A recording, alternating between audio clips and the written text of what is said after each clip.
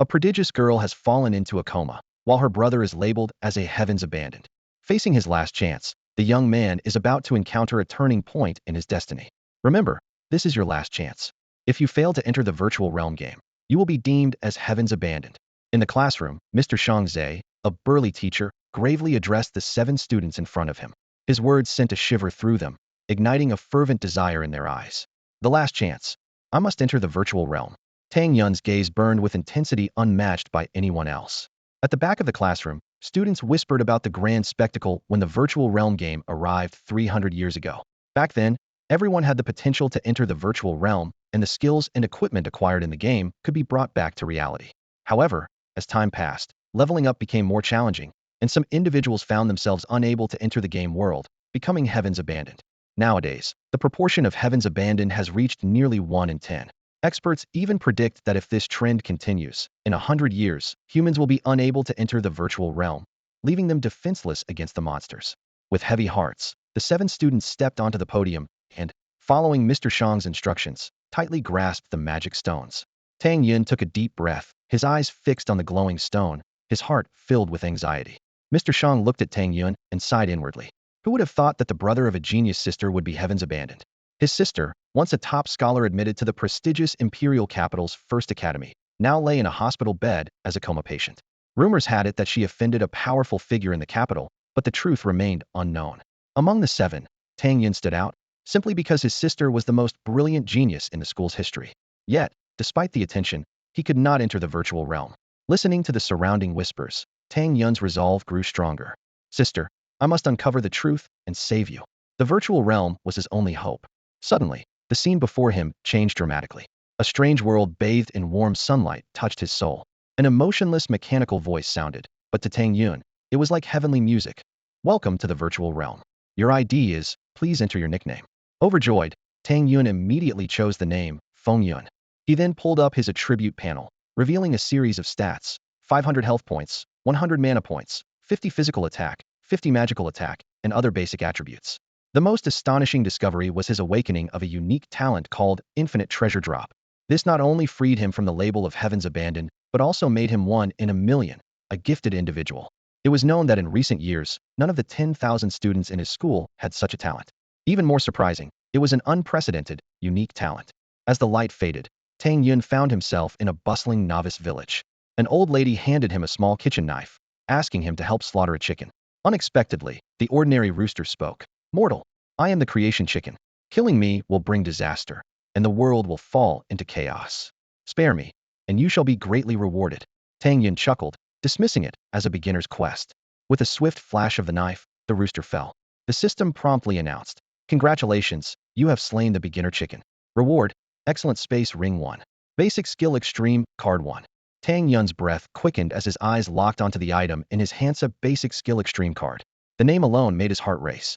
Could it really elevate a skill to the legendary extreme level? He wondered if he had stumbled upon an once-in-a-lifetime opportunity, but quickly realized it might be linked to his own talent. Reflecting on the skill system in the virtual realm, Tang Yun pondered. Skill levels progress as follows: beginner, proficient, expert, minor accomplishment, major accomplishment, subtlety, perfection, ultimate perfection, extreme. Everyone's aptitude varies, resulting in different rates of progress. Currently, both of his basic skills were at the expert level, which was quite impressive. Tang Yun recalled the years it took to reach this stage, estimating at least another 3 years to achieve minor accomplishment in a basic skill. His aptitude was already outstanding. It would take an average person even longer. High school memories flashed through his mind, and Tang Yun remembered how the school prepared for the virtual realm. Students could only enter in their senior year, but the curriculum was centered around it beforehand. One skill he learned was the sky-splitting triform, a legacy skill passed down by a master. Thinking about the sky-splitting triform, Tang Yun regretted his initial choice. The skill was notorious for its difficulty and lackluster effects.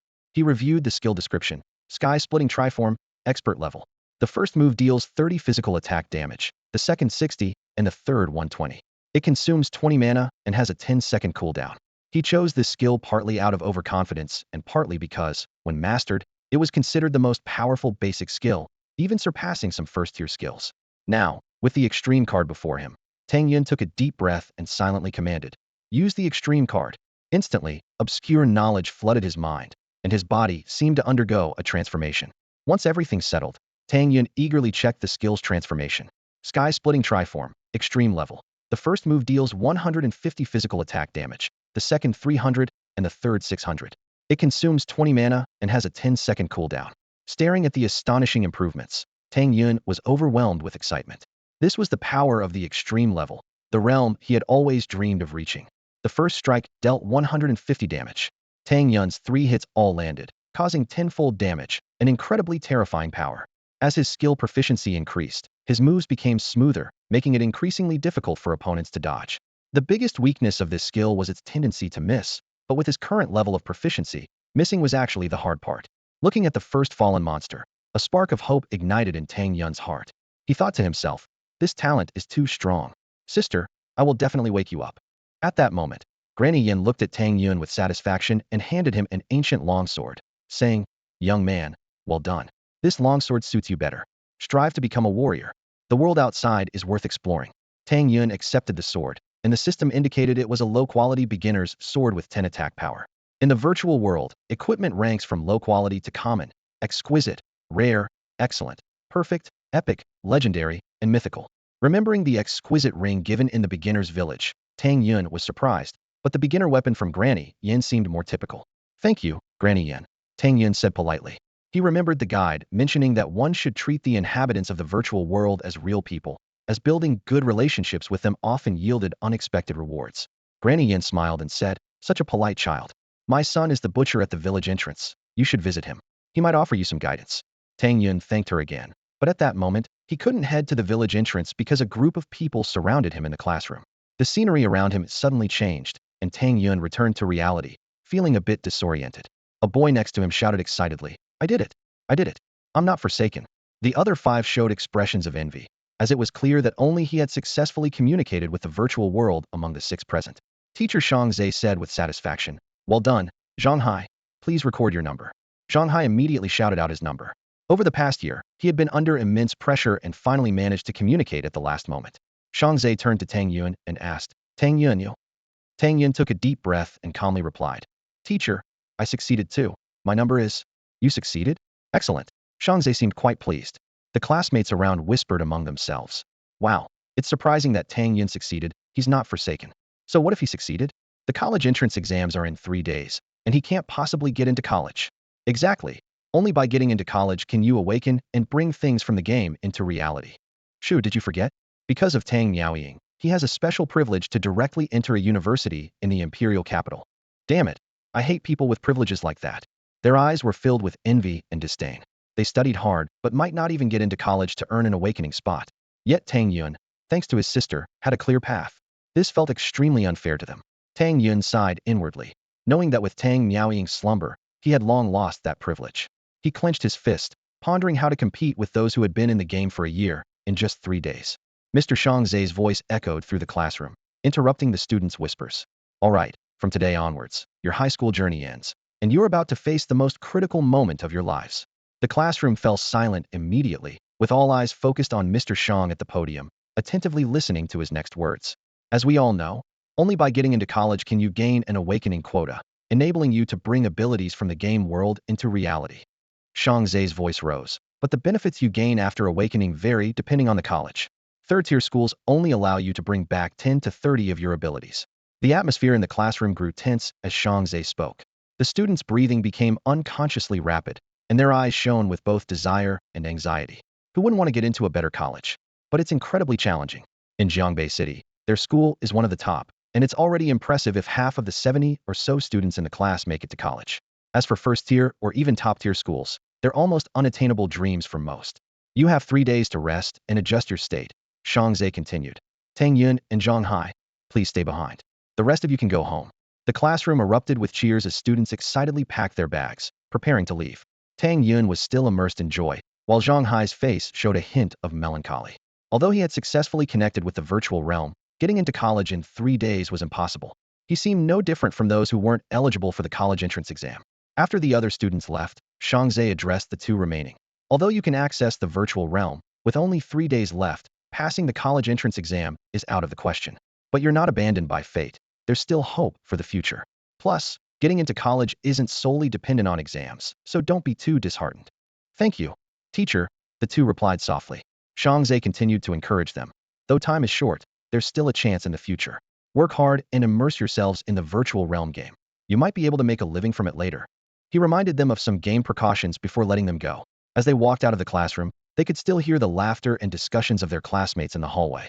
However, Tang Yun and Zhang Hai showed no signs of happiness, walking silently side by side. Sigh. Tang Yun. Zhang Hai couldn't help but speak, his voice full of worry. I can't get into college, and I can't repeat a year. My family can't afford to buy me a spot either. What should I do? Tang Yun responded calmly. Even without awakening, as long as you perform well in the game, you can still live a good life. Keep trying. Zhang Hai's eyes suddenly lit up, and he put on a flattering smile. Tang Yun, I heard your sister has some connections in the capital and has already found a school for you. Can you help me out too? Tang Yun sighed and shook his head. To tell you the truth, I'm also struggling. If I want to attend college, I have to rely on my own efforts. Zhang Hai's expression turned sour, his tone sharp. If you don't want to help, fine. No need for sarcastic remarks. Humph, no wonder your sister ended up a vegetable. Your family deserves it. Tang Yun's face darkened immediately, a flicker of anger in his eyes. Seeing this, Zhang Hai quickly turned and ran off. Tang Yun took a deep breath, suppressing his anger, and headed towards the bus stop. As he approached his home, he faintly heard a commotion inside. A sharp, piercing female voice was speaking, ungrateful. Lu Xiao taking a liking to your family's vegetable is her blessing, and it's just borrowing her body for a while? What's the big deal? Does she think she's some kind of prodigy? The Lu family said if you agree, they'll cover Tang Miaoying's expenses. Otherwise, humph. Tang Yun's anger was reignited. Just as he was about to push the door open, a strong, angry shout came from inside. Get out. Immediately, a garishly dressed, middle-aged woman stumbled out of the house. Seeing Tang Yun at the door, she hurriedly said, Quick, persuade your parents. Tang Yun glared at her coldly and shouted, Get out. Tang Yun rudely interrupted the middle-aged woman, a hint of disdain flashing in his eyes. Fine, leave if you must, but you'll see, he said coldly, turning to head back inside. The woman was left fuming, her face turning a shade of gray with anger, but Tang Yun had already put the incident behind him. Mom, Dad. Tang Yun called out softly, his voice tinged with exhaustion. Seeing their son return, Tang Qingyang and Wang Xiuhe's faces lit up with smiles, as if the earlier unpleasantness had never occurred. You're back, Wang Xiuhe exclaimed with a smile. Your teacher mentioned that you can now enter the virtual realm. That's wonderful. Her voice was filled with relief, as though she didn't want Tang Yun to sense any unease. Tang Qingyang nodded in agreement. Even though it's a bit late, as long as you're not abandoned by the heavens, the path ahead will be much smoother. His words carried a hint of comfort. The Tang family wasn't wealthy, but they were living a modestly comfortable life. They ran a small shop to support Tang Yun and his sister. However, a setback 2 years ago had plunged the family into hardship, and their days had become increasingly difficult. I'll work hard. I will definitely go to university, Tang Yun declared with determination, his eyes shining with resolve. His parents exchanged a glance, sighing inwardly but choosing not to dampen their son's confidence. Tang Qingyang laughed heartily. That's the spirit. You're truly my son, Tang Qingyang. Mom made lots of dishes today to celebrate, Wang Xiuhe said, trying to lighten the mood. Wow, all my favorites. Tang Yun chimed in, playing along cheerfully, not wanting his parents to worry. After dinner, Tang Yun returned to his room. Outside, his parents' mood instantly turned somber. What do we do now? The doctor said Miaoying's condition has worsened again, and we need another 200,000. We don't have any savings left.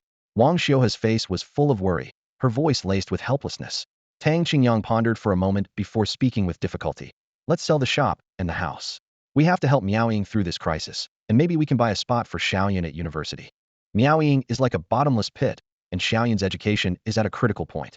Yet Wang Xiuhe began to cry, feeling she had failed both her children. It's okay, we'll take it one step at a time, Tang Qingyang said, pulling his wife into a comforting embrace. In his room, Tang Yun was already immersed in the virtual realm. He thought to himself, with my talent, I wonder if 3 days will be enough to get me close to university. A hint of melancholy flickered in his eyes. Back in the beginner's village, everything seemed unchanged. The beginner's villages in the virtual realm were independent, and the resources here hadn't been tapped by veteran players, who couldn't set foot in these areas. Hey bro, what a coincidence. Want to team up? A short-haired young man approached Tang Yun with a friendly grin. Without waiting for a response, he continued, I just killed a newbie chicken that claimed to be an idle chicken, saying it could sing and dance. Tried to fool me. I took it down and got something good. What did you get? A small piece of equipment, Tang Yun replied coolly. A space ring with excellent capacity, 5 cubic meters. In the virtual realm, gear is categorized into weapons, tops, pants, shoes, rings, necklaces, bracelets, and some special equipment. The accessory trio usually includes one piece with space attributes, as the game lacks a backpack system, making storage very inconvenient. The equipment's not very useful. Mine's a special item, the short-haired youth boasted. By the way, what skill did you learn? The three forms of sky shatter, Tang Yun answered calmly. Wow, a useless skill, sorry for bothering you. The short-haired youth said, leaving without looking back. Ah, the reputation of the three forms of sky shatter is terrible, Tang Yun sighed. Many who learned this skill were so incompetent that it was practically like having no skill at all. Shaking his head, Tang Yun headed towards the butcher's area at the village entrance, passing by many other beginners along the way. Each newbie village can accommodate up to 10,000 players, and once full, no more newcomers are accepted. It's said that only by leaving the newbie village does one truly step into the virtual world. At this moment, Tang Yun is taking this crucial first step. He headed to the village center, searching for Uncle Ma. Soon, he spotted a middle-aged butcher intently sharpening a knife. Tang Yun approached and politely said, Uncle Ma, Granny Yin sent me to find you. Butcher Ma looked up, a hint of fatigue in his eyes. He set down the sharpening stone and said, Young man, the village chief's daughter is having a birthday, and I've been quite busy. Bring me back a spotted pig, and I'll reward you handsomely. Tang Yun's attention was immediately drawn to the system's task prompt. Hunt a spotted pig and deliver it to the butcher. Reward 5 copper coins. He calculated the value of 5 copper coins in the virtual world. The currency system here is copper, silver, and gold coins, with 1 gold coin equal to 100 silver coins or 10,000 copper coins. The exchange rate between copper coins and Xia's currency is roughly 1 to 1. So, by completing this task, I can earn $5. Tang Yun thought happily. In this world, an ordinary person's monthly salary is just a few thousand, slightly higher ones barely exceeding 10,000. Only college graduates can earn tens of thousands, even hundreds of thousands, monthly. In the virtual world of the late magic era, drop rates are extremely low, currency is scarce, and equipment is precious. A fine piece of equipment can sell for at least 1,000. Thinking of his sister in the hospital, Tang Yun resolved, my sister's hospital bills are high, and now that I can earn money, I must contribute to the family. With my 100 drop rate, I should be able to get some good items. Although his parents never pressured him, Tang Yun was well aware of their financial situation. Money is so important, he mused. Wealthy families can provide the best gear for their kids, even hiring private tutors to teach skills and techniques. But for an average family like ours, we have to rely on ourselves. All right, Uncle Ma. Tang Yun nodded solemnly, accepting the task. Leaving the village, Tang Yun noticed many people teaming up to hunt monsters. Monsters in the virtual world are formidable, and players with low combat skills could be killed even in unknown encounters. Death not only results in level loss, but also physical harm, requiring a day's rest before logging back in. Continuous login is akin to burning one's life force, with severe consequences. Teaming up offers experience bonuses. Up to 5 members get double experience, while 6 to 10 members get triple. The best setup is a duo, yielding the highest experience gain. However, Tang Yun was confident. I have ultimate skills, so I should be able to solo even without a team. Suddenly, he heard a gurgle sound in the distance. He saw a pink-spotted pig drinking water. The pig sensed his approach and immediately turned its head warily. The system displayed the spotted pig's attributes. Level 1, health 500, physical defense 20, magic defense 20. Roar! The spotted pig, sensing an enemy, went wild and charged directly at him, even faster than Tang Yun. Tang Yun analyzed. This type of monster has decent attack power, but its intelligence is lacking and it has no skills. Misty Step. Tang Yun decisively used his movement skill. The system prompt. Misty Step mastered. Increases speed by 15 for 5 seconds. Consumes 10 mana, 10-second cooldown. Tang Yun easily dodged the pig's charge and immediately counterattacked. Sky-splitting 3 strikes. The 3-stage attack hit instantly, and the pig was killed before it could even react. This is the ultimate sky-splitting 3 strikes. Tang Yun was thrilled. The virtual world is known for its high difficulty, and same-level monsters usually require a long time to whittle down. Players who can one-shot like him are rare. The system prompt popped up. Congratulations, you have killed a level 1 spotted pig, experience 0.1. Seeing the meager experience increase, Tang Yun realized the path to becoming a strong player was still long. But a determined gleam shone in his eyes as he prepared to continue exploring this world full of opportunities and challenges. Tang Yun was momentarily taken aback, his eyes gleaming with a hint of delight. In this virtual game world, known as the Era of Decline, the drop rates were notoriously low. Most players could only gain meager experience points from defeating monsters, and even those were scarce, at a mere 0.1. This meant it required killing 1,000 level 1 monsters to level up once, making it 100 times more challenging than the game's early days. To make matters worse, in the virtual world, killing monsters below one's level yielded neither items nor experience points. These factors combined to make the game's difficulty level akin to a hellish challenge. Yet, Tang Yun not only received 5 copper coins, but also unexpectedly gained a point in strength. This was clearly a reward beyond the game's usual rules. Tang Yun's breath quickened involuntarily, and his mind was flooded with endless possibilities. If this continued, his growth potential would be unimaginable. Despite his inner excitement, Tang Yun tried to remain calm. He reminded himself that this might just be a stroke of luck. After all, the virtual game had never been known to drop attribute points, much like the rarest cards. Nonetheless, his unique talent had already brought him great joy. Tang Yun decided to return and submit his quest, while also restoring his mana. In this game, recovery was extremely slow. It took 300 seconds to recover 30 mana points, and this could only be done out of combat. In combat, regeneration was pitifully low. This was another major factor that limited players' leveling speed.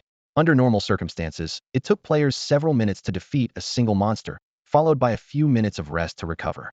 In an ideal day, they might kill only a few dozen monsters. And that was assuming everything went perfectly. Any mistake could cost them their lives, resetting their experience, and even causing them to lose levels. It generally took about 20 days to level up from 1 to 2, and higher levels were even harder to achieve. Many people couldn't reach level 10 within a year. Only by breaking through the level 10 barrier could they undertake advancement quests and truly start to engage with the core content of the virtual game. Just as Tang Yun was about to leave, a rough voice called out behind him. "Hey kid, leave the boar's carcass." Turning around, Tang Yun saw 2 people flanking him, clearly eyeing him. They had also taken the quest to hunt the spotted boar and wanted to take advantage of his efforts. Tang Yun raised an eyebrow, recalling the strategies his teacher had discussed in class. In such situations, the best approach was to back down and protect one's level. After all, dying in the game came at a significant cost. The tall one on the left gave a lewd grin. Heh. Heh. Got any strength left after fighting that boar? They assumed Tang Yun had expended most of his energy and wouldn't put up much resistance, which was why they were so brazen in their robbery attempt. The burly youth on the right sneered and threatened. "Be smart, or we'll kill you every time we see you." Unexpectedly, Tang Yun didn't back down. Instead, he calmly replied, "You can try." The burly youth was infuriated. "You asked for it. Get him." He launched an attack first. Without hesitation, Tang Yun unleashed his full power, sky-splitting 3 moves. The 3-part skill was executed almost instantly, and the burly youth had no time to react before he was instantly killed, leaving Tang Yun with a 200-point life debt. The tall youth was dumbfounded, staring in disbelief at the scene. His companion was taken down without a fight. What kind of monster had they provoked? At that moment, the system notification sounded again. "Congratulations, you have killed player Wang Shun and obtained a Novice Sword 1. Basic Skill Point 1. Tang Yun was momentarily stunned by the notification. Normally, such a novice weapon wouldn't drop. What surprised him even more was that the basic skill point could be used to upgrade skill levels. Tang Yun turned his gaze to the remaining person, a glint of determination in his eyes. This unexpected encounter seemed to have opened a new door for him. "Don't come any closer." The tall young man's voice echoed with fear and desperation outside the deserted village. Tang Yun's lips curled into a slight smile as he silently activated his basic skill points.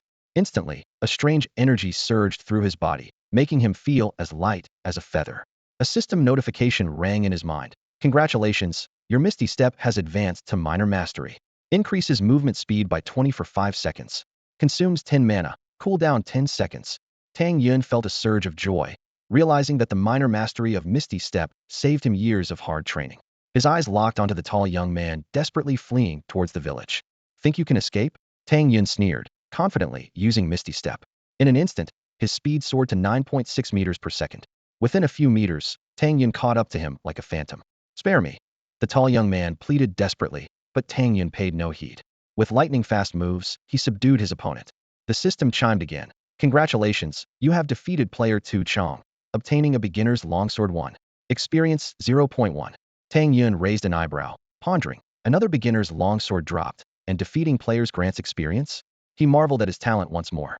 Normally, defeating players would only cause them to lose a level, and equipment drops were merely a chance occurrence. Yet, under his hand, it seemed to be a guaranteed drop. Isn't this a bit unfriendly? Tang Yun mused aloud. But selling it to an NPC can fetch 10 copper coins, which isn't bad. He quickly calculated. In such a short time, I've already made 25 bucks. After completing the quest, I can earn another 5. However, Tang Yun wasn't overly pleased with himself. A mere few dozen dollars was far from solving his family's problems. He knew that some could earn thousands from slaying a single monster. Compared to them, his journey was still long and arduous. Meanwhile, in the real world, Wang Shun abruptly opened his eyes and cursed. "What the hell? Instant kill? No way. I need to see what just happened." Feeling indignant, Wang Shun, who considered himself quite skilled, was frustrated at being killed without a chance to react. When he attempted to reconnect to the virtual realm, a wave of dizziness nearly made him faint. Wiping the cold sweat from his forehead, he realized he had almost forgotten something important. With no other option, Wang Shun opened the Beginner Village forum to post a question. Level 1 instant kill in Beginner Village? Is there a bug in the game?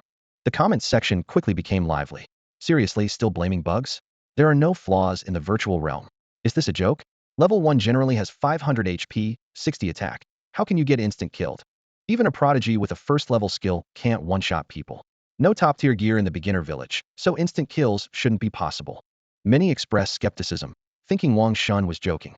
Suddenly, a comment caught Wang Shun's attention. Shunfeng Express, is that you? Wang Shun's eyes lit up, and he quickly replied. Changdaipi? Yes, it's me. You got instant killed too? Wang Shun asked eagerly. Tu Chang replied excitedly. Yeah, that guy was brutal. Just 2 hits, and I was done. Others began to doubt. Wow. Are you two putting on an act? Or is this for real? Tu Chang couldn't help but elaborate. It's true. That guy somehow could instant kill. I was so shocked. Normally, with 60 attack power, we should last a few exchanges. Instant kills aren't something we're taught.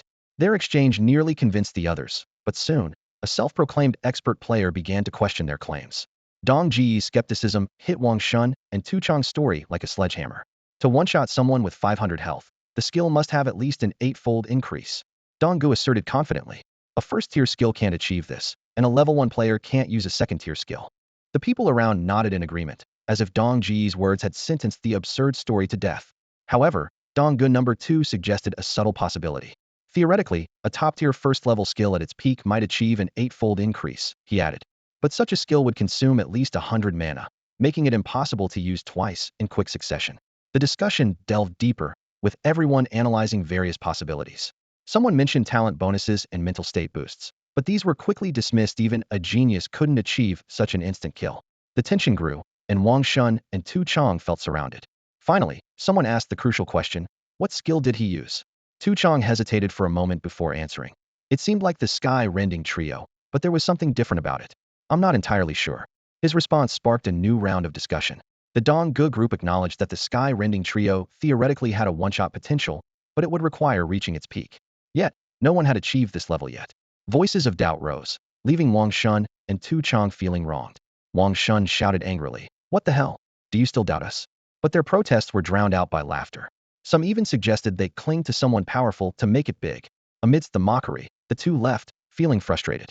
Meanwhile, Tang Yun had delivered the spotted pig he hunted to Ma the butcher. Ma patted Tang Yun's shoulder approvingly.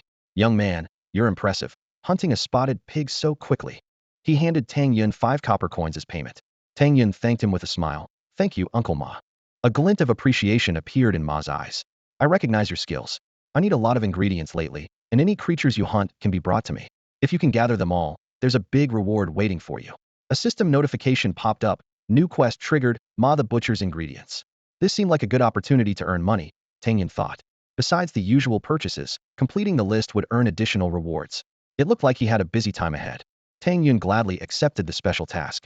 He was secretly delighted, as ordinary people rarely had such opportunities. Every monster corpse could be exchanged for money, making it easy to earn $100 a day, which was far better than a monthly salary of 3,000.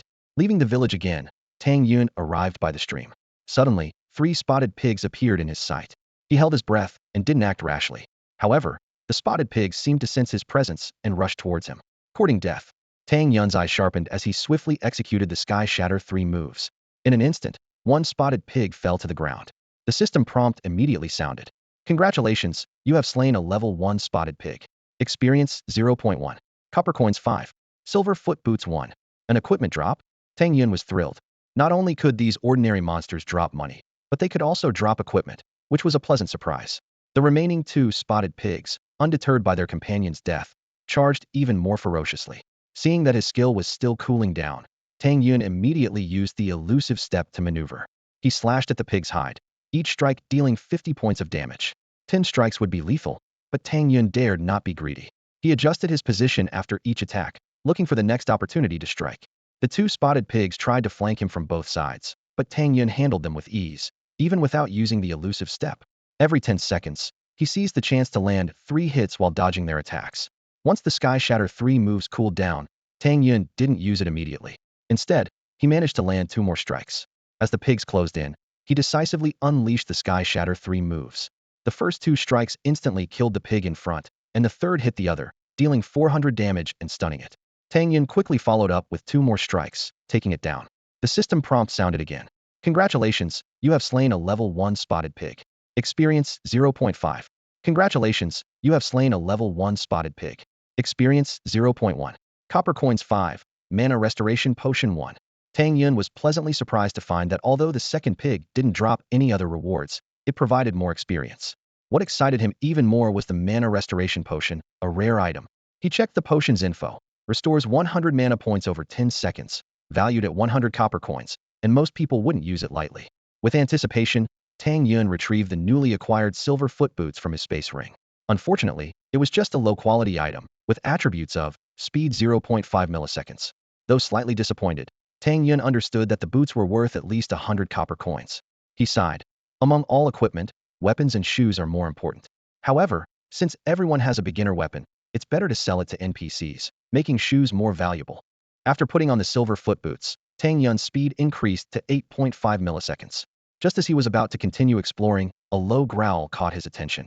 The sound seemed nearby, but when he turned around, he couldn't see anything. After carefully searching, he discovered a little creature wriggling in the grass. The system displayed, Piglet Special Creature. Apart from the Special Creature label, the piglet had no other attributes shown, reminding Tang Yun of the chickens in the novice village. Ugh, the piglet let out a whimper, seemingly pleading for mercy. But Tang Yun wasn't fooled by its appearance. He realized this might be a rare opportunity. This is my chance. Tang Yun decisively struck, slicing the piglet in two with his sword. The system prompt immediately sounded. Congratulations, you have slain a piglet, rewarded with Basic Equipment Enhancement Card 1. Mindset Amplification 10. An Equipment Enhancement Card. Tang Yun quickly checked the information. Basic Equipment Enhancement Card can enhance a piece of basic equipment, improving its quality, but can only be used once. It can enhance equipment quality. What a treasure! Tang Yun exclaimed excitedly, already planning how to make the most of this precious card. Tang Yun felt relieved that he hadn't let any misplaced compassion sway him. His teacher's advice echoed in his mind. Never be deceived by a monster's appearance. All monsters are resources to enhance one's strength. His breath quickened with excitement because, in addition to an Ascension card, he had gained a Mindset Amplification, a hallmark of top-tier talent. Tang Yun quickly checked his attribute panel and noticed that all values were normal except for Mindset Amplification, which was at 0. He understood that Mindset Amplification represented control over one's power, enabling a warrior to exceed their limits. His current 10 amplification meant a 10 boost in damage and speed, a significant enhancement. As Tang Yun reveled in his joy, 2 deafening roars erupted from behind him. He spun around, nearly paralyzed by the sight. A massive creature stood there, its dark gray fur glistening in the sunlight. Its forehooves pounded the ground, causing the earth to tremble. Most terrifying of all, the beast had 2 heads, each moving independently, as if possessing its own consciousness. A system prompt appeared. Mutated Twin-Headed Boar Elite. Level 2. Health, 2000. Physical Defense, 60. Magic Defense, 60. Tang Yun gasped. This was a level 2 elite monster with 2000 health points. Ordinary players struggled against regular monsters, let alone elite ones. He quickly calculated that with his 70 attack points against the boar's 60 defenses, each strike would deal only 10 damage. Defeating this creature would require over 200 strikes, enough to break his sword. Even with extreme skills, a single hit would only inflict a few hundred points of damage. Tang Yun knew this creature was beyond what one person could handle. It would take a coordinated team of 10 at the same level to stand a chance. Run! Tang Yun shouted internally, his feet already in motion.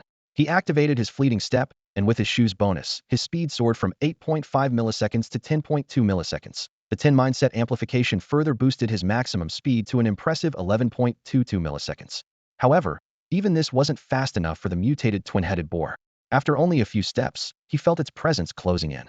Thankfully, fleeting step not only increased speed but also agility, allowing him to narrowly evade a deadly attack. Tang Yun felt lucky yet regretful. Had killing the special monster attracted this stronger creature? The mutated boar relentlessly pursued him, and Tang Yun sensed it was toying with him, which fueled his anger. Damn it, I'll fight it, Tang Yun thought fiercely. In this critical moment, Tang Yun remembered the Ascension card. Equip the Ascension card. Enhance the Novice Longsword, he shouted internally. The system's prompt followed with astonishing news. Congratulations, enhancement successful. Novice Longsword quality upgraded to Excellent. Novice Longsword Excellent. Attack, 500. Strength, 10. Tang Yun was incredulous at the result. He had expected a minor improvement. but it had jumped 4 tiers. His attack power now surged to 660 points, filling him with newfound confidence. Tang Yun halted and turned to face the massive beast. The twin-headed boar seemed to tire of the chase, charging directly at him with its boulder-like body. Bring it on. Tang Yun took a deep breath and executed the sky-splitting 3 strokes. The first strike registered a damage of 1023. With mindset amplification, the initial damage surpassed 1,000 points. The second strike followed swiftly, doubling the damage to over 2,000. Tang Yun joyfully realized he might not even need the third strike to severely wound the beast. Watching the system's reward notifications, Tang Yun's eyes gleamed with excitement, eager for the adventures that awaited. Congratulations, you've defeated a level 2 elite mutated two-headed pig. Experience 5. Silver coins 5. Tusks necklace 1. Attack coefficient 2. The system notification rang in Tang Yun's ears, and his eyes lit up instantly. This was not just any ordinary loot, especially with the increase in attack coefficient, which thrilled him. 300 years ago, killing a monster like this would level you up instantly, and now it only adds 5, Tang Yun muttered to himself. But it still dropped some good stuff for me. Attack coefficient. He recalled rumors he'd heard before, that only by breaking through levels or mastering powerful techniques could the coefficient increase. He never expected an elite monster to give him such a surprise. Tang Yun carefully examined the newly acquired Tusk's necklace and discovered it could actually enhance mana regeneration. Normal mana regeneration, 0.2s. Not bad. He nodded with satisfaction. This seemingly minor upgrade significantly increased his efficiency in slaying monsters. What used to take nearly 17 minutes to fully regenerate mana would now only take just over 5 minutes. However, amidst the joy, Tang Yun faced a small dilemma. The corpses of the 5 monsters had already filled his space ring to capacity. The downside of the game, Virtual Realm being treated as a real game, is having to run back and forth, which is time-consuming. He shook his head helplessly, yet he couldn't bear to discard the loot, especially the special and elite monsters, which he thought could fetch a good price. In the end, Tang Yun decided to shove 4 of the monsters into the ring and carried the piglet himself, heading towards the nearby village. 10 minutes later, Tang Yun arrived at the village. His appearance immediately caught the attention of other players. Wow, there's a monster like this. So small, easy pickings. How nice. Hey buddy, where did you find that monster? To the crowd's inquiry, Tang Yun casually replied, picked it up, and headed straight to the village butcher Ma. Uncle Ma, how much is this piglet worth? Tang Yun asked with a smile. Ma, the butcher's eyes lit up. I can give you 1 silver coin. 1 silver coin. Tang Yun was secretly delighted. Another 100 earned. However, this price caused dissatisfaction from a nearby player. Why is that? Such a small one for a silver coin. I only got 5 copper coins for a much bigger one. That's not fair. Ma, the butcher ignored the complaining player and instead asked Tang Yun with concern. This isn't just any piglet. Only powerful monsters can produce such top-notch ingredients. You didn't encounter any danger, did you? Thanks for your concern, Uncle Ma. I'm fine, Tang Yun replied with a smile. Besides, I have 3 spotted pigs. With that, he retrieved the 3 spotted pig carcasses from his space ring. This scene immediately drew gasps and envy from the surrounding players. Wow, he already has space equipment. Talk about luck. Damn, I killed a fiery chicken and got nothing.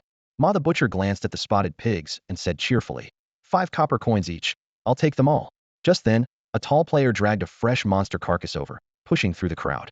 Move aside, just killed this one. It's still warm, he shouted gruffly, tossing the carcass onto the ground. Tang Yun looked at the bustling scene and couldn't help but marvel at the realism of the virtual realm game. Everyone was hustling for survival and advancement, much like the real world, filled with competition and opportunities. He knew his adventure was just beginning, with more challenges and opportunities awaiting him in the future. How much is this worth, Butcher Ma? Nansong Gongzi asked, pointing at the monster's corpse on the ground, his eyes gleaming with greed. Butcher Ma shook his head and replied in a deep voice, I don't want it. Nansong Gongzi's anger flared, his face turning red. What do you mean by that? Butcher Ma calmly explained. One must have a sense of contract. I've already made an agreement with Feng Yun. Other than what I need, I'll only accept his goods. The surrounding players erupted in response. Someone exclaimed, wow, what's going on? Did Feng Yun trigger a hidden quest? Another player thoughtfully added, each novice village is generally the same, but the details differ. You have to find these hidden quests yourself. You can't just rely on what others have done. Everyone looked at Tang Yun with envy, muttering, he's really lucky. Hearing Butcher Ma's words, Tang Yun felt a surge of joy, not expecting such a privilege. Nansong Gongzi, infuriated, shouted, why? Butcher Ma, unfazed by the players' reactions, simply smiled and said, because we get along. Suddenly, someone in the crowd shouted, I get along too. My head is perfectly round. But Butcher Ma ignored the comment. Despite his anger, Nansong Gongzi didn't dare act recklessly. Butcher Ma's strength was not something he could easily challenge. At that moment, Tang Yun stepped forward and said with a smile to Nan Song Gongzi, "My friend, I'll buy this monster's corpse for 2 copper coins." 2 copper coins. Nan Song Gongzi paused. Despite his self-styled noble title, he was actually quite poor, which was part of why he was so upset. After a brief consideration, Nan Song Gongzi nodded.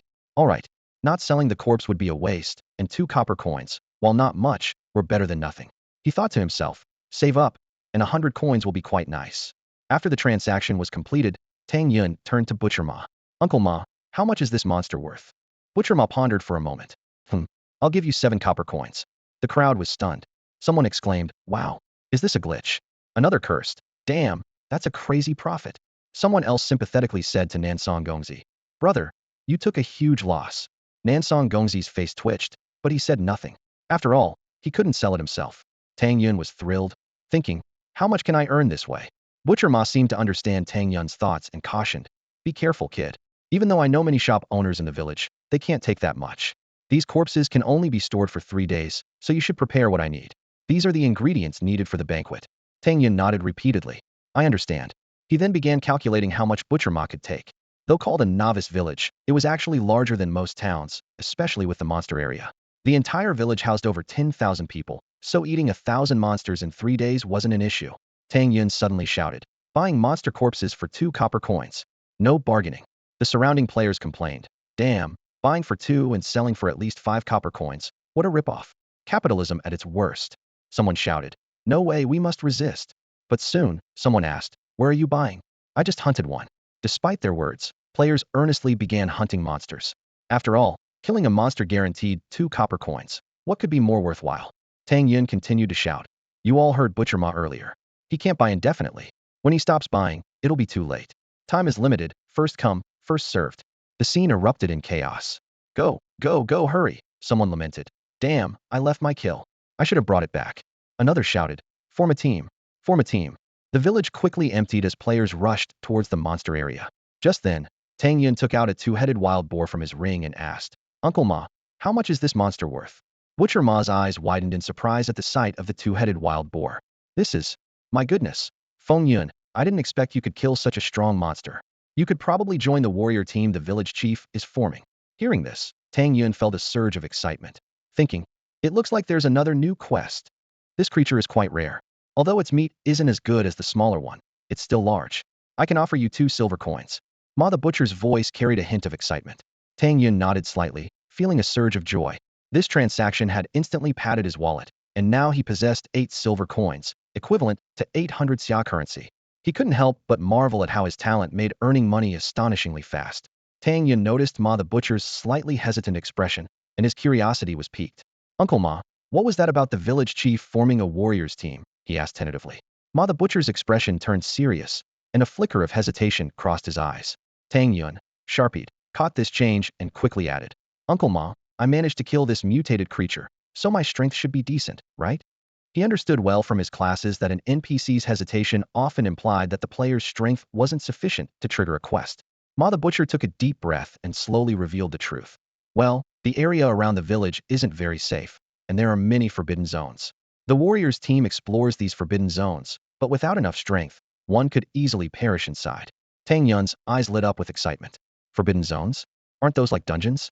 He quickly recalled how dungeons in the virtual world differed from other games. They were highly challenging, each with a cooldown period, making them exceptionally valuable. But inside, there were numerous monsters and rich experience, making them an excellent opportunity to boost one's strength. Uncle Ma, I want to join the warriors team. What are the requirements? Tang Yun asked eagerly, his eyes gleaming with anticipation. Ma the butcher scrutinized Tang Yun carefully and slowly replied. The team members are all level 5 and above. Although you're not quite level 5, you did manage to kill this creature, so your strength should be close. But the final decision rests with the village chief. Tang Yun nodded in understanding, already forming a plan in his mind. It seemed that the qualification to enter a dungeon was in the village chief's hands, so he needed to meet the chief. I'll take you to see the village chief, Ma the butcher suggested. Tang Yun quickly thanked him and followed closely behind. The two of them walked through several winding streets until they finally arrived at the village chief's residence. It was bustling with activity, as the chief's daughter was about to celebrate her birthday, and preparations for the party were in full swing. After exchanging greetings, they soon met the village chief. The chief, with a white beard and a kindly smile, listened as Ma the Butcher briefly introduced Tang Yun's situation, especially noting that he had hunted a mutated two-headed pig and wanted to join the warriors team.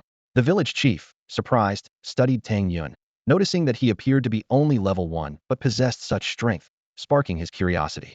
After a brief moment of thought, the chief made a decision. Your strength is barely enough, but your level is a bit low.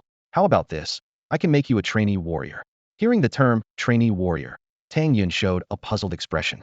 The village chief continued to explain. As it happens, a few warriors are preparing to explore a new forbidden zone. You can go with them, and if you return alive, you can become a full-fledged warrior. Tang Yun was thrilled. A new forbidden zone meant pioneering. The experience and drop rates from pioneering were much higher than those in regular dungeons. He quickly expressed his gratitude to the village chief. The village chief, smiling, led Tang Yun through several streets to a tavern. Before they even entered, they heard the voices of several players discussing inside. This village chief is so stubborn, insisting on having 10 people to open a dungeon. There aren't many players over level 5 right now. Who knows how long we'll have to wait. We can't let those people find out about this, or there won't be anything left for us. At that moment, the village chief pushed open the door and said with a smile to the people inside, "Brave warriors, I found your 10th member. That forbidden zone is ready to be explored." The players inside turned their heads in unison, their eyes falling on Tang Yun, filled with surprise and curiosity.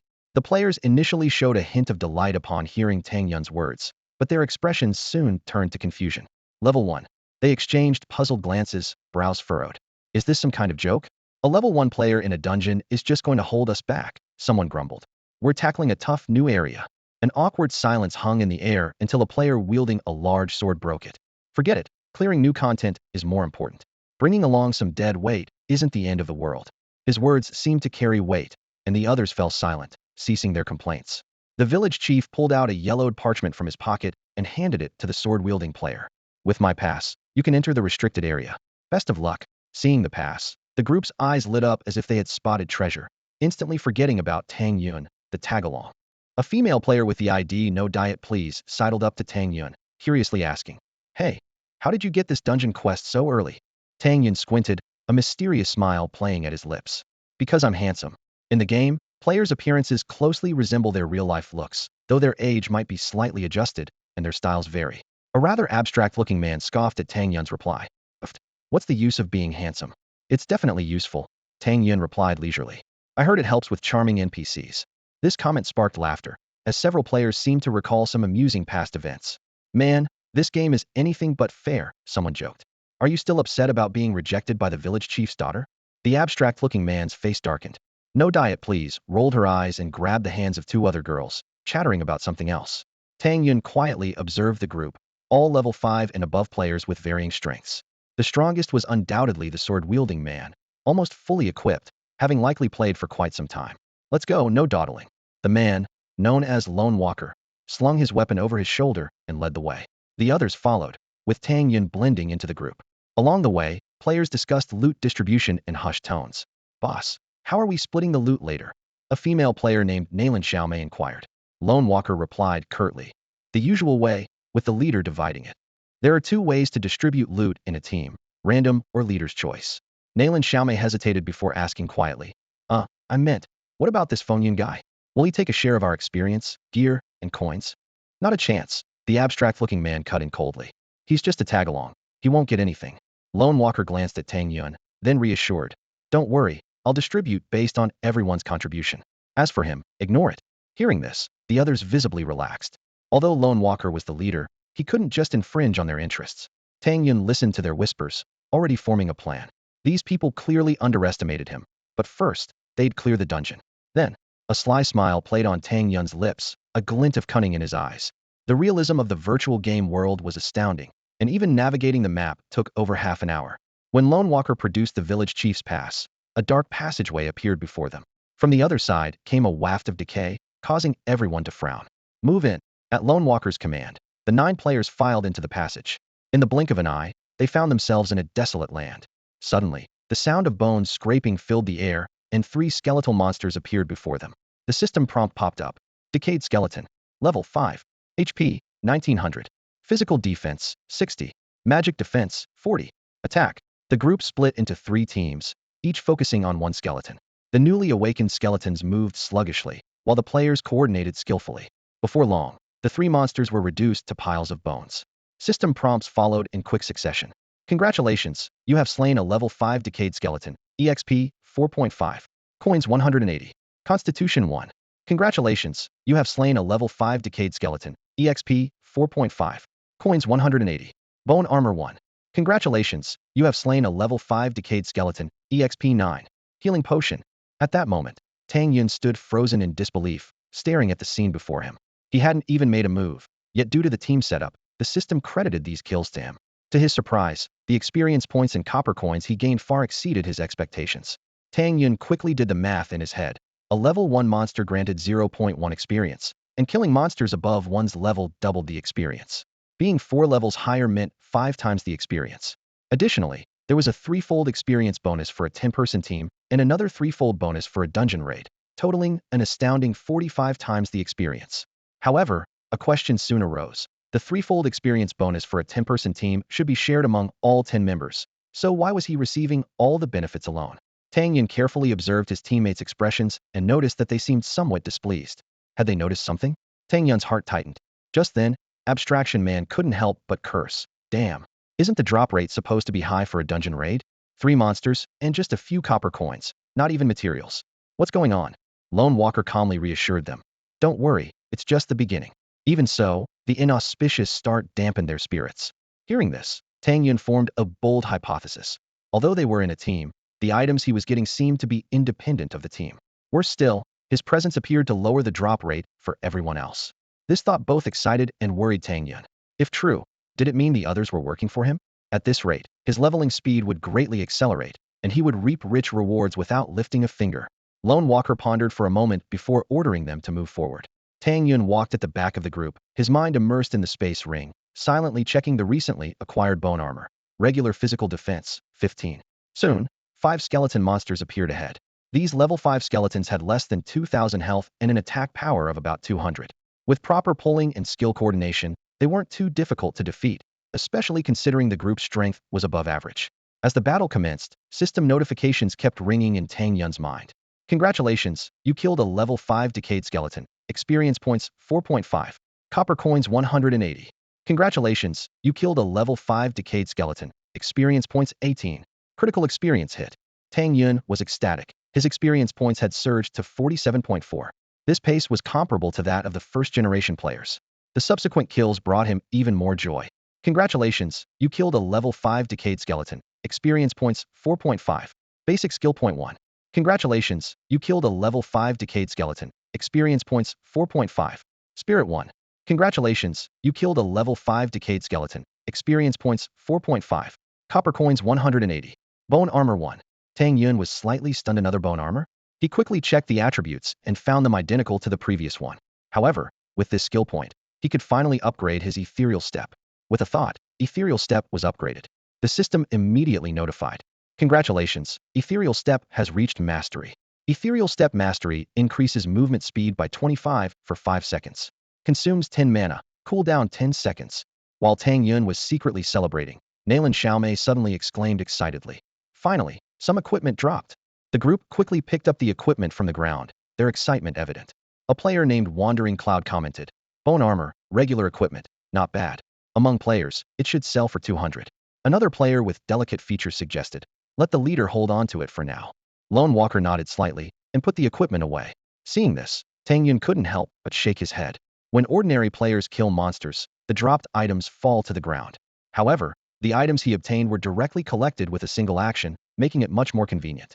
Abstraction Man rubbed his hands together, excitedly saying, let's hurry up, I can't wait. Just as they were about to move on, Lone Walker suddenly shouted, wait, there's still a monster. Be careful. A towering skeleton swordsman, standing over 2 meters tall, suddenly appeared before the group. It wielded a massive sword, and eerie green flames flickered in its hollow eye sockets. This level 5 elite monster boasted impressive stats, 6,000 health points, 140 physical defense, and 100 magic defense. An elite monster already? Exclaimed Dubu Tianxia, quickly issuing orders. Watch your positions, everyone. Work together and cover each other. The skeleton swordsman charged with overwhelming momentum, executing a jump slash that made the ground tremble. Damn it, why me? Cursed Xiang Nan as the blow took away the majority of his health. Quick! Shouted Dubu Tianxia. The group seized the opportunity to swarm the monster, launching a frenzied assault. Although each attack only dealt a few dozen points of damage, their sheer numbers quickly drained the skeleton swordsman of 1,000 health points. The skeleton swordsman swung its sword in a wide arc, forcing the group back and creating a stalemate. Dubu Tianxia called out Xiaomei. Instantly, Nalan Xiaomei activated her skill, causing the surrounding dead grass to spring to life and entangle the skeleton swordsman. The group launched another fierce attack, this time using their skills to inflict over 2,000 damage. Dubu Tianxia personally dealt nearly 1,000 points of damage himself. With less than 2,000 health points remaining, the skeleton swordsman was still a formidable foe. The group took turns defending against its attacks, losing hundreds of health points with each mistake, but thankfully, there were no casualties. Tang Yun thought to himself, elite monsters are tough, but with a well-coordinated 10-person team, they're manageable. This team's synergy is impressive, especially with those control skills playing a crucial role. Finally, the skeleton swordsman was defeated. The system notification chimed. Congratulations. You have slain the level 5 elite skeleton swordsman. Experience 90. Silver coins 90. Obtain bone, sword x1. Speed 0.5 milliseconds. Basic skill points 1. Strength, growth 1. Tang Yun felt a surge of excitement. 90 silver coins were equivalent to $9,000, which was a fortune for a student like him. He recalled the days when his monthly allowance was only a few hundred, and now he had nearly 10,000 in hand, feeling an exhilarating sense of newfound wealth. What thrilled Tang Yun even more was the new strength growth 1 attribute. This meant that with each level up, he would receive an additional point in strength. Elite monsters were indeed a player's favorite, offering experience worth 20 to 30 times that of regular monsters and a higher drop rate, though they were hard to come by in the wild. Tang Yun gazed at the system panel, calculating in his mind. He recalled the legendary A-level talent double strength growth.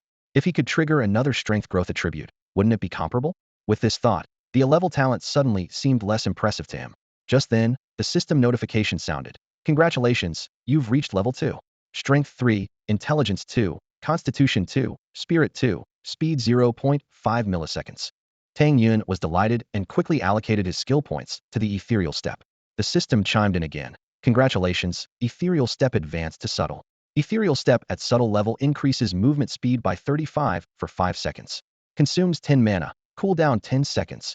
No wonder it's the subtle level. It can actually increase speed by 35. Tang Yun marveled to himself, then checked his attribute panel. Nickname, Feng Yun. Level 2. Health, 250.9. Constitution, 80. Recovery 0.1s. Mana, 160. Spirit, 82. Recovery 0.10.2s. Physical attack, 228. Strength 12. Equipment 500. Magic attack 70. Intelligence 10. Physical defense 8. Constitution 1. Equipment 15. Magic defense 8. Spirit 1. Strength 93. Growth equipment 10. Intelligence 72. Growth. Constitution 82. Growth. Spirit 82. Growth. Speed 9 milliseconds 0.5. Growth equipment 0.5. Talent infinite treasure drop. Unique elemental affinity fire 20. Mental amplification 10. Skills sky splitting 3 forms extreme, ethereal step subtle. Techniques none. Equipment beginner's longsword excellent. Silver boots inferior. Fong necklace common. Bone armor common. Space ring fine. Tang Yun scrutinized these stats, especially the 728 attack points, feeling a sense of pride. This attack power probably surpasses most level 10 players, he thought with satisfaction. After all, not many level 10 players possess excellent grade equipment. Wow, you've leveled up. Bu Xiang Jianfei asked in surprise, her eyes fixed on Tang Yun.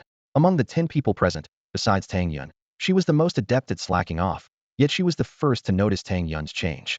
Abstract Man muttered enviously. He's gained so much experience and shared in the elite monster's experience, so it's no wonder he leveled up. His words carried a hint of jealousy. Suddenly, Nalan Xiaomei exclaimed excitedly. It's dropped. We've got a great drop. A bone sword, a superior grade weapon. Her voice instantly ignited everyone's enthusiasm, and their eyes lit up with excitement. Du Butianxia nodded calmly. Not bad. Coming from a well-off family, he was accustomed to using superior grade weapons and didn't show much excitement. Tang Yun silently calculated. A superior grade weapon could sell for 2,000, a rare one could break 10,000, and an exceptional grade weapon could fetch several tens of thousands. The wealth gap in this world was stark. It was already impressive for ordinary people to use superior weapons, while only those from affluent backgrounds could afford rare or higher grade weapons. Moreover, they were only in the initial stage. Once they advanced, the price of first-tier equipment would soar, far beyond the reach of ordinary people. Du Butianxia reminded. Everyone, adjust yourselves. Although they had defeated the elite monster, everyone had varying degrees of depletion, especially since two of them were low on health. However, a potion cost $100, and no one wanted to use one. Abstract man raised an eyebrow at Tang Yun. Feng Yun, since we're helping you level up, shouldn't you show some appreciation? With this, everyone's attention turned to Tang Yun. Tang Yun sensibly replied, "Of course, I don't need my share." Abstract man half finished his sentence. It was supposed to be. He didn't complete his thought, but the implication was clear. Though they had privately discussed not sharing with Tang Yun, they couldn't say it outright. After all, they were a team now, and offending Tang Yun might lead to the team's downfall, which would be counterproductive. It was important to note that Tang Yun was only level 2, while they were already level 5, and the cost of losing a level was entirely different. Du Butianxia intervened to smooth things over. Alright, without him, we wouldn't even be able to start the dungeon. A bit of experience sharing isn't an issue. Hearing this, the others stopped targeting Tang Yun. Their dislike for Tang Yun was simple. He was seen as a freeloader, doing nothing yet wanting a share of the loot. Now that Tang Yun had indicated he didn't need a share, tensions eased among the group. After a short rest, they moved on. Suddenly, 8 skeleton monsters appeared ahead. Du Butianxia shouted, "Mao Pai!" Mao Pai, wearing decent shoes, quickly attracted the aggro of 5 monsters. As he got surrounded, he skillfully dodged and initiated a kiting strategy. The remaining 3 monsters were quickly ganged up on by the others and dispatched in a few strikes. Soloing one would have taken much longer. After taking down the 3, they repeated the strategy, coordinating well and taking down all 8 monsters with minimal effort. A system notification sounded. "Congratulations, you have slain a level 5 decayed skeleton. Experience 3.6. Copper coins 90. Strength 1. The experience gain had noticeably slowed after leveling up, but it was still decent overall. Another notification followed. "Congratulations, you have slain a level 5 decayed skeleton. Experience 3.6. Copper coins 90. Skeleton bomb 1. Seeing this new item, Tang Yun quickly checked it out, filled with curiosity. The skull bomb item fell into Tang Yun's hands, and he carefully examined the attributes of this seemingly ordinary item. It could throw 10 skull bombs, each dealing 100 points of magic damage. Tang Yun suddenly realized that such a one-time use special equipment was indeed quite practical. The battle continued, and system notifications kept popping up. "Congratulations, you've killed a level 5 decayed skeleton. Experience 7.2. Copper coins 90. Congratulations, you've killed a level 5 decayed skeleton. Experience 3.6. Copper coins 90. Suddenly, an unexpected message flashed. Skill Bone Shield. Tang Yun was slightly taken aback, thinking to himself, even elite monsters haven't dropped skills, and yet this regular monster did? The system notifications kept coming. Congratulations, you've killed a level 5 decayed skeleton. Experience 3.6. Copper coins 90. Basic skill point 1. Congratulations, you've killed a level 5 decayed skeleton. Experience 14.4. Congratulations, you've killed a level 5 decayed skeleton. Experience 3.6. Copper coins 90. Speed 0.5 milliseconds. Congratulations, you've killed a level 5 decayed skeleton. Experience 3.6. Copper coins 90. Bone armor 1. With another skill point in hand, Tang Yun was thrilled. He knew that in the virtual world, learning skills typically required guidance from NPCs, but skill points could allow him to master skills directly. Without hesitation, Tang Yun chose to learn Bone Shield. The system immediately notified him. Congratulations, Bone Shield reached entry level. Bone Shield entry level, a shield formed by condensed bones in front, can block 100 of magic attack damage, consuming 10 mana points, lasting 3s, cooldown 8s. Note, can receive elemental bonuses. Tang Yun quickly calculated. With a 20 fire element bonus, it could actually block 120 of magic attack damage. Although his current magic attack power was only 70, far less than his physical attack power, an 84-point shield was still decent. As long as it wasn't broken, he could have a new shield every 5 seconds. Just as everyone took a brief respite, bones suddenly gathered, forming a giant skull. Roar! The skull let out a deafening roar. The system immediately displayed monster information. Giant Skull Elite. Level 5. HP, 5,500. Physical Defense, 130. Magic Defense, 100. Another elite monster? The frequency of elite monsters in this dungeon is too high. Everyone was surprised, but also excited. That's great. Let's give it our all. Tang Yun's eyes lit up, sensing he was about to level up again. The giant skull suddenly howled, spewing out numerous small skulls that rained down on everyone. Damn, nearly 100 health in one hit, someone exclaimed. Watch out and dodge. Everyone panicked, clearly not expecting this giant skull to be an attack-type monster. Buxiang Jianfei was hit several times in succession, and his health plummeted. Tang Yun quickly raised his bone shield, but the number of small skulls was overwhelming, and the shield was instantly shattered. Fortunately, it completely blocked one attack. Phantom Step, Tang Yun shouted in his mind. With increased agility and heightened awareness, Tang Yun burst out with an impressive speed of 14.85 milliseconds. He dodged nimbly, losing less than 100 health, making him the least damaged among the group. The attack finally ceased. Go! Dubu Tianxia shouted. Everyone, fueled by anger, rushed forward. Each unleashed a skill, and the giant skull lost over 1,000 health. Then came control skills, followed by a barrage of strikes, finally toppling the giant skull to the ground. Boom! With the last slash, the giant skull suddenly exploded. The massive damage left several people with low health, and others were also hit hard. The system prompt rang out. Congratulations, you've killed a level 5 elite giant skull, experience 82.8, silver coins 70. Basic skill point 1. Intelligence 1. Skill skull ball. Another skill. Tang Yun was surprised once more. Geez, this elite monster was so fierce. It nearly wiped us out, someone complained. Suddenly, someone noticed a small skeleton trying to escape after the giant skull exploded. Damn, it's this little guy's fault. Abstract man grabbed the small skeleton. I'll finish you off, he said, slicing the small skeleton to death. At that moment, Tang Yun heard the system voice and immediately felt a terrifying force spreading towards him. Congratulations, you defeated the parasitic skeleton. Tang Yun felt a surge of power flowing into his body as the system notification chimed. Strength 1. Basic skill point 1. Equipment enhancement card 1.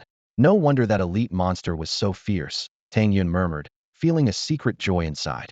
With 2 skill points in hand, Tang Yun didn't hesitate to choose learning the skull ball. With a thought, the system voice chimed again. Congratulations, Skull Ball has reached the beginner level. Skull Ball Beginner. Condense a skull to smash into the target, dealing 110 physical attack damage, costing 10 mana, with a cooldown of 5 seconds. Note, it can receive elemental bonuses. Tang Yun's eyes lit up. He finally had an offensive skill.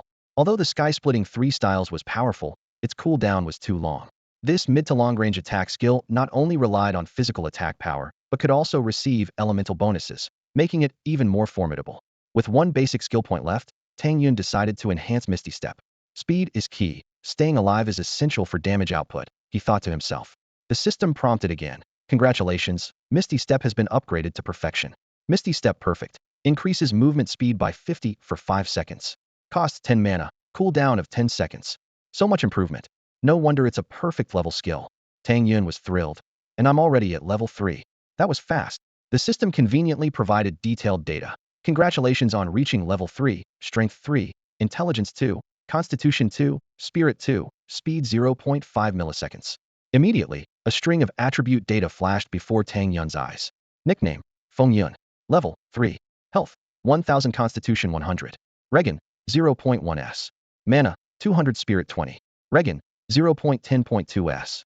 Physical attack, 288 Strength 12 Equipment 500. Magic attack, 100 Intelligence 10.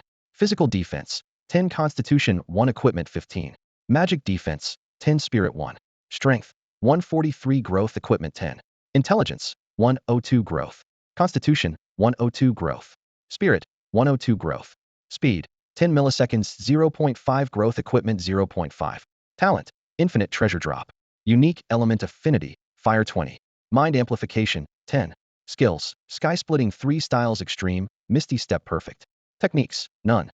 Equipment, Novice Longsword Excellent, Silver Boots Inferior, Fong Necklace Common, Bone Armor Common, Space Ring Fine. Just as Tang Yun was basking in the joy of leveling up, a sudden change occurred. With the small skeleton's death, the surrounding space began to shake violently, and strange noises echoed around. Suddenly, the ground split open, and a massive skeletal creature emerged.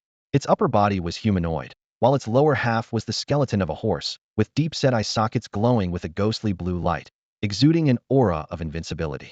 It gripped a massive, rusty axe in its hands, the blade seemingly stained with dried blood.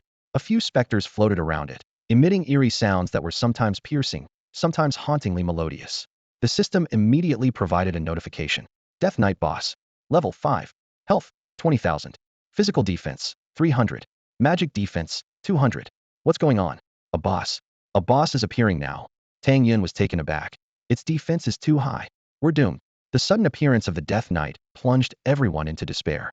At this point, they were still in a damaged state, utterly unprepared to face such a formidable boss. Seeing its terrifying defense stats, everyone couldn't help but feel the urge to retreat. At level 5, the base attack power can reach 130. With ordinary weapons or other opportunities, it can go up to around 200. However, against an opponent with a physical defense of 300, conventional methods prove ineffective. Retreat. Duba Tianxia decisively ordered. Everyone understood and quickly fell back. Yet, they underestimated the boss's strength. The Death Knight swung its axe, and 5 ghosts around it instantly transformed into fiends, lunging at the group. Several members, already low on health, quickly lost 3 more, leaving 2 barely holding on. Whoosh!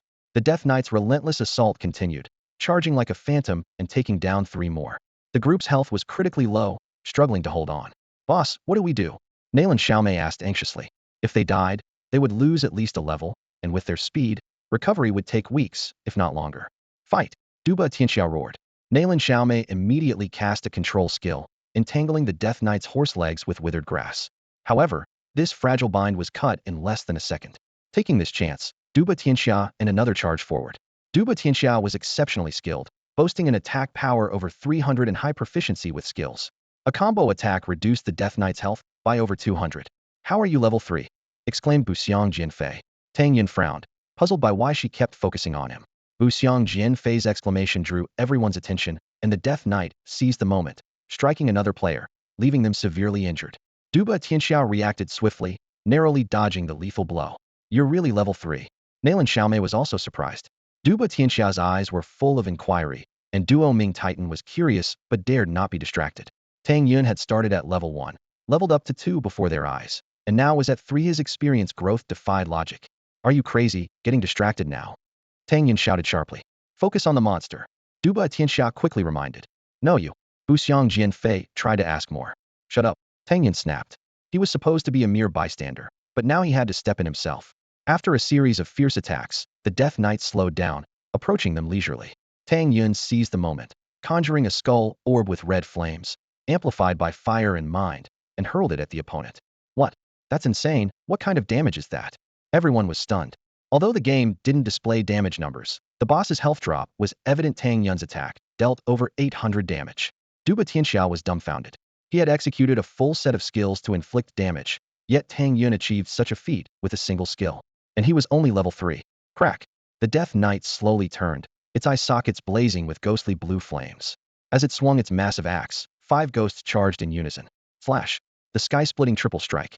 These ghosts had decent attack power but were weak in defense, with only 1500 health. After Tang Yun's first strike, he swiftly followed up with a sword slash, instantly killing 1 ghost. The system notification chimed. Congratulations, you have slain a level 5 companion ghost. Experience 2.7, copper coins 60. Intelligence 1. Tang Yun had just killed 1 when the remaining 4 ghosts attacked. He quickly raised a bone shield, but it could only block 1 hit, still losing over 300 health. These ghosts dealt high damage, attacking frequently, with each claw swipe inflicting over 100 damage. Unyielding, Tang Yun unleashed the remaining 2 strikes of the sky-splitting triple strike, taking down 2 more companion ghosts. The system continued to notify. Congratulations, you have slain a level 5 companion ghost. Experience 5.4, copper coins 150. Congratulations, you have slain a level 5 companion ghost. Experience 2.7, copper coins 60. Spirit 1. Boss, he's incredible. Duo Ming Titan exclaimed after drinking the potion. Dubu Tianxiao was at a loss for words, his eyes filled with disbelief. What was supposed to be just an accessory turned out to be several times more ferocious than their main team. Who exactly is this mysterious figure? Nalan Xiaomei and Buxiang Jianfei stood frozen in shock, staring at the scene before them. Seeing this, Tang Yun impatiently urged, stop watching and start fighting. Dubu Tianxia snapped back to reality and immediately responded, help out. Their desperate struggle had sparked hope, and Tang Yun's display of strength reignited their fighting spirit. Whoosh! After killing 3 ghosts in succession, the Death Knight's eyes burned even more intensely. It swung its giant axe as the remaining 2 ghosts swiftly retreated. Suddenly, it charged directly at Tang Yun. Misty step, Tang Yun muttered, his speed surging to 17.3 milliseconds with the boost from his skills and mindset. However, this speed still seemed insufficient against the Death Knight. Tang Yun narrowly dodged, but the Death Knight quickly adjusted its course and charged again. Damn it! Tang Yun cursed under his breath, quickly raising his bone shield. Crack! The fiery bone shield only absorbed 145 points of damage, and Tang Yun lost over 300 health points. With only 1,000 health in total, another hit could be fatal. Whoosh! The Death Knight prepared for a third charge. In the nick of time, Nalan Xiaomei's skill intervened, temporarily halting the foe. Tang Yun seized the opportunity to reposition, barely avoiding a lethal strike. Gulp! Tang Yun swiftly downed a potion, slowly regaining 100 health. But it was just a drop in the bucket. The boss could kill him in 3 hits, and he couldn't withstand it. Catch this! Dubu Tianxia shouted, tossing 2 recovery potions. Tang Yun didn't hesitate to gulp them down. Together, they briefly managed to restrain the Death Knight. Tang Yun knew well that to defeat this boss, he had to be the main damage dealer. Without hesitation, he pulled out an equipment upgrade card. Upgrade silver boots. To deal with this boss, he had to enhance his shoes. Without enough speed, he couldn't outmaneuver it. Congratulations, upgrade successful. Silver boots upgraded to excellent quality. Speed 6 milliseconds, and speed-related skill effects enhanced by 20. Excellent quality? And with additional attributes? Tang Yun was thrilled. Typically, only epic-level equipment had extra attributes, while rare, excellent, and perfect levels usually had just 2 properties. However, some superior excellent and perfect equipment could also have additional attributes. With the equipment boost, Tang Yun's speed soared to 16 milliseconds. Coupled with Misty Step, he could reach up to 31.68 milliseconds. This was a significant increase from before. Skull Ball. Tang Yun regained his momentum and continued his fierce assault. By now, the Death Knight had lost over 2,000 health, mostly due to Tang Yun's efforts. Clearly, the enemy recognized Tang Yun as the greatest threat. The Death Knight spun rapidly, forcing everyone to dodge frantically. Whoosh! It charged at Tang Yun again. Coming again? Tang Yun scoffed, activating Misty Step to dodge like a phantom. He's so fast. Who is he, and why is he so strong? It's terrifying. The others couldn't help but exclaim. Whoosh! Whoosh! Missing its target, the Death Knight launched 2 more charges, stopping only after 3 attempts. With Misty Step's aid, Tang Yun deftly evaded each attack. Then, seizing the moment, he unleashed his ultimate move. Heaven-splitting 3 strikes. Tang Yun executed the combo flawlessly, even slipping in an extra attack midway. The 3rd strike landed, applying a slight control effect, and he quickly followed up with 2 more sword strikes. The entire combo flowed seamlessly, dealing nearly 10,000 damage. Oh my goodness! Tang Yun and the others exclaimed in shock, eyes wide as they watched the scene unfold before them. The Death Knight's health plummeted rapidly under Tang Yun's assault, each strike hitting with tremendous force, leaving everyone astounded. Tang Yun displayed an unprecedented mastery of the sky-splitting technique, each move executed with precision and incredible power. Lone Walker's eyes gleamed as he thought to himself, such skill proficiency is extraordinary. Who exactly is this person? The battle raged on as Tang Yun and the Death Knight exchanged blows. The skeletal ball whistled through the air, but the opponent deftly dodged it. Tang Yun frowned, realizing the enemy had become more agile. Suddenly, the Death Knight delivered a powerful kick, sending Tang Yun flying. This unexpected blow cost Tang Yun over 200 health points. Nalan Xiaomei's control skills came into play once more, provoking the Death Knight. It swiftly turned and hurled its massive axe. Before anyone could react, Nalan Xiaomei was struck down by the axe. Damn it, Tang Yun thought, realizing the situation had worsened without Nalan Xiaomei's crucial support. The battle continued, with Tang Yun seizing every opportunity to attack. The Death Knight's health gradually fell below 7,000. At a critical moment, both sides' skills cooled down simultaneously. Tang Yun unleashed the sky-splitting technique again, landing 2 consecutive hits. As everyone held their breath for the final strike, the Death Knight suddenly erupted in a brilliant light, enveloped by a black shield. This boss has way too many tricks. Couldn't lose weight, complained. Lone Walker explained. It's a shield exchanged at the cost of its companion ghost. With the Death Knight's health down to just 3,000, Lone Walker decisively used a shield-breaking item. The black shield shattered, and Tang Yun seized the chance to launch a flurry of attacks. The battle reached a fever pitch, with the Death Knight's health dropping below 2,000. Unwilling to concede, it summoned its last companion ghost, emitting a powerful energy wave. After a thunderous explosion, the Death Knight revealed its true form. Now surrounded by blue flames, with no ghostly companions left, it stood like a solitary king, ready for its final counterattack. Buzz! The Death Knight let out a piercing wail, its massive battle axe pointing forward. In an instant, a swarm of phantoms, faster than death charges, surged like a tide. Tang Yun barely dodged them with his exquisite ethereal steps, but the others weren't so fortunate. The Death Knight swung its battle axe again, unleashing another wave of phantoms. Unwilling to die, it went down instantly, and Doom Titan soon couldn't hold on. It's up to you now, Lone Walker shouted, throwing a mysterious item. A giant golden bowl appeared out of nowhere, enveloping the Death Knight. As the power of the bowl permeated, the blue flames surrounding the Death Knight gradually extinguished. However, this move exhausted Lone Walker's last strength, and he collapsed. Tang Yun was left alone on the battlefield to face this terrifying foe. After the golden bowl vanished, a golden circle remained around the Death Knight. Each time it tried to step out, an invisible force pushed it back. Seizing the opportunity, Tang Yun launched his full attack. With the help of his extreme skills and 2 exceptional pieces of equipment, he finally slew the Death Knight. Phew! Tang Yun exhaled deeply, his clothes drenched in sweat. It was his first time facing such a powerful boss alone, and it was far more challenging than he had anticipated. Without his extreme skills, exceptional equipment, and the two critical items left by Lone Walker, he would have likely fallen. The system notification sounded, announcing the hard-fought victory. Congratulations, you have slain the level 5 boss, Death Knight. You have received experience 270, gold 10, skill, Death Charge, technique, Twin Spirit Demon Heart technique, equipment, Necromancer's Bracelet 1, Necromancer's Leggings 1, Necromancer's Sword 1, equipment sublimation card 1, basic skill points 2, technique points 1, attribute boost, strength 2, speed 1 millisecond, attack coefficient 3, attribute growth, strength growth 1, speed growth 0.2 milliseconds, mindset amplification 10-inch. Tang Yun was thrilled. The generous rewards exceeded his expectations. In just a few hours, he had reached level 6, surpassing what most people would achieve in half a year. Moreover, his equipment was now better than 99.99% of players. He eagerly checked his attribute panel. Nickname, Feng Yun. Level, 6. Health, 657.7. Constitution, 160-0100. Recovery, 0.1s. Mana, 340. Spirit, 20. Recovery, 0.10.2s.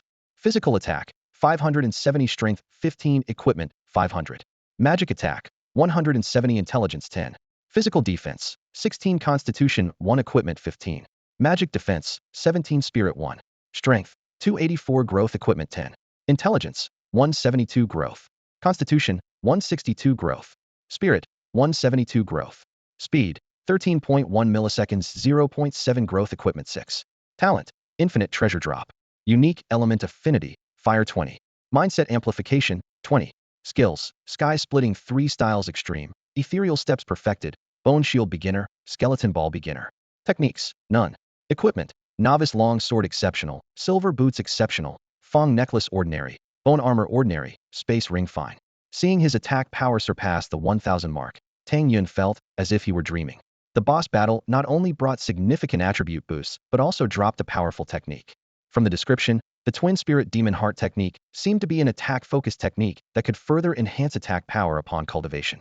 Tang Yun was secretly delighted, contemplating his next moves. In the virtual realm, techniques and skills, like levels, require players to cultivate them, providing attribute enhancements. This is another crucial way to boost basic attributes besides leveling up. Now with technique points, he could directly learn the Twin Spirit Demon Heart technique. With a thought, the cultivation method of the Twin Spirit Demon Heart technique was instantly imprinted in his mind, as if he had known it all along. Tang Yun felt a warm current flowing through his body, a tangible change brought about by the enhancement of his dual Spirit Demon Heart technique. He silently calculated his newly added attributes, an increase of 10 points each in physical and magical attack, and an increase of 1 point each in strength and intelligence. Not bad, he thought to himself. His gaze fell on the 2 remaining basic skill points, and Tang Yun decided to further enhance his ethereal step. Without hesitation, he used 1 skill point and instantly felt his body become lighter. A system notification sounded in his mind. Congratulations, ethereal step has reached perfection. Increases movement speed by 70 for 5 seconds. Consumes 10 mana, with a cooldown of 10 seconds. Tang Yun frowned slightly. Although the 70 speed increase was quite significant, reaching the ultimate level would clearly require more than 1 skill point. He quickly calculated that moving from perfection to the ultimate level would need 3 skill points, and for now, his bone shield and skeleton ball skills weren't urgent to upgrade. After weighing his options, Tang Yun decided to learn a new skill. He chose Death Charge, and the system immediately responded. Congratulations, Death Charge has reached entry level. Launch a charge forward, dealing 110 physical attack damage, with a cooldown of 10 seconds. Consumes 20 mana. Although the damage wasn't high, Tang Yun realized the importance of this skill. The speed and distance of the charge were closely related to his own speed and proficiency. Currently, his charge speed was only twice his own speed, covering a distance of about 10 meters, but with practice, these numbers would gradually improve. Next, Tang Yun began to inspect his newly acquired equipment. The Necromancer bracelet was of rare grade, increasing intelligence by 10 points and strength by 8 points, enhancing his output capability. He was satisfied with this, as the Bone Shield skill required magical attack bonuses. The Necromancer leg guards were of excellent grade, providing 30 points of physical defense. But what truly caught Tang Yun's eye was the Necromancer sword. This rare-grade weapon enhanced both physical and magical attack by 200 points each, perfectly aligning with his dual cultivation path. Feeling a surge of excitement, Tang Yun took out an equipment sublimation card. Although reason suggested he should enhance other pieces of equipment, His intuition drove him to attempt upgrading the necromancer sword's quality. I can always get more later, he convinced himself, then used the sublimation card. Congratulations, upgrade successful. Necromancer sword quality upgraded to epic. The system notification left Tang Yun breathless. In the foundational stage of the virtual realm, the highest quality of equipment was generally considered to be excellent. But this was not an ironclad rule of the virtual realm, merely a conclusion drawn by players based on experience. Tang Yun's successful experiment proved that the quality ceiling for foundational equipment wasn't limited to excellent. Eagerly, he checked the attributes of the epic necromancer sword. Physical attack 1200, magical attack 1200, life regeneration 5 per second. Even more exciting was the additional effect. After killing an enemy, it could store their energy to release a death sword aura, dealing up to 20,000 physical and 20,000 magical damage. Tang Yun couldn't help but smile, though a slight greed lingered in his heart. If only the life regeneration could be swapped for mana regeneration. Nonetheless, this epic weapon undoubtedly greatly enhanced his combat power, laying a solid foundation for his upcoming adventures. In the virtual world, each death inflicts damage on the body, requiring at least a day's break before logging in again. However, Dubu Tianxia and his team, relying on their exceptional physical prowess, blatantly ignored this rule. Boss, our luck was terrible this time. The boss appeared before we were even ready, one team member lamented. Yeah, we were all low on health and died too quickly. It was a huge loss, another agreed, looking distressed. The group's expressions were grave as death came at a high cost for them. Abstract Man looked frustrated. With our expedition failing, does this mean we're out of chances? Du Butianxia, however, remained unfazed. Failure? Who said we failed? What? The others exchanged puzzled glances. Wandering in the clouds asked curiously.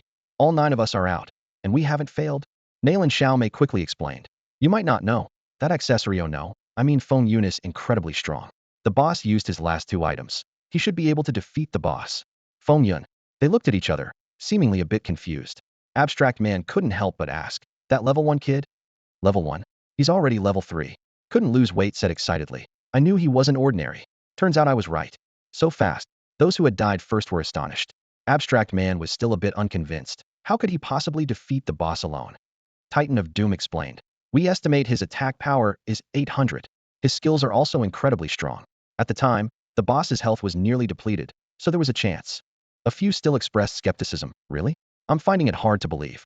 Du Butianxia stated solemnly. It's true, Feng Yun's abilities surpass our expectations. He must be a genius from some prestigious family. A genius from a prestigious family? The group exclaimed in surprise. Du Butianxia explained. This game has been around for 300 years, and many prominent figures have emerged. Naturally, their descendants have resources that others can't match. I sense a new star is about to rise. Nalan Xiaomei was a bit anxious. Boss, why hasn't he come out yet? Could something have happened? Du Butianxia was also puzzled. According to our calculations, Tang Yun should have already defeated the boss and exited the dungeon. This abstract man quickly interjected. Boss, you must have mistaken him. That kid couldn't possibly defeat the boss. Titan of Doom and couldn't lose weight also began to doubt. Du Butianxia shook his head. No rush, let's wait a bit longer. None of them wanted to log off and rest, as completing the dungeon also came with rewards. Meanwhile, Tang Yun surveyed the dungeon, noticing that the boss had been defeated but there was no exit portal, which seemed odd. He decided to press on and soon arrived at a graveyard. Suddenly, a strange noise erupted, and the graves burst open. Roar! The sound of roars echoed around. Several zombie-like creatures crawled out. Tang Yun observed carefully. Corrupt Walker level, 6 health, 2500 physical defense, 80 magic defense, 40. In addition to 6 corrupt walkers, 3 larger zombies were slowly rising. Large corrupt zombie level, 8 health, 3500 physical defense, 100 magic defense, 50. Tang Yun questioned himself. Isn't this a level 5 dungeon? Why are there level 6 and even level 8 monsters? At that moment, a loud roar suddenly resounded, deafeningly. In the center of the graveyard, a giant decaying corpse slowly rose, dragging a rusty axe. This elite-level corpse emitted a suffocating stench, and its formidable attributes were intimidating. 8 health points, 12,000 physical defense, and 200 magical defense. As the axe-wielding corpse appeared, more decaying walkers surged out from the surrounding graves like a tide. Tang Yun's pupils contracted in surprise, thinking to himself, so many. A few of the faster corpses charged at Tang Yun first. With quick reflexes, he swiftly gathered energy. Skull Ball.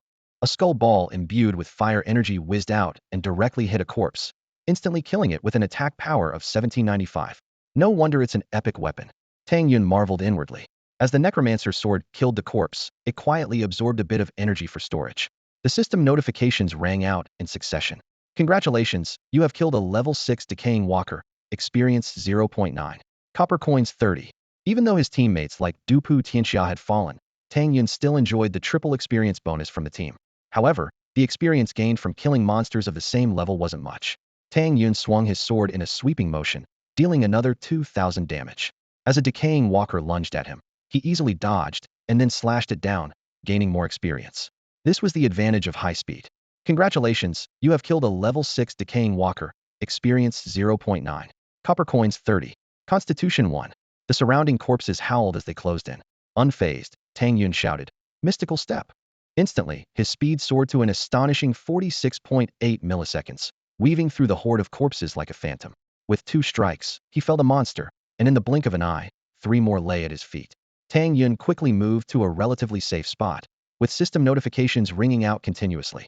Congratulations, you have killed a level 8 large corpse. Experience 2.7. Copper coins 60. Constitution 1. Congratulations, you have killed a level 6 decaying walker. Experience 0.9. Copper coins 30. Speed 0.2 milliseconds. Congratulations, you have killed a level 6 decaying walker. Experience 3.6. The axe-wielding corpse roared in fury, but was helpless against the ghost-like Tang Yun. Tang Yun gathered energy once more. Skull ball. Another corpse fell at the sound. Congratulations, you have killed a level 6 decaying walker. Experience 3.6. In less than 10 seconds, Tang Yun had already dealt with a third of the corpses. He moved fluidly, slashing and occasionally releasing skull balls. The slow-moving corpses were perfect targets for his attacks, rarely missing. In no time, 9 more decaying walkers and 3 large corpses lay defeated by Tang Yun's sword. His movements became increasingly skillful, and the corpses couldn't even touch his clothes. Experience points accumulated rapidly, increasing by a total of 23.4. Combined with the previous gains, Tang Yun's experience had surged to 93.7. Additionally, he collected several hundred copper coins, 3 points in constitution, 0.2 milliseconds in speed, and 1 point in strength. The axe-wielding corpse let out an earth-shattering roar, utterly enraged, watching helplessly as its minions fell one by one. The solitary giant axe-wielding corpse faced the oncoming Tang Yun, swinging its axe with all its might. Tang Yun, nimble and agile, easily dodged the deadly strike. Unlike the Death Knight, this corpse's axe did not have the ability to return automatically. A glint flashed in Tang Yun's eyes as he seized the opportunity to launch a fierce attack. "Death charge," he muttered, his body shooting forward like an arrow. Following that, sky-splitting triple slash. A seamless combo flowed out instantly. The giant axe corpse was powerless under this thunderous assault and soon collapsed to the ground. The system notification chimed in. Congratulations, you have slain the level 8 elite monster, Giant Axe Corpse. Experience 54. Silver coins 30. Gutting Axe 1. Basic skill point 1. Constitution growth 1. Constitution 2. Health coefficient 20. Soon after, even more exciting news arrived. Congratulations, you have reached level 7. Strength 4, Intelligence 2, Constitution 3, Spirit 2, Speed 0.7 milliseconds. Tang Yun felt the surge of power within him and quickly checked his latest attributes. Nickname, Feng Yun. Level, 7. Health, 747.7. Constitution, 312, 0120 recovery, 0.15 s. Mana, 380 Spirit 20 recovery, 0.10.2 s. Physical attack, 660 Strength 15 equipment, 1200 technique 10. Magic attack, 280 intelligence, 10 equipment, 1200 technique 10. Physical defense, 26 constitution, 1 equipment, 35. Magic defense, 19 spirit 1. Strength, 344 growth equipment 10. Intelligence, 202 growth equipment 8. Constitution, 263 growth. Spirit, 192 growth. Speed, 14.2 ms, 0.7 growth equipment 6. Talent, infinite loot. Unique element affinity, fire 20. Mindset amplification, 20. Skills, sky-splitting triple slash ultimate. Ethereal step mastery. Death charge beginner. Skeleton ball beginner. Bone shield beginner. Techniques, dual spirit demon heart technique 1. Equipment, necromancer's sword epic. Silver boots exceptional. Necromancer's bracelet rare. Spatial ring excellent. Necromancer's leg guards excellent. Fong necklace common. Bone armor common. Tang Yun looked at this series of improvements with satisfaction, feeling the rapid growth of his strength. This battle not only brought generous rewards, but also gave him a new understanding of his combat skills. He knew this was just the beginning, and greater challenges awaited him ahead. The increase in his health points brought a surge of joy to Tang Yun's heart. His health now exceeded 3,000, comparable to monsters of the same level. This was rare among ordinary players, a level usually only reached by genius-level players. Tang Yun's attributes were not to be underestimated, particularly his attack power and speed, which were unparalleled. He took a deep breath, recalling his long-held dream of getting into the top academy in the imperial capital. Although he had once wavered due to his inability to log into the virtual realm, he was now filled with confidence again. Tang Yun pondered the rich rewards this unusual dungeon might bring and, after a brief rest, continued on his path. Beyond the previous graveyard, 3 larger mounds appeared. The first to emerge was a long-armed zombie, its limbs unusually elongated and wrapped in bandages. Following it was a big-head zombie, its enormous head making it appear awkwardly cumbersome. The last to appear was an armored zombie, clad in tattered armor and wielding a longsword, evidently more formidable. Tang Yun showed no fear, as the epic weapon in his hand gave him ample confidence. The long-armed zombie launched the first attack, swinging its bandaged arms. Tang Yun struck with his sword, then followed with a death charge and a basic attack, instantly depleting a large portion of the zombie's health. Without giving his opponent a chance to recover, Tang Yun executed the sky-splitting 3 moves. The first move, combined with a basic attack, directly killed the long-armed zombie. The armored zombie reacted swiftly, counterattacking with its sword. Tang Yun quickly summoned a fire-enhanced bone shield, barely blocking the powerful strike. Meanwhile, the big-head zombie refused to be outdone, charging headfirst with its massive skull. Tang Yun used the ethereal step, deftly dodging amidst the swirling dust. He swiftly counterattacked, using the second move combined with a basic attack to instantly inflict over 8,000 damage on the big-head zombie. The pace of the battle remained relentless. Tang Yun summoned a skeleton sphere to fend off attacks, while continuously launching basic attacks. The big-head zombie soon fell to his sword as well. Finally, Tang Yun unleashed the third move, dealing over 13,000 damage, seemingly striking a vital point on the armored zombie. Taking advantage of the control effect, Tang Yun easily followed up with basic attacks, slaying the last elite monster. The entire battle flowed seamlessly, taking only 3 seconds for Tang Yun to single-handedly defeat 3 elite monsters, showcasing his astonishing prowess. Tang Yun's sword sliced through the air, and 3 elite-level zombies fell in succession. System notifications flashed repeatedly as his experience points soared, silver coins were credited, and he unexpectedly acquired a burial shroud and a silver armor. What thrilled him even more was the increase in basic skill points and cultivation points, significantly boosting his strength. Eagerly, Tang Yun immediately allocated 3 skill points to the Misty Step. Instantly, a strange energy coursed through his body, and the Misty Step reached its peak level. The 120 increase in movement speed left Tang Yun astounded, far exceeding his expectations. Next, he invested 2 cultivation points into the Twin Spirit Demon Heart technique.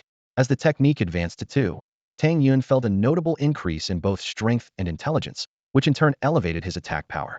Examining his newly acquired equipment closely, Tang Yun was quite satisfied with the control effect of the burial shroud. Although its damage was not high, it could prove invaluable at critical moments. Putting on the silver armor, his defense reached a new level. Reviewing his updated attribute panel, Tang Yun couldn't help but feel pleased. The gains from this battle brought a qualitative leap in his overall strength. As he continued forward, Tang Yun arrived at a massive tomb. Unlike the nameless graves before, this tombstone was boldly inscribed with the words, "Great General." While he paused to observe, a faint, ethereal song drifted into his ears. Looking up, he saw a figure in red floating in the air. The woman was enchanting, her red lips parting to speak words that were both alluring and bewitching. "Young man, would you care to spend a spring night with me? Sister, you're truly beautiful. How could I refuse?" Tang Yun exclaimed loudly, his eyes glinting with caution. The woman in red gave a seductive smile, her figure drifting towards Tang Yun like smoke and mist. Every movement she made exuded a deadly allure, as if she could steal a person's soul. With quick reflexes, Tang Yun swung his sword through the air. The woman in red gracefully retreated, easily dodging the lethal strike. "Indeed, men's words are full of deceit," she said, her smile unwavering, though her eyes flashed with a hint of danger. Tang Yun's expression grew serious as he quickly scanned her attributes. Red-clad Demoness, level 10 boss, health 100,000, physical defense 500, magic defense 800. The level and health made him focus intently. Huh.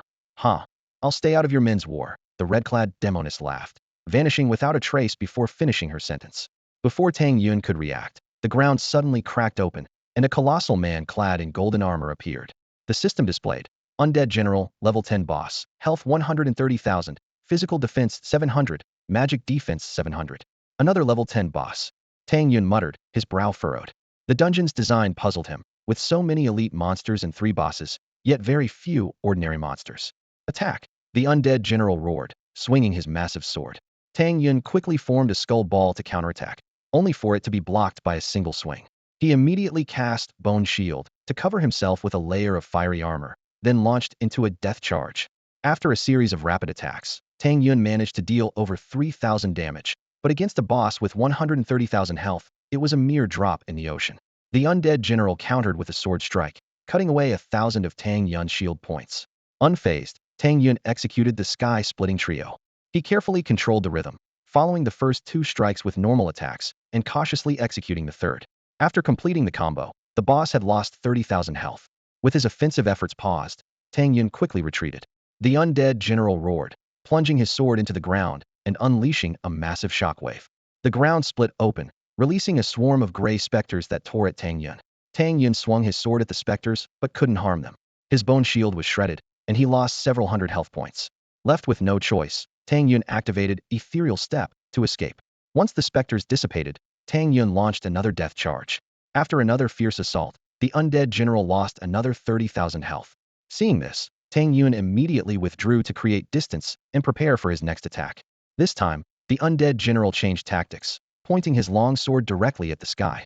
In an instant, a torrent of sword energy descended from above, like a deadly storm of metal. Tang Yun reacted swiftly, raising his bone shield and using his agile movements to dodge the sharp attacks. Suddenly, the undead general shot up like an arrow, then plummeted down like a meteor, aiming straight for Tang Yun's position. With a thunderous crash, the powerful impact sent Tang Yun flying. His bone shield shattered instantly under the fierce assault, and he felt a sharp pain as his health dropped by several hundred points. He realized that without the bone shield, this strike would have been lethal for a typical level 10 player. Tang Yun rolled several times on the ground before regaining his balance, sensing trouble. There was no strategy in the knowledge base for dealing with this boss, so he had to rely on his own judgment to test his opponent. In fact, bosses of this level required at least a dozen strong players to even stand a chance. Its dual defenses were as high as 700 points, making it impossible for ordinary players to break through. Even with armor-piercing items and skills, an attack power of at least 400 was needed to inflict damage, which was out of reach for most players. Tang Yun quickly reviewed in his mind that the undead general had already used 3 skills: shockwave and ghostly, sword energy attacks, and the descending sword technique. As he pondered his strategy, the undead general attacked again, dragging his massive sword like an invincible war god. Tang Yun exchanged a few blows with him, matching each other evenly. Seizing the moment when the undead general paused, Tang Yun executed a death charge, preparing to repeat his previous success with the sky-splitting 3 strikes. However, all his attacks were blocked, producing a series of clangs. The undead general's great sword hovered in the air, surrounded by a powerful sword energy shield. In an instant, the sword energy exploded, and Tang Yun hastily raised his bone shield, barely blocking part of the attack, but his health dropped by several hundred points again. The 4th skill. Tang Yun's expression was serious, but he felt slightly relieved inside. After some testing, he realized that the opponent seemed to have no new moves left, which eased his mind a little. After some maneuvering, Tang Yun saw an opening and executed the sky-splitting 3 strikes again. Although the boss didn't seem to have obvious intelligence, after being heavily hit twice, it became much harder to perform the technique perfectly. Fortunately, Tang Yun succeeded in the end, reducing the undead general's health by nearly 100,000. Tang Yun was secretly delighted. One more time, and he could take it down. But he remained cautious, as he had already lost over 1,000 health points. This boss's attacks were enough to instantly kill an ordinary player, and his survival was thanks to his substantial health pool. After a minute of stalemate, Tang Yun found another opportunity, executing a death charge to close in on the boss and preparing for the final sky-splitting 3 strikes. The first 2 strikes were executed perfectly, reducing the undead general's health to less than 20,000. However, just as the final strike was about to land, a loud crash sounded, and the attack was blocked by a sudden shield. Tang Yun was shocked. He had attacked after the sword energy shield disappeared, so how could there be another shield? At that moment, a familiar enchanting voice rang out. "Oh my, what a capable young man. I'm growing more fond of you.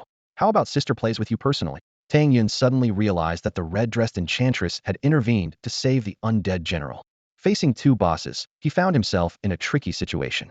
What puzzled him more was that this red-dressed enchantress was too mysterious, and even if she were the 3rd boss, she shouldn't have appeared at this point.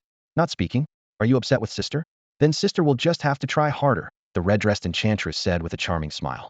Before she finished speaking, a red glow enveloped the undead general, and its health rapidly increased, fully recovering in the blink of an eye. "What the?" Tang Yun couldn't help but exclaim, feeling the pressure mount. Sister likes this very much. Keep it up. The red-dressed enchantress smiled brightly, as if enjoying a thrilling performance. Faced with this unexpected situation, Tang Yun felt unprecedented pressure. The two-known scenario forced him to reevaluate his strategy. Outside the entrance to the dungeon, the members of the Miracle Squad were anxiously waiting. Abstract Man was the first to break the silence, his voice tinged with unease. Boss, he hasn't come out yet. Could he have died already? The other team members echoed his concern, questioning Feng Yun's strength and reliability. Nalan Xiaomei angrily retorted, impossible. If he were dead, the system would have already notified us of mission failure. W. Shangxia frowned in thought, recalling the earlier battle scene. Logically, Tang Yun just needed a few more strikes to finish off the boss. Why hasn't there been any movement since then? At that moment, a mocking voice interrupted their discussion. A group approached them, led by someone whose gear was just as impressive as W. Shangxia's. It was their rivals, the One-Handed Overlord team. One-Handed Overlord wore a broad grin, his tone full of schadenfreude. Hey, little dub, you didn't take your team to raid that necromancer dungeon, did you? Not wanting to lose weight snorted. It's none of your business. One-Handed Overlord continued to provoke. Heh, I just wanted to remind you, the information you have is incomplete. You can't just rush into a dungeon unprepared. Nalan Xiaomei asked suspiciously, what do you mean? One-Handed Overlord explained smugly. That dungeon isn't an ordinary level 5 dungeon. There are two bosses inside. One is a level 5 Death Knight, which your item can counter. The other is an level 8 Undead General, and the item to counter it is with me. Abstract Man was furious. You did this on purpose, didn't you? One-Handed Overlord laughed so hard, he almost doubled over. Congratulations, you got it right, huh? W. Shangxia and the others were so angry they could grind their teeth, yet they were helpless. And level 8 boss was indeed a significant challenge for them. Not wanting to lose weight refused to back down. Don't get cocky, we haven't failed yet. Feng Yun is still in there. One-Handed Overlord paused. Feng Yun? What's that? W. Shangxia explained. Feng Yun is our teammate. One-Handed Overlord sneered. What a joke. Can he take on a boss alone? And level 8 boss, no less. Ridiculous. The Miracle Squad members fell silent at his words. Death Titan sighed. It's over. The Death Knight has been killed, but it's not finished yet. W. Shangxia tried to remain calm. No rush, he hasn't come out yet, which means there's still a chance. One-Handed Overlord scoffed. What chance? You bunch of clowns. If that Feng Yun comes out alive, I'll twist my head off for you to use as a chamber pot. With a commanding presence, he stood tall, eyes gleaming with disdain. A bunch of fools, he mocked. Try to understand, they just got demoted. Maybe there's a mental issue at play, they should see a doctor. The crowd around him echoed his sentiments, relentlessly criticizing the Du Bu Tianxia team. In the novice village, these two teams had always been the top contenders. With Du Bu Tianxia now severely weakened, it cleared the path for Zhishou Zhetian to ascend to the pinnacle. Suddenly, 3 resonant chimes interrupted the squabble between the teams. Everyone instinctively stopped their bickering and hurried towards the village chief's residence. Before long, a large group arrived at the village chief's home. Zhishou Zhetian eagerly inquired, Chief Wang, is there a new mission? Chief Wang's expression was solemn as he slowly spoke. Indeed, summoning you brave warriors here means something significant has occurred. The crowd was instantly invigorated, anticipation evident in their faces. This signaled that a new challenge was imminent. I've received word, Chief Wang continued, of a red-clad witch appearing in the village. This witch is incredibly powerful, able to traverse forbidden zones freely, and can enhance some monsters. Be cautious when you venture into the forbidden areas. The red-clad witch. Wuxiang Jianfei asked urgently, what level is this boss? Everyone understood that only a boss-level monster would warrant such a serious gathering by Chief Wang. A level 10 boss. Chief Wang's response caused everyone present to gasp. A level 10 boss. Many eyes lit up, knowing that although it would be challenging, the rewards for defeating it would surely be substantial. Soon, a system notification sounded, and the new task, Slay the Red-Clad Witch, appeared in everyone's task list. However, most were aware they lacked the strength to face a level 10 boss. Boss, a level 10 boss. If we could defeat it. Duoming Titan started to say, but his own reasoning interrupted him. Forget it, we can't even handle a level 5 boss. He sighed. Abstract Man retorted defiantly. That was because the Death Knight showed up at the wrong time. If we were at full health and could hold it off, we could take it down in an hour. The others nodded in agreement. The Death Knight was formidable, but with the right strategy, it wasn't unbeatable. Unfortunately, circumstances were dire at the time, catching everyone off guard. Next time, with experience, we can definitely take it down. Abstract Man continued to rally morale. Meanwhile, Dubu Tianxia merely shook his head silently, a complex emotion flashing in his eyes. Soon, the Zhishou Zhetian team surrounded them again, and another round of verbal sparring was about to begin. Meanwhile, Tang Yun faced two formidable foes, the red-clad witch and the undead general.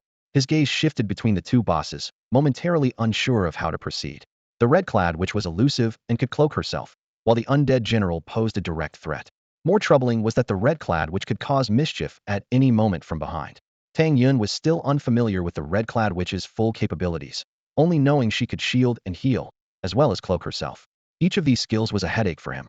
As he pondered his strategy, the red-clad witch vanished into thin air again, and the undead general seized the opportunity to launch a fierce attack. With no other choice, Tang Yun focused on dealing with the immediate threat of the undead general. The prolonged battle had nearly depleted his mana, forcing him to fight defensively while slowly recovering. Given the situation, it would take at least half an hour to restore his mana to 300 points. Not serious enough, are we? The red-clad witch's voice suddenly whispered in his ear. Caught off guard, Tang Yun lost 1,000 health points in an instant. Fortunately, his health regeneration was quick, and he soon recovered the lost life points. Despite the red-clad witch's constant harassment, Tang Yun's agile reflexes and clever use of bone shields allowed him to fend off her sneak attacks. Simultaneously, he became increasingly adept at handling the undead general. Time ticked by, and Tang Yun knew he couldn't rush. Patience and strategy were key. Gradually, the undead general's health began to dwindle. In this drawn-out battle, Tang Yun was pleasantly surprised to find his combat skills improving rapidly. The theoretical knowledge he had accumulated was finally being tested and applied in real combat. After what seemed like an eternity, the undead general's health finally fell below 30,000. Tang Yun felt a surge of excitement, as the glimmer of victory seemed within reach. The woman in red revealed her form, covering her mouth with a playful laugh. "Oh, dear brother, I didn't expect you to last so long. I quite like that," she said, her voice a seductive melody that could enchant anyone. Tang Yun's eyes were sharp, and he thought to himself, this is a critical moment. To defeat the woman in red, I have to deal with the undead general first, or else he'll be the death of me. He quickly conjured a skull ball and hurled it at her. The woman in red spun gracefully, catching the skull ball with ease. She gave a bewitching smile. Hee hee, do you like playing with balls? How about I play with you? Tang Yun's heart sank. Though his attack power was high, the skull ball was just a beginner skill, not enough for a boss like this. Sister's ball is bigger, she teased, pointing a finger as a massive skull ball appeared out of nowhere, crashing down. Tang Yun used his evasive step to narrowly avoid it. He was on high alert. This was already her fourth skill.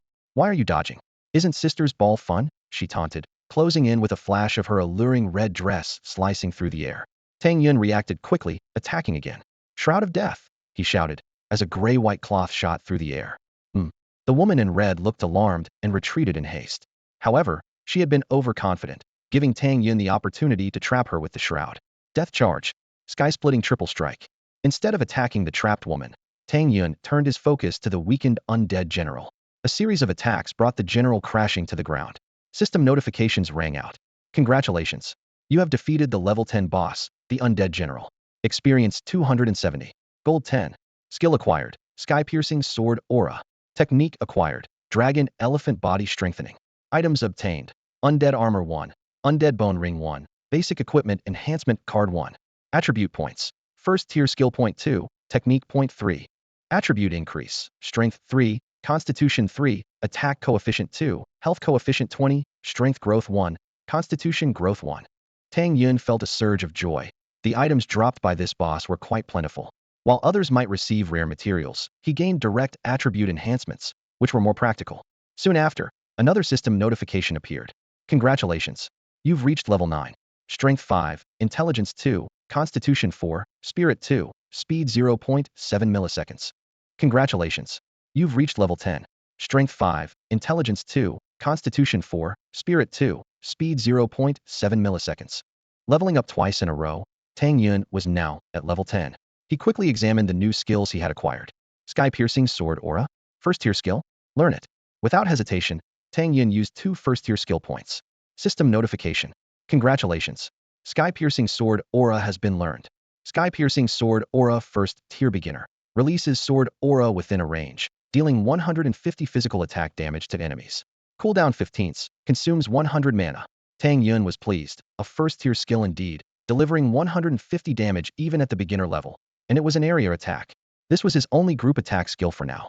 However, he quickly realized that while the skill was good, it consumed too much mana and, at the beginner level, the damage wasn't quite sufficient. Another system notification. Congratulations. Sky-piercing sword aura has advanced to proficient. Sky-piercing sword aura first tier proficient. releases sword aura within a range, dealing 170 physical attack damage to enemies. Cooldown 15s, consumes 100 mana. Dragon Elephant Body Strengthening. Another technique. Tang Yun's heart stirred. He knew that techniques in the virtual realm were divided into attack and defense types, with the possibility to learn 2 techniques. There were also rare speed and recovery types. This defensive technique was exactly what he needed. Tang Yun wasted no time and learned Dragon Elephant Body Strengthening. Tang Yun felt a rapid surge of power within him, as the enhancement from the Dragon Elephant Body Tempering technique coursed through his body like a warm current. System notifications flashed continuously, indicating significant improvements in his health, constitution, and defense. Silently, he checked his status panel and saw his attack power had soared to 2,318, and his health points had surpassed the 7,000 mark. This boost in strength greatly bolstered his confidence.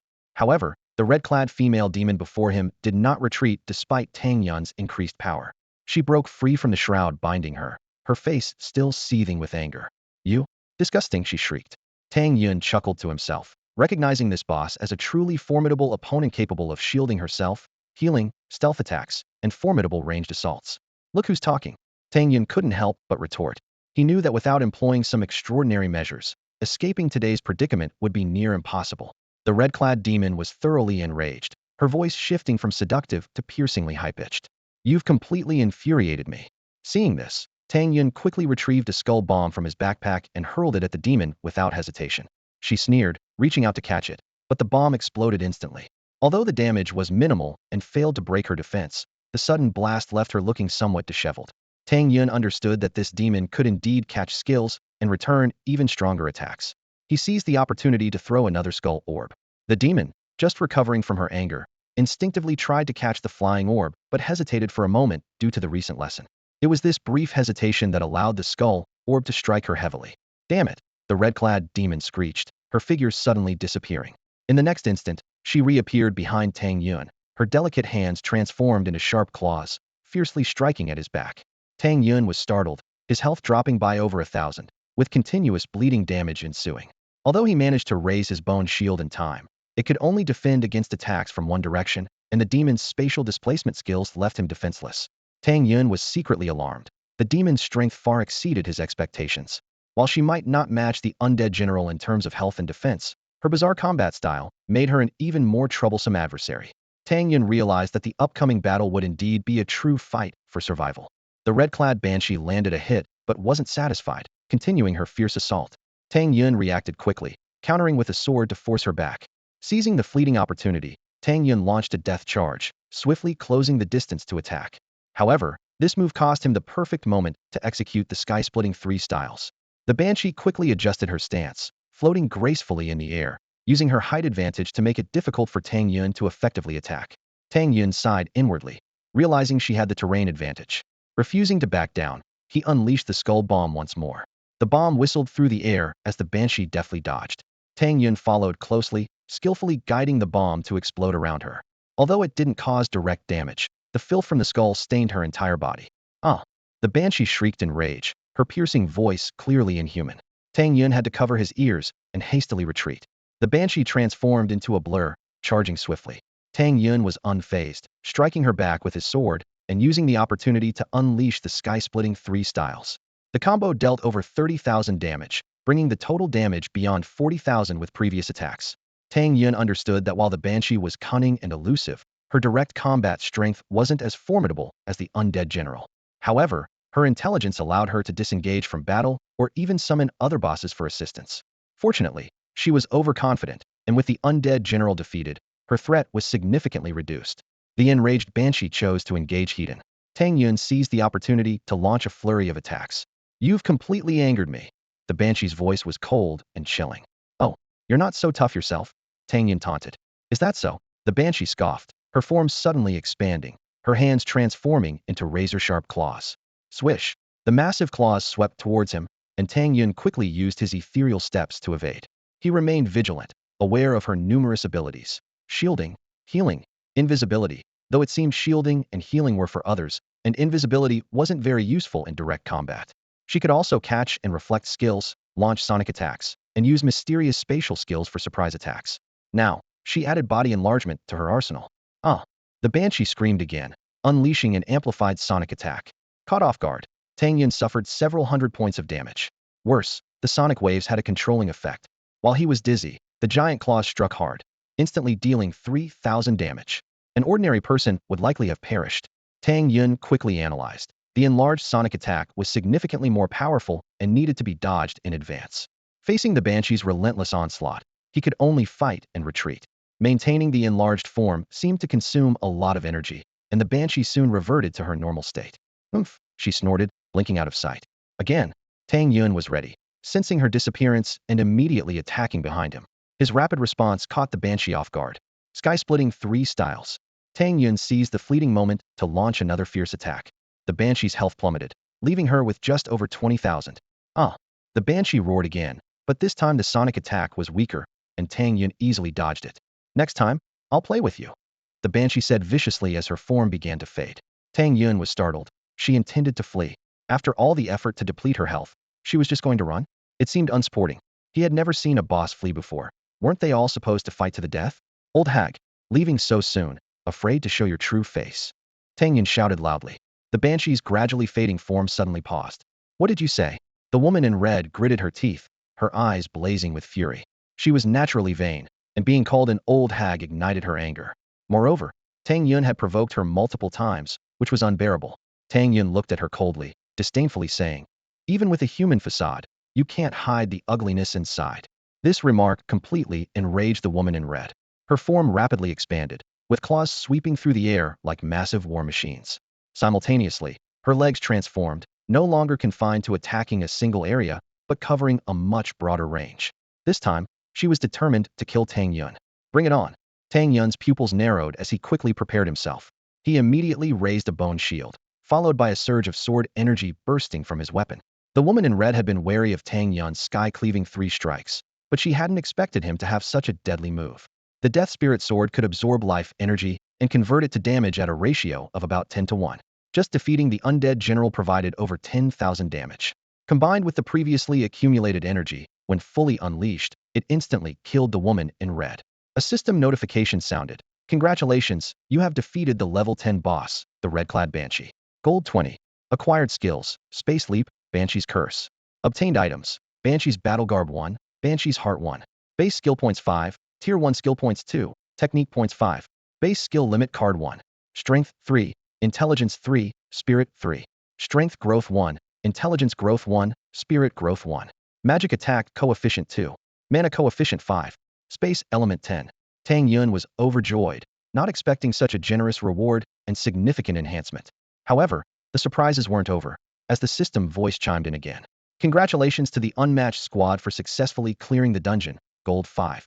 Soon after, a novice village announcement echoed throughout the area. Player Feng Yun has defeated the level 10 boss, the red-clad Banshee, all attributes 2 levels. Prestige 1. Banshee's Tier 1. 3-inch. Tang Yun felt a surge of joy, not expecting an announcement. This red-clad Banshee was indeed extraordinary. This announcement was not only heard by Tang Yun. All the players in the novice village were stunned at that moment. How long had it been since they heard an announcement? Gaining prestige? It was said that high prestige could lead to nobility and unexpected benefits. Who was Feng Yun? How had they never heard of him? Already level 10? This novice village was less than half a year old. How had someone reached level 10 so quickly? Everyone was buzzing with speculation. Around the village, a young man with short hair exclaimed, Feng Yun. His teammate curiously asked, what's up? Do you know this pro, little chick? Little chick hesitated, while a sweet girl beside him squinted and smiled. Are you treating us like outsiders? What's there to hide? Little chick explained, I did meet someone named Feng Yun before, but he was just like me, having just completed the novice quest, and only at level 1. It's just the same name, the levels don't match. To kill a level 10 boss, he must already be level 10. The sweet girl was puzzled. What a coincidence. Although nicknames can repeat, having a repeat in one novice village is quite rare. Another person chimed in. It must be a coincidence. No one can go from level 1 to level 10 in a few hours and then kill a level 10 boss. Little chick murmured, maybe. At that moment, he was also uncertain, was it the same person? Meanwhile, Unmatched and the others were dumbfounded. The dungeon is cleared. They were overjoyed.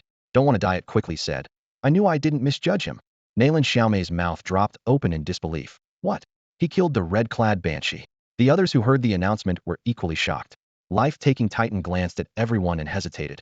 If I remember correctly, when we first met, he was just level 1. Wandering Cloud agreed. If you didn't see wrong, then I shouldn't have either. he was definitely level 1. Don't want to die, it declared firmly. That's right. Tang Yun was level 1 just over an hour ago. Everyone was full of questions. How did he do it? Outside the dungeon, a group of players gathered, each with a different expression. Jisho Zhitian loudly questioned. How could anyone possibly defeat a level 10 boss? There must be something fishy here. He had assumed that only after reaching level 10 and gaining more strength could one complete this task. To his surprise, the task was completed immediately after being issued, with the whole village notified. Duoming Titan sneered sarcastically. Oh, what's the problem?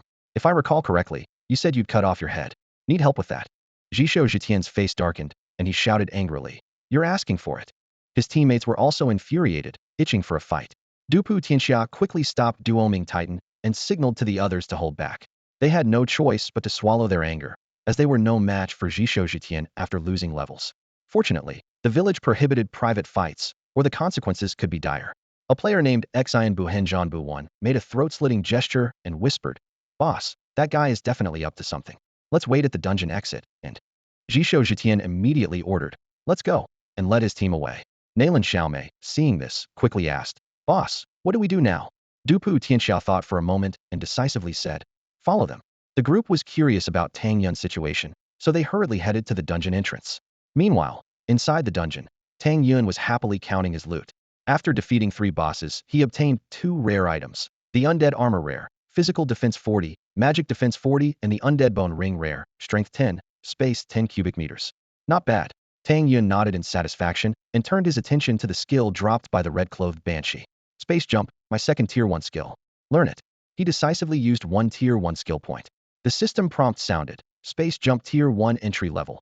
Instantly appear at any location within a 10m radius. Consumes 200 mana, 20s cooldown. Tang Yun pondered.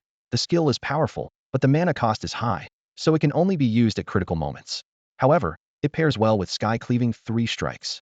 Although Tier 1 skills are hard to maintain at this stage, his increased mana pool eased the pressure somewhat. Next, he looked at another skill. Banshee's Curse passive skill. Your normal attacks are cursed by the Banshee, adding 10 magic attack damage.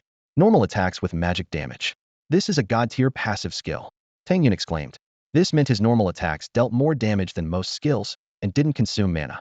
Unfortunately, passive skills are automatically learned without an entry level, so they can't be upgraded.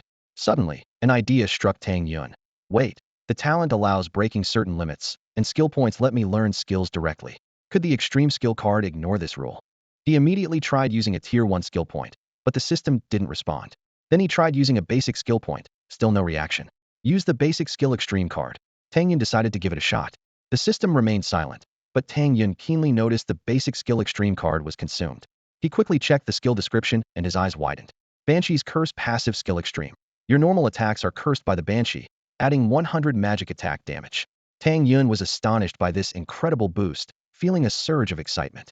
This meant his combat power would experience a qualitative leap, laying a solid foundation for his future adventures. Tang Yun's eyes sparkled with delight as he carefully examined the newly acquired skill. Although his proficiency hadn't increased, the skill's effect was astonishing 100 additional magic attack damage. He couldn't help but exclaim, this is truly the ultimate dream for any magic attacker. He then turned his attention to the remaining skill points. Without hesitation, he upgraded Sword Qi Lingxiao, and the system notification flashed. Congratulations, Sword Qi Lingxiao has been upgraded to Mastery. Sword Qi Lingxiao Level 1 Mastery. Unleashes sword energy within a radius, dealing 190 physical attack damage to enemies within the target area. Cooldown, 15 seconds, mana cost, 100. After a brief consideration, Tang Yun decided to allocate the remaining 5 basic skill points to enhance Skull Ball. The system notified him again. Congratulations, Skull Ball has been upgraded to Subtlety. Skull Ball Subtlety. Condenses a skull to hurl at the target, dealing 170 physical attack damage. Mana cost, 10. Cooldown, 5 seconds. Note, elemental bonuses may apply. Next, he used his cultivation points to enhance Double Spirit Demon Heart technique. The system prompted. Congratulations, Double Spirit Demon Heart technique is now at 3. Physical attack 30, magic attack 30, strength 3, intelligence 3. Although he had 2 cultivation points left that couldn't be used for further upgrades, Tang Yun wasn't bothered. His gaze fell upon the Banshee Battle Garment, a remarkable piece of equipment that combined a top, pants, shoes, and a cloak in one. Taking a deep breath, Tang Yun carefully reviewed the attributes of the Banshee Battle Garment.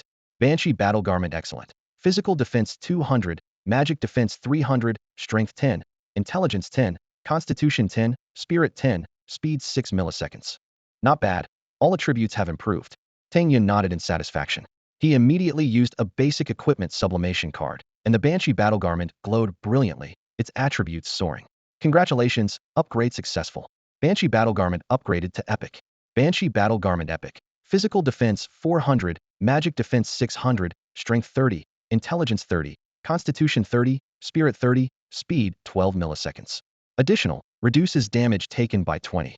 Wow, this defense is unbeatable, Tang Yun exclaimed. And the attribute boost is so high. It's like wearing several pieces in one. Eagerly, he donned the Banshee battle garment. A tight-fitting, all-red battle suit appeared on him, complemented by a cloak that elegantly fluttered in the wind, creating a striking appearance. Finally, Tang Yun turned his attention to the remaining two items. The first was the Banshee's heart. Once used, it allows control over monsters below level 10, including bosses. Though powerful, it can only be used once and lasts for 2 hours. The second was the Banshee's tear. Capable of storing up to 1,000 mana points, it instantly restores mana when used. Remarkably, this is a permanently usable item. Tang Yun was secretly delighted, knowing these two items were incredibly valuable, making this a truly rewarding haul. However, at that moment, whispers came from not far away. Boss, this Feng Yun killed a level 10 boss, so his loot must be abundant. We have to snatch it from him, a player named Xiao Saga whispered. Exactly, and if Feng Yun, with such a low level, can kill a level 10 boss, he must have some special method. If we can learn that method. Another player named Xian Bu Hen Zhan Bu agreed. Jishou Zhetian coldly issued an order. You're right. As soon as this Feng Yun comes out, we strike. If he refuses to hand over his loot, kill him. Kill him every time we see him. At that moment, Tang Yun was unaware that someone had their eyes on him. He gazed at his brand new status panel and couldn't help but smile. The panel detailed all his attributes. Nickname, Feng Yun. Unknown ID, Reputation 1, level 10, and 12,960 health points, with a complete set of attribute values and skills. Most striking was his astounding attack power, physical attack reaching 3,334 and magical attack at 2,208. Tang Yun felt secretly delighted. With such stats, even without considering defense, he could inflict over 5,000 damage with a single strike, and with a 20 mindset boost, ordinary monsters wouldn't stand a chance. A sense of pride welled up within him. Reflecting on how he had entered the dungeon at level 1 and quickly advanced to level 10, with attributes surpassing some elite monsters, Tang Yun felt accomplished. He wandered around the dungeon once more, collecting some rare materials, including a few items needed by the Butcher Ma. It's time to go, Tang Yun thought. With a step, he instantly returned to the dungeon entrance. However, danger was quietly approaching. A group, led by Jishou Zhutian, had been waiting for some time. As soon as Tang Yun appeared, they launched an attack. Attack! Jishou Zhutian commanded, and instantly, 2 ranged skills came whistling over, followed by a control skill. Sensing trouble, Tang Yun instinctively shouted, Bone Shield. A bone shield immediately formed in front of him. Yet, he quickly realized it was unnecessary. These skills couldn't even break his defense, and the damage from the control skill was negligible. Boss! Damn! What's going on? We can't break his defense, 2 subordinates exclaimed. The followers, including Dubu Tianxiao, were also stunned. They intended to assess the situation before deciding to help, but they never expected Jishou Zhutian's group to fail to break through the defense.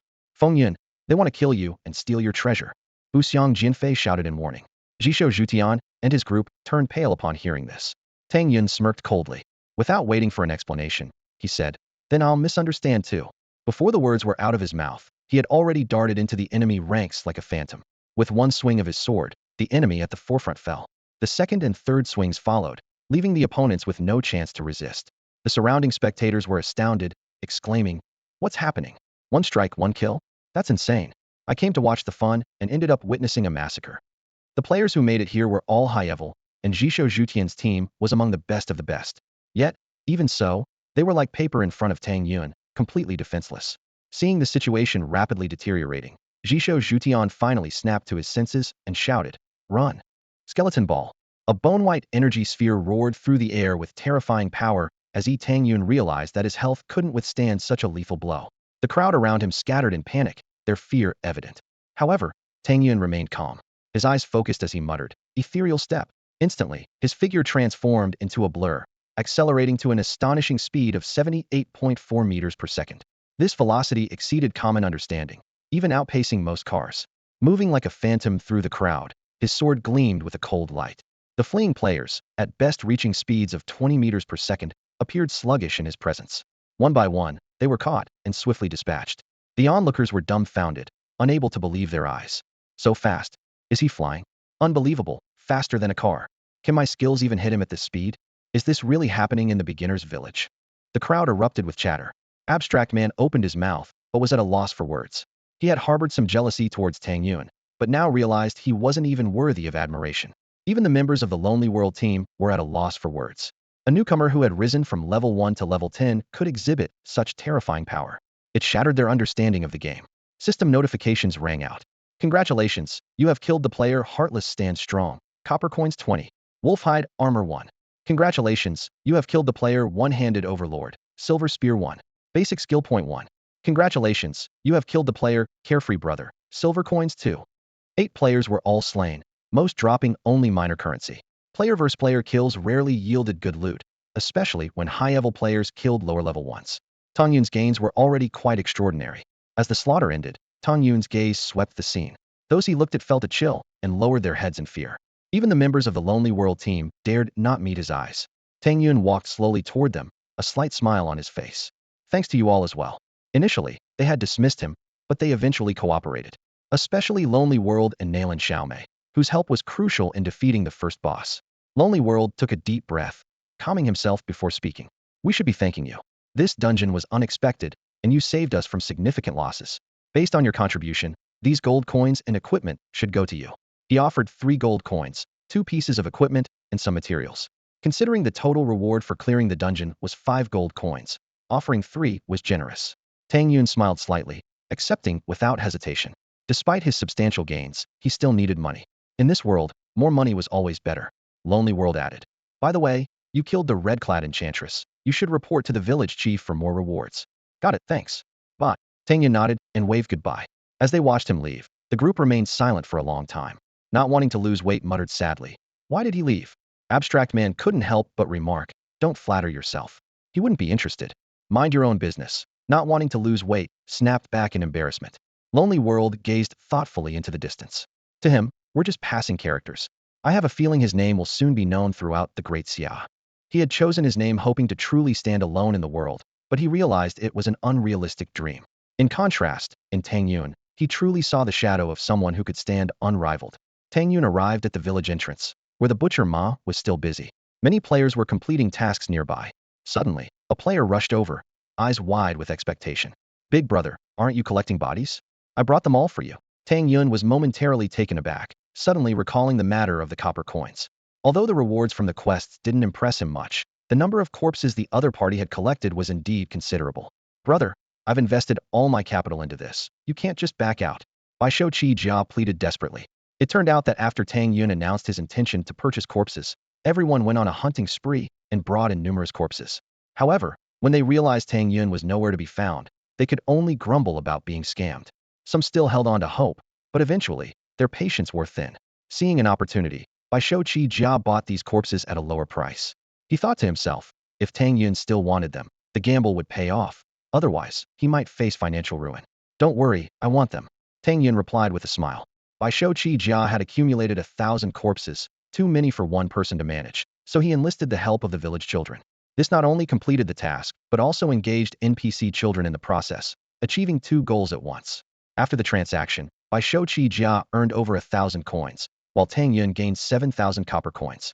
Additionally, I need to collect some materials, Tang Yun said, listing the items required by Ma Tufu.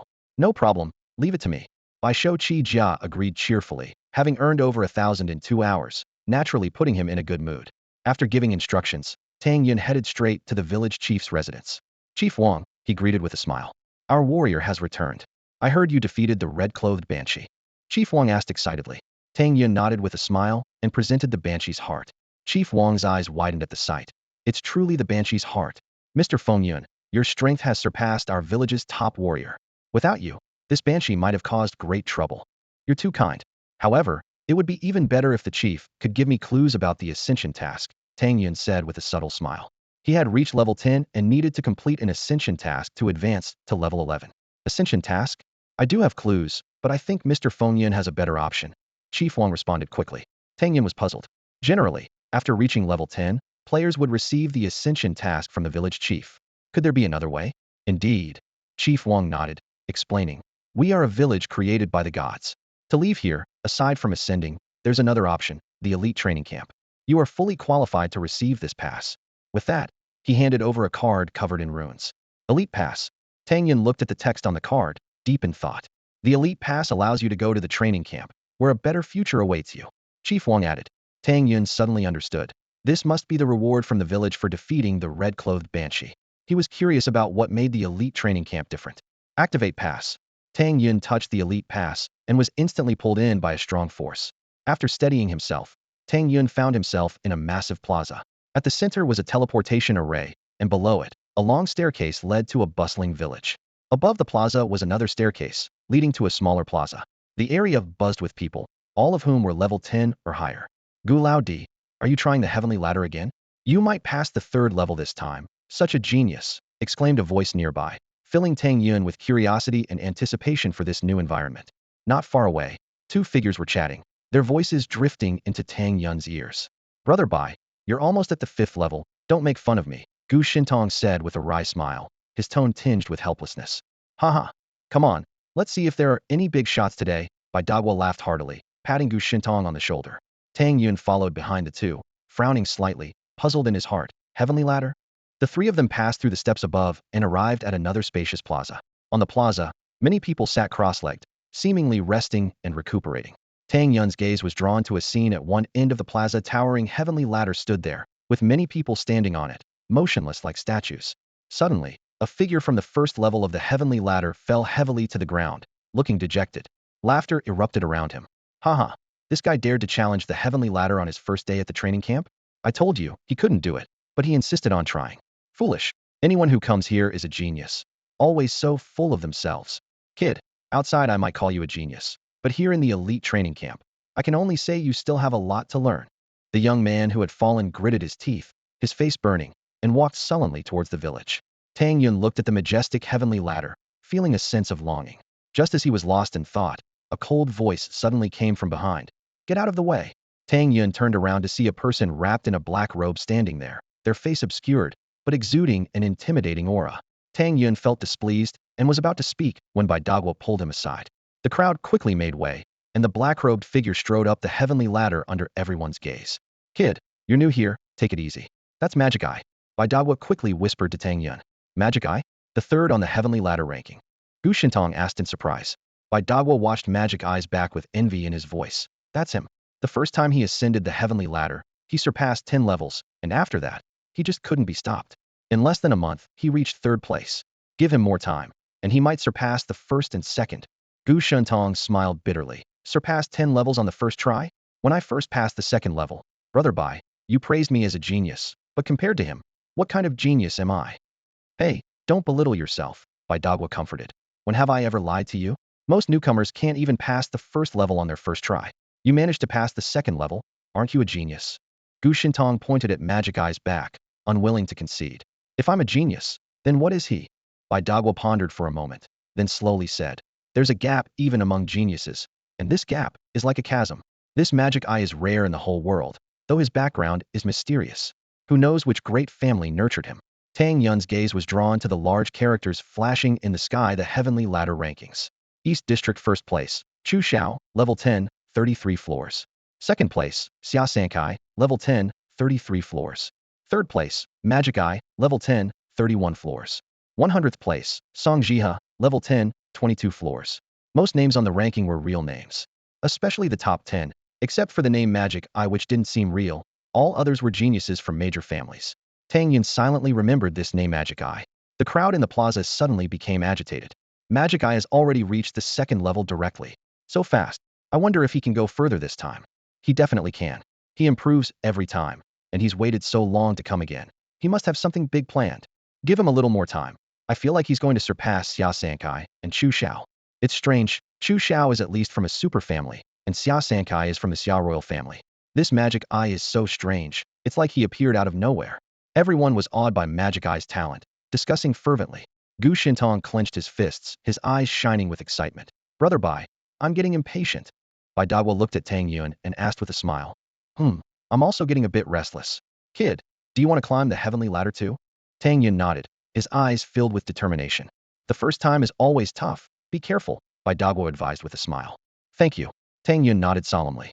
With that, the three of them successively stepped onto the heavenly ladder, embarking on their own path of cultivation. In front of the heavenly ladder, the crowd bustled with excitement. A figure stepped onto the steps, sparking a flurry of discussions. Another newcomer is challenging the heavenly ladder. How long do you think he can last? 2.5 minutes. No, no, I bet he won't last even a minute. 30 seconds. At most 30 seconds. The crowd watched eagerly, but in the next moment, they were collectively stunned. As soon as he stepped onto the ladder, the surrounding scene transformed. The bustling crowd vanished, replaced by a pure white enclosed space. Opposite him, a phantom humanoid creature appeared out of thin air. The challenger, Tang Yun, quickly assessed the opponent's attributes. Heavenly Ladder Guardian, first level. Level 10. Health 20,000. Physical defense 300. Magic defense 300.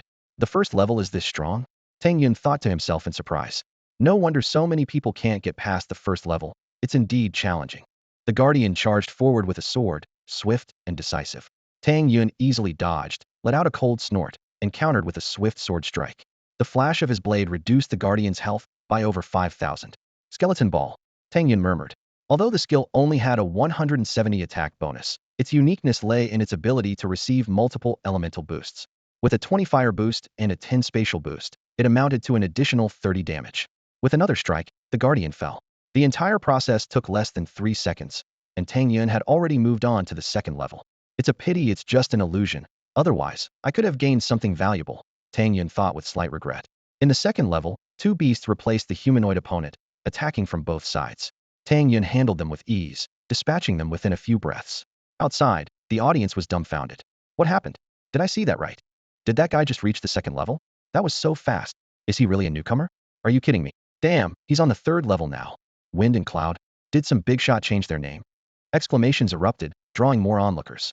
At this speed? Is he really a newcomer? He looks unfamiliar, so he must be. At this speed, even if he's a veteran, he must be on the leaderboard, but he's not there. Wow, could it be another genius? The crowd was in awe, eyes glued to the heavenly ladder. Tang Yun advanced through the third and fourth levels with unstoppable momentum. On the fifth level, the number of opponents increased to 3, yet Tang Yun remained unfazed, swiftly defeating them. By the ninth level, the number of monsters rose to 4, with health skyrocketing to 30,000. In just 20 seconds, Tang Yun vanquished them all. In no time, Tang Yun had stepped into the 10th level. What the heck? It's only been a few minutes, and he's on the 10th level. This is insane, absolutely insane. It seems like the 10th level isn't his limit. Isn't this on par with Magic Eye's first attempt? Could his strength be close to Magic Eye's? No way. There's no way his strength compares to Magic Eye's, shouted a supporter of Magic Eye. Despite Tang Yun's impressive performance, the crowd still believed there was a gap between him and Magic Eye. At this moment, on the 10th level of the Heavenly Ladder, Tang Yun faced a single opponent, but the outcome of this battle would determine if he could continue to challenge higher levels. On the 10th level of the ladder, the Guardian's attributes were displayed before Tang Yun. 10 health points, 20,000 physical defense, and 300 magic defense. Surprisingly, these were exactly the same as the data from the first level. Tang Yun was puzzled for a moment, but in the next instant, the Guardian launched an attack like an arrow released from a bow. Tang Yun immediately noticed that the Guardian's speed was significantly faster than on the first level. His elusive step has reached perfection, he marveled to himself. Although the attribute data was identical, the actual combat strength was worlds apart. Tang Yun knew well that attributes were just cold numbers, much like how he had once defeated a boss with hundreds of thousands of health points despite having only a few thousand himself. The true strength of this Guardian could not be fully captured by mere data. Clang! The sound of metal striking metal rang out as Tang Yun clashed with the Guardian for the first time. He could clearly feel the opponent's significant improvement in attack and combat skills. Remembering how he had easily defeated the Guardian on the first level, Tang Yun now found himself needing to engage 3 times just to barely touch his opponent. After landing a sword strike, the Guardian quickly adjusted its stance, but Tang Yun seized the opportunity, pressing his advantage until he finally defeated the Guardian after a prolonged battle. He actually made it through the 10th level. The spectators erupted in amazement. This is incredible.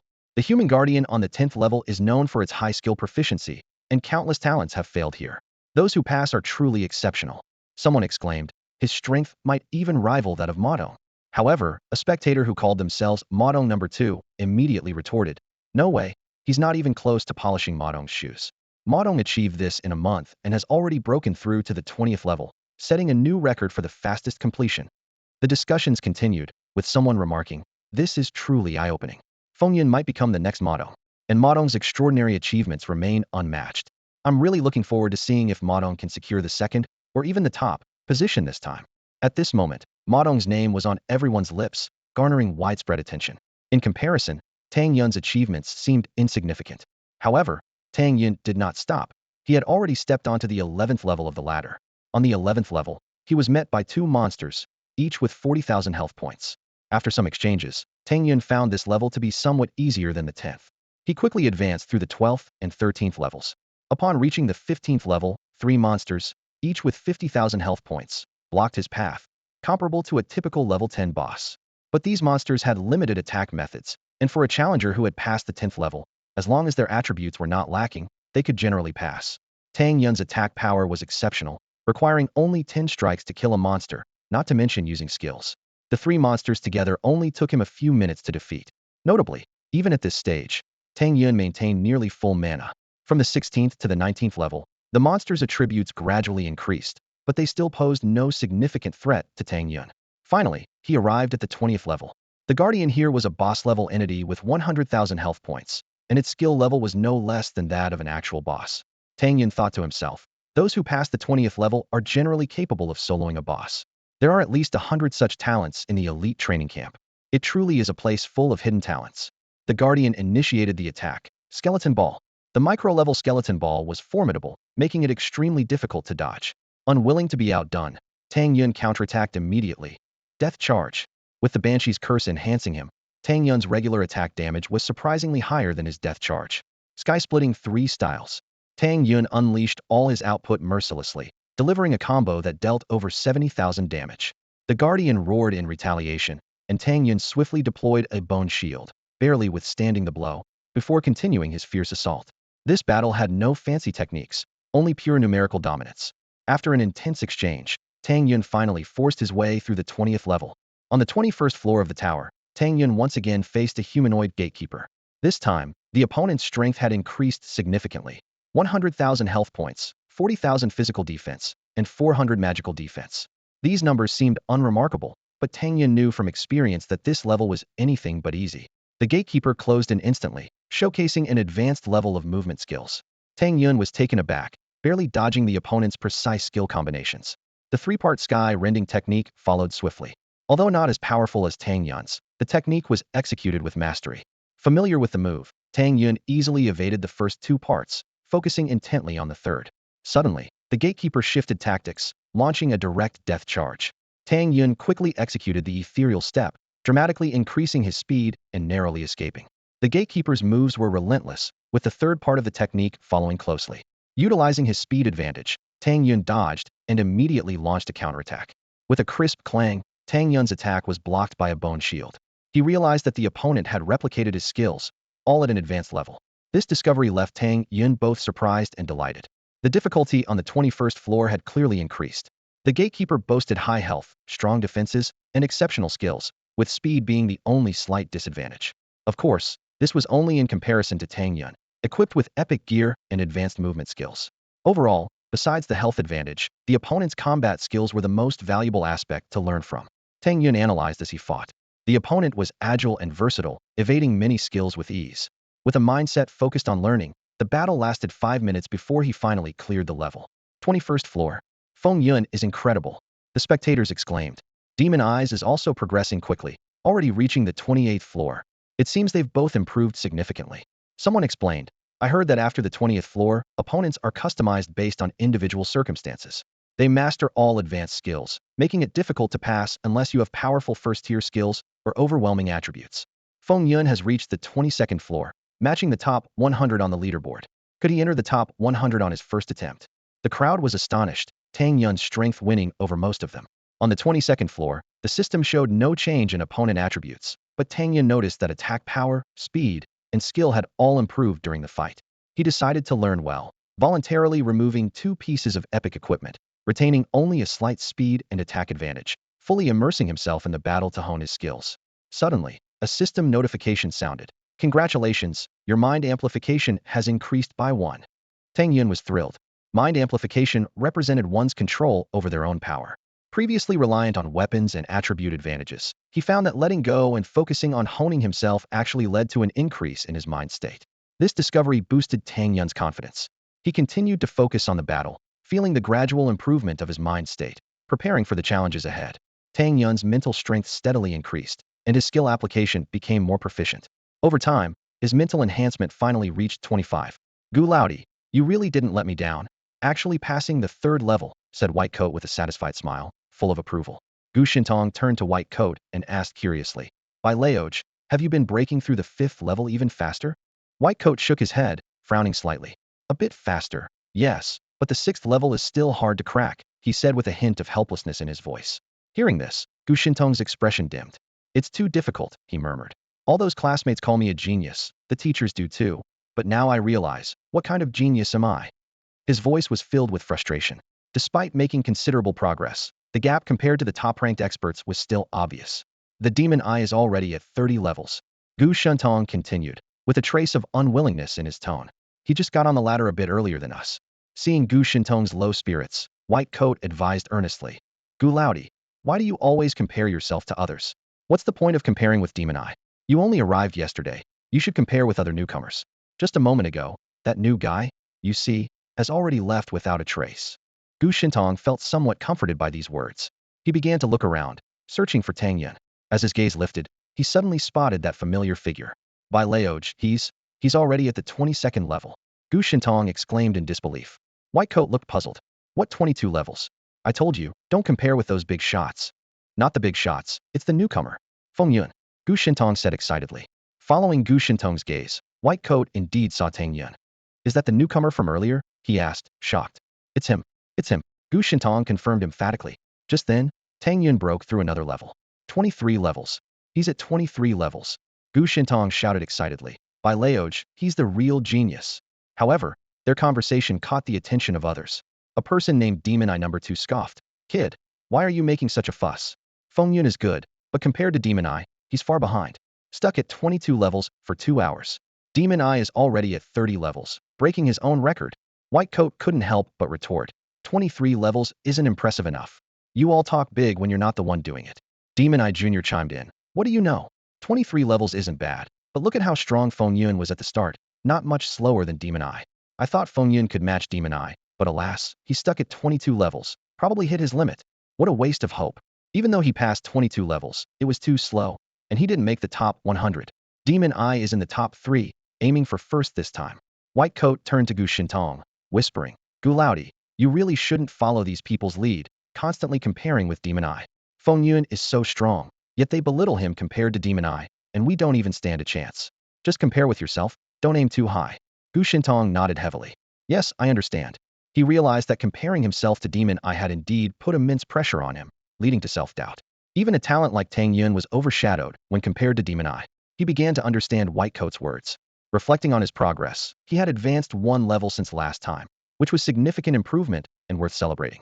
Though he wasn't on the same level as Tang Yun or Demon Eye, White Coat's attitude was enlightening. Even with smaller improvements, White Coat maintained a positive mindset. At that moment, Gu Shintong gained new insight, feeling that his mental state had also improved. Congratulations, your death charge skill has reached proficiency. Tang Yun felt a surge of energy within, and the power of death charge increased dramatically. He silently recalled the skill's description. A forward charge dealing 120 physical attack damage, with a cooldown of 10 seconds and a mana cost of 20. This enhancement boosted his confidence. Following that, Bone Shield naturally reached proficiency as well. Tang Yun saw the new attributes of Bone Shield, a shield formed by condensed bones in front, capable of blocking 110 magic attack damage, consuming 10 mana, lasting 3 seconds, with an 8-second cooldown. To his delight, Bone Shield could also receive elemental bonuses, significantly increasing its utility. It seems like I've learned by analogy, Tang Yun said to himself happily. With both skills reaching their peak, he felt more adept at mastering them. The battle on the 22nd floor not only greatly improved his skills, but also enhanced his mental state by 5, marking a significant leap forward. Upon entering the 23rd floor, Tang Yun immediately sensed the increase in his opponent's strength. Although their skill proficiency hadn't changed, their attributes had clearly improved, putting considerable pressure on him. This was exactly the challenge he needed. On the 24th floor, his opponent matched him in attack and speed, but excelled in defense. The pressure increased, yet Tang Yun didn't back down. Instead, he saw it as a perfect opportunity to hone his skills. Reaching the 25th floor, Tang Yun found himself completely outmatched in attributes. This will better train my skill timing, he thought to himself. Despite being outpaced, his peak agility allowed him to maintain an advantage. After an intense exchange, Tang Yun felt unprecedented pressure. His opponent's skills had reached a microscopic level, forcing Tang Yun to rely on his nimble movements. As time ticked by, the two were evenly matched. In a critical moment, Tang Yun decisively used spatial jump to evade a deadly attack. This Tier 1 skill became his lifeline, but also increased his energy consumption. The grueling battle lasted a full 2 hours, until Tang Yun seized a fleeting opportunity and, combining spatial jump with the sky-rending 3 moves, finally defeated his formidable foe. The challenge on the 26th floor was even tougher, with his opponent's skills reaching perfection. I must wear exceptional gear this time, Tang Yun planned silently. After a fierce battle, he finally broke through the 26th floor, with his mental state improving by another 5. Just as he was preparing to challenge the 27th floor, a piercing alarm interrupted his thoughts. Tang Yun then realized he had spent the entire night immersed in the virtual realm. He couldn't help but marvel at how time flew, recalling how he logged into the game after dinner, thinking he would just level up 10 times, not expecting the ladder training to take so long. Logging out, Tang Yun glanced at the time. It was already 6:50 a.m. Turning off the alarm, he realized he no longer needed to go to school. Now, he was torn between continuing the game or taking a rest. Unlike most people, the continuous battles had not exhausted Tang Yun. Instead, they left him feeling unusually energized. I should eat something first, Tang Yun decided. Upon exiting the game, he finally felt his hunger. By this time, his parents had already gone to their restaurant to work. They ran a well-known eatery and also did breakfast business, keeping them busy every day. Despite this, they had taken time yesterday to celebrate with Tang Yun. After quickly filling his stomach and washing up, Tang Yun's phone suddenly chimed with a new message notification. A sudden message from the class monitor, Hikuin, interrupted Tang Yun's thoughts. Tang Yun, check the messages in the group chat. The class is organizing a trip to relax. Are you coming? Tang Yun glanced at the group chat, where classmates were eagerly discussing the destination. Without hesitation, he replied, No, I'm not going. Hikuin quickly messaged back, trying to persuade him. Tang Yun, everyone is going. It wouldn't be the same without you, and this might be our last gathering. Tang Yun typed back, I've just entered the virtual realm, and there's a lot I need to learn. Hikuin seemed unwilling to give up and continued. Studying is important, but it's a bit late now. The exam is the day after tomorrow. Honestly, you're only at level 1. No matter how hard you try, it won't make much difference. You might as well enjoy yourself. Tang Yun remained firm. You all have fun. Don't worry about me. I have other things to do today, not just studying. After a long silence, Hikuin didn't reply again. Tang Yun sighed softly, his gaze unfocused as he looked out the window. He was reluctant to admit that the real reason he wasn't going was that he no longer had any friends in the class. Memories surged back. When he first joined the class, he was the center of attention. But after his sister's accident, everything changed. Some people kicked him when he was down, while others chose to distance themselves. In his senior year, his inability to connect with the virtual realm made him a target of ridicule. Hikuin had once offered a helping hand, but his family soon stopped him. Rumors were rampant at the time, claiming the Tang family had offended influential people in the capital, and anyone involved would be unlucky. Soon after, Tang Yun's phone buzzed again. Hikuin had created a new group for the trip and announced to everyone. There are 57 people going this time. Zhou Yan, Fong Tao, and Tang Yun can't make it. The group chat exploded. I know Zhou Yan and Fong Tao have to study, but what's up with Tang Yun? He's studying too? Is that a joke? What's the point of studying now? There's only 3 days left to connect with the virtual realm. He won't even reach level 2. Seriously, who knows what he's thinking? Just ignore him. He's never been a team player anyway. Hikuin tried to calm things down. Alright, everyone, stop talking. Tang Yun has family issues. But this only fueled more speculation. Family issues? What kind? Is his genius sister dying? Zhang Hai remarked sarcastically. Someone chimed in.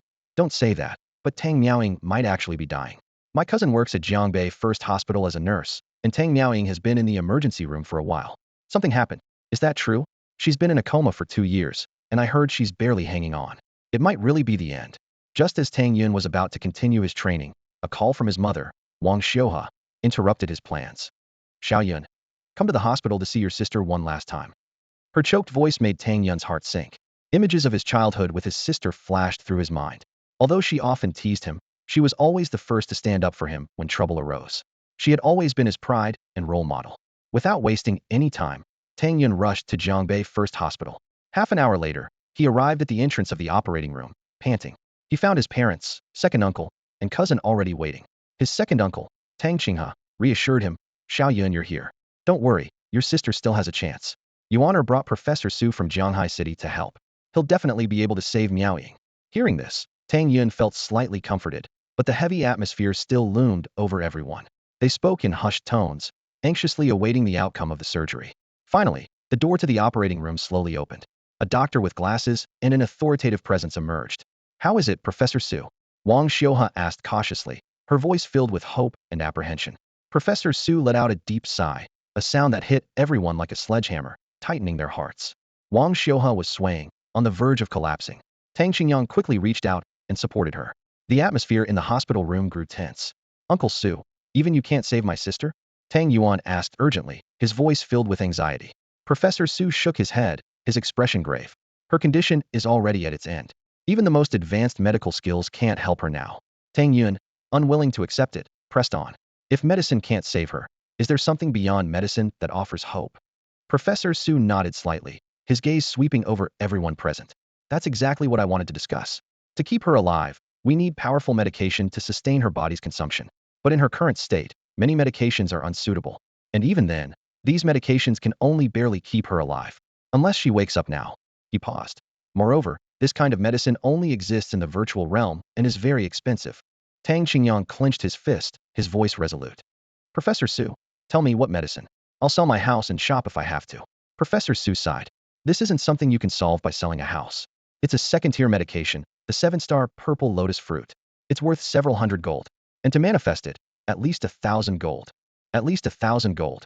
This astronomical figure made everyone present gasp. In a small city like Jiangbei, even selling a house and shop would only amount to 1 million. But 1,000 gold, that's a whole 10 million. Tang Yuan gritted his teeth and asked, "Uncle Su, can I apply for a loan from the company in my name?" Professor Su looked at him seriously. "Xiao Yuan, you need to think carefully. You just graduated and joined the elite team of the Shanghai Group. If you sign the agreement now, it will take at least 10 years to repay. I can do it." Tang Yuan took a deep breath.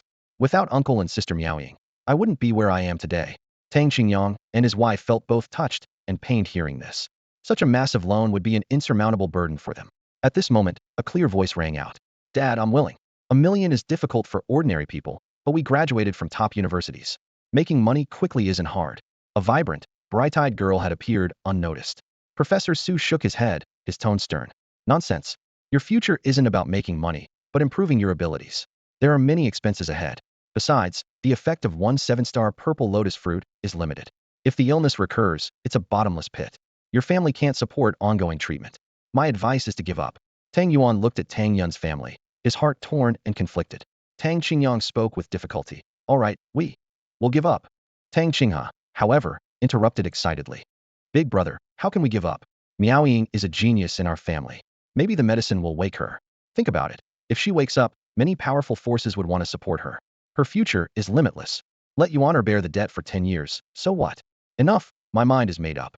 Tang Xingyang shook his head, his tone firm. Wang Xiuhe was sobbing but didn't object. Tang Yun stood by, deeply anxious. 8,000 gold. I don't even have 100 gold altogether right now. What should I do?" Tang Yun quickly calculated the value of the equipment and hurriedly found a secluded corner to log into the virtual world. He closed his eyes, focused his mind, and his consciousness instantly plunged into the game world. In the elite training camp of the virtual world, a wave of commotion swept through. "Oh my god! Magic Eye has reached the 35th floor," exclaimed Magic Eye number 2, his voice filled with admiration. "Humph! People used to compare Feng Yun with Magic Eye? Feng Yun only reached the 26th floor. How could he even be mentioned in the same breath as Magic Eye?" Scoffed Magic Eye's sidekick disdainfully. The crowd's attention was fixed on Magic Eye, who descended the ladder like a king. He suddenly spoke, his voice cold. "A bunch of ants, only worthy of crawling under the feet of my Wu-Ying nation." His words caused an uproar. What? Magic Eye is actually from Wu-Ying nation. Clearly from Wu-Ying nation. How dare this scum come to the eastern zone? Disgusting, we have to knock him back to level 1. Magic Eye number 2 and the psychic echoed, clearly from Wu-Ying nation themselves. They brazenly mocked the others, calling them Shrimp Nation trash. Someone reminded, "Be careful, they're provoking us. You can't fight in the elite training camp. Otherwise, they wouldn't dare be so arrogant." The crowd suppressed their anger, glaring daggers at the three of them. Magic Eye smirked, removing his cloak to reveal a pair of deep, abyss-like black eyes. "Let me know when you Shrimp Nation people break my record. I bet that's a chasm you'll never cross." With that, he laughed and left. The crowd cursed furiously, but there was nothing they could do. Unwilling to give up, some stepped onto the ladder to start a new challenge. The news spread like wildfire. In an elegant tea house within the training camp, 2 men in luxurious gear sat opposite each other. They were Chu Xiao and Xia Sankai. ranked in the top 3. Chu Xiao, clad in black armor, exuded a proud aura. Xia Sankai, slightly plump, was equally imposing. Both were fully equipped, their strength at its peak. Xia Sankai frowned. Magic Eye actually broke through the 35th floor. His strength surpasses ours. And he's from Wu Yin Nation, clearly here to provoke us. Chu Xiao pondered. This guy, Magic Eye, they say his eyes are special. His talent is probably related to eye techniques. Xia Sankai added. Wu Yin Nation has more talents with eye techniques, usually of high grade. Back then, this great talent blood I swept across the land, nearly invading Xia Nation. If not for the first speaker's sudden rise, the consequences would have been dire. I guess Magic Eye's talent is at least a grade. Chu Xiao and Xia Sankai stood at the summit of the heavenly ladder, gazing at the challenges ahead. Determination and unwillingness gleamed in their eyes. We have a level talents. If we push ourselves one more time, we might break through to the 34th level, Chu Xiao said in a deep voice. But reaching the 35th level is still quite a stretch. Xia Sankai frowned in thought, a sudden idea flashing through his mind. Could it be that he hasn't level talent? Chu Xiao sighed and shook his head.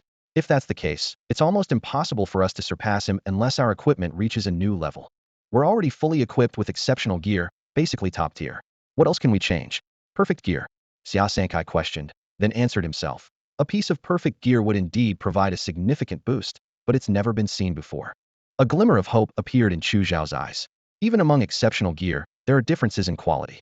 If we can get better exceptional gear, we might still have a chance. Xia Sankai clenched his fists. You're right, we have to give it our all. We can't lose to those people from Wu Yin country. Let's check out the auction house. The two exchanged a glance and headed there briskly. Meanwhile, Tang Yun logged into the virtual realm, instantly appearing on a bustling street. A drunken old man staggered towards him, his muddled eyes shining with a peculiar light. Young man, are you here for the rank-breaking quest? The old man asked, slurring his words. Though Tang Yun was puzzled, he nodded upon hearing about the rank-breaking quest. Yes. The old man straightened up, scrutinizing Tang Yun while muttering. Not bad. Ready for the extreme trial? Extreme trial? Tang Yun was momentarily taken aback. The term was unfamiliar to him. The old man proudly explained. Trials are categorized into ordinary, advanced, extreme, and hell trials. But here, the minimum is the advanced trial. He grinned. Different difficulties mean different rewards. If you find the extreme trial too hard, you can opt for the advanced one. It's easier and has a higher pass rate. Tang Yun suddenly understood. So that's how it is. But how do you know I'm suited for the extreme trial? The old man chuckled. Naturally, it's based on your heavenly ladder ranking. Anyone above the 20th level qualifies for the extreme trial. Tang Yun's heart stirred. Then those above the 30th level qualify for the hell trial. Exactly.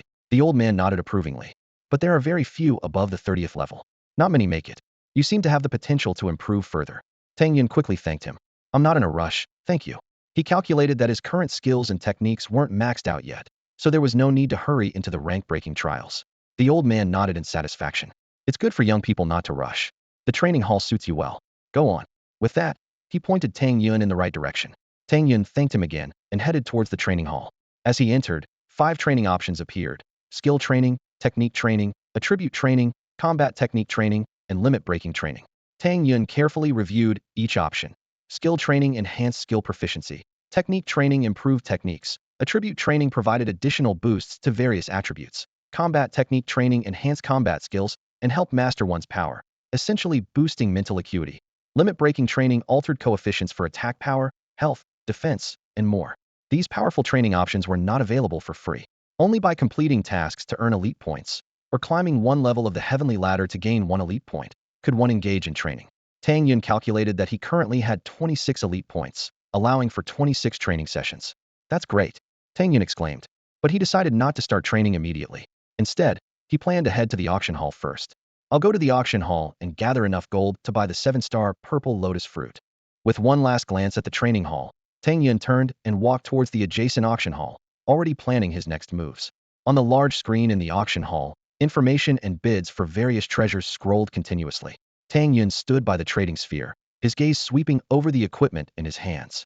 Taking a deep breath, he tossed a few unnecessary items into the trading sphere, but hesitated briefly before deciding to keep the epic-level equipment. I'll sell 2 excellent grade items first, Tang Yun muttered to himself, then tossed the novice sword and silver boots into the trading sphere as well. To enhance their appeal, he cleverly renamed them Excellent Sword and Golden Boots. The Excellent Sword was quickly purchased for 100,000 copper coins, bringing a slight smile to Tang Yun's face. However, after calculating the total value, his expression turned worried again. It's not enough. Even if I sell everything, it will only be a few 100,000, still far from what I need. Just as Tang Yun was fretting over raising funds, the auction hall suddenly flickered, causing a stir. What's happening?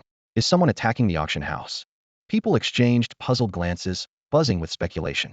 The next moment, all item information on the screen was cleared, replaced by a treasure that left everyone astonished. Necromancer's Sword Epic. Attributes. Starting bid, 100 gold coins. Auctioneer, Feng Yun. No way. An epic weapon. Epic gear at the basic stage? That's unbelievable. Double attack power of 1200, with additional recovery, and a 40,000 output boost. It's practically a divine weapon. The auction hall erupted instantly, with everyone's attention drawn to this legendary weapon. Xia Sankai and Chu Xiao were equally stunned by this unexpected delight. An epic weapon, and with double attack power. It's practically made for me. Xia Sankai exclaimed, breathless with excitement. Chu Xiao's eyes also gleamed with fervor. It suits you well, but if I win it, my strength will also increase significantly. Their eyes met in the air, as if already anticipating the fierce bidding war about to unfold.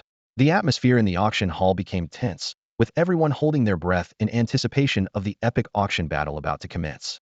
Chu Xiao, are you really going to compete with me? Xia Sankai asked in a deep voice, his eyes glinting with caution. Chu Xiao responded with a calm smile, why not? His tone carried a hint of provocation. As the two faced off, the tension in the auction hall grew. The numbers on the large screen were rapidly climbing, with the price already soaring to 150 gold coins. The surrounding players held their breath, their eyes glued to the intense bidding war. Xia Sankai furrowed his brow and murmured, there are plenty of wealthy people here. You might not succeed. How about we join forces? Hearing this, Chu Xiao frowned slightly, thought for a moment, and then nodded.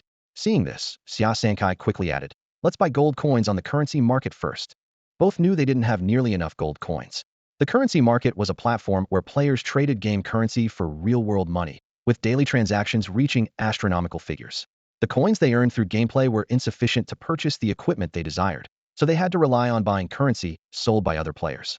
A moment later, Chu Xiao asked, how many gold coins have you prepared? Xia Sankai sighed, 1,000 gold coins. Any more, and I'd have to apply to my clan. Chu Xiao nodded in understanding. I'm in a similar situation. Xia Sansai's eyes lit up with a glimmer of hope. That should be enough. Even though it's epic gear, it's still basic. After breaking through, we won't need it anymore. Spending 1,000,000 should suffice. Chu Xiao remained cautious. That's true, but since it's the first time a basic epic item has appeared, the price is unpredictable. Soon, everyone gathered in front of the large screen as the auction officially began. The price quickly climbed, breaking the 500 gold coin mark. 500 gold coins already. So fast, Tang Yun exclaimed excitedly. He had been a bit disappointed when the starting price was set at 100 gold coins, but now, it seemed not setting a fixed price might have cost him some profit. However, once the price reached 500 gold coins, the bidding slowed noticeably, and the surrounding players began to discuss. Are they crazy? This is heading towards 1,000,000. If it were first-tier gear, I'd pay 1,000,000,000, but for basic gear sigh? Though the attributes are nice, it's too expensive. Not worth it.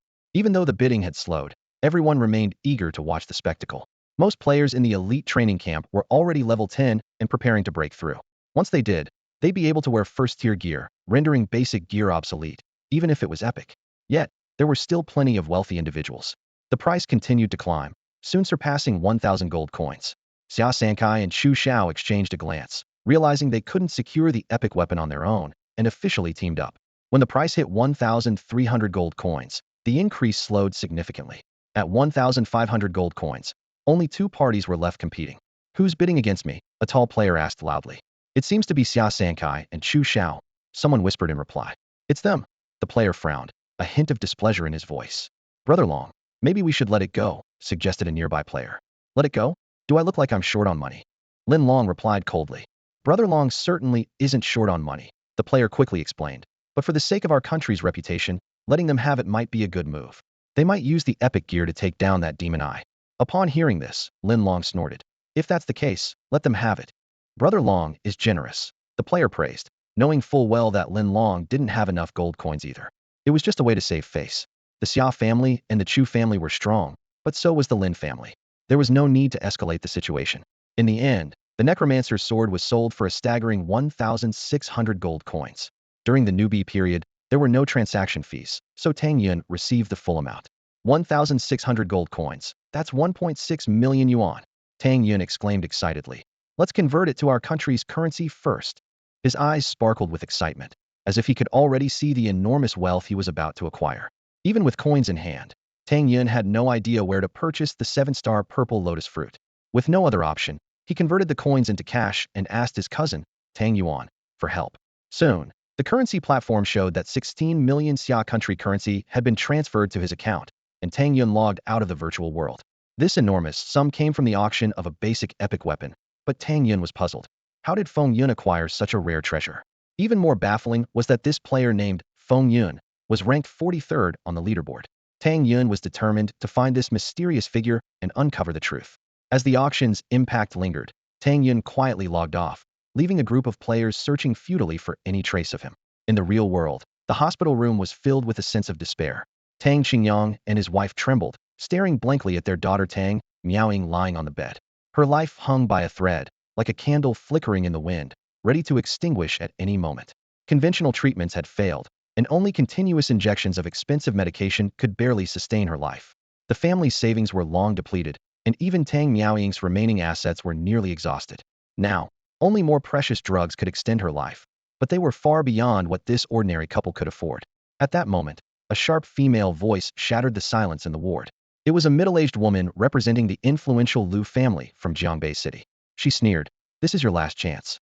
Hand her over to young Master Liu, and he can ensure she survives."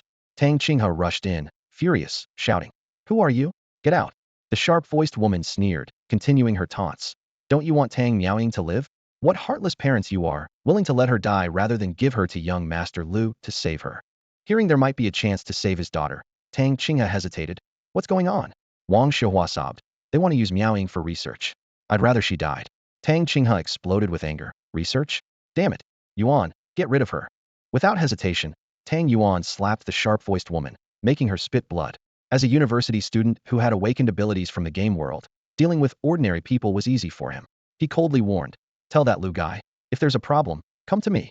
The sharp-voiced woman fled in disgrace, not forgetting to threaten as she left. "Just wait, you'll see."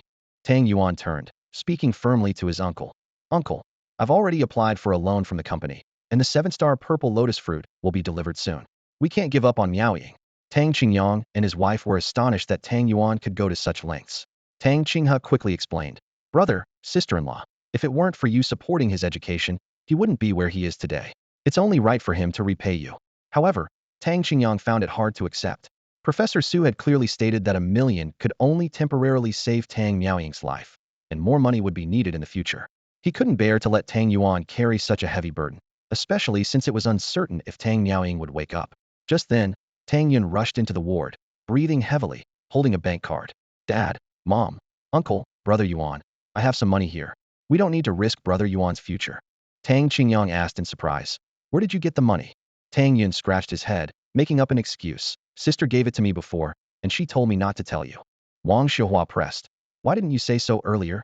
How much did she give you?" Tang Yun forced a smile and revealed a figure that shocked everyone. 16 million. "So many," several people exclaimed, their eyes filled with surprise and envy. Tang Yuan frowned, deep in thought. With Sister Miaoying's skills, earning this much isn't difficult, but the expenses aren't small either. His voice carried a hint of doubt. "The stronger you are, the faster you make money, but spending it is just as swift. Saving up this amount must not have been easy." Tang Yun lifted his chin proudly, a smile of pride on his face. "It's not much, really. It's all thanks to my sister's love for me." His eyes sparkled with excitement. "After all, I earned this money myself." Tang Xingyang couldn't help but step forward and give Tang Yun a playful kick. "You little rascal, why didn't you bring it out earlier?" His tone was a mix of helplessness and affection.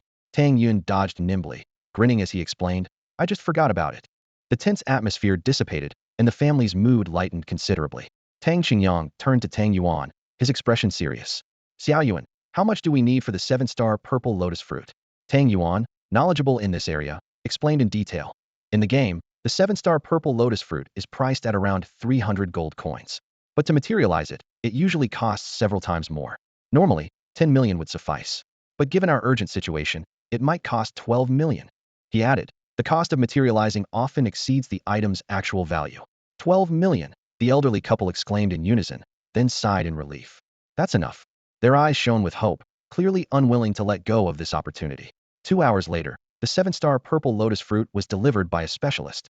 Professor Su, with his wealth of experience, specifically instructed, "Keep it close to her. Her body will absorb it automatically. But you must stay nearby to prevent it from being stolen." His tone was serious and concerned. Everyone understood that something worth millions needed constant vigilance.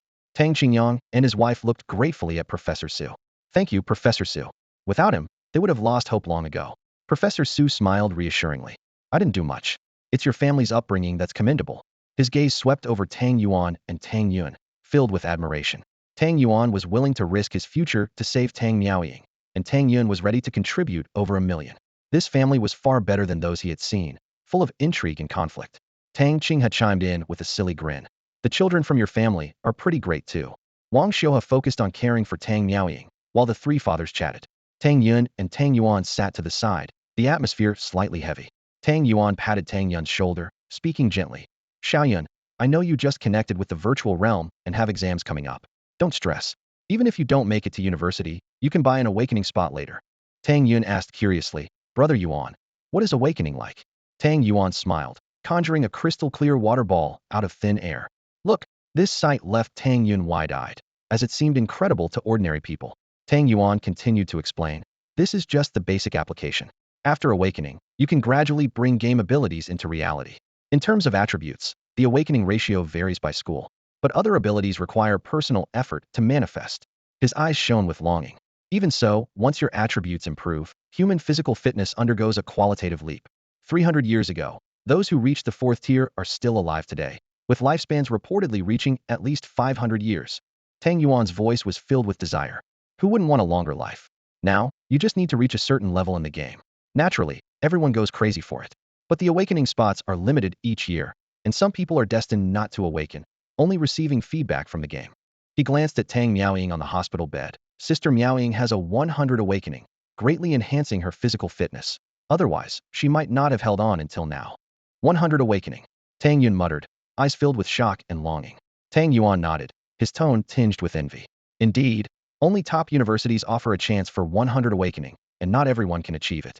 But for Sister Miaoying, it's a given. Tang Yun's expression suddenly turned serious. He looked directly into Tang Yuan's eyes and earnestly asked, Brother Yuan, I want to know what really happened to my sister. Tang Yuan's words were filled with a deep sense of helplessness. I'm in Shanghai and know nothing about what's happening in the capital. But Uncle Su said she might have crossed a big shot there. It's a place where people like us can't tread. Tang Yun took a deep breath, pondering whether he would ever be able to face these so-called big shots one day. Keep leveling up, and once you break through, I can give you a hand. Tang Yuan encouraged with a smile. Each beginner's village is independent. Only after breaking through can we meet in the game. Thanks, Brother Yuan. Tang Yun nodded, though he kept a secret to himself his awakened talent, which he hadn't shared with anyone. His sister Tang Miaoying's words echoed in his mind. Some things, you can't even tell those closest to you. Memories came flooding back. That year, Tang Miaoying was admitted to the top university in the capital with the highest score in the Wanjiang province.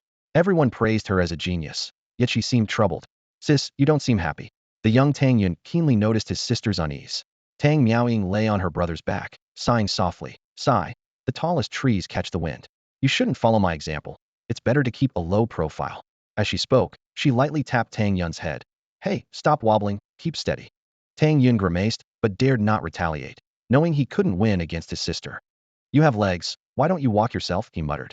Isn't having a younger brother meant for ordering around? Tang Miaoying pretended to be fierce. What? You disagree. She showed her fist, silencing Tang Yun immediately. 2 years later, Tang Miaoying left home for school and disappeared without a trace. Until one night, Tang Yun accidentally caught her sneaking back home. 2 years and you've grown so tall. Tang Miaoying smiled genuinely upon seeing her brother. Sis, why are you back in the middle of the night? Did something happen? Tang Yun asked, still sleepy but curious. Something did happen. Tang Miaoying replied mysteriously. What happened? It's a secret. What secret? Even we can't know? Tang Yun's curiosity grew. Tang Miaoying's expression turned serious. Some secrets can't be shared, even with those closest to you, for your own good. But, all right, I have to go. Tang Miaoying interrupted. If you hear any news about me, don't come looking for me. Just take care of mom and dad. That was the last time Tang Yun saw his sister healthy. When they met again, she was in her current state. At the time, Tang Yun didn't give it much thought, but now he realized Tang Miaoying seemed to have many secrets.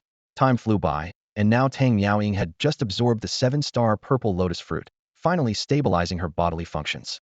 Tang Qingyang managed the shop, while Wang Xiuhua took care of her in the hospital. Tang Yun returned home and logged back into the virtual world. This time, he appeared directly in the training hall. The private message system kept flashing, inquiries about the epic weapon pouring in. Tang Yun ignored them, even turning off the feature. The hall buzzed with discussions. Great news. Xia Sankai cleared the 35th floor too, and faster than Demon Eye, now ranked first. Let's see how those dogs from Wu Yin country bark now. Demon Eye is climbing the ladder again. I wonder how it'll go. How can he be back so soon? No way. Shut up. Demon Eye is invincible. You Xia country people are nothing. Demon Eye number 2 shouted, soon drowned out by the crowd. Tang Yun paid no attention to the bickering and headed straight to the attribute training room. The system prompted, please select the attribute you wish to enhance. Several options appeared on the screen, allowing for the enhancement of any of the 5 attributes. After a moment of thought, Tang Yun chose to enhance his speed. Warning, during training, death will result in a weakened state. You may exit at any time if faced with danger. Upon confirming his choice, the scene abruptly shifted. A small, delicate monster appeared before him, ready to strike. The attribute data of the shadow cat appeared in Tang Yun's eyes. Speed training level 10, health points 80,000, physical defense 300, and magical defense 300. These stats, comparable to a boss-level creature, left Tang Yun astonished and piqued his interest in the virtual realm.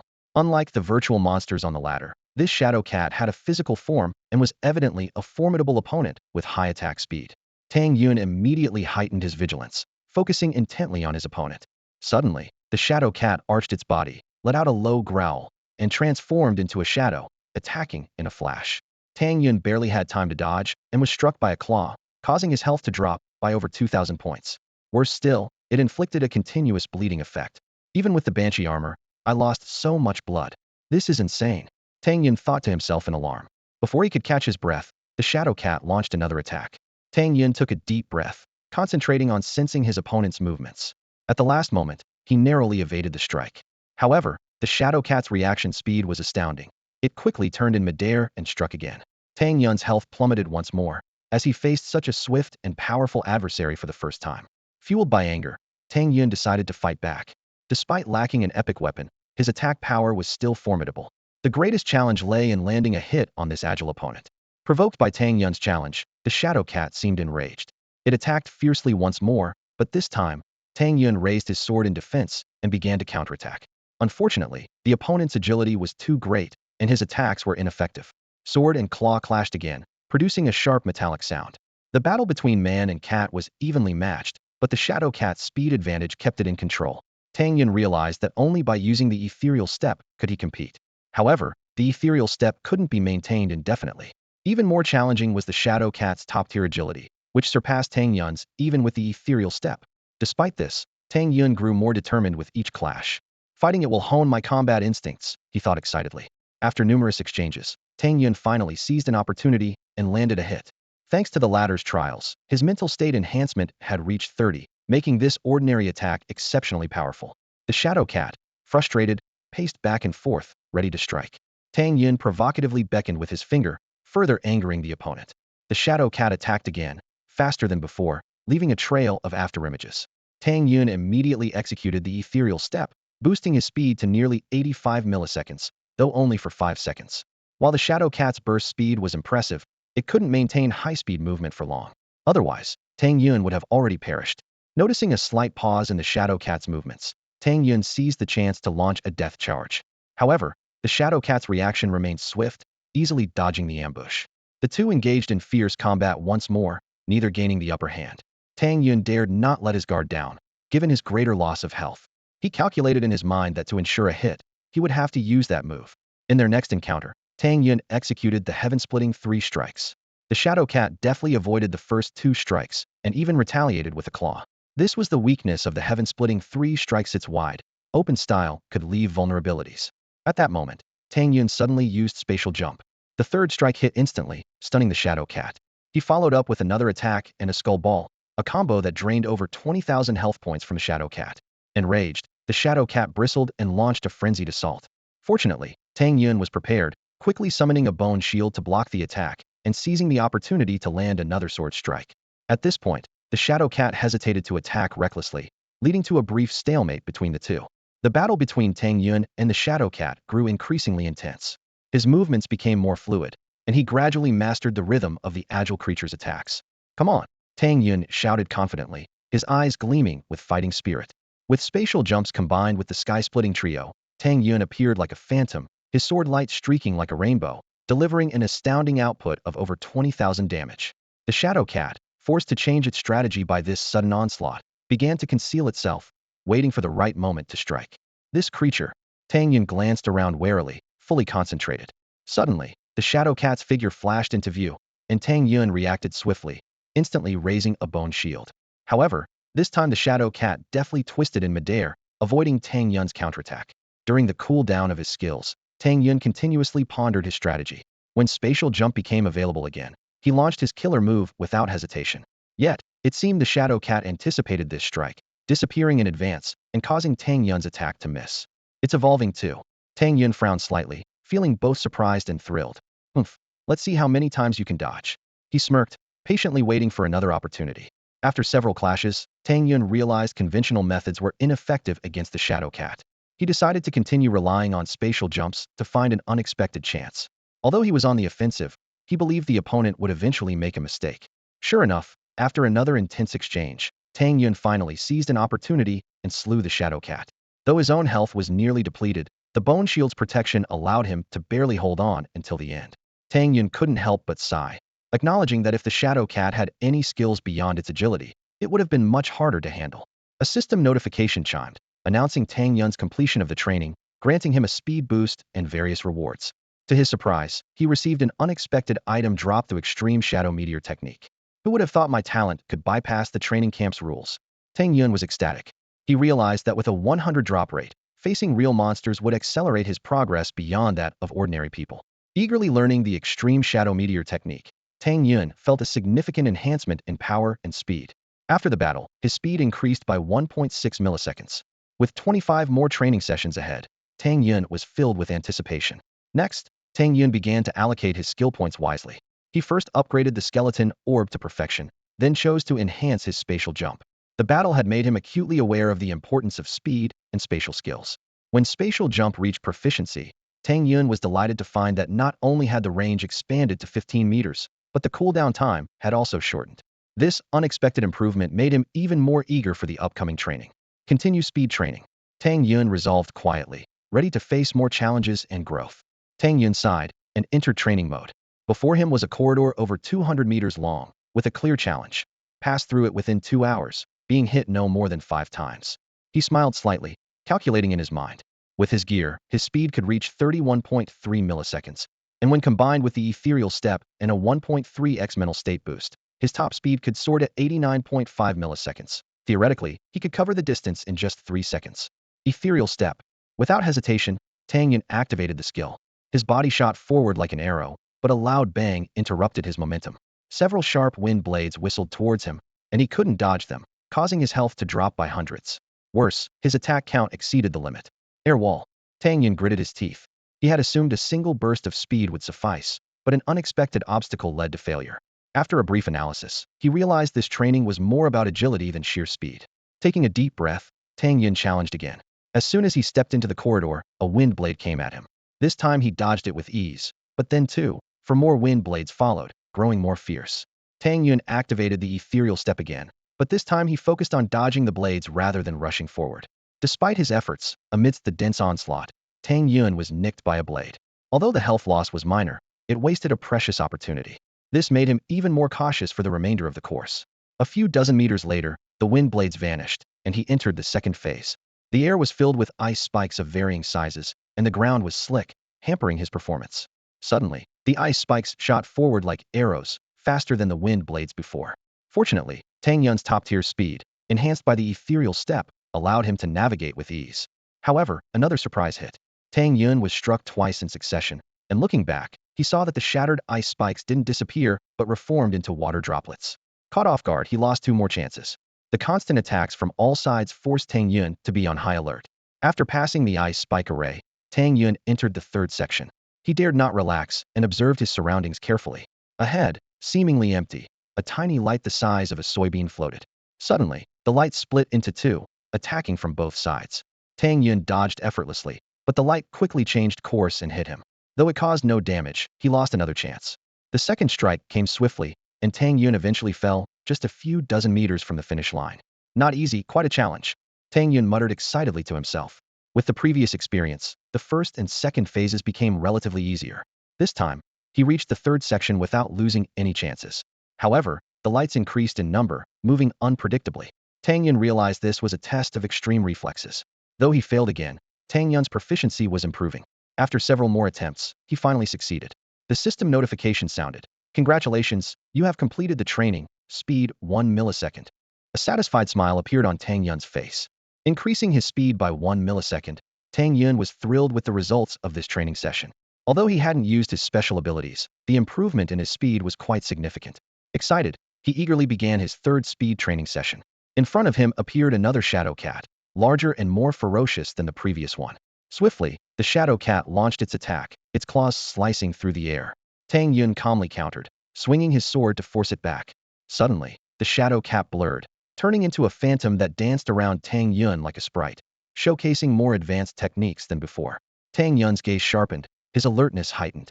But he was no longer the same as before. His progress over time had bolstered his confidence.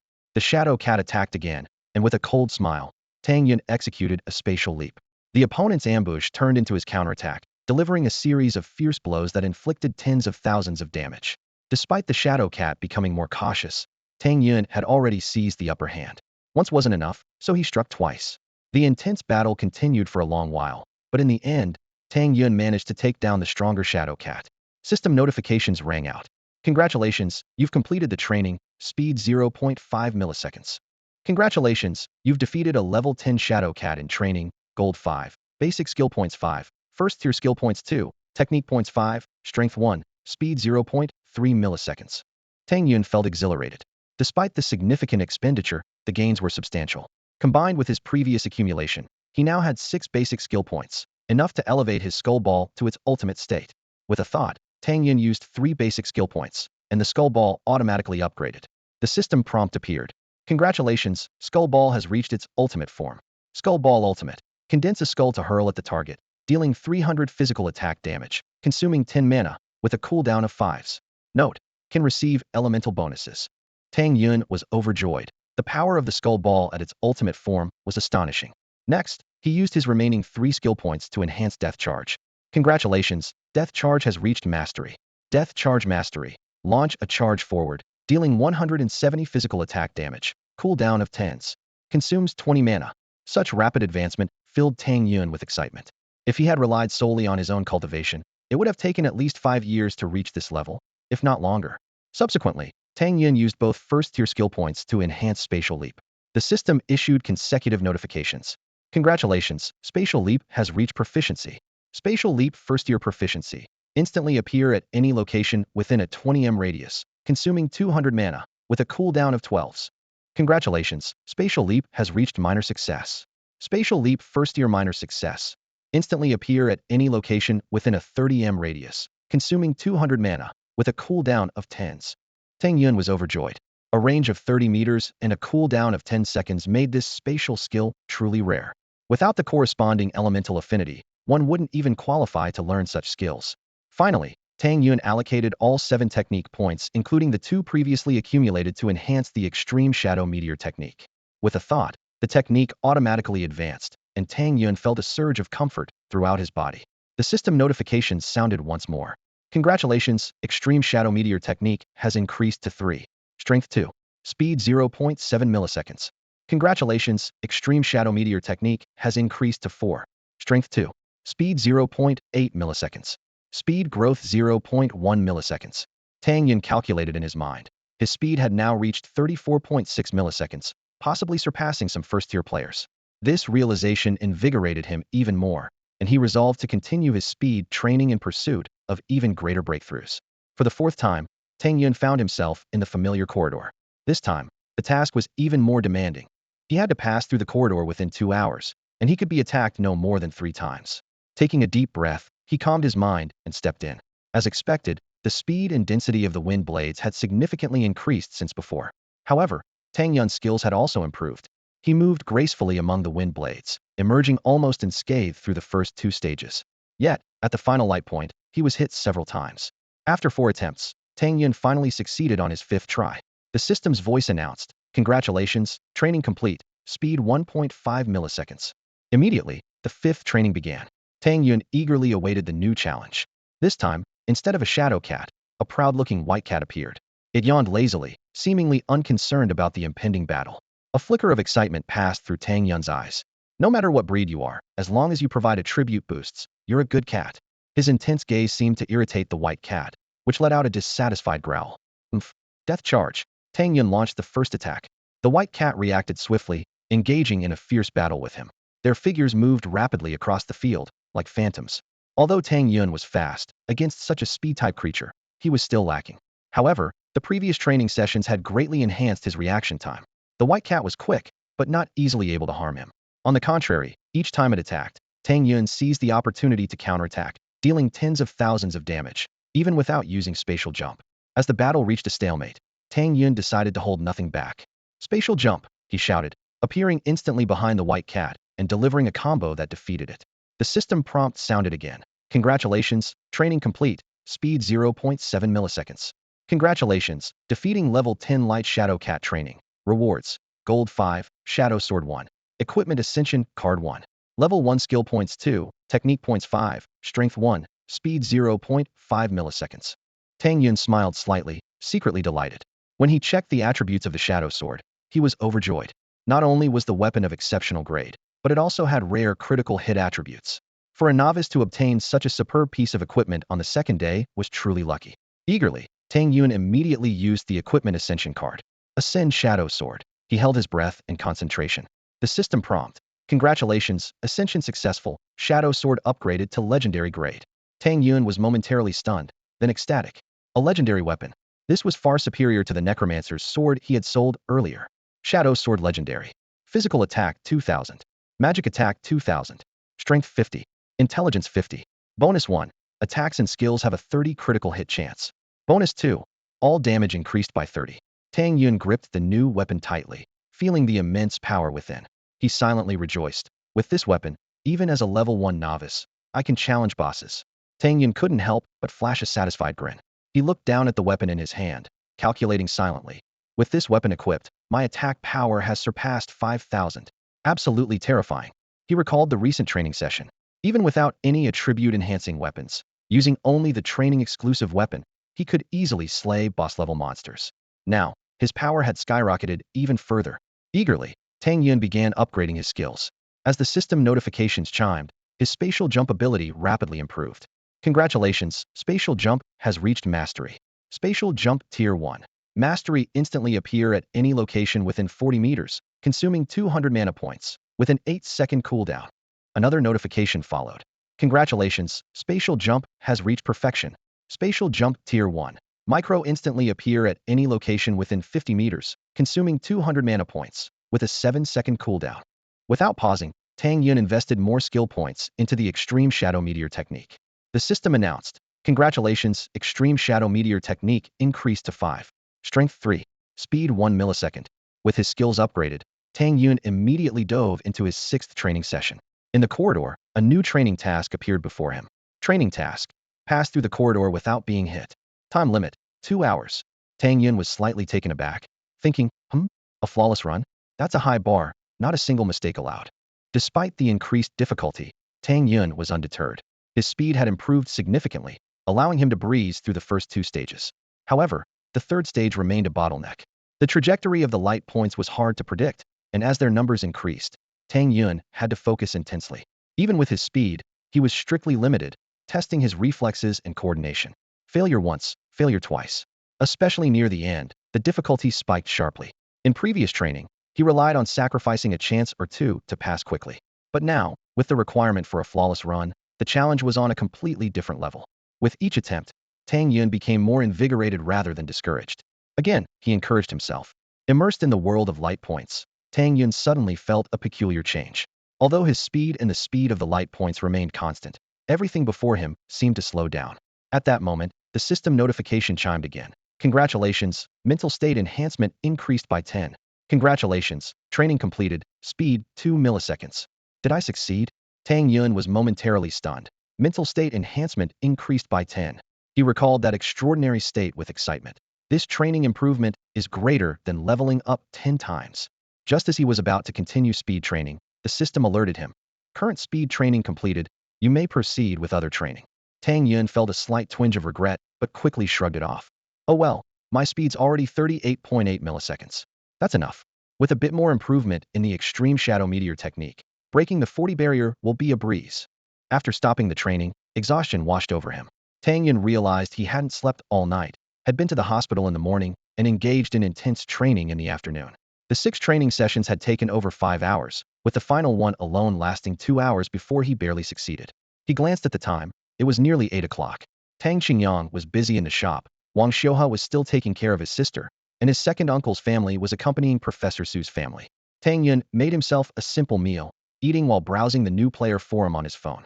A popular thread caught his eye. Level 1 player one-shotting people. The post was by Shunfeng Express.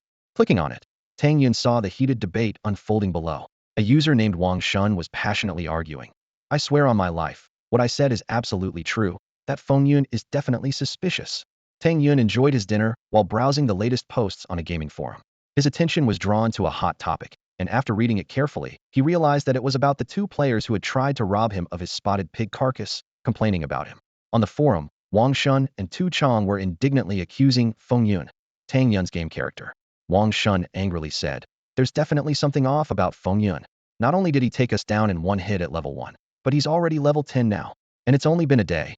Tu Chong immediately chimed in. "That's right, I can vouch for it. Feng Yun reached level 10 in the newbie village." Other players were skeptical of this astonishing leveling speed. One mocked, "Reaching level 10 in a day? Do you think we're still in the early days of the game? The experience points are through the roof." "Exactly, it's absurd," another player agreed. "It takes me half a month just to level up once, and that's considered fast. What kind of monster lets you level up 10 times in a day? Even with a 10-fold experience boost, that's impossible. Not just 10-fold, even a 100-fold experience boost would be tough." Everyone doubted this leveling speed, not believing it could be true. Some attentive players pointed out inconsistencies in Wang Shun and Tu Chong's claims. Your stories contradict each other. First, you say there's a damage boost, then an experience boost. What's going on? Does Feng Yun have 2 talents? Wang Shun, seeing this, became even more agitated and argued. "I don't know how to explain it, but there's definitely something wrong with Feng Yun. Plus, he looted my newbie weapon." Tu Chong quickly added, "He looted my weapon too." Someone couldn't help but tease. "You two are so in sync. Are you a couple?" Wang Shun was completely enraged and shouted, "I'm telling the truth. Why won't you believe me? Bunch of idiots." The forum erupted, with other players firing back. "Because what you're saying is ridiculous. You think you can just talk smack, huh? You're the idiots." Just as the argument threatened to spiral out of control, a player named Donggu stepped in to mediate. "Everyone, calm down. Let me speak some sense. Actually, leveling up to 10 in a day isn't entirely impossible. We all know that killing monsters above your level gives additional experience, especially elite monsters and bosses. Theoretically, if you can kill bosses a few levels higher than you, doing it multiple times could get you there." Dong Ji's words sparked a new round of discussion. Someone realized, "Oh, that's how. So Feng Yun can solo bosses. No wonder he levels up so fast." But others remained skeptical. "Are you kidding? Normal monsters are hard enough, let alone bosses." At this moment, Wang Shun seized the opportunity to add, "Yes, exactly. He did kill a boss called the Red-Clad Banshee, and the whole village got the notification." However, his claim was met with a chorus of disbelief, as almost no one bought it. Then, a player known as Dong Gutu spoke up. "A boss that triggers a village-wide notification isn't ordinary. Such bosses are usually too tough to be soloed, unless you're among the top elite players." His words seemed to carry weight, immediately grabbing others' attention. Someone curiously asked, "Can anyone really solo such a boss?" Dong Gutu replied, "Indeed, some can. Players ranked in the top 100 generally have that ability." He continued, "Players on the leaderboard's top 100 can solo bosses. Additionally, I know a player named Feng Yun who's quite famous, ranked in the top 50. Tang Yun, seeing this, couldn't help but take an interest in this Dong Gutu. Interesting, he thought. Could this person also be from the elite training camp? As soon as the words left Dong Gu number 2's mouth, Tang Yun felt a chill run down his spine. He realized he had almost given himself away and quickly pretended nothing was amiss. The forum discussion grew more intense, with some starting to question the motives of Wang Shun and Tu Chong. These two are doing it on purpose. They heard the name and started making up stories. What's their real intention? One user demanded. Donggu number 2 continued his analysis. I hope this thread ends here. Many geniuses prefer to stay low-key since they can easily become targets for assassination. Especially now, without awakening, they're just like ordinary people. If enemy countries find out, the consequences are unimaginable. This sparked further speculation. I get it. These two are from the enemy country, trying to find Feng Yun and then assassinate him. How despicable. Traitors. people began to attack Wang Shun and Tu Chong. Hearing these discussions, Tang Yun couldn't help but feel a chill down his back. Assassination? Are these two trying to harm me? He thought, relieved that he had managed to keep a low profile. Donga number 2 was right. At the moment, he was just an ordinary person, and his abilities in the game couldn't be brought out. Anyone could easily cause an accident that would end his life. Although De Xia was dominant in the Eastern District, there were always some small-minded people looking to cause harm, such as those from Wuyin country, and even others from different districts were eyeing him. Over the past 300 years, the virtual world had become more than just a game. It had become a significant factor influencing global dynamics. I can't expose myself now unless I enter university where I can be protected or awaken my game abilities to have some means of self-defense. Tang Yun resolved. As the discussion heated up, the post was eventually locked, and Wang Shun and Tu Chong were silenced. Tang Yun breathed a sigh of relief, quickly finished his meal, cleaned up, and logged back into the virtual world. On the leaderboard, an intense competition was unfolding. Xia Sankai has been surpassed. That demon eye is faster, someone exclaimed. Supporters cheered Xia Sankai on. It's okay. You can overtake him again. Go Xia Sankai. Since Demon Eye's identity from Wuyin country was revealed, the leaderboard had attracted more attention. Recently, more people were attempting the leaderboard challenge, but surpassing Demon Eye remained difficult. Only Xia Sankai could keep pace with him. Demon Eye's supporters were equally defiant. Demon Eye is invincible. Xia Sankai is only relying on his epic weapon. Demon Eye number 2 said disdainfully. Come on, weapons are part of one's strength. If you don't have one, don't complain. You people from Xia country are shameless, someone couldn't help but retort. The situation was tense, with some rushing forward to start a fight, only to be punished by the system. Some were kicked out of the elite training camp, while others were forcibly logged out. Demon Eye's supporters grew more arrogant, provoking without restraint. Meanwhile, in a tavern, Chu Xiao and Xia Sankai were discussing the current situation with serious expressions. Now, even this spirit wine, made from so many precious materials, can't enhance attributes anymore. I've reached my limit. Chu Xiao sighed. Xia Sankai put down his glass, indicating he had also hit a bottleneck. Chu Xiao worriedly asked, with Demon Eye setting new records, won't you be suppressed? Is having an epic weapon not enough? Xia Sankai, however, appeared confident. With a better performance, I can still improve my time. It's not impossible to surpass him, Chu Xiao suggested. If that's the case, let's make one last attempt and break through. While the foundation stage is important, we can't stay here forever. Wasting time like this is not worth it. All right, Xia Sankai agreed with a smile. The two left the tavern and stepped onto the leaderboard together, drawing the attention of everyone in the elite camp. At the same time, Demon Eye also chose this moment to challenge the leaderboard again. With the top 3 on the leaderboard appearing simultaneously, they instantly captured the attention of everyone in the elite camp. A thrilling showdown was about to unfold. Excitement surged as the 3 of them charged up the heavenly ladder. Chu Xiong, Xia Sankai, and Mo Tong shot forward like arrows, swiftly ascending the steps. The crowd was left in awe, watching them effortlessly conquer the early levels, feeling both admiration and helplessness. You really can't compare people, can you? Someone sighed. The trio moved with incredible speed, quickly distancing themselves from the others. Although Chu Xiong lagged slightly behind, he was still close. The audience held their breath, eyes fixed on the 3 figures on the ladder. In no time, they had reached the 20th level, placing them among the top 100. Look, they've left everyone else far behind, someone exclaimed. Indeed, only these 3 had surpassed the 30th level among the top 100 on the ladder. By the time they reached the 30th level, Chu Xiong was a level behind. Xia Sankai and Mo Tong were neck and neck, pushing each other forward. Someone couldn't help but remark, wow, Chu Xiong was once at the top of the leaderboard, and now he's 3rd. There's nothing he can do. Mo Tong is exceptionally skilled, probably the strongest of this generation from Wuyin, and Xia Sankai has an epic weapon, another analyzed. Do you think Xia Sankai can reclaim the top spot? Someone asked hopefully. Of course not. Lord Mo Tong is always number 1. Mo Tong's supporters chimed in, drawing a chorus of boos from the crowd. Time passed, and Chu Xiong gradually fell 2 levels behind.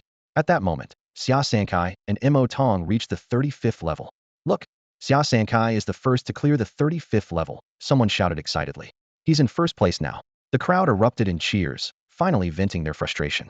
Great, those Mo Tong followers deserved it. If they challenge us here, they'll be knocked back to level 1 outside. Cheers rang out among the crowd. Mo Tong's supporters fell silent, unable to boast anymore. Soon, Chu Xiong slipped from the 34th level and stopped at the 33rd. Xia Sankai also fell from the 36th level shortly after. What a shame, he couldn't get past the 36th level. Xia Sankai clenched his fists, eyes filled with reluctance. Chu Xiong, in a rare moment of consolation, said, "You're in first place now, which is still impressive, and that epic weapon wasn't wasted."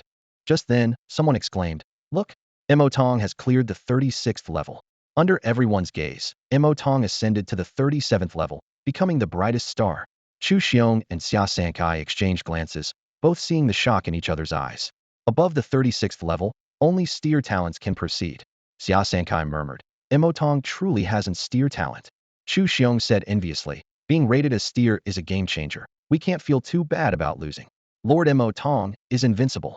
People from Xia are only fit to be under our feet. Imotong's supporters shouted triumphantly. The crowd seethed with anger, and someone couldn't help but roar. Damn it! Can't we find where they are in reality and take them down? Imotong descended from the 37th level, looking down on everyone like a king. He glanced at Chu Xiong and Xia Sankai and slowly said, You've both let me down. The two felt deeply embarrassed by his words. Xia Sankai retorted coldly, Imotong, don't get too cocky. Xiao's top talents just advanced early. Otherwise, your mere 36 levels wouldn't impress anyone. Imotong laughed arrogantly. I love how you're all bark and no bite, like dogs that can only bark, haha. His eyes were pitch black, like swirling vortices, giving off an eerie feel. The 36th level is your limit, not mine. I'll be waiting for your challenge. Imotong said dismissively before leaving. The crowd was furious, and someone asked, What can we do about this? What can we do? Even Xia Sankai lost. Another replied, their voice filled with frustration. Damn it, that guy really pulled it off. The crowd cursed angrily, but their voices trembled with a hint of uncertainty. The one they referred to as Demon Eye, who claimed to be the top genius, had already surpassed the 36th level. Chu Xiao sighed deeply, his brows furrowed. Alas, Demon Eye's power has far exceeded what we can handle. Today, I'm afraid I have no choice but to leave. Xia Sankai clenched his fists in frustration, a glimmer of hope in his eyes. An epic weapon boosted him so much. If we get a few more epic gears, we might still have a chance. I think we should find that Tang Yun. Chu Xiao shook his head, his tone resigned. What are you thinking? Epic equipment is incredibly rare and hard to come by. Even if you manage to break through the 36th level, who knows what Demon Eye's limits are? There's no point wasting time here. The first tier is the real starting point. After hearing this, Xia Sankai gritted his teeth but eventually nodded, choosing to give up. Meanwhile, Tang Yun had just logged in and heard the buzz about Demon Eye reaching the 36th level. He thought to himself, surpassing the 30th level allows one to attempt the Hell level trial. Level 36. It seems there really are quite a few geniuses. Tang Yun knew that those who entered the elite training camp were mostly exceptionally talented individuals. Some had talents that allowed for exponential growth. Others had damage-boosting abilities. Some could alter their bodies for overall enhancement, and a few could even steal attributes from others. Each talent was extraordinarily powerful. He began to doubt his own strength. I wonder if I can surpass them at my current level. Never mind, I'll focus on training for now. Tang Yun shook his head and returned to his training. He had made up his mind. My speed attribute can't be improved anymore. The most important thing now is to increase my coefficient. Tang Yun understood that with the same 100 points of strength, an attack coefficient of 10 versus 20 meant a significant difference in attack power. There were 6 options for coefficient enhancement training: health, mana, and dual attack and defense. Tang Yun chose the attack coefficient without hesitation. In the training space, a humanoid mantis suddenly appeared before him. Tang Yun quickly assessed his opponent. Blade Mantis, attack coefficient training level 10, health 100,000, physical defense 400, magic defense 300. Not bad. Let's go. He gripped his extreme shadow sword confidently, ready for battle. The Blade Mantis wielded a large blade in each hand, swinging them with astonishing speed. Tang Yun was surprised. Such fast blades. The opponent's dual blades launched a ferocious assault. Tang Yun estimated that one strike could slash away 3,000 of his health.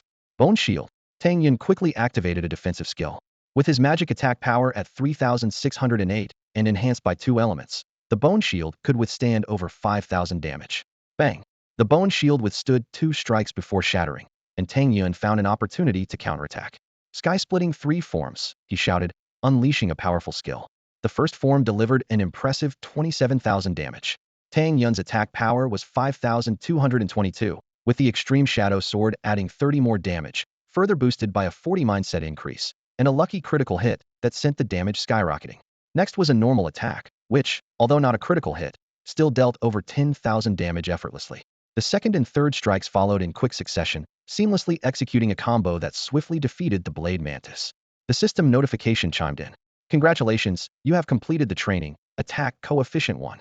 Congratulations, you defeated the level 10 Blade Mantis training, earning rewards, gold coins 5, basic skill points 3, tier 1 skill points 2, cultivation points 5, strength 2. Attack coefficient 1. Tang Yun smiled with satisfaction, feeling the rapid enhancement of his strength.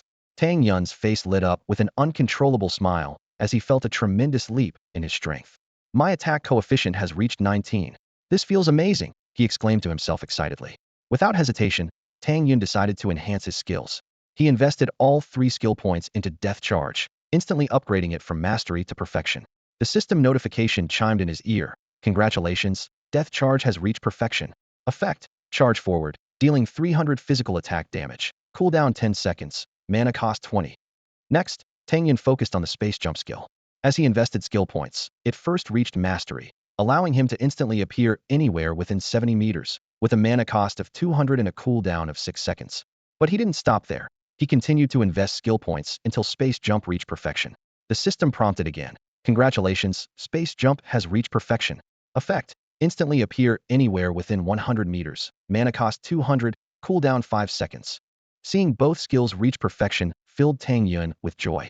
He was particularly pleased with space jump, as its range had expanded and cooldown reduced to 5 seconds.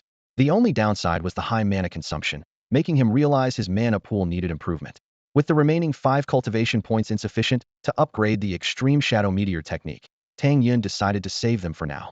He had a plan. First enhance the extreme shadow meteor technique, then consider the dual spirit demon heart technique and the dragon elephant body refinement technique. Driven by a desire to grow stronger, Tang Yun eagerly chose to continue training his attack coefficient. In the second round of training, although the monsters were stronger, they posed no threat to the current Tang Yun. His attack power had reached an almost unfair level. After the training, the system announced generous rewards. Congratulations on completing the training. Attack coefficient 1. Defeating level 10 Blade Mantis training yields 5 gold coins, 3 basic skill points, 2 first-tier skill points, 5 cultivation points, strength 2. These rewards propelled Tang Yun's strength to new heights. He immediately invested the points gained into Death Charge, elevating it to its ultimate form. The system notified. Death Charge, ultimate form, charge forward, dealing 400 physical attack damage. Cooldown 10 seconds. Mana cost 20. Then, Tang Yun used cultivation points to enhance the Extreme Shadow Meteor technique. Congratulations, Extreme Shadow Meteor technique increased to 6. Strength 3. Speed 1.2 milliseconds. Speed growth 0.1 milliseconds. The system's notification thrilled Tang Yun. He felt his attack power had exceeded the 6,000 mark, and his speed had reached an astonishing 40 milliseconds. Full of enthusiasm, Tang Yun decided to proceed with a third attack coefficient training. This time, the training format changed.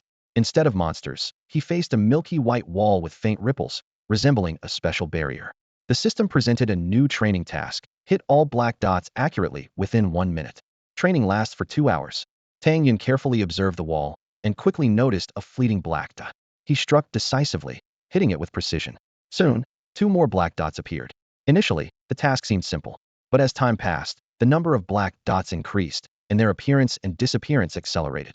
Tang Yun soon realized this was not only a test of speed and reaction, but also a rigorous challenge of power control. He had to swiftly adjust his state after each strike to be ready for the next full-force attack. Through numerous attempts and failures, Tang Yun gradually mastered the technique. He discovered that the more precisely he controlled his power, the quicker he could launch the next attack. With continuous practice, Tang Yun finally cleared the challenge. The system rewarded him once more. Congratulations on completing the training, attack coefficient 2. Although the result was decent, Tang Yun didn't show much excitement. With the existence of unlimited loot, he hoped to face real monsters rather than abstract training. As the 4th training session commenced, Tang Yun suddenly faced 2 ferocious blade mantises. A hint of excitement appeared on his face. This was the challenge he had been anticipating. Without hesitation, Tang Yun charged at his enemies, moving like lightning. His actions were swift and precise. In a blink of an eye, he had already taken down one of the blade mantises. Then, in a flash, he dispatched the other. The entire battle flowed seamlessly, lasting only a few seconds. A system notification sounded. Congratulations, you have completed the training. Attack coefficient 2. This was followed by a series of rewards. Congratulations, for defeating level 10 Blade Mantis training. You have earned 5 gold coins, 3 basic skill points, 2 first-tier skill points, 5 technique points, strength 2, and attack coefficient 1. These notifications rang twice, evidently corresponding to rewards for the 2 Blade Mantises. Tang Yun quickly adjusted his status, allocating all 6 basic skill points to the Bone Shield skill. The system immediately responded. Congratulations, Bone Shield has reached perfection.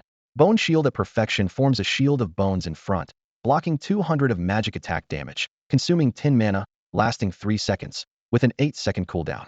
Note: can be enhanced by elemental bonuses. Seeing Bone Shield reach perfection and other basic skills achieving their peak, Tang Yun was secretly delighted. Such power was almost unbelievable. Next, he turned his attention to the Space Leap skill.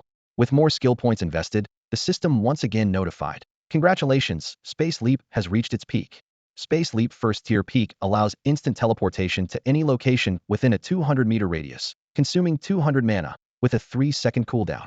Compared to perfection, this upgrade not only increased the distance by 100 meters, but also reduced the cooldown to 3 seconds. Tang Yun was ecstatic, considering it an extraordinary skill.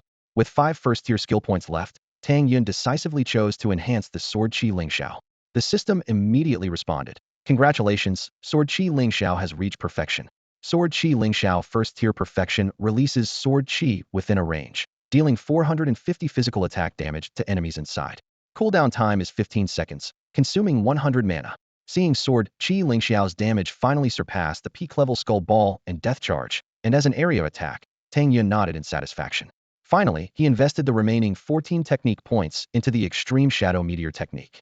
Although it could only be increased to 7, it still boosted Tang Yun's strength by 4 points and speed by 1.5 milliseconds. Just as Tang Yun was about to continue training, the system suddenly notified. Current attack coefficient has exceeded training limits. Please choose another training. Tang Yun paused slightly, then decided to switch to training his magic attack coefficient. He planned to pursue dual cultivation, so his magic attack couldn't be neglected.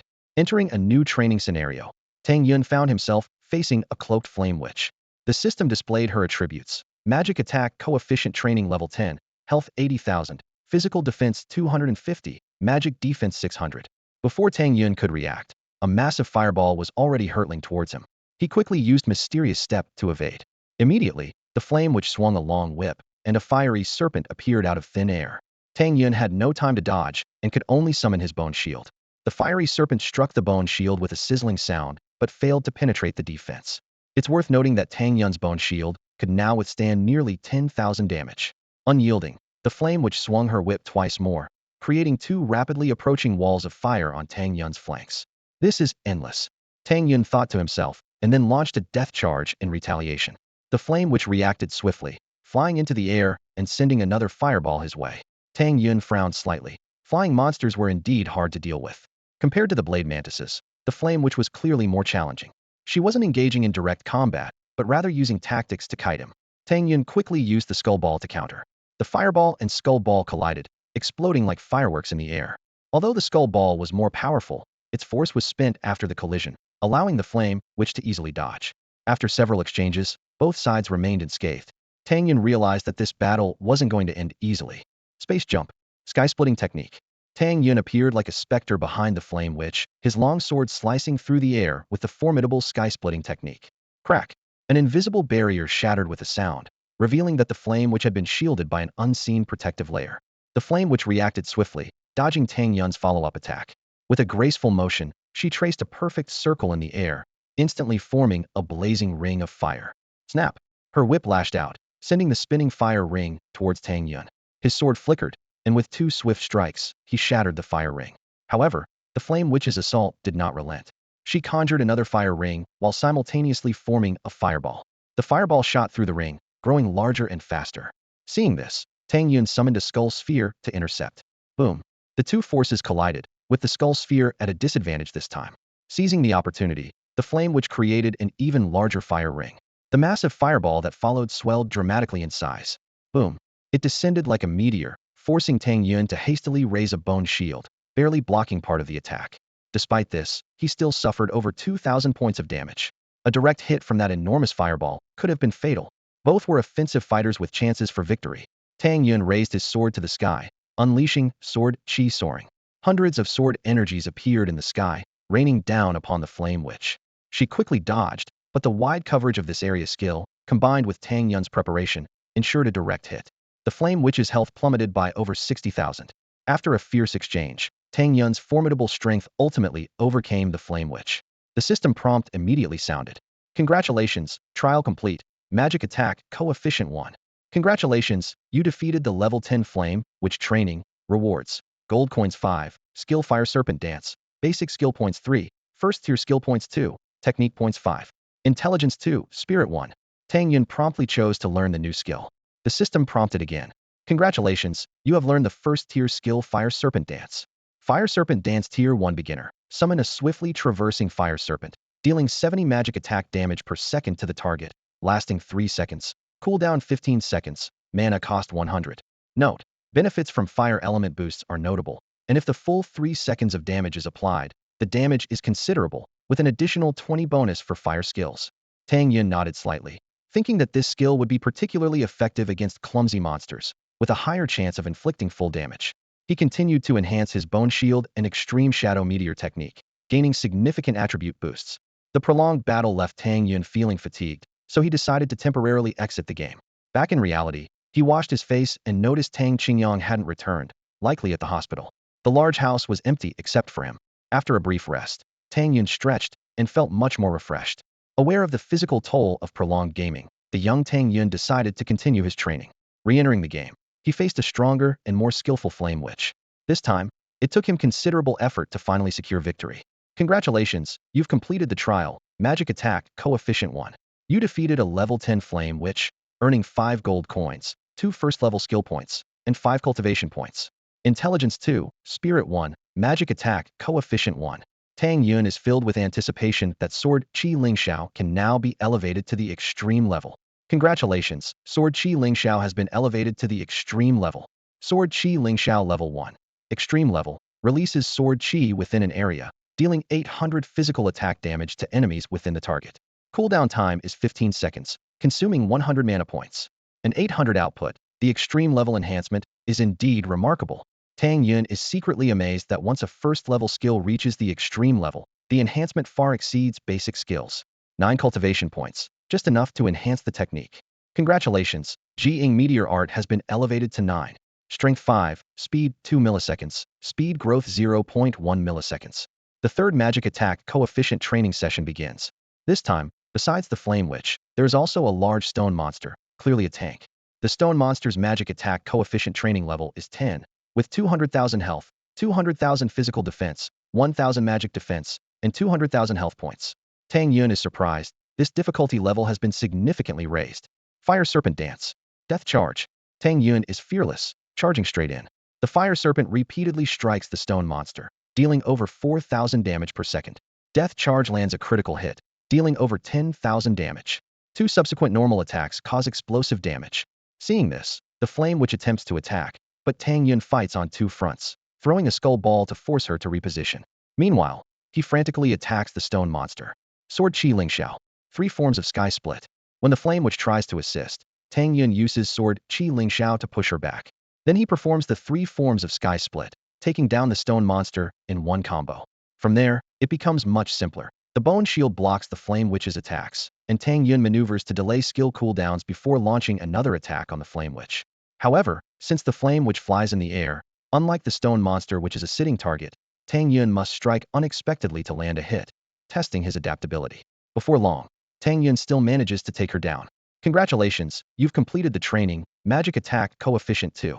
By defeating the level 10 stone monster training, you earn 5 gold coins, 2 first-level skill points, 5 cultivation points, Constitution 2, and Health Coefficient 20.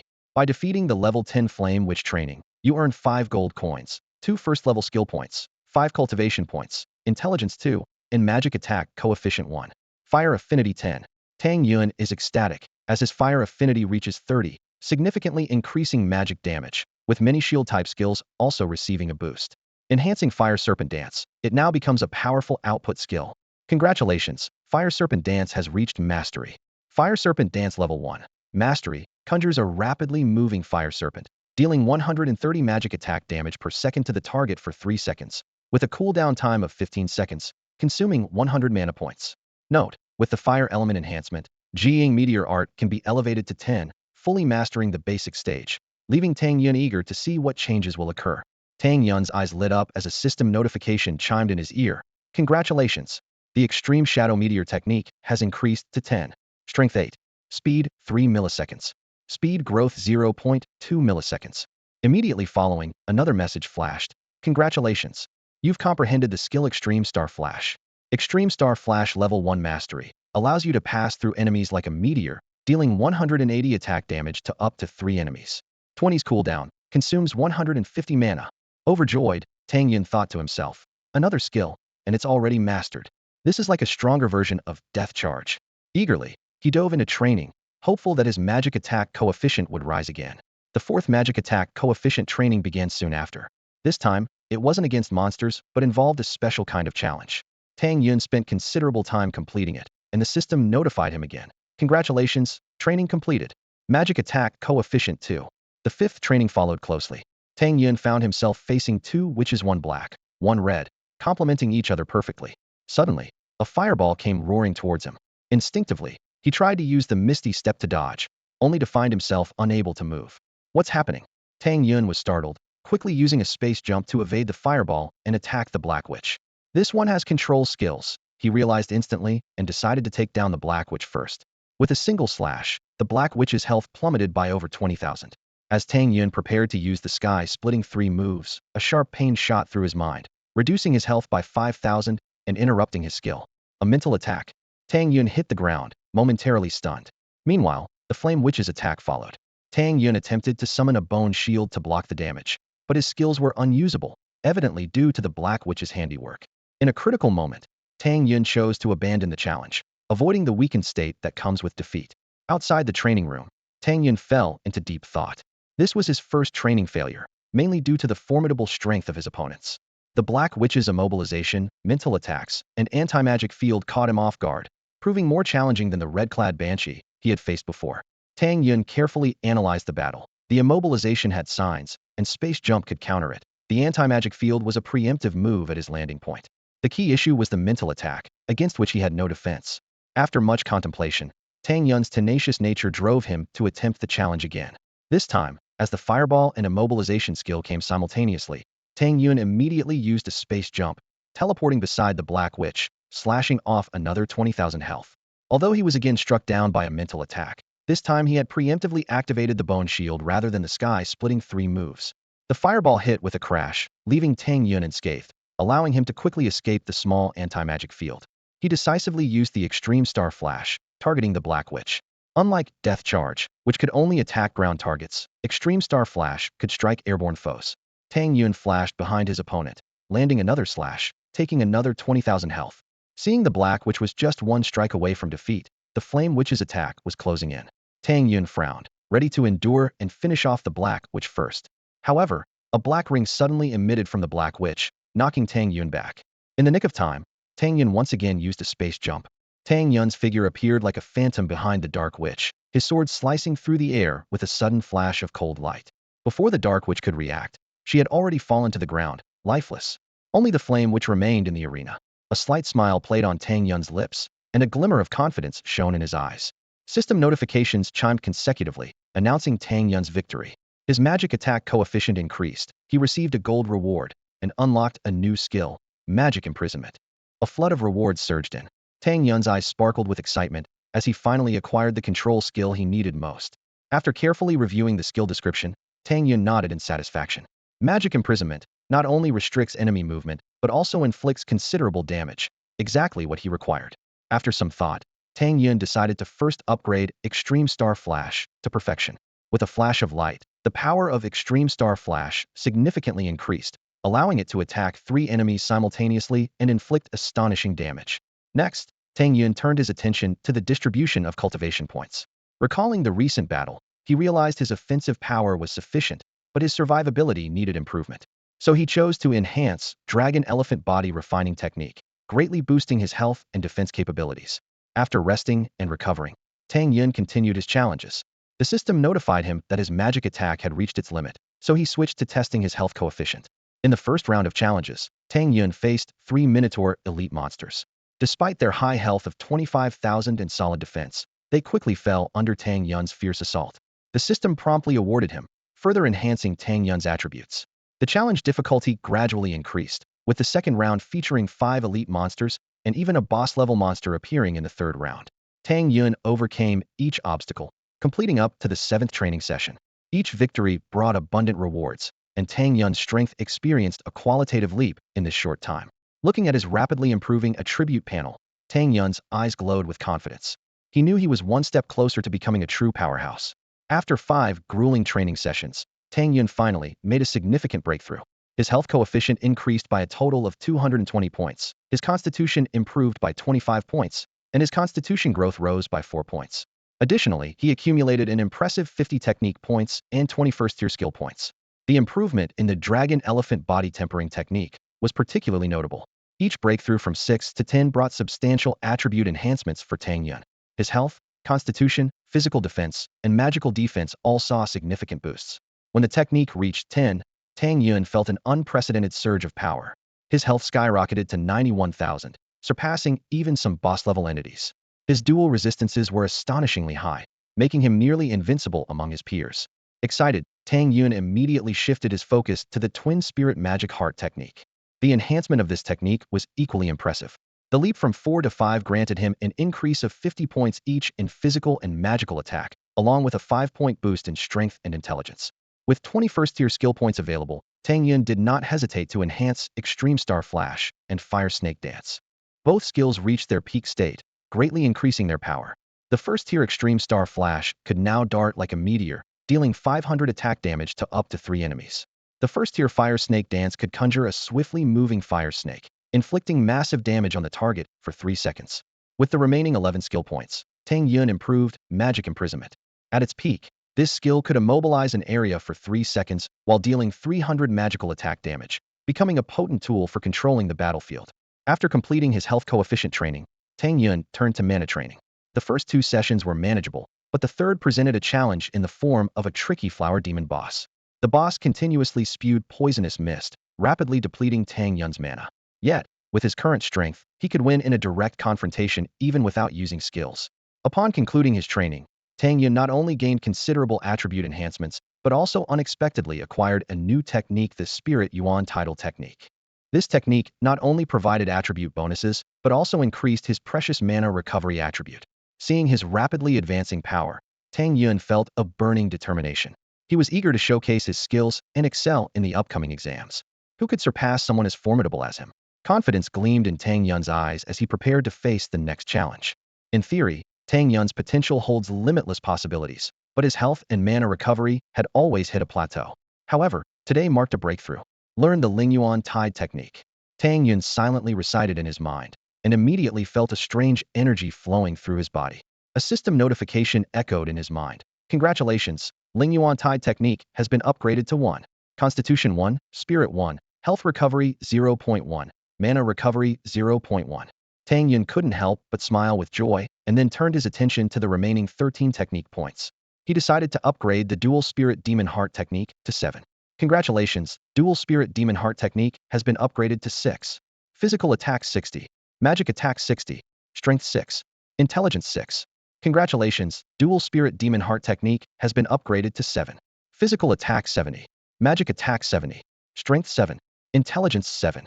The system's consecutive notifications rang out, and Tang Yun felt a surge of power within him. After a long period of training, Tang Yun finally completed all the tasks. He took a deep breath, feeling the powerful energy coursing through his body. Although his level didn't increase, his attributes saw a qualitative leap. Tang Yun pulled up his attribute panel and examined it carefully. Nickname, Feng Yun. ID, Reputation 1. Level, 10-100 ready to advance. Health, 86,000 Constitution, 500 Recovery, 0.2 S Technique, 5500. Mana, 4920 Spirit, 60 Recovery, 0.30.2 S. Physical Attack, 60-32 Strength, 26 Equipment, 2000 Technique, 280. Magic Attack, 4125 Intelligence, 25 Equipment, 2000 Technique, 280. Physical Defense, 344 Constitution, 2 Equipment, 400 Technique, 40. Magic Defense, 164 Spirit, 2 Equipment, 600 Technique, 40. Strength, 1327 Growth Equipment, 100. Intelligence, 773 Growth Equipment, 88. Constitution, 14210 Growth Equipment, 30. Spirit, 526 Growth Equipment, 30. Speed, 33.2 milliseconds, 1.2 Growth Equipment, 12. Talent, Infinite Loot Unique. Elemental Affinity, Fire 30, Space 10. Mental Amplification, 40. Skills, Sword Chi Soaring Tier 1 Extreme. Space Jump Tier 1 Extreme. Fire Serpent Dance Tier 1 Extreme. Magic Imprisonment Tier 1 Extreme. Extreme Star Flash Tier 1 Extreme. Banshee's Curse Passive Extreme. Sky Splitting 3 Forms Extreme. Ethereal Step Extreme. Death Charge Extreme. Skeleton Ball Extreme. Bone Shield Extreme. Techniques. Dual Spirit Demon Heart Technique 7. Dragon Elephant Body Refinement Technique 10. Extreme Shadow Meteor Technique 10. Ling Yuan Tide Technique 1. Equipment.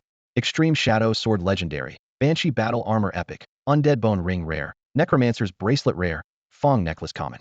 Tang Yun logged out of the game and realized it was already 10 o'clock the next day. He stretched, feeling exhausted. His phone buzzed with messages from his parents, asking him to take care of some household chores. In the class group chat, the class monitor, Shang Zhe, posted the final notice before the college entrance exams, reminding everyone to rest well and stay healthy to avoid affecting their performance in the game. Classmates quickly responded, with someone excitedly exclaiming, "Tomorrow is the exam. I'm so excited. I've had a blast these past 2 days, and tomorrow I'll ace it." Someone asked about Zhou Yin and Fong Tao's study progress, learning that the two have been honing their skills in the newbie village, reaching a foundational skill level. This news caused some anxiety among the classmates. "Don't worry, we have Zhang Hai and Tang Yun at the bottom." "Zhang Hai Tang Yun," someone joked. Zhang Hai saw the message and, feeling annoyed, replied, "I definitely won't get into college anyway, so I might as well enjoy myself. The exam is just an experience, and maybe I can make a living from the game in the future. I see Tang Yun is still trying hard. He might have a chance." Other classmates commented on Zhang Hai's attitude and Tang Yun's situation, but Tang Yun didn't respond to the group messages. He thought to himself, everything depends on tomorrow's exam. Putting down his phone, Tang Yun fell asleep. In his dreams, he seemed to stand atop the world, feeling an unparalleled sense of achievement. However, in reality, Tang Yun didn't sleep for long. He groggily felt someone patting his face, gradually bringing his consciousness back to reality. "What time is it?" "Still asleep," Tang Qingyang exclaimed, gently slapping Tang Yun's face with a hint of urgency in his voice. Tang Yun jolted awake, groggily glancing at the alarm clock on the bedside table, and his eyes widened instantly. It was almost 8 o'clock. "The exam starts at 9. Have you been staying up late these past few days? How could you sleep so soundly?" Tang Qingyang couldn't help but scold, though his tone was laced with concern. He had been busy with hospital and shop matters recently, leaving Tang Yun alone at home, which made him a bit worried. "Pretty much," Tang Yun admitted, stretching as he forced his tired body out of bed. He quickly washed up, grabbed a bite to eat, and before he knew it, it was already past 8. "Once you're done eating, I'll drive you to the exam venue," Tang Qingyang said, lightly jingling the keys in his hand. "Okay, I'll just nap a little more." Tang Yun yawned, feeling even more drowsy after sleeping all day. In the car, Tang Yun dozed off again. Before he realized it, Tang Qingyang had already driven him to the exam venue. Upon getting out, Tang Yun was pleasantly surprised to see Tang Yuan and Su Linlin waiting. "Good luck," Su Linlin said with a warm smile, her eyes full of encouragement. "Thanks, sis-in-law. Why are you and Yuan here?" Tang Yun asked with a grin. Su Linlin blushed at the mention, feeling delighted inside. Tang Yuan, smiling broadly, explained, "Of course, we're here to cheer you on." Tang Yun patted his chest confidently and said, "With you guys cheering for me, I promise I'll come back as the top scorer." "You little rascal, boasting already? Get in there." Tang Qingyang lightly tapped Tang Yun on the head. Tang Yun dodged instinctively, a reflex honed over years with Tang Qingyang and Tang Miaoying. He used to joke that he'd take his mom's surname to get back at these two Tangs when he grew up. "Tang Qingyang, just you wait," Tang Yun shouted playfully, then dashed into the exam hall. "That kid's getting cheeky." Tang Qingyang laughed, and Tang Yuan and Su Linlin couldn't help but chuckle. "Tang Yun seems to have a good attitude," Su Linlin commented with a smile. Tang Qingyang sighed. "I just hope he doesn't feel too pressured. He only entered the virtual realm 2 days ago." "Don't worry, uncle. The college entrance exam isn't the only path. He can earn an awakening slot through other means later," Tang Yuan reassured. "Xiao Yuan, Linlin, I'll have to rely on you to look after this kid in the future," Tang Qingyang said with a tone of apology and hope. With Tang Miaoying still needing care at home, he felt inadequate in supporting Tang Yun, leading to a sense of guilt. "We certainly will," Tang Yuan promised earnestly. Meanwhile, Tang Yun passed through the exam check and entered his designated exam room. 30 seats were neatly arranged, each equipped with a pair of goggles key tools for accessing the exam area. The actual exam took place in the virtual realm, a special space developed by the Xia Kingdom, accessible only through these instruments. The invigilator was reading out exam instructions. The exam lasts 8 hours. Enter your ID number and name to log in. Once logged in, your nickname defaults to your name and cannot be changed. You may take breaks or use the restroom, but medication is not allowed. The exam begins soon after. Tang Yun put on the goggles and entered his ID and name. Upon successful login, he found himself in a vast training ground. Many other candidates were present, all dressed in uniform attire. The training ground was equipped with various weapons for candidates to choose from, though none had any special attributes. Equipment from the virtual realm couldn't be brought into the exam. This setup, while based on the virtual realm, was distinct from it, ensuring fairness by prohibiting personal gear. After all, Some wealthy students could buy top-tier equipment that would give them an unfair advantage. Tang Yun looked around, took a deep breath, and prepared to face this significant exam in his life. As the exam rules were announced, Tang Yun's heart raced. The 8th-hour exam was divided into 2 phases. The first 4 hours were a points competition, followed by a points plundering battle in the last 4 hours. In the points competition, candidates earned points by defeating monsters, with elite monsters and bosses offering higher rewards. The plundering battle involved direct confrontations between candidates, where the winner could seize half of the opponent's points. The rules were strict. Trading and the use of mental stimulants were prohibited, and violations would result in a reset of points and a permanent inability to awaken. Each candidate had 3 chances, with more deaths leading to lower final scores. Although dying in the exam was not as severe as in the virtual world, each death still posed a significant burden. When the exam number 88888 was called, Tang Yun excitedly found himself in a vast forest. In the distance, a level 5 forest wolf appeared with 1900 health points and moderate defense. Without hesitation, Tang Yun attacked, his sword easily cutting down the wolf with a physical attack power of 3,712. A system prompt chimed. Congratulations on killing a level 5 forest wolf. Copper coins 5. Points 5, current points 5. Tang Yun was surprised to find he had earned copper coins. This contradicted the usual rules of the virtual world and the exam, clearly a result of his unique talent. Though it was just a small amount, it lifted his spirits. For the next hour, Tang Yun swept through the forest, effortlessly defeating low-level monsters. With his speed and high attack power, his points quickly climbed to 500. Suddenly, a tiger's roar echoed. Tang Yun spotted a large level 10 striped tiger with 5,000 health points and a defense of 120. Unafraid, he struck it down with a single blow. The system prompted again. Congratulations on killing a level 10 striped tiger. Copper coins 10. Constitution 1. Tang Yun mused. It seems that only monsters of the same level can provide me with additional rewards. Before he finished speaking, a more imposing roar sounded. A shadow flashed by, revealing a level 10 elite sonic tiger with a staggering 20,000 health points and a defense of 230. It roared, stirring up a fierce wind, slightly reducing Tang Yun's health. Calmly, Tang Yun unleashed his ultimate skeleton ball. The move was swift and precise, leaving the elite monster no chance to evade. With a single hit, the sonic tiger fell. The system promptly announced, congratulations on killing a level 10 elite sonic tiger. Silver coin 1. Spirit 1. Skill point 1. Points 100, current points 610. A slight smile appeared on Tang Yun's lips. He had found the rhythm to succeed in this exam. In the control room, a bald man watched the screen nervously and asked, how's it looking? Any anomalies? The staff member frowned and replied, it's a bit strange. His tone carried a hint of uncertainty. What is it? The bald man asked urgently, leaning forward instinctively. The staff member quickly tapped on the keyboard, pulling up detailed data and explaining rapidly. There's someone taking down opponents in one hit. Even a level 10 elite doesn't last 2 seconds against him. The bald man widened his eyes in disbelief and exclaimed, is that even possible? He immediately commanded, take a closer look. Could it be a first-level candidate? A system allocation error? The staff member swiftly retrieved the data, and Tang Yun's information appeared clearly on the screen. It shows level 10, he confirmed. Wow, that's a top-tier genius. The bald man was so excited he nearly jumped up.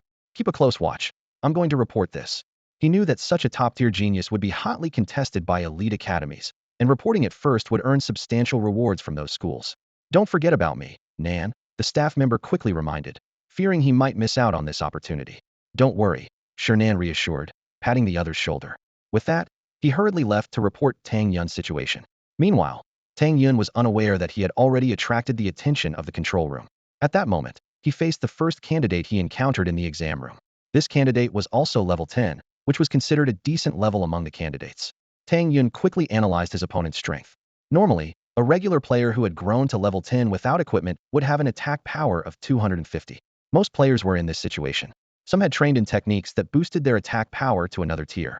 A few lucky ones had increased their attributes through treasures or quests, but these cases weren't common. Tang Yun estimated that the player in front of him had an attack power of 4 to 500, which was quite good. Even so, when facing a level 10 monster, the opponent would still have to struggle for a while. Get lost, Pang Yuanhang suddenly shouted, interrupting Tang Yun's thoughts. Tang Yun frowned slightly, thinking that if the first stage of the points competition didn't prohibit attacking candidates, he would have taken the guy down with one sword.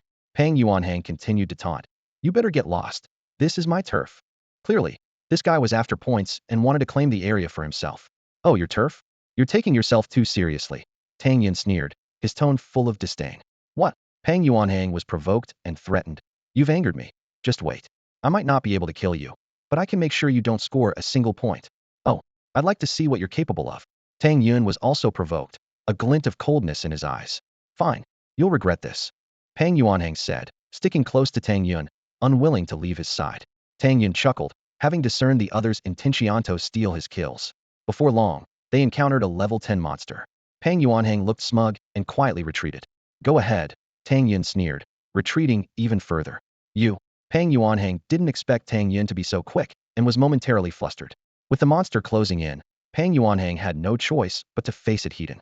After hours of battle, he understood the value of mana and dared not waste it, relying mainly on melee attacks. However, his strikes only dealt around 300 damage, requiring over a dozen hits to take down the monster. During this time, the monster would also attack and dodge, making the fight anything but easy. Just as Pang Yuanhang was about to defeat the monster, Tang Yun suddenly dashed forward, shouting, I'll handle this, and finished off the monster with one strike. Mentality 1. Not bad. Tang Yun chuckled to himself, feeling pleased. You bastard. Pang Yuanhang was furious, having his hard-earned monster stolen. He had never been so humiliated in his life. Tang Yun casually remarked, not a single point, huh? His tone was dripping with sarcasm. Just you wait. Pang Yuanhang was trembling with rage, but knew that continuing to argue would only make things worse for himself. He shot Tang Yun a hateful glare before turning to leave. Seeing this, Tang Yun didn't bother with the clown any longer. He glanced at his own score, thinking, over 600 points, still not enough. He then continued forward in search of new prey. Tang Yun's eyes shone with determination. He was well aware that in the Wanjiang province, there were around 10 million candidates each year, yet only about 1 million university spots, making the competition incredibly fierce. Without Pang Yuanhang's interference, Tang Yun thrived, dominating this dangerous area teeming with level 10 monsters. What was a place most people avoided was, for him, a paradise for leveling up. Half an hour later, Tang Yun's score skyrocketed to 1,000, and his attributes saw a significant boost: Strength 2, Constitution 2, Intelligence 2, and Intelligence Growth 1. Just then, a malicious curse shattered the silence. You dog. Go to hell. Tang Yun turned to see Pang Yuanhang charging at him furiously, followed by a massive giant serpent. It was a level 10 silver armored frost serpent boss, with a health of 140,000, physical defense of 500, and magical defense of 700. Tang Yun was delighted. Every test area had a boss, but with scarce equipment, typical players couldn't challenge it and could only look on in fear. Clearly, Pang Yuanhang had found the boss's location and deliberately lured it to deal with Tang Yun. The silver-armored frost serpent hissed and began attacking indiscriminately. Pang Yuanhang accelerated to dodge, a vicious smile on his face. Die. However, Tang Yun merely smiled faintly, his movements swift as the wind, instantly surpassing Pang Yuanhang. How is this possible? Pang Yuanhang exclaimed, shocked that his proud minor achievement in movement skills was effortlessly outdone. Seeing the silver-armored frost serpent approaching, Pang Yuanhang's plan to use Tang Yun as a scapegoat backfired, leaving him in danger. Damn it, I won't let you get away with this, he shouted, forced to contend with the boss. Unfortunately, his normal attacks couldn't breach the boss's defense, and he could only manage slight damage with his skills. Before long, Pang Yuanhang was frozen and bitten to death. Tang Yun sneered. He who harms others harms himself. As he spoke, the silver-armored frost serpent lunged at him. Tang Yun responded calmly, executing a series of skills seamlessly: Magic Bind, Fire Serpent Dance, Skull Ball, Death Charge, and finally finishing with the sky-splitting 3 styles. In mere seconds, the boss with over 100,000 health was completely vanquished. This astonishing scene was fully captured by the staff monitoring Tang Yun, who were left speechless and hurriedly reported to their superiors. Shernan quickly found Director Jean, excitedly reporting. Director Jean, I've discovered a promising candidate who's not on any of our priority lists. Director Jean remained expressionless, a seasoned member of the admissions office at the Empire Capital's top university, having seen many so-called geniuses. Ordinary ones no longer impressed him. They had data on some top-tier talents. While a few slipped through the cracks, they were rare and mostly average. See for yourself, Shernan said, playing the video of Tang Yun defeating the elite monster. Director Jin's eyes lit up. This level of skill, attack power exceeding 10,000, high skill proficiency, and a steady mindset. Good. Shernan, you've done well. This is indeed a promising candidate. Breaking through a rank before the college entrance exam is remarkable, at least a level talent. Shernan quietly added. Director Jean, this Tang Yun is only level 10 and hasn't broken through a rank yet. This statement plunged Director Jean into deep thought, his eyes reflecting surprise and anticipation. Director Jin's eyes widened in disbelief as he stared at Shernan. What? Only level 10? You must be kidding me. His voice trembled slightly with surprise. Shernan quickly waved his hand, sincerity written all over his face. How could I dare, Director Jean? There was a hint of nervousness in his tone. Director Jean took a deep breath, a trace of excitement flashing in his eyes. If that's the case, then it's at a level standard. I'll give you a 500,000 bonus. He eagerly extended his hand. Now, give me his information. As a representative of the top university in the imperial capital, Director Jean faced many restrictions while recruiting in the Wanjiang province. Although Zhanghai University wasn't as prestigious as the top university in the imperial capital, as a top 10 institution, it held a geographical advantage in Wanjiang province, with many excellent students already secured. Just as Director Jean was about to take the information, Shernin suddenly spoke up. Wait, Director Jean. Director Jean frowned, worried that Shernin might raise his demands. However, Shernan quickly took out his phone. Director Jean, take a look at this. He sent over a video. The video showed Tang Yun fiercely battling with the silver armored ice python. Every move he made was fluid, each strike accurately hitting the python's major arteries. Director Jean was stunned. So many skills, and all at an extremely high proficiency. It's unbelievable, he muttered to himself. Could it be in S-level genius? S-level genius. Shernan also exclaimed in surprise, clearly not expecting such a dramatic turn of events. Director Jean snapped back to reality, urgently urging, quick, give me his information. Okay. Shernan nodded repeatedly, hurriedly searching through the documents. Meanwhile, Tang Yun had just defeated the silver armored ice python, and the system notification sounded in his mind. Congratulations, you have defeated the level 10 boss, silver armored ice python, and obtained gold coins 3, skill, ice barrier, technique points 5, tier 1 skill points 2, intelligence 2, intelligence growth 1. Water affinity 10. Points 1000. Current points 2050. Tang Yun quickly chose to learn the newly acquired skill. The system notified him again. Congratulations, you have learned Ice Barrier. Ice Barrier Tier 1 Beginner. Condense water elements to form a barrier that blocks 120 of magic attack damage. Lasts 5 seconds, cooldown 30 seconds, cost 150 mana. Note, enhanced by water elements. Tang Yun nodded to himself, thinking this skill was slightly better than Bone Shield, offering full body coverage and a greater sense of security. As he pondered, the system prompted again. Congratulations, Ice Barrier has advanced to Skilled. Ice Barrier Tier 1 Skilled. Condense water elements to form a barrier that blocks 140 of magic attack damage. Lasts 5 seconds, cooldown 30 seconds, cost 150 mana. Note, enhanced by water elements. Tang Yun was secretly pleased, knowing that while the current shield provided by Ice Barrier might not be as substantial as Bone Shield, he believed that with further advancement, the skill's potential would be greater. Glancing at the time, Tang Yun realized there were over 2 hours left in the exam. He began to anticipate how many points he would ultimately earn. Reflecting on the previous 4 hours of the point competition, he knew it was nothing significant. Considering the average strength, most exam participants were around level 7. Even defeating a level 7 monster would yield about 7 points, and managing to kill 10 in an hour was commendable. After all, without equipment, it would take a long time, and resting after battles was necessary for recovery. Tang Yun estimated that for ordinary candidates, scoring 300 points in 4 hours was quite good. But to get into a university, that score was clearly insufficient. It required at least being in the top 10%, around 800 points. If everyone performed well, this score could rise, and 2,000 points would likely secure a spot in a top-tier university. Just then, the entire exam hall 88888 suddenly broadcasted a system message. The boss in the exam hall has been slain. The other candidates were immediately plunged into shock and confusion, finding it hard to believe that someone could defeat such a powerful boss in such a short time. That was fast. The boss has been defeated. The examination hall buzzed with astonishment. Wow, there's a pro here. I wonder if I can team up with them. I can't believe I'm in the same hall as a pro. With no boss, it's like a walk in the park now. No more danger. I'm only level 3 because I connected to the virtual realm late, and it's so frustrating to compare myself to others. The examinees were amazed and engaged in lively discussions. For most people, the disappearance of the boss was undoubtedly good news. This exam not only tested strength, but also assessed comprehensive abilities like environmental judgment and strategic monster engagement. The presence of the boss was like a sword hanging over their heads, forcing ordinary players to flee and severely limiting their potential. Now, with the fall of the boss, the atmosphere in the examination hall shifted. Even when facing elite monsters, they had the confidence to escape if necessary.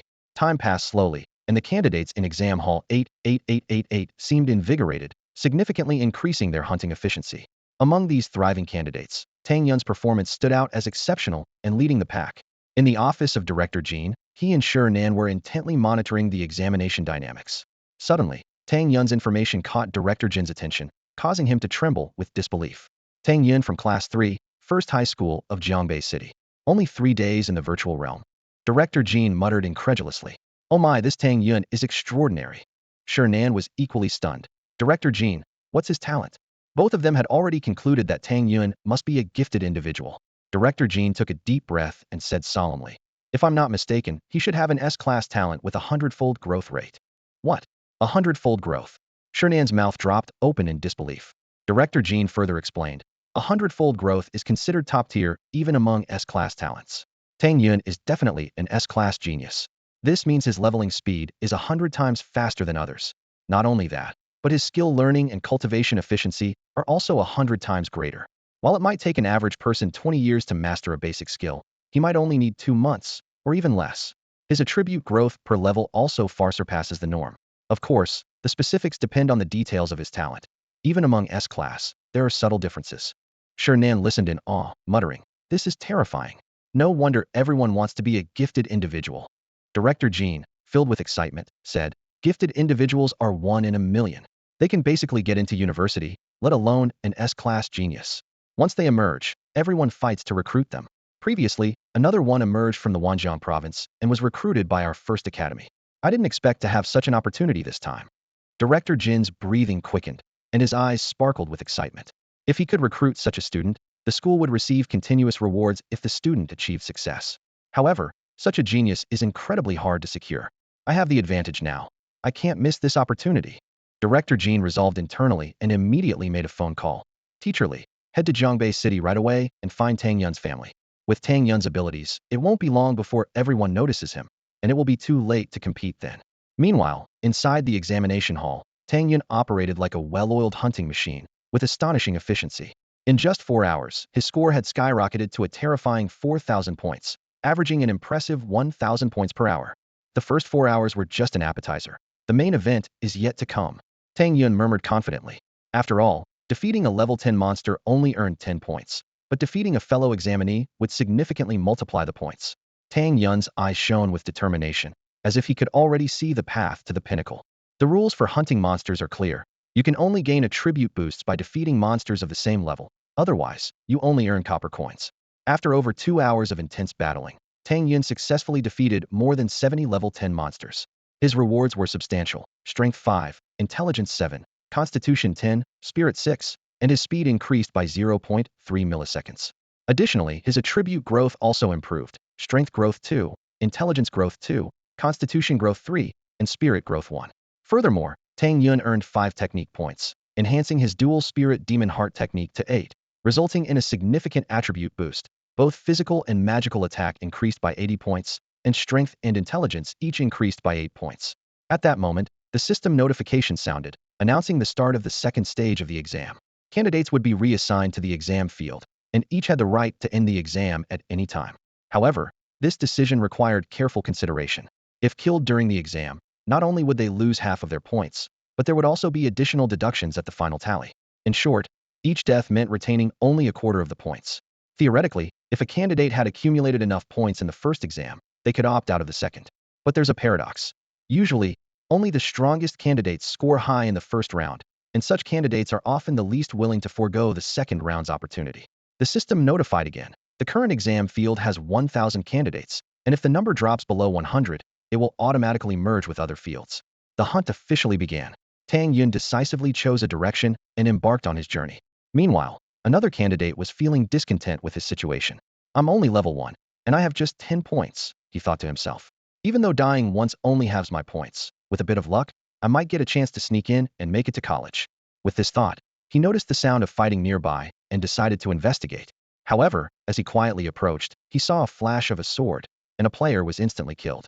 Damn, that's useless, getting taken out so quickly, the candidate complained to himself.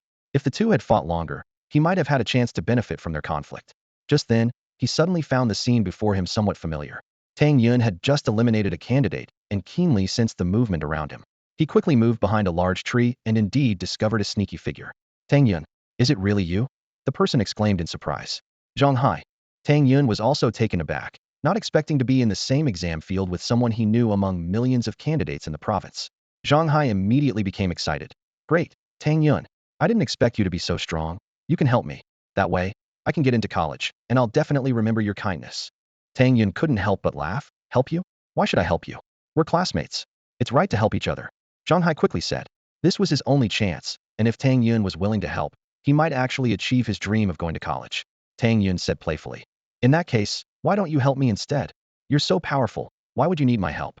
Tang Yun, you're not planning to help, are you? Zhang Hai assumed a stance of a weakling with a sense of entitlement. Correct. Tang Yun sneered, and before Zhang Hai could finish speaking, he struck him down with a sword. Looking at the mere 5 points he gained, Tang Yun couldn't help but remark, only this many points. Tang Yun. Zhang Hai roared in anger in the exam field. In the real exam hall, the invigilator immediately reminded, Candidate, please maintain discipline and do not disturb others. If you wish to quit the exam, you can hand in your login glasses. I won't give up, Zhang Hai shouted back. Having said that, he logged back into the virtual exam field, determined to continue the challenge. The fewer points one has, the less likely they are to give up. Tang Yun, I won't let you go. Zhang Hai roared furiously, clenching his fists, his eyes blazing with hatred. Suddenly, a voice interrupted Zhang Hai's anger from nearby. He had just logged into the game and hadn't had a chance to hide his presence before someone spotted him. Zhang Hai was momentarily stunned, and upon recognizing the newcomer, his heart raced with alarm. Hey, level 1, spawning right in front of me. The person sneered, a glint of greed in their eyes. Realizing the danger, Zhang Hai quickly shouted, Wait. His voice carried a hint of panic. Wait. My foot. The person cursed and swung their blade without hesitation. The battle was imminent, and Zhang Hai was no match for the opponent. His stats were crushed, and his combat skills were virtually non-existent. As the blade flashed, Zhang Hai couldn't even land a hit before everything went dark, his 500 health points instantly dropping to 0. Damn, a pauper, 2.5 points, wasted my time. The person scoffed disdainfully before turning to seek their next target. Having died twice in a row, Zhang Hai's face was ashen. His spirit was nearly broken, and he was seething with rage. Damn it. It's all Tang Yun's fault. If he had helped me, that guy wouldn't have killed me. Suddenly, Zhang Hai thought of something, his pupils contracting sharply. But how is he so powerful? Level 10. In just a few days? He realized, talent. He's a talented one. The more Zhang Hai thought about it, the more frustrated he became, his sense of injustice erupting. It's so unfair. Why does he get talent, and not me? Just because he's handsome. Overwhelmed with anger, Zhang Hai fainted. The invigilator, seeing this, calmly said, Take him to the infirmary. Such incidents were common, as the consequences of dying in the exam weren't as severe as in the virtual world, but those with weaker constitutions couldn't handle consecutive deaths. Meanwhile, Tang Yun was navigating through the exam grounds. He silently calculated. Killing does speed things up. Each kill nets me at least 100 points. Except for Zhang Hai. His points had already surpassed 10,000, with over 50 people falling to his blade, each one a swift kill. Unfortunately, it's starting to slow down now. Tang Yun thought with some regret. In the exam grounds, battles were constant, and when someone lost, their points were halved. This led to more people recklessly seeking others to duel. Those who won often chose to hide or exit the exam altogether. Suddenly, Tang Yun noticed 3 people moving together ahead. Oh, 3 people, he thought. People are starting to team up now. This was a permitted strategy. The shortest of the 3 spoke up. It's my turn this time. The other 2 nodded in agreement. They had cooperated a few times and found each other somewhat trustworthy. Soon, the 3 surrounded Tang Yun, launching 2 skills at him simultaneously. Bone Shield. Tang Yun effortlessly blocked the attacks. Ethereal Step. His speed instantly soared to 103 milliseconds. So fast. Who is he? The 3 were shocked. Damn. Before they could react, Tang Yun struck. With a swift motion, Tang Yun killed one of them, and quickly took care of the rest. Not bad. These 3 gave me nearly 1,000 points. Tang Yun was quite satisfied. He pondered. Even with all these points, I might still fall short of being the top scorer. Tang Yun was well aware that there were many geniuses in the world, and some top-notch talents would emerge in the exams. Their point-gathering speed wouldn't be any slower than his. If only the exam arenas would merge sooner, that would be ideal. Tang Yun hoped. Meanwhile, a group of people, many of whom had been slain by Tang Yun, gathered together in the exam grounds. That guy Tang Yun is too fierce. He killed me with 1 strike, and many others have been slain by him. I suspect his points have exceeded 5,000, one person said angrily. 5,000. That's terrifying. Killing him would guarantee admission to a top-tier university. Many were tempted. Right. But none of us can take him down alone. We must team up. Damn it. I've already died once. College is almost out of reach. Let's go all out. I'm in 2. With so many of us, we can't take him down. In an instant, over 30 people moved en masse toward Tang Yun's direction, their eyes gleaming with dangerous intent. Tang Yun was a bit surprised. The scene before him was overwhelming. So many, he muttered under his breath. The crowd roared in unison. Get him. Take him down. Several ranged attacks came flying like raindrops. Tang Yun's heart tightened, and he thought, bone shield. Damn, his shield didn't even drop. He was shocked. Just how high was this guy's defense? His physical defense is high. Magic attacks can break it, someone exclaimed. At this moment, Tang Yun had no equipment, yet his physical defense had already reached 350. His magic defense was slightly lower, but still at 160. With a series of bang bang bang sounds, over a dozen skills hit him in succession, yet they couldn't break through his bone shield. Sword Qi Ling Xiao. Sword energy surged like a tide, instantly killing over a dozen players within range. Whoa, this is a monster. Run. Fear gripped the crowd, and they regretted provoking him. Skeleton Ball. Death Charge. Tang Yun's skills descended like the Grim Reaper, easily taking down one person and charging into the crowd, striking down one after another. Unfortunately, the players had no equipment, only dropping some coins for him. Moreover, without new skills, it seemed skill points wouldn't drop. Currently, only bosses could drop first-tier skill points, and the rest had to be slowly explored. In just 2 minutes, Tang Yun had killed over 30 people. If it weren't for the panic and retreat of the crowd, he could have been even faster. Unfortunately, he only gathered a little over 1,000 points. The players he killed didn't have many points. Step It Up quickly merged the arenas. Tang Yun went all out, killing anyone he saw, causing the number of players in the arena to plummet, leaving just over 300. In these 2 hours, almost everyone had at least dealt with 3 lives. Tang Yun was searching for his next target when a person approached him. Judging by their demeanor, they seemed quite strong. Player information only showed nicknames and levels. Personal strength could only be gauged through battle, though experienced players could often tell at a glance. A level 10 player's health was at least 2,500, with some reaching around 4,000, and those over 5,000 were considered top tier. Tang Yun estimated this person's health to be over 10,000, marking them as a genius-level player. So you're the big demon king they talk about. Tang Yun was slightly taken aback. I guess you're aiming for arena merger, right? Ji Fansong said with a smile. That's right, Tang Yun nodded. Arenas with less than 100 players would merge, bringing together top players and more points. To get first place, merging was essential. Otherwise, the points couldn't keep up. The remaining players mostly qualified for college, and were hiding, making them hard to find. Ji Fansong said, You came to find me. Do you have a plan? Tang Yun asked. Let's team up. Your reputation precedes you. So naturally, no one dares to mess with you. They're even avoiding you. But I'm different. If I walk around openly as a target, teams will definitely show up, Ji Fansong suggested. Although he was strong, a few people teaming up still had a chance. Many wanted to take a chance. Killing Ji Fansong would almost guarantee a spot in college. It's a plan, but we need to be quick, Tang Yun said. Of course, Ji Fansong replied. Once the other side takes the bait, the news will likely spread after they revive, so we must act swiftly. Tang Yun nodded. All right, I agree. Great, I know a team. Ji Fansong's lips curled into a slight smile as he chuckled softly. After experiencing setbacks, he had proactively sought a partnership with Tang Yun. Soon, Ji Fansong was confidently strolling through the forest, deliberately making noise. Meanwhile, Tang Yun stayed hidden, vigilantly observing their surroundings. Suddenly, 7 or 8 figures burst out from the bushes, clearly candidates who had already been eliminated once. Although Ji Fansong was quite capable, he struggled to fend off so many opponents. Each of them wielded a skill that could drain thousands of his health points. After all, he lacked Tang Yun's formidable defense and shield. Tang Yun, Ji Fansong shouted loudly. What? The attackers were momentarily stunned, not yet reacting when Tang Yun struck like a whirlwind. In an instant, the 8 were in disarray, clearly outmatched. So fast, Ji Fansong was astonished. He had heard of Tang Yun's prowess, but he hadn't expected it to be this extraordinary. Tang Yun's speed could reach up to 100 meters per second, several times faster than a car, leaving opponents no time to respond. Next, Tang Yun said succinctly. Got it. Ji Fansong understood immediately and created more noise. To the other candidates, Ji Fansong was a tempting target. Eliminating him once could almost guarantee admission to a university. In just half an hour, the number of candidates in the examination field plummeted. Tang Yun alone had eliminated over 100 people, his scores soaring to 20,000. Ji Fansong's points also increased by several hundred. Still not enough. Tang Yun frowned. Everyone had more than one life. After being eliminated, they could revive. In this half hour, he had eliminated about 50 people, which was already quite fast. Combined, others could barely keep pace with him. Currently, about 200 candidates remained in the field. No rush. If we don't act, they'll start fighting among themselves, Ji Fansong analyzed. Hearing this, Tang Yun suddenly understood. Most of the points were concentrated in the hands of the strong. Initially, everyone was lying low, waiting to make a big move at the end. But now, with numbers dropping to 200, not everyone had over 800 points. If the numbers continued to dwindle, finding targets would become difficult. With their abilities, they couldn't afford to wait for the fields to merge. Once merged, they would face even tougher opponents, leaving them with no chance.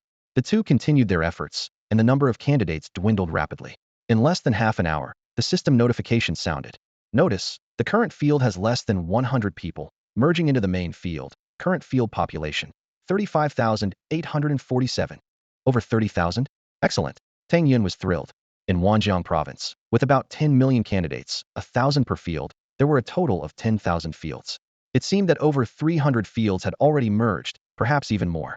The candidates from the original field were randomly transported to various locations. Luck is on our side. Prey has come to us. Tang Yun had just landed when a handsome young man smiled and spoke. Pei Jingxian level 12. Stage 1, level 12. Tang Yun was slightly surprised. Meanwhile, in a spacious conference room, representatives from various top universities' admissions offices gathered. Those seated here were at least from first-rate universities. All eyes were on a large screen. This Pei Jingxian is lucky. His score is already in the top 10. He just eliminated someone, and now another one has come his way. Wow, Tang Yun's score is over 20,000. Before the fields merged, over 20,000 points? Tang Yun is no ordinary candidate. So what? Stage 1 is not the same as the basic stage. People discussed animatedly. That's not necessarily true. Director Jean smiled faintly, his words carrying a hint of deeper meaning. In the conference room, a middle-aged man with thinning hair, Ma Yongping, curiously asked, Director Jean, have you noticed something? He was the admissions director for Jianghai University's Wanjing province. At this moment, others also turned their attention to Director Jean, as he was from the top university in the capital, naturally drawing interest.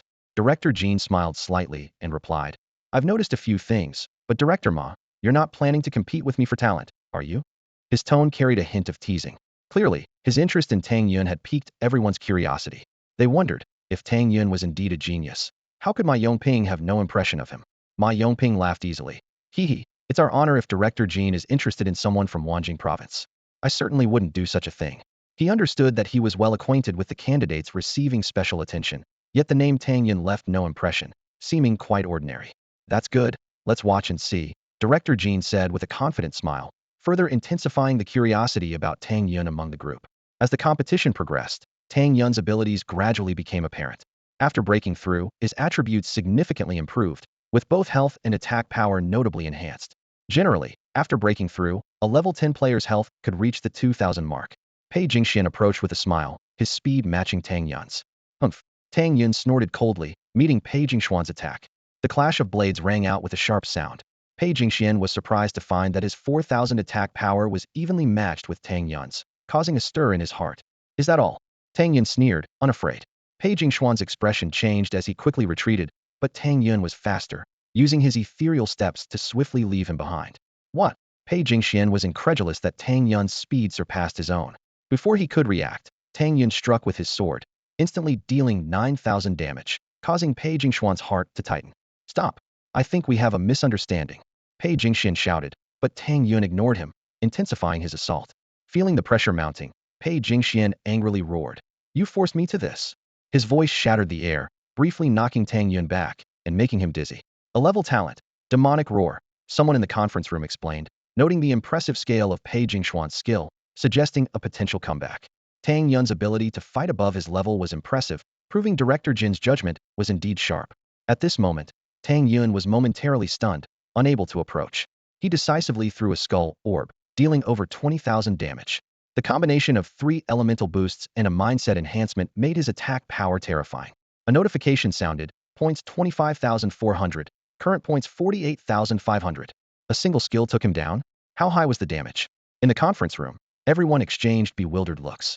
Logically, Pei Jingxian should have had tens of thousands of health points. How could he be defeated with just one hit and a skill? A teacher curiously asked, could it be that Tang Yun's talent is damage amplification? Ma Yongping also expressed his doubts. A damage amplification talent? The damage from the skeleton ball skill isn't that high. For this to happen, there would need to be at least a 5-fold increase. Impossible, another person exclaimed. Haha, is it possible that Tang Yun has an extremely high skill proficiency? Director Jean said with a smile. Everyone quickly realized this could be the case. Regardless, being able to fight across levels means Tang Yun's talent is at least B-level. After all, his opponent also had an A-level talent. Ma Yongping felt a stir in his heart. Talented individuals are rare, and reaching B-level is considered top tier. Pei Jingxian's Demon Howl talent is quite effective in close combat, but it's useless against ranged opponents, which made everyone feel a bit regretful. Forget about Pei Jingxian. Look, Jiang Shaoyan is about to fight again, someone exclaimed. The other screen was immediately maximized, and everyone focused on the two figures on the screen. Jiang Shaoyan toyed with the long sword in his hand, looking relaxed. You're out of luck. Ji Fansong felt a twinge of anxiety, thinking, damn, this guy feels just like Tang Yun. He hadn't expected to encounter such a strong opponent right from the start. I'll give you 10 seconds to do whatever you want, Jiang Shaoyan said with a smile. Are you serious? Ji Fansong hurriedly asked. Jiang Shaoyan nodded. Of course, one. He raised a finger. Hearing this, Ji Fansong chose to flee instead of attacking Jiang Shaoyan. Seeing this, Jiang Shaoyan couldn't help but laugh. You've made the right choice. 9-10. With that, he chased after Ji Fansong with terrifying speed. In no time, Ji Fansong was caught. So fast. What kind of monster is this? Even faster than Tang Yun. Ji Fansong was shocked. Jiang Shaoyan sneered and struck instantly. Ji Fansong couldn't defend himself and was defeated in a second. In the conference room, the scene seemed almost routine, and there was little surprise. After all, Jiang Shaoyan is a top-tier A-level genius, with strength surpassing even some S-level talents. Ma Yongping boasted. He's the genius I discovered, and he's already signed with Jianghai University. There are very few talents of this caliber in the country. Director Jin looked at Jiang Shaoyan, feeling impressed, but unfortunately, he was already affiliated with Jianghai University. Jiang Shaoyan is indeed impressive, and Tang Yun was able to defeat Pei Jingxian in an instant, but it's hard to say who would win between the two. A curious bystander asked. Naturally, it's Jiang Shaoyan, Ma Yongping said with a smile. Director Jin immediately countered. That's not necessarily true. The two argued, and everyone watched eagerly, anticipating the upcoming showdown. This talent is quite impressive, Tang Yun mused. Every talent has its own unique strengths. Although people often categorize them into levels, sometimes they can display power beyond their rank. The opponent's talent, group control, can be crucial at key moments. However, its weakness is obvious long-range attacks can easily hit him. At this moment, Tang Yun's points were nearly 50,000, but it still wasn't enough, and there was only an hour left. He thought to himself. In the exam hall, among more than 30,000 candidates, he soon encountered an opponent. The opponent rushed towards Tang Yun, but Tang Yun easily defeated him. Great, my efficiency has improved significantly. Keep going. After defeating one person, his points increased by another 2,000, finally breaking 50,000. He didn't know his ranking, so he could only try to increase his points as much as possible.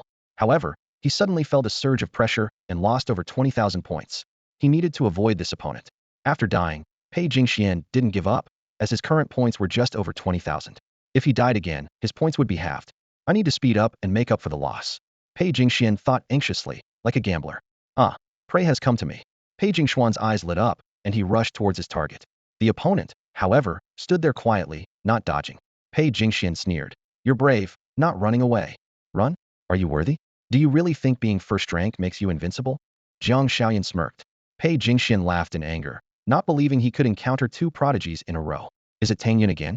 Jiang Shaoyan frowned, secretly anticipating. Go to hell. Pei Jingxian shouted, activating his talent, and Jiang Shaoyan's expression changed instantly. It seemed he had a talent too. In the moment of control, Pei Jingxian quickly attacked. In the conference room, everyone watched the screen intently, sighing. Pei Jingxuan's luck was truly bad, encountering two top geniuses in a row. If he died again, his points would drop to just over 10,000, and his final points would be deducted. Luck is also a part of strength. On the screen, Pei Jingxian attacked Jiang Shaoyan, executing a combo that took a significant chunk of health. But Jiang Shaoyan quickly reacted, going full speed and catching Pei Jingxian off guard. After being slashed, Pei Jingxian exclaimed, such high damage. He realized that this slash took nearly 10,000 health points, thinking to himself, what a pity. Not enough. Jiang Shaoyan continued his assault, swiftly defeating Pei Jingxian. Everyone couldn't help but sigh. So unfortunate. Next, their attention turned to Tang Yun and Jiang Shaoyan, who had been defeating opponents effortlessly along the way. Even those with talents couldn't stop their progress. Currently, Jiang Shaoyan's points had reached 120,000, while Tang Yun had 80,000, with the two essentially competing for the first and second positions. I'm quite looking forward to their encounter. Ma Yongping chuckled. The points were indeed increasing rapidly, but others wouldn't be slow either. Over 80,000 points still weren't secure. Tang Yun thought to himself, it would be great if another Pei Jingxian appeared. Finally, he found a target. Tang Yun. A figure approached at lightning speed, and Tang Yun's pupils contracted, thinking, such speed. Who is this person, and how do they know me? Moreover, they specifically came to find me, Tang Yun wondered. Jiang Shaoyan sized up Tang Yun with a smile, the friendly expression on his baby face contrasting sharply with his eyes, sharp like those of a predator. So, you're the Tang Yun. The 1G Fansong and Pei Jingxiansei can rival me? His tone carried a hint of provocation. Tang Yun observed him warily, calculating silently. The mention of those two names was a clear sign of hostility. He replied coolly, "You seem quite confident. Confidence comes from strength. Show me yours." Before his words had even finished, Jiang Xiaoyun was already upon Tang Yun, moving like a phantom. Tang Yun quickly raised his sword to block, and the two were instantly locked in a fierce battle. Swords clashed, and the air whistled with the force of their blows, making it hard to determine a victor. "Not bad," Jiang Xiaoyun sneered, "but not enough." As he spoke, his speed suddenly increased, startling Tang Yun. Even using his elusive steps, Tang Yun could barely keep up. Seeing no way to evade, Tang Yun hastily raised his bone shield. Bone shield? Yet Jiang Xiaoyun's strike nearly shattered the shield, which had a defense of 12,000. Tang Yun was shocked. His opponent's attack power was nearly 10,000. In the conference room, everyone watched the much-anticipated duel with bated breath. It seems Tang Yun isn't quite up to Jiang Xiaoyun's level. This Jiang Xiaoyun has incredible attributes. Tang Yun is already very strong. Without Jiang Xiaoyun, he would surely be the top scorer in the Wanjing province exams. What a pity. Ma Yongping couldn't hide his smile. Director Jean frowned, still confident in his assessment. Not necessarily. He was convinced of his judgment. In less than 3 days, he went from level 1 to 10, defeating bosses as if it were child's play. Such a person must have S-level growth talent. And S-level talent wouldn't lose. Ma Yongping's smile remained unchanged. Director Jean certainly has a lot of faith in Tang Yun. A recruitment director couldn't help but ask, "Director Ma, what exactly is Jiang Xiaoyun's talent?" Ma Yongping explained slowly. To be honest, Jiang Xiaoyun's talent is a type of exponential growth, and it's 30 times. Not only that, but his 4-dimensional attributes also grow 30 times, with his speed over 10-fold.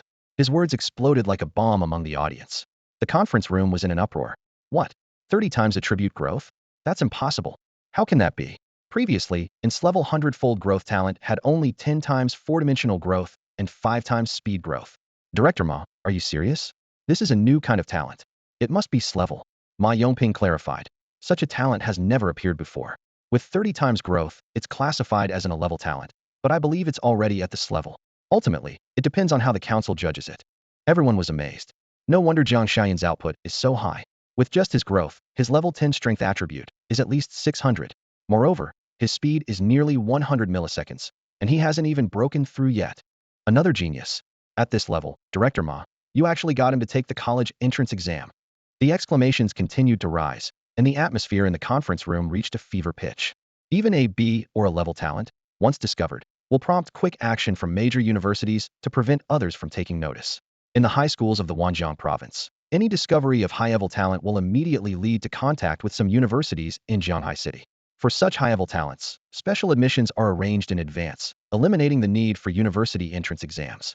After the special admission process, when this potential talent was discovered, the school planned to open all doors, but the young fellow wanted to earn admission through merit. Director Ma's smile was almost crooked, yet he pretended to sigh. Jiang Xiaoyun is so exceptional, and Tang Yun holding on for so long is quite something, considering Tang Yun is at least a level. Director Ma, now that you have Jiang Xiaoyun, don't fight us for Tang Yun. Everyone hurriedly said. Of course, Director Ma replied happily. Wait, Tang Yun is starting to fight back. A gasp of surprise made everyone focus intently once more. Tang Yun is nothing special. Truly disappointing. Jiang Xiaoyun remarked playfully as he halted. After a round of exchanges, he had the absolute advantage, with Tang Yun's health significantly reduced while he remained at full health. After all, his base speed was nearly 100 meters per second. Tang Yun couldn't possibly keep using his evasive steps. Think you're invincible? It's my turn now. Tang Yun sneered. Oh, such bold words. Let's see how you fight me. Jiang Xiaoyun replied with a cold laugh, accelerating to nearly 150 meters per second with his movement technique. Magic imprisonment.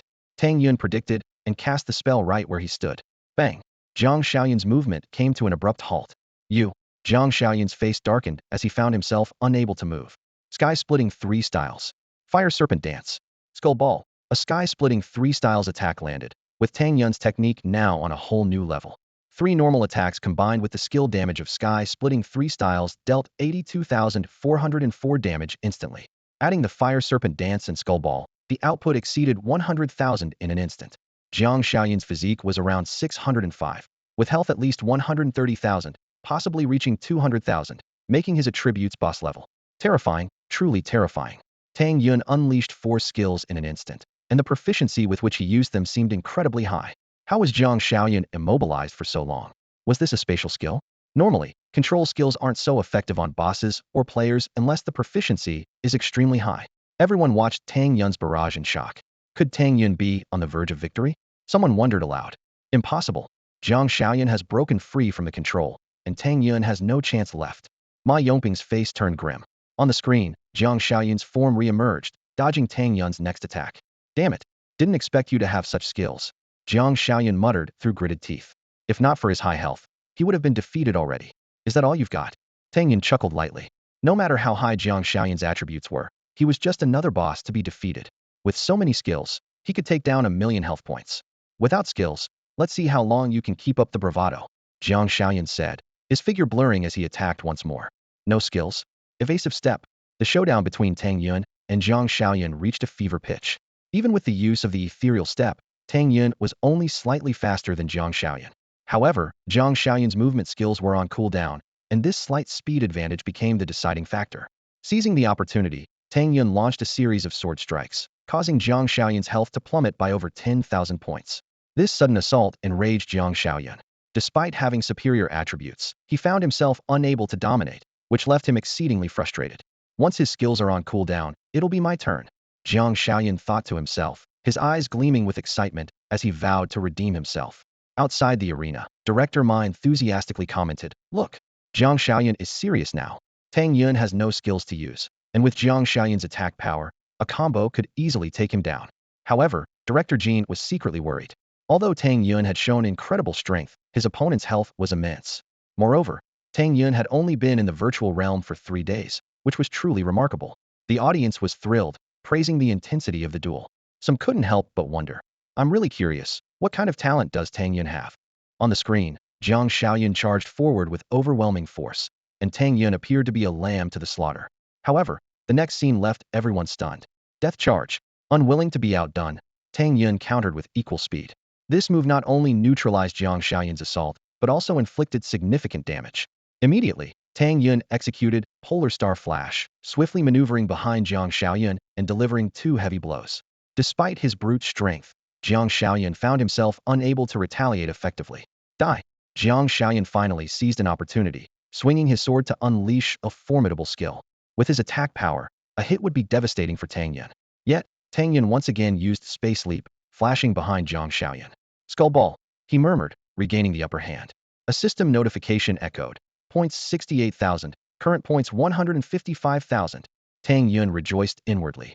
Wow, my points have exceeded 130,000. If no one challenges me, the top spot is surely mine. After defeating Zhang Xiaoyan, Tang Yun didn't stop and continued searching for his next target. However, he was unaware of the stir his actions had caused. He won. Ma Yongping muttered in disbelief. That's terrifying. I thought Zhang Xiaoyan was already extreme, but Tang Yun is truly extraordinary. How is this possible? Zhang Xiaoyan had 200,000 health, yet he lost. Yes, Zhang Xiaoyan is indeed strong, someone analyzed. He has 3 skills, with his movement skill reaching mastery. The other 2 are at intermediate levels.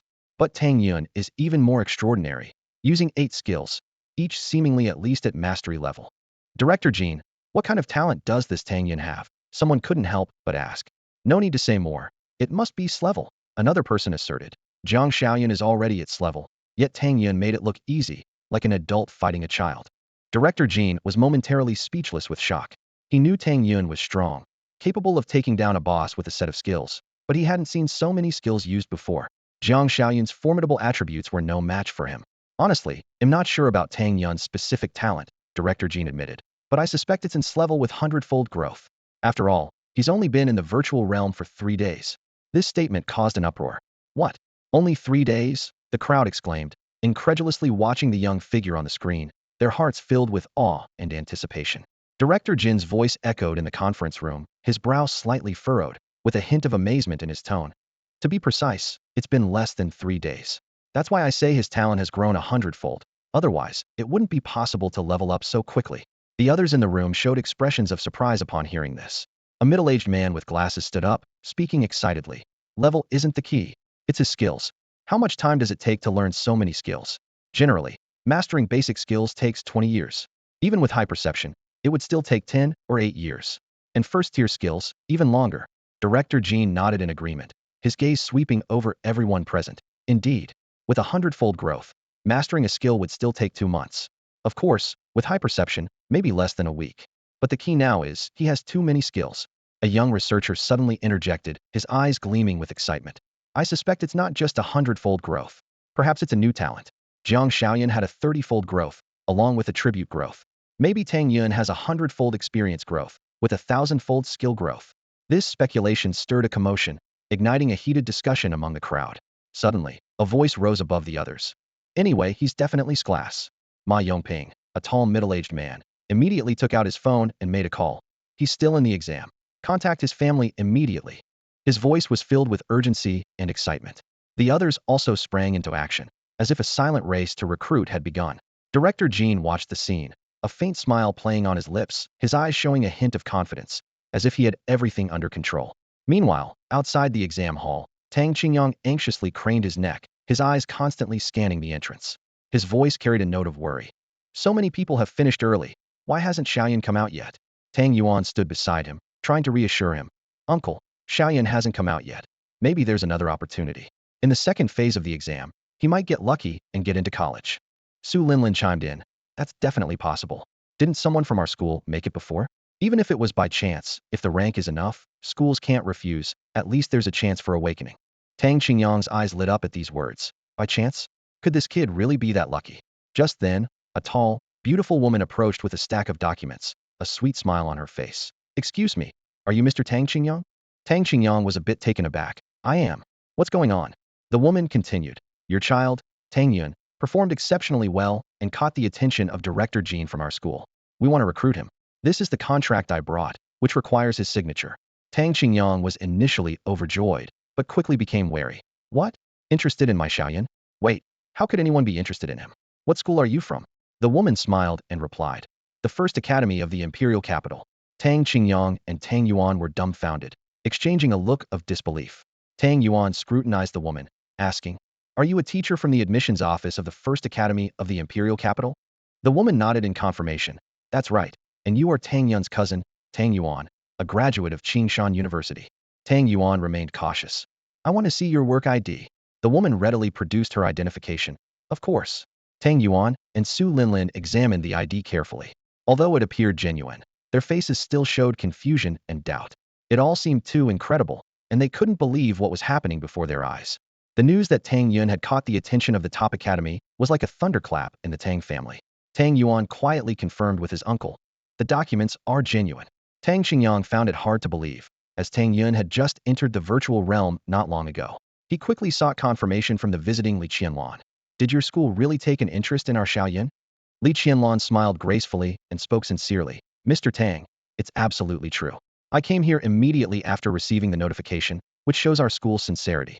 I'm afraid other schools might come soon, but please give us a chance. Hearing this, Tang Yuan and Tang Qingyang felt more confident. Tang Qingyang composed himself and humbly said, It's Xiao Yun's honor to be noticed by your school. However, we should still ask him personally. Shall we wait? Of course, Li Qianluan readily agreed. Beside them, Su Linlin curiously asked Tang Yuan, with the first academy so eager to recruit him, what level of talent does Tang Yun possess? Tang Yuan replied with admiration, at least a level talent. I never thought Xiao Yun had such potential. Su Linlin suddenly remembered something and asked, Didn't Tang Yun say he wanted to be the top scorer? Wasn't he joking? Tang Yuan responded quietly. Well, that might be a bit too much. Although he's been noticed for his talent, becoming the top scorer is still challenging. Some top talents have already been specially recruited, but those remaining are not bad either, and he's only been in the virtual realm for 3 days. Su Linlin said expectantly, We'll know when Tang Yun comes out. Her eyes frequently glanced towards the exam hall exit. Meanwhile, the senior year homeroom teacher, Shang Zhe, received an unexpected call. The senior year director, Director Zhu, asked, Shang Zhe, which exam hall is Tang Yun in? Shang Zhe was puzzled. Director Zhu, why are you looking for Tang Yun? Director Zhu explained. The principal asked. It seems he's caught the eye of a school, and we need to communicate ahead of time. Shang Zhe was astonished. Tang Yun was noticed? But he can only communicate with the virtual realm on the last day. Director Zhu was even more shocked by this and quickly inquired. What? Is he some top-level talent? Was there any prior report? Shang Zhe felt a bit overwhelmed. No, there wasn't. He realized he might have been negligent. Students with talent are rare. The school hadn't seen one in years, and Tang Yun had almost become an abandoned one. Such a reversal was truly incredible. Director Zhu received several more calls, all inquiring about Tang Yun. He remarked, This situation feels familiar. Shangze suddenly understood. Indeed, it was the same with Tang Miaoying before, and Tang Yun is her younger brother. Director Zhu exclaimed. Tang Yun is Tang Miaoying's brother? I remember now. So the Tang siblings are both incredible talents. Shangze curiously asked. Tang Miaoying was noticed by the imperial capital's top academy. I wonder which academy is interested in Tang Yun. Director Zhu listed several names. Zhanghai University, Shangjing Tianqi Academy. All top universities. Shangze marveled silently. What kind of talent does this Tang Yun have, to be sought after by so many top academies in just 3 days? Finally, the melodious bell rang, signaling the end of the 8th-hour exam. Outside the exam hall, numerous parents waited eagerly, with Tang Yun's family being particularly anxious. He's out. Su Linlin, with sharp eyes, immediately spotted Tang Yun among the crowd. Xiaoyun. Everyone waved. Tang Yun noticed them, of course. Dad, brother Yuan, sister-in-law, let's go eat. I'm starving. Tang Yun urged, thinking that he had only had a little breakfast all day. Li Qianlong spoke up.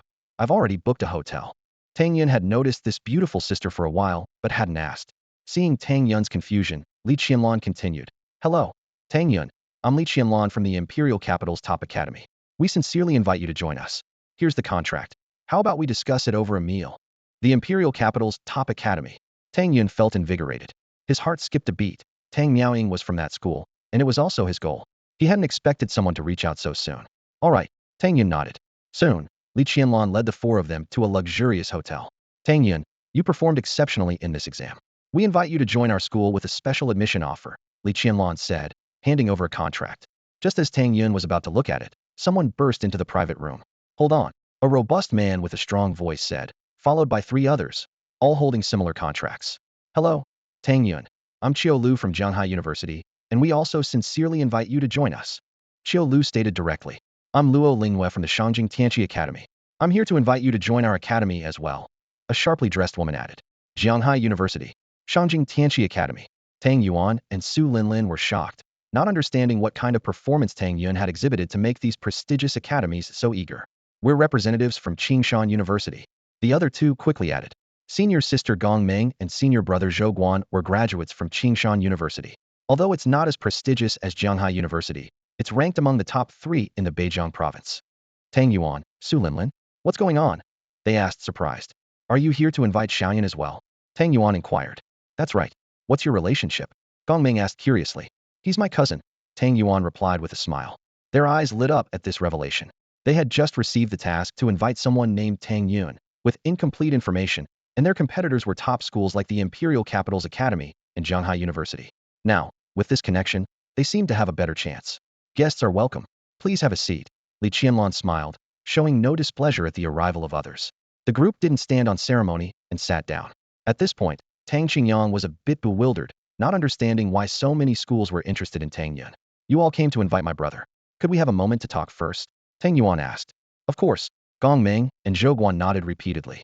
Naturally, Li Qianlong and Qiu Lu also agreed without objection.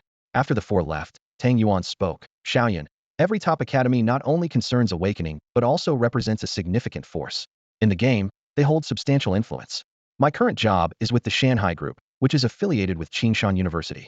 Although I graduated from Qingshan University, I won't speak for them. Joining a school also means choosing a faction. These schools are all top-tier institutions, with the first academy of the imperial capital being the most outstanding. However, the competition is fierce, teeming with geniuses, and the conditions are slightly more lenient compared to other schools, unless you are exceptionally talented. More importantly, the imperial capital is a complex place, and going there alone might lead to many complicated situations, as seen with Sister Miaoying. After hearing this, Tang Yun nodded silently.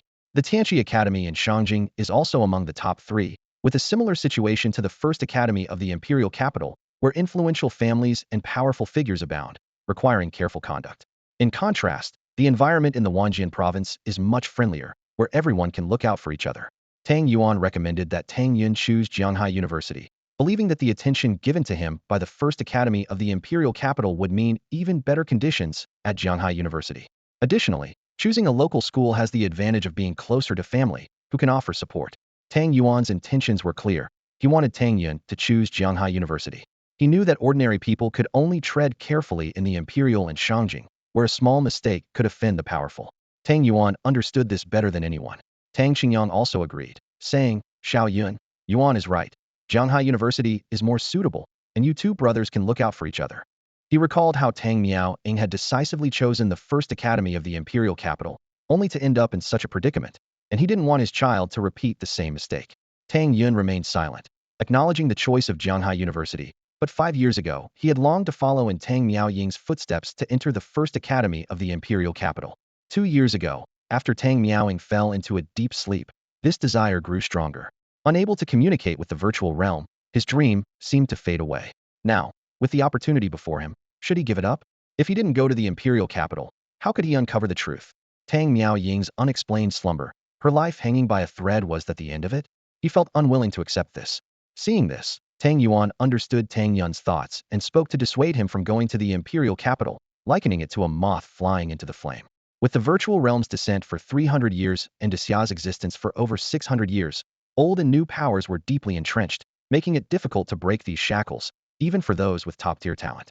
Brother, what you want is what's most important, Su Linlin encouraged. Yes, I understand. Thank you, Brother Yuan and sister-in-law.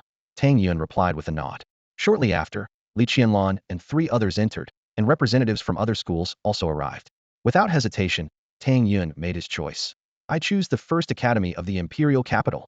As everyone entered, Tang Yun's determination was unwavering, and Li Qianlan smiled, as if she had anticipated this outcome. Tang Yun, wouldn't you like to hear our offers? Qiu Lu asked. No, I only want to go to the first academy of the imperial capital. Tang Yun's resolve was unshakable. In that case, we won't insist, Qiu Lu said. Top-tier institutions never lack talent, and they wouldn't force someone to stay after being refused. Seeing this, everyone shook their heads and sighed. Li Qianlan reassured him with a smile. Don't worry, the first academy of the imperial capital will not disappoint you. On the surface, this contract appears to be a special recruitment agreement, but in reality, it requires approval from the vice president or higher and includes a confidentiality agreement.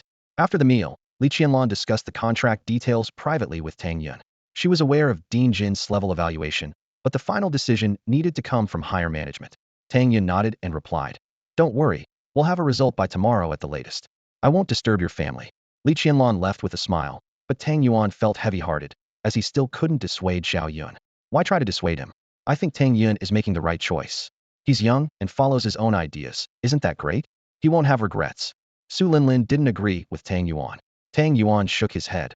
Although Su Linlin came from a well-off family, it made her more naive, doing things based on her preferences. If it wasn't for that, she wouldn't support him so fully. Uncle, Xiao Yun, we're heading back to Jianghai tonight. If anything comes up with Sister Miaoying, contact me anytime, Tang Yuan said, preparing to set off.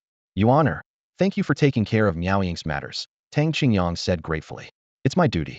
Also, Xiao Yun, since you've made your decision, face everything that comes your way. You can always reach out to me, Tang Yuan said earnestly. Thank you, Brother Yuan, Tang Yun said with gratitude in his heart. After saying their goodbyes, Tang Qingyang drove Tang Yun home and continued with his own work. The father and son barely spoke during the drive. Once home, Tang Yun checked his phone, and his group chat was buzzing with messages. The most striking was Zhang Hai's angry rant. Tang Yun is such a bastard. He didn't help me during the exam and even killed me. What a jerk. What do you mean? Did you guys encounter each other? Someone asked. That's odd. Isn't Tang Yun just level 1? How could he kill you? It might not be nice, but it's normal for points, another person responded. Haha, you two noobs pecking at each other. What's there to say? Someone mocked. You guys don't know? Tang Yun is already level 10. Zhang Hai exclaimed angrily. He clearly could have helped me.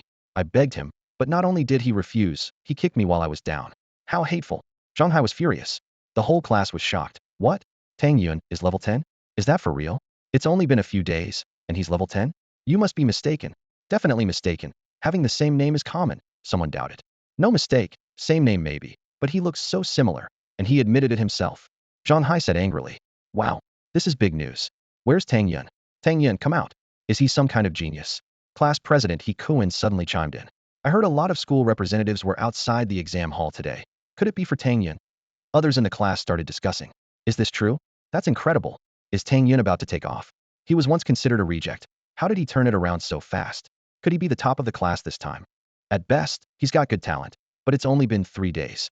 Surpassing Zhou Yin and Fong Tao seems impossible. Everyone speculated. You've got it wrong. The main point is Tang Yun killed me. He showed no regard for classmates. He's a beast. Zhang Hai was livid. With such a foul mouth, I want to kill you too, haha, someone joked. The group chat's atmosphere became lively, with everyone speculating about Tang Yun's talent. Tang Yun quickly reached level 10 in the game, becoming a standout talent among players. Zhang Hai not only hurled insults at him in group chats, but also privately threatened him, claiming he would kill him in real life if given the chance. Unfazed, Tang Yun simply deleted his messages, thinking to himself that Zhang Hai was nothing more than a clown who would only embarrass himself more frequently after moving to the imperial capital. In the game, killing is the norm, and resource competition can attract enemies at any time. Tang Yun's friend, Tang Yuan, had advised him to stay in Wanzhong province, emphasizing the importance of strength. Eager to improve his skills, Tang Yun hoped to gain the power to protect himself after awakening. He decided to head to the elite training camp in the virtual realm and challenge the ladder again. As he left the training hall and headed towards the ladder, Tang Yun reflected on the fact that Chu Xiao and Xia San had just left, yet Ma Dong had already claimed the top spot. Ma Dong had reached the 36th level on the first floor, while the second place was stuck at the 30th level.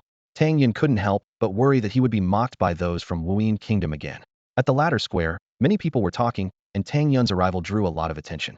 Gu Shintong exclaimed, "It's him." Curiously, someone asked, "Who?" The man in the white coat excitedly replied, "Feng Yun.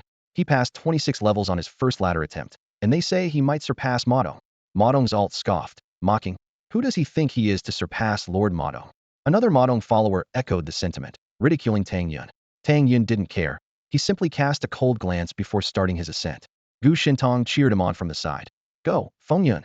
Tang Yun nodded slightly, eager to see how many levels he could conquer this time. Each additional level meant another training opportunity. Armed with the legendary Extreme Shadow Sword and clad in epic Banshee armor, Tang Yun breezed through the first 10 levels, astonishing everyone with his significant progress. People speculated whether he could reach above level 30. Despite the continued taunts from Ma Dong's followers, Tang Yun remained focused on his goal. From level 11 to 20, Tang Yun still didn't spend much time, quickly advancing through. He finally reached level 21, where he had previously spent considerable time, but this time he passed easily. His physical attack reached 87-82, magical attack 69-60, and the Extreme Shadow Sword increased damage by 30, with a single strike dealing over 20,000 damage, and critical hits were astounding. In the subsequent challenges, Tang Yun effortlessly passed levels 21 to 25, using his ultimate skills and overwhelming attributes to defeat the gatekeepers. Upon reaching level 26, with his skills perfected, he passed levels 26 and 27 without pressure, eventually reaching level 30 in a short time, leaving the onlookers speechless. 30 floors. Is this really the 30th floor already? That's incredibly fast. How did he do it? The speed is unbelievable. Doesn't he need to rest? Doesn't he need to restore his mana and health? Everyone was stunned. This speed far surpasses Magic Eye. It's practically invincible. Initially, there was some doubt, but now they realize how little they knew. Feng Yun is truly the strongest. It seems Magic Eye is not worth mentioning at all. A wave of pride surged in everyone's hearts. Humph, what good is speed? The real challenge starts above the 30th floor. You people from Xiagua, not a single one of you has passed above the 30th floor. I bet he can't even get past the 31st floor. Two Magic Eye players stubbornly claimed. Just as they finished speaking, Tang Yun stepped into the 32nd floor. He blitzed through the 31st floor as well. Haha, 31st floor. Feng Yun, well done. Awesome. Invincible. Invincible. Everyone was thrilled. At the 32nd floor, Tang Yun's opponent's skills had reached perfection, with incredibly strong attributes. The difficulty of the ladder was indeed significant. Even Zhang Xiaoyan might not pass the 31st floor. Tang Yun thought to himself, Zhang Xiaoyan might have high base attributes, but his combat skills are awful, with only 3 skills at most reaching mastery. Although perfection and skill proficiency is good, it's still not enough. Tang Yun broke through several levels, reaching the 35th floor, where his opponent's health reached 150,000, and all basic skills were perfected. Even so, Tang Yun only spent some time before passing through. After a short rest, he officially stepped into the 36th floor. His opponent on the 36th floor had skills finally reaching the ultimate level. Although only their agility was at this level, it still pressured Tang Yun. As an opponent also at the ultimate level, they were evidently more skilled, as if refined through countless trials. Tang Yun gained a lot of experience from this. Oh my god, is he really going to surpass Magic Eye? At this speed, passing the 36th floor would make him first. He'll definitely surpass it. Magic Eye is not worth mentioning. How dare you insult Lord Magic Eye? The difficulty of the 36th floor is nothing like the 35th. Feng Yun is surely. Before they could finish, Tang Yun had already reached the 37th floor, instantly ranked first on the ladder. Magic Eye, who also passed the 36th floor, was ranked second because they took longer than Tang Yun. Everyone in the ladder plaza erupted in excitement. Magic Eye's alternate accounts left in disgrace. Tang Yun continued to conquer levels, spending quite some time, but still reaching the 40th floor. The 40th floor was not the end. The opponent was strong. only with basic skills at the ultimate level, but their technique was extraordinary. After learning from them, Tang Yun defeated them. Prompt: you have reached the highest floor of the ladder. Do you wish to continue challenging? Continuing will unlock the endless mode. Endless mode? Tang Yun was momentarily stunned and didn't immediately decide, as he needed rest to recover. My god, he's already at the 40th floor. The highest in Daxia is the 40th floor. No, I heard the ladder's highest floor is the 40th. Who is Feng Yun? Definitely not an unknown figure. I don't know, such a person's information is well hidden, ordinary people can't find out. Feng Yun's reputation shook the entire elite training camp, and even reached the real world. However, no one could trace Tang Yun in reality through the virtual world. After all, aside from himself, no one knew his nickname. Unless he or someone close to him leaked it, the virtual world remained relatively safe. Tang Yun decided to continue the endless challenge. Whoosh. The challenge began instantly, and 10 opponents appeared, each possessing extreme skills. Boom. 10 skull balls came crashing down simultaneously. Tang Yun swiftly used his extreme star flash, instantly appearing behind one opponent, skillfully dodging the attack, while dealing damage to 3 others. He then cast magic imprisonment and fire snake dance, executing a skill combo that instantly killed one opponent. However, the remaining 9 opponents were not to be outdone and launched their attacks. Not only did they have Tang Yun's 5 basic skills, but they also possessed their own extreme foundational skills, making their strength unimaginable. As soon as Tang Yun killed one, another opponent took their place. Facing the fierce attacks, Tang Yun could only raise a bone shield to withstand a wave of assaults, then used space jumping to flash behind another opponent, continuing his attack and killing yet another. But as soon as one opponent fell, a new one appeared, keeping Tang Yun's opponents consistently at 10. Tang Yun hurriedly defended, taking some hits in the process. Facing a Ani against an situation, he felt immense pressure, especially since his opponent's strength was formidable and could be fatal at any moment. A single well-timed attack could be lethal. Nevertheless, Tang Yun's offense remained strong, and with just a few first-level skills, he held his ground. Clang, clang, clang. The sound of clashing swords echoed as Tang Yun blocked many attacks, but his health was steadily decreasing, and his mana was depleting quickly. After slaying 6 enemies, Tang Yun began to feel overwhelmed and ultimately chose to retreat amidst the enemy's siege, avoiding death. When he came to his senses, he found himself on the 40th level of the ladder. Looking down, a sense of unrivaled power surged through him. It was over. He had successfully passed the 40th level. The 40th level was terrifying. His first attempt at the ladder had reached the 26th level, and on the second attempt, he reached the 40th level. Such an unrivaled performance was unprecedented. Everyone looked at Tang Yun in amazement. As he descended step by step, Tang Yun was filled with boundless pride, confident that no one could stand in his way in the future. Brother Bai, those who once said he was inferior to Mo Tong, now it seems, Feng Yun never considered them worthy opponents. Gu Shintong couldn't help but sigh. Such a person naturally wouldn't be impressed by just anyone. Just a bunch of clowns. Bai Labcoat chuckled, causing several people to lower their heads. Once, they knew nothing about Mo Tong's identity, fervently idolized him, and even belittled Tang Yun. Now, they realized how short-sighted they had been. Where is Mo Tong? Wait, why isn't there a single Mo Tong here? Mo Tong's small and second accounts aren't here. And what about the main account? Third and fourth accounts should be around, right? They probably slinked back to the Wuyin country. Everyone burst into laughter. Who says we're not here? Umph. Amidst the laughter, several figures emerged from below, revealing the true Mo Tong. His pitch-black eyes always seemed out of place. Lord Mo Tong is invincible. Yeah, what's a ladder to him? If you have the guts, fight for real. The little Mo Tongs continued to shout. 40th level? Feng Yun. Mo Tong stared at Feng Yun, his aura sending chills down the spine. Reaching the 40th level, you indeed qualify to be my opponent. Feng Yun, dare you fight? Mo Tong's voice was icy. Before Tang Yun could respond, the crowd began to jeer. Who do you think you are, barely reaching the 36th level, and you think you can challenge Feng Yun? Exactly. Who do you think you are to boast? Without waiting for Tang Yun to speak, everyone was angrily rebuking him. When Mo Tong first claimed the top spot, his arrogance left a lasting impression on many. Ma Dong said coldly, you're the real trash. Just 36 floors, and you dare to bark about 40? Beat the 40th floor first. Get lost, and don't embarrass yourself. The crowd responded, their anger rising. People from Xia country are just scared. What's a ladder anyway? It's all fake. Only real battles count. Ma Dong's alt echoed. Humph. Those from Xia country are just cowards, afraid to fight. Tang Yun smiled slightly and asked, a duel isn't out of the question, but what's in it for me? Ma Dong frowned and questioned, what's in it for you? Tang Yun shrugged, indicating he wouldn't do anything without a reward. Fine. If you win, I'll give you 100 gold coins. But if you lose, you have to kneel before me and become a subservient dog. Ma Dong said coldly. Tang Yun's friends defended him. Who do you think you're insulting? You dare to offer just 100 gold coins? It should at least be 200. Someone added, 200? Dignity is priceless. It should be 1,000. The stakes aren't equal. Losing means becoming a dog, and winning only gets you 100 coins. Who do you take us for, fools? Matong, infuriated, asked. What do you want then? A voice from the crowd shouted. Show the coins first. Who knows if you cheats would even pay up? Matong's alt, enraged, burst out in their native language, shouting angrily. Soon, Matong really brought out 1,000 gold coins. Tang Yun gave a thumbs up to his friends, secretly grateful. 100 gold coins equaled 1,000,000, and they had managed to negotiate it up to 1,000. It was a real windfall. He was also curious to spar with Matong and see what kind of talent he possessed. See you in the arena? Matong's voice was icy, but Tang Yun was unfazed. The crowd marched towards the arena in a grand procession. Inside, the crowd began to shout. Lord Matong, kill him. You must crush these people from Xia country beneath your feet. On the other side, someone mocked. Matong is nothing. He's not even fit to carry Feng Yun's shoes. Go die already. The two were ready in the arena. Matong confidently declared. Feng Yun, I admit you're strong, but I, Matong, am the strongest in the world. I'll defeat you in front of everyone and trample you underfoot. Tang Yun raised an eyebrow and replied. Oh, don't forget, your ladder level is only 36. Matong scoffed. What's a ladder? My talent just isn't suited for climbing it.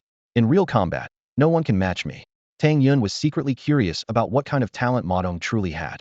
Tang Yun cautiously asked, Feng Yun, you don't need to test me. My talent is unmatched in the world. There's no need to hide it from anyone. Mo Tong responded loudly. My talent is the devil's eye. It's rated as an S-level talent. S-level talent. This devil's eye is truly an S-level talent. It's the highest level of talent. I've never heard of it before. Could it be new? The crowd commented. What if it's an S-level talent? Feng Yun must also have an S-level talent. Otherwise, he wouldn't have reached the 40th floor. That's right. Feng Yun is still the strongest. You people from the Shrimp Kingdom don't understand the power of Lord Mo Tong, someone shouted. Lord Mo Tong's magic attack coefficient is 20 times that of an ordinary person. Just that alone is enough to crush you. A terrifying message came from Mo Tong's small account. Tang Yun was slightly surprised, thinking, a magic attack coefficient 20 times that of an ordinary person? That means 200 times the magic attack. At level 10, he has at least 25 intelligence, which is 5,000 magic attack. With some skills and equipment, 100 points of intelligence is not hard. That means Mo Tong's magic attack is at least 20,000. With such terrifying attack power, it's no wonder Mo Tong dares to be so arrogant. Tang Yun thought to himself, wow, is this guy really this monstrous? His attack power easily breaks 10,000. Can Feng Yun be his match? The crowd began to worry. Are you surprised? There's more to be amazed at. What's 200 times the magic attack coefficient? Mo Tong's abilities don't stop there. Mo Tong sneered. All my attacks come with 100 magic damage. He willingly revealed his talent skill. Damn, every attack comes with that? Basic attacks. Skills. This is truly monstrous. The crowd panicked. The key is that this guy has high magic attack. Any hit deals tens of thousands of damage. How can we fight that? Mo Tong's small account taunted even more. Every attack comes with it. Stronger than the Banshee's curse. Tang Yun thought to himself. The Banshee's curse only adds magic damage to basic attacks, but this guy's skills also added. How much more damage does that add? This is what S-level talent is, truly strong. He reminded himself not to underestimate anyone. Go, Demon Flame. Mo Tong swung his staff, sending a ball of demon flame rushing forward. Tang Yun cut it apart with a single sword strike, and then closed in quickly. Boom. Sword and staff clashed, sparking fiercely. This strike was evenly matched. Tang Yun was shocked. My sword strike is nearly 30,000 damage. It seems his magic attack is about the same. After this exchange, Tang Yun had made his assessment. You do have some strength. Mo Tong wasn't surprised. After all, Tang Yun reaching the 40th floor of the ladder was impossible without some strength. But sensing Tang Yun's strength seemed to make him even happier. Too bad you met me. Next, I'll kill you with one move. Mo Tong's dark eyes emitted a chilling aura. You talk too much. Tang Yun became vigilant. Oh, did I mention the third ability of the Devil's Eye? Mo Tong laughed sinisterly. The confidence of Matong puzzled everyone. The fact that his magic eyes had a third ability was simply unbelievable. Tang Yun wondered if he could defeat Feng Yun in one move. Feng Yun was a skilled player on the 40th level and should theoretically be easy to defeat. However, Matong's confidence made him doubtful. The reason I haven't acted yet is that I want to see your strength. Matong continued. Tang Yun's gaze changed as he activated his ethereal step, reaching a speed of 140 milliseconds in an instant, feeling as if he were flying, which amazed everyone present. Feng Yun's strength was indeed formidable. No wonder he could clear the 40th level. Seeing Tang Yun's incredible speed, Matong's expression changed. and he hastily raised a crystal black shield. Tang Yun's sword struck down, but the crystal black shield blocked the attack. With a loud shout, Ma Dong activated his eye technique, his eyes like spinning black holes that could absorb everything. With a loud crash, Tang Yun felt dizzy and lost over 40,000 health points in an instant. My eye technique is irresistible. Die! Ma Dong roared. Yet, Tang Yun remained unscathed, leaving Ma Dong stunned. His eye technique failed to inflict lethal damage on Tang Yun, whose health was still intact. If not for the Enchantress battlesuit that absorbed 20 of the damage, Tang Yun would have lost over 50,000 health points. Frog at the bottom of the well. Tang Yun sneered, thinking to himself that although Ma Dong's abilities were powerful and countered high-attack players, he was merely a high-burst mage, insufficient against players with high health. My goodness, Ma Dong has such abilities. Feng Yun's health must be tens of thousands. The crowd was shocked by Ma Dong's increasingly powerful abilities, yet Tang Yun's strength was even more unimaginable. I don't believe you have much health left after my attack. Ma Dong remained confidently assured. Tang Yun chuckled, having understood Ma Dong's abilities. Now aware of his opponent's strength, he no longer wasted time. Skeleton Ball. Tang Yun launched a skeleton ball, forcing Ma Dong to adjust his position, and then swiftly moved in for the kill. Ma Dong couldn't react in time and fell in the duel arena. Tang Yun's terrifying output made Ma Dong's health inadequate, and without a shield, he could be killed instantly with a single skill. 1. So fast.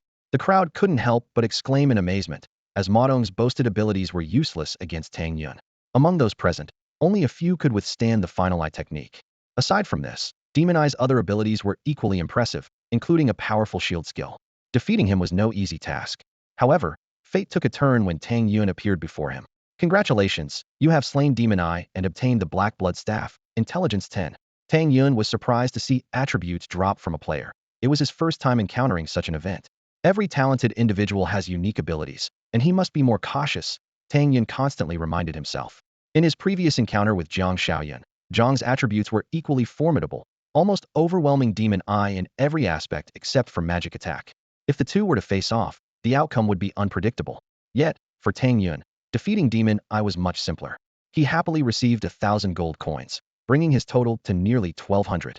Now he could afford another piece of 7-star purple lotus fruit, filling him with excitement. He also gained 20 elite points, allowing for 20 training sessions, promising a significant boost. Between levels 27 and 40, there were only 14 elite points available, but by defeating 6 opponents in endless mode, he earned an additional 6 elite points. Ignoring the excited crowd around him, Tang Yun headed straight to the training hall. Meanwhile, the name Feng Yun was quietly spreading across Xia. Simultaneously, Demon Eye was furious in the real world. Find out who this Feng Yun is. I must know his true identity. Demon Eye demanded with a fierce tone. Lord Demon Eye, Feng Yun is very cautious. We've asked many people but can't uncover his identity. He hasn't exposed his abilities, making it difficult to track him down, replied one of his subordinates. I fought him. His talent seems to involve multiplicative growth, and his attributes are well balanced. His skills are also hard to dodge, indicating high proficiency. Investigate in this direction. Demon Eye continued. His clash with Tang Yun was not just about pride. It was also to probe deeper, find him in reality, and eliminate him. That was their main objective. Yes, the two nodded repeatedly. What about the matter with Lu and Tang Miaoying? Demon Eye asked angrily. Sir, Lu has been ineffective. Should we teach him a lesson? One subordinate suggested. Yes, Tang Miaoying must be brought to me quickly. She possesses the Blood Eye ability. I must obtain her. Absorbing her blood, I will continuously enhance my intelligence attribute. No one expected my Demon Eye to have the ability to devour other eye-related talents. Unfortunately, while powerful, Demon Eye has its drawbacks. Every time I die, my intelligence attribute drops significantly, Demon Eye said begrudgingly. Losing a level was not a concern, as it could be regained eventually, but the extra lost intelligence attribute was not easily recovered. Yes, we will immediately pressure the Lu family, the subordinate responded. Also, investigate the whereabouts of the Inside Eye. Once I absorb both the Blood Eye and Inside Eye, I will lead Wuing Nation to sweep everything before us. Demon Eye continued. The Blood Eye could help him grow, and the Inside Eye would allow him to see the opponent's information, preventing another defeat like the one he suffered against Tang Yun. His goal was to maximize his intelligence attribute, so his eye technique's killing power would continuously increase until all enemies could be instantly eliminated. His talent was the strongest in the world. During the mana coefficient training, Tang Yun had just completed 3 sessions and had not yet reached his limit. He decided to undertake 4 more sessions, aiming to defeat 7 boss-level monsters in hopes of earning substantial rewards. Through his efforts, his mana coefficient rose to 30, and the defeat of the 7 bosses skyrocketed it to an astonishing 150. Additionally, he gained 35 skill points and 12 first-level skill points, with a mental value increase of 5, intelligence boost of 7, mental growth to 2, and mana recovery rate of 0.3. His total mana now reached 14,250, and the number of spatial jumps he could perform increased to 71 times, leaving Tang Yun quite satisfied. Next, Tang Yun decided to enhance the dual spirit demon heart technique. After spending 19 skill points, he successfully leveled it up twice, reaching 9. This advancement increased his physical and magical attacks by 90 each, while his strength and intelligence rose by 9. Upon further improvement to 10, his physical and magical attacks increased to 100, with strength and intelligence each reaching 10, and his attack and magic coefficients increased by 5. His attack coefficient now stood at 31, and his magic coefficient at 30, marking a significant improvement. Then, Tang Yun focused on the Mystic Ice Barrier. By using 9 skill points, he elevated the barrier to its peak, capable of withstanding 900 of magic attack damage, lasting 5 seconds, with a cooldown of 30 seconds, and consuming 150 mana. Notably, with the water element enhancement, his magic attack reached 9,150, allowing a single Mystic Ice Barrier to block over 80,000 damage, with a 10 boost from the water element. Tang Yun's eyes sparkled with anticipation, secretly feeling fortunate. After completing 16 training sessions, the mana coefficient training reached its limit. Tang Yun decided to shift his focus to physical attribute training, as he no longer lacked defensive power. Enhancing his physical attributes would ensure greater safety in combat. The physical training began. Facing a monster with a massive health pool, Tang Yun attacked without hesitation, effortlessly winning the battle. As the training intensified, the difficulty increased, introducing support monsters and time constraints, but Tang Yun overcame these challenges with his formidable strength. The physical training seemed limitless. Tang Yun completed 16 consecutive sessions, increasing his physical attribute by 100, with each subsequent session boosting it by more than 5 points. To his delight, his innate talent further enhanced his physical attribute by 120, increased his health coefficient by 300, and boosted strength and intelligence by 20 and 13, respectively. His mental value rose by 8, speed increased by 2 milliseconds, and both physical and magical defense coefficients rose by 2, with physical growth reaching 5 and health recovery speed at 0.5. Although the spirit element tied technique reached 10 without yielding more skill points, it still provided physical and mental bonuses, along with improved health and mana recovery. Ultimately, with the spirit element tied technique at 9, Tang Yun's training achievements were exhilarating. The enhancement from the Lingyuan tidal technique felt like a gentle breeze sweeping over Tang Yun's entire body. He sensed an increase of 19 points each in his physical and mental attributes, and his health and mana regeneration rates also improved by nearly 2 points. Although there were no additional surprises, this progress left Tang Yun quite satisfied. His attributes had soared rapidly, with his health value surpassing the 370,000 mark, physical defense exceeding 2,000, and magical defense breaking 1,000. At this moment, Tang Yun realized he had completely surpassed boss-level strength. Excitement was written all over his face, and he couldn't wait to challenge the endless mode again to showcase his power. However, time in the real world hadn't stopped due to his training. After 20 sessions, daylight had already broken. Today was the day the college entrance exam results were announced in the Wanjiang province. The scores had been compiled and were ready for release. Tang Yun couldn't help but wonder how many people from Jiangbei City would be able to attend university this time. Meanwhile, in the office of Jiangbei No. 1 High School, Director Zhu was joyfully reviewing the scores. Not bad, not bad. Our school has 1,000 students going to college, he said proudly. With a third of the 3,000 senior students making it to university, far exceeding the national average of 1 in 10, this was undoubtedly a huge achievement.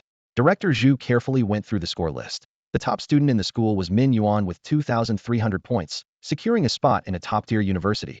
The last student to pass had 805 points. As he was basking in joy, Shang Zhe suddenly asked, Director Zhu, how many points did Tang Yun get? I didn't see his name. This question puzzled Director Zhu as well. They searched through the thousands of names repeatedly, but to no avail. It shouldn't be, Director Zhu said, perplexed. Tang Yun was sought after by several universities. How could he not even get into one? At the same time, the class group chat was buzzing. Classmates were discussing Fong Tao and Zhou Yan's excellent scores, but more people were concerned about Tang Yun's whereabouts. Some even speculated whether he was caught cheating. The chat was in a frenzy, with everyone calling out Tang Yun, eagerly awaiting an explanation. Just then, Director Jean received a call from Principal Gu. On the other end, Gu Changfeng calmly stated, forget about Tang Yun. Even in class, genius needs room to grow. He simply doesn't have that opportunity anymore. After hearing this, Director Jean felt a mix of emotions and could only sigh deeply. Meanwhile, Tang Yun was staring blankly at the leaderboard.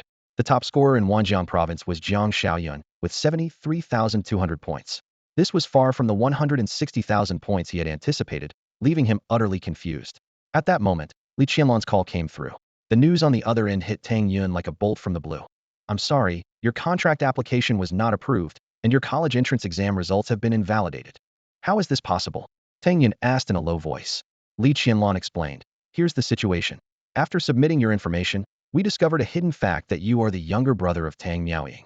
Her information is top secret, and we initially didn't uncover it. Now we've received news that she's been charged with treason, and her immediate family members are banned from awakening for life. Treason? Banned from awakening for life? Tang Yun murmured in disbelief, feeling as if he had been struck hard. His sister, Tang Miaoying, a traitor? How could this be possible? Impossible. My sister would never betray the country. Tang Yun's eyes were filled with redness, a mix of resentment and despair in his heart. Li Qianlong remained silent for a moment before slowly saying, this information has been confirmed by the authorities. I'm sorry, but you should just live as a regular person. With that, Li Qianlong hung up. Tang Yun found it hard to accept. A lifetime without awakening was a completely different concept from not getting into college. If he couldn't get into college, he could still buy an awakening slot, but a lifetime ban meant he didn't even have the eligibility to buy one. No matter how skilled he was in the game, it was useless if he couldn't bring those abilities into reality. Of course, he could still make a good living using his gaming skills, but deep down, he remained unsatisfied. Over the years, he had experienced ups and downs, but had never felt so hopeless. Initially, with Tang Miaoying's brilliance, he basked in her glory and was called a young prodigy, with people around him eager to please him. However, after Tang Miaoying's incident, he hit rock bottom. Although his grades were good, he couldn't connect with the virtual realm, and he fell again. Finally, when he managed to connect with the virtual realm and awakened his talent, his growth was extraordinary, and he regained his confidence, ready to take on any challenge. But this news was a bolt from the blue, delivering a fatal blow. A melodious song brought Tang Yun back to reality. He answered the phone, his voice low. Yuan, what's going on? Tang Yuan seemed to sense something was off and asked. Li Qianlong said my sister betrayed the country, my exam results are void, and I can't awaken for life. Tang Yun said through gritted teeth, filled with doubt. Even if that's the accusation, why bring it up now? There must be something wrong. Yuan, don't you think? Tang Yuan replied firmly, yes. But now that it's out, whether she betrayed the country or not, someone has surely pinned it on Miaoying. You have no choice but to accept this outcome. Tang Yun felt unwilling, confused, and resentful. He knew that the people Miaoying had offended were incredibly powerful, capable of convicting someone with just a word, and they couldn't afford to provoke them. They were lucky not to be implicated. In fact, being an ordinary person isn't so bad, and your gaming skills are impressive. You can live a good life. At least it's better than going to the capital to meet your doom, don't you think? Tang Yuan continued. This world isn't as simple as you think. Some people can destroy us without saying a word. I've always believed that going to the capital isn't a good choice, so maybe this is for the best. Tang Yuan's voice was filled with concern. Tang Yun paused, gradually understanding. Yeah, but Yuan, am I really going to be an ordinary person for the rest of my life? He still held a glimmer of hope, especially after seeing Tang Yuan use game abilities in front of him. As it stands now, that seems to be the case, but nothing is absolute. For example, with accusations of betrayal, many people with excellent gaming abilities can't get awakening slots and might make such choices. Tang Yuan's voice was firm and heavy. This is dangerous, and I advise against it. Tang Yuan said seriously, then posed a thought-provoking question. Do you know why you can only receive an awakening quota upon entering university? Tang Yun shook his head, his eyes filled with curiosity. He had always wondered about this, but no one had ever explained it to him. Tang Yuan took a deep breath and began to explain. Every university wants to enroll more students to strengthen its influence, but the reality is that the number of awakening quotas each year is limited. These quotas aren't distributed by the council or the royal family. They are closely tied to the game. The game? Tang Yun frowned slightly, some speculations forming in his mind. Exactly, Tang Yuan confirmed with a nod. In the game, only those with a title and land can obtain an awakening quota and the ability to manifest game items. The higher the title, the more quotas you get, and the better the quality of manifested items. The key to obtaining a title is increasing your reputation. Tang Yuan's gaze turned distant, as if recalling the past. When the game first arrived, our ancestors seized the opportunity, and many talented individuals emerged. In just 10 years, most of the game resources were divided. In the subsequent decades, only a few managed to earn titles. Now, over 200 years later, no one has achieved such feats. Even class geniuses have to rely on those major powers. Otherwise, leveling up becomes an issue. He looked at Tang Yun, his tone softening. You're still in the beginner's village, so you can't feel this yet. When you truly enter the virtual world, you'll see the bigger picture. Tang Yun, deep in thought, felt a renewed spark of hope in his eyes. So, there's still a chance for me. Reputation is key, whether it's for awakening or manifestation. Thank you, Brother Yuan. Tang Yun said sincerely. Tang Yuan encouragingly patted his shoulder. Achieving a title is tough, but not impossible. Keep striving. Tang Yun nodded firmly, his mindset undergoing a complete transformation. Shortly after, Tang Qingyang returned, jokingly scolding. You rascal, not going to university might not be so bad. The imperial capital is no great place. Nothing beats the comfort of home. Tang Yun replied with a smile. Dad, you're right. Although Tang Qingyang hadn't explicitly stopped his son from going to the imperial capital, his stance the previous day was clear. He said with concern, take a few days to rest. You must be exhausted. I want to visit my sister, Tang Yun said. All right, let's go, Tang Qingyang said with relief. He was glad to see his son wasn't resentful towards his sister for what happened and was still worried about Tang Miaoying. Tang Qingyang drove Tang Yun to the hospital, then hurried off again. Although Tang Miaoying's condition had stabilized, there were many expenses ahead, and making money was his top priority. In the hospital room, Tang Miaoying lay peacefully on the bed, the effects of the 7-star purple lotus fruit still lingering. Wang Xiuhe stayed by her side, watching her daughter closely, worried that the precious item might be stolen. For the past few days, Tang Qingyang and Wang Xiuhe had taken turns watching over her, but Wang Xiuhe had shouldered most of the burden and was visibly exhausted. Despite playing games all night, Tang Yun felt remarkably refreshed. He whispered to his mother, Mom, go rest. I'll watch over sister. Wang Xiuhe nodded wearily. I'll lie down for a while. Wake me up in the evening. Okay, Tang Yun replied. Soon, Wang Xiuhe lay down on the bed nearby, and before long, soft snores filled the room. Tang Yun looked at his sister on the hospital bed and his sleeping mother, feeling an indescribable sense of happiness. On the bed, Tang Miaoying's complexion was noticeably rosier, the 7-star purple lotus fruit showing its effects. Tang Yun murmured softly, Sister, what exactly happened? Time flew by, and evening came quickly. Just as Tang Yun was about to drift off, he suddenly heard some faint noises. He hadn't slept all night. Although he didn't feel tired, sitting for so long made him feel a bit drowsy. Just as drowsiness was setting in, the 7-star purple lotus on Tang Miaoying suddenly emitted a brilliant light, and it seemed her body reacted to it. Quick, take her away. Two figures swiftly flashed by. Who is it? Tang Yun's heart tightened as he saw them. The two glanced at Tang Miaoying on the bed, ignored Tang Yun, and took her away. Stop! Tang Yun shouted angrily, activating his ethereal steps. Bang! With a casual wave, Tang Yun was flung away by an invisible force. An awakened strong one. Tang Yun's pupils contracted sharply. Damn it! He desperately wanted to awaken, realizing that although the opponent's strength wasn't overwhelming, it was still beyond his current capability to resist. Forget him, let's go? Lu Xiao's task is urgent. One of them wanted to act again, but the other said coldly. Humph, you're lucky, kid. They said, preparing to take Tang Miaoying away. Tang Yun was furious, but felt powerless. Boom. As soon as they touched Tang Miaoying, a golden light exploded, and a powerful force instantly blasted them away. Sister. Tang Yun was overjoyed, thinking Tang Miaoying had awakened. But soon, the golden light dimmed, and Tang Miaoying's rosy complexion turned pale. Clearly, the self-protection function just now had consumed too much energy. This girl is so strong. Even in her sleep, she can injure us. It's just a single strike. Take her away. They acted again, but this time, Tang Miaoying had no reaction. Tang Yun was anxious but couldn't move. Courting death. A soft voice was heard, and a black shadow seemed to appear out of thin air. Who are you? The two were horrified, terror written on their faces.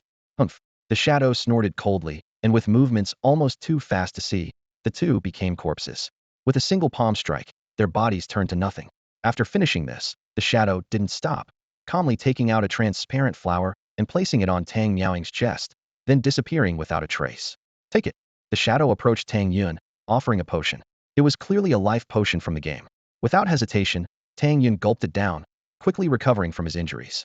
Who are you? Tang Yun asked curiously. Shen Bingning. The shadow removed her mask, revealing an exceptionally beautiful face. Tang Yun looked puzzled, as if he had never heard of this name. I'm your sister's friend. You can also call me Sister Bingning. Shen Bingning smiled sweetly. Sister Bingning. Tang Yun followed suit, feeling deeply grateful. If it weren't for Shen Bingning, his sister might have been taken away. Good boy. Your sister said you're naughty and don't listen, but that seems a bit unfair. Shen Bingning laughed, gently touching Tang Yun's face. Tang Yun shivered, feeling a cool sensation on his face. Sister Bingning. Who were those people just now? Tang Yun asked urgently. People courting death. Shen Bingning replied coldly. Tang Yun was at a loss for words. The chill emanating from Shen Bingning was palpable even from a distance. Sensing his unease, Shen Bingning smiled again, and the cold feeling dissipated. Tang Yun let out a sigh of relief. Sister Bingning, are you here to see my sister? Tang Yun asked curiously. He wasn't sure if Shin Bingning was truly his sister's friend since he had never seen her before. I'm here specifically to find you. Shin Bingning shook her head. To find me? Tang Yun was even more puzzled. That's right. Before the incident with Miao Ying, I was asked to look after you. In fact, I came here 2 years ago, but we didn't meet. Tang Yuan knows though. If you don't believe me, you can ask him. As Shun Bingning spoke, she helped Tang Miaoying refine the transparent flower. Hearing this, Tang Yun was almost convinced of Shun Bingning's words. I originally thought, if you were an ordinary person unable to communicate with the virtual world, then I'd leave it at that and let you live a worry-free life. If you showed potential, I'd help you in secret. But I didn't expect you to cause such a stir. Shin Bingning examined Tang Yun closely. Feeling a bit uncomfortable under her gaze, Tang Yun coughed awkwardly and said in a low voice, Sister Bingning, I'll never awaken and will only remain an ordinary person. Shin Bingning sighed and asked, do you blame your sister? No. I only hate those who harmed her. Tang Yun's eyes seemed to blaze with anger. Shin Bingning appeared satisfied and praised. At least you understand the situation. Never awaken? I don't think so. Tang Yun asked excitedly. Sister Bingning, do you have a way? Although Tang Yuan had mentioned that awakening could happen with a title, which was hard to achieve, if Shun Bingning had another method, it would be even better. Of course, Shin Bingning smiled. How? Tang Yun asked eagerly. Come with me, Shin Bingning said. Tang Yun nodded repeatedly. Do you know where we're going? Shin Bingning asked with a smile. Tang Yun quickly shook his head. To the border, Shin Bingning said slowly. The border. Tang Yun was slightly stunned. The borderlands were rife with conflict and danger. The control of the Daxiao royal family and council over the border was not strong. Over there, I'll arrange a new identity for you and secure an awakening spot. Shin Bingning continued. Tang Yun realized that Shun Bingning's identity was not simple. Of course, the border is extremely dangerous, with not only military skirmishes, but also monsters lurking. A moment's carelessness could cost your life. Are you willing to go? Shin Bingning asked. I want to go, Tang Yun answered without hesitation. After what had happened, he understood deeply the importance of strength. Awakening was absolutely necessary. Good, Shin Bingning approved. Say goodbye to your family first. I need to clear out those rats again. As Shun Bingning spoke, the temperature around them suddenly dropped, and she vanished. Tang Yun couldn't help but sneeze. At this moment, Wang Xiuhe finally awoke. Lu Xiao? The people we sent are dead. A man in a blue suit reported hurriedly inside a villa. Dead. Lu Mu, wearing just shorts, suddenly got up. 2 first-tier awakeners, dead without a sound. There's definitely someone protecting Tang Miaoying from the shadows. Lu Mu gritted his teeth. Damn it. If it weren't for those people pushing me, I wouldn't have taken the risk. Lu Mu cursed inwardly. I have to lay low for a while. Lu Mu quickly got up and put on his slippers. Lu Xiao, we have more people. We might not be afraid of them. The man in the suit said, while handing Lu Mu his clothes. You know nothing. 2 years ago, those who targeted Tang Miaoying all died. There were quite a few second-tier awakeners. Lu Mu scolded. This? The man in the suit said with a long face. How would I know, damn it? Lu Mu fumed.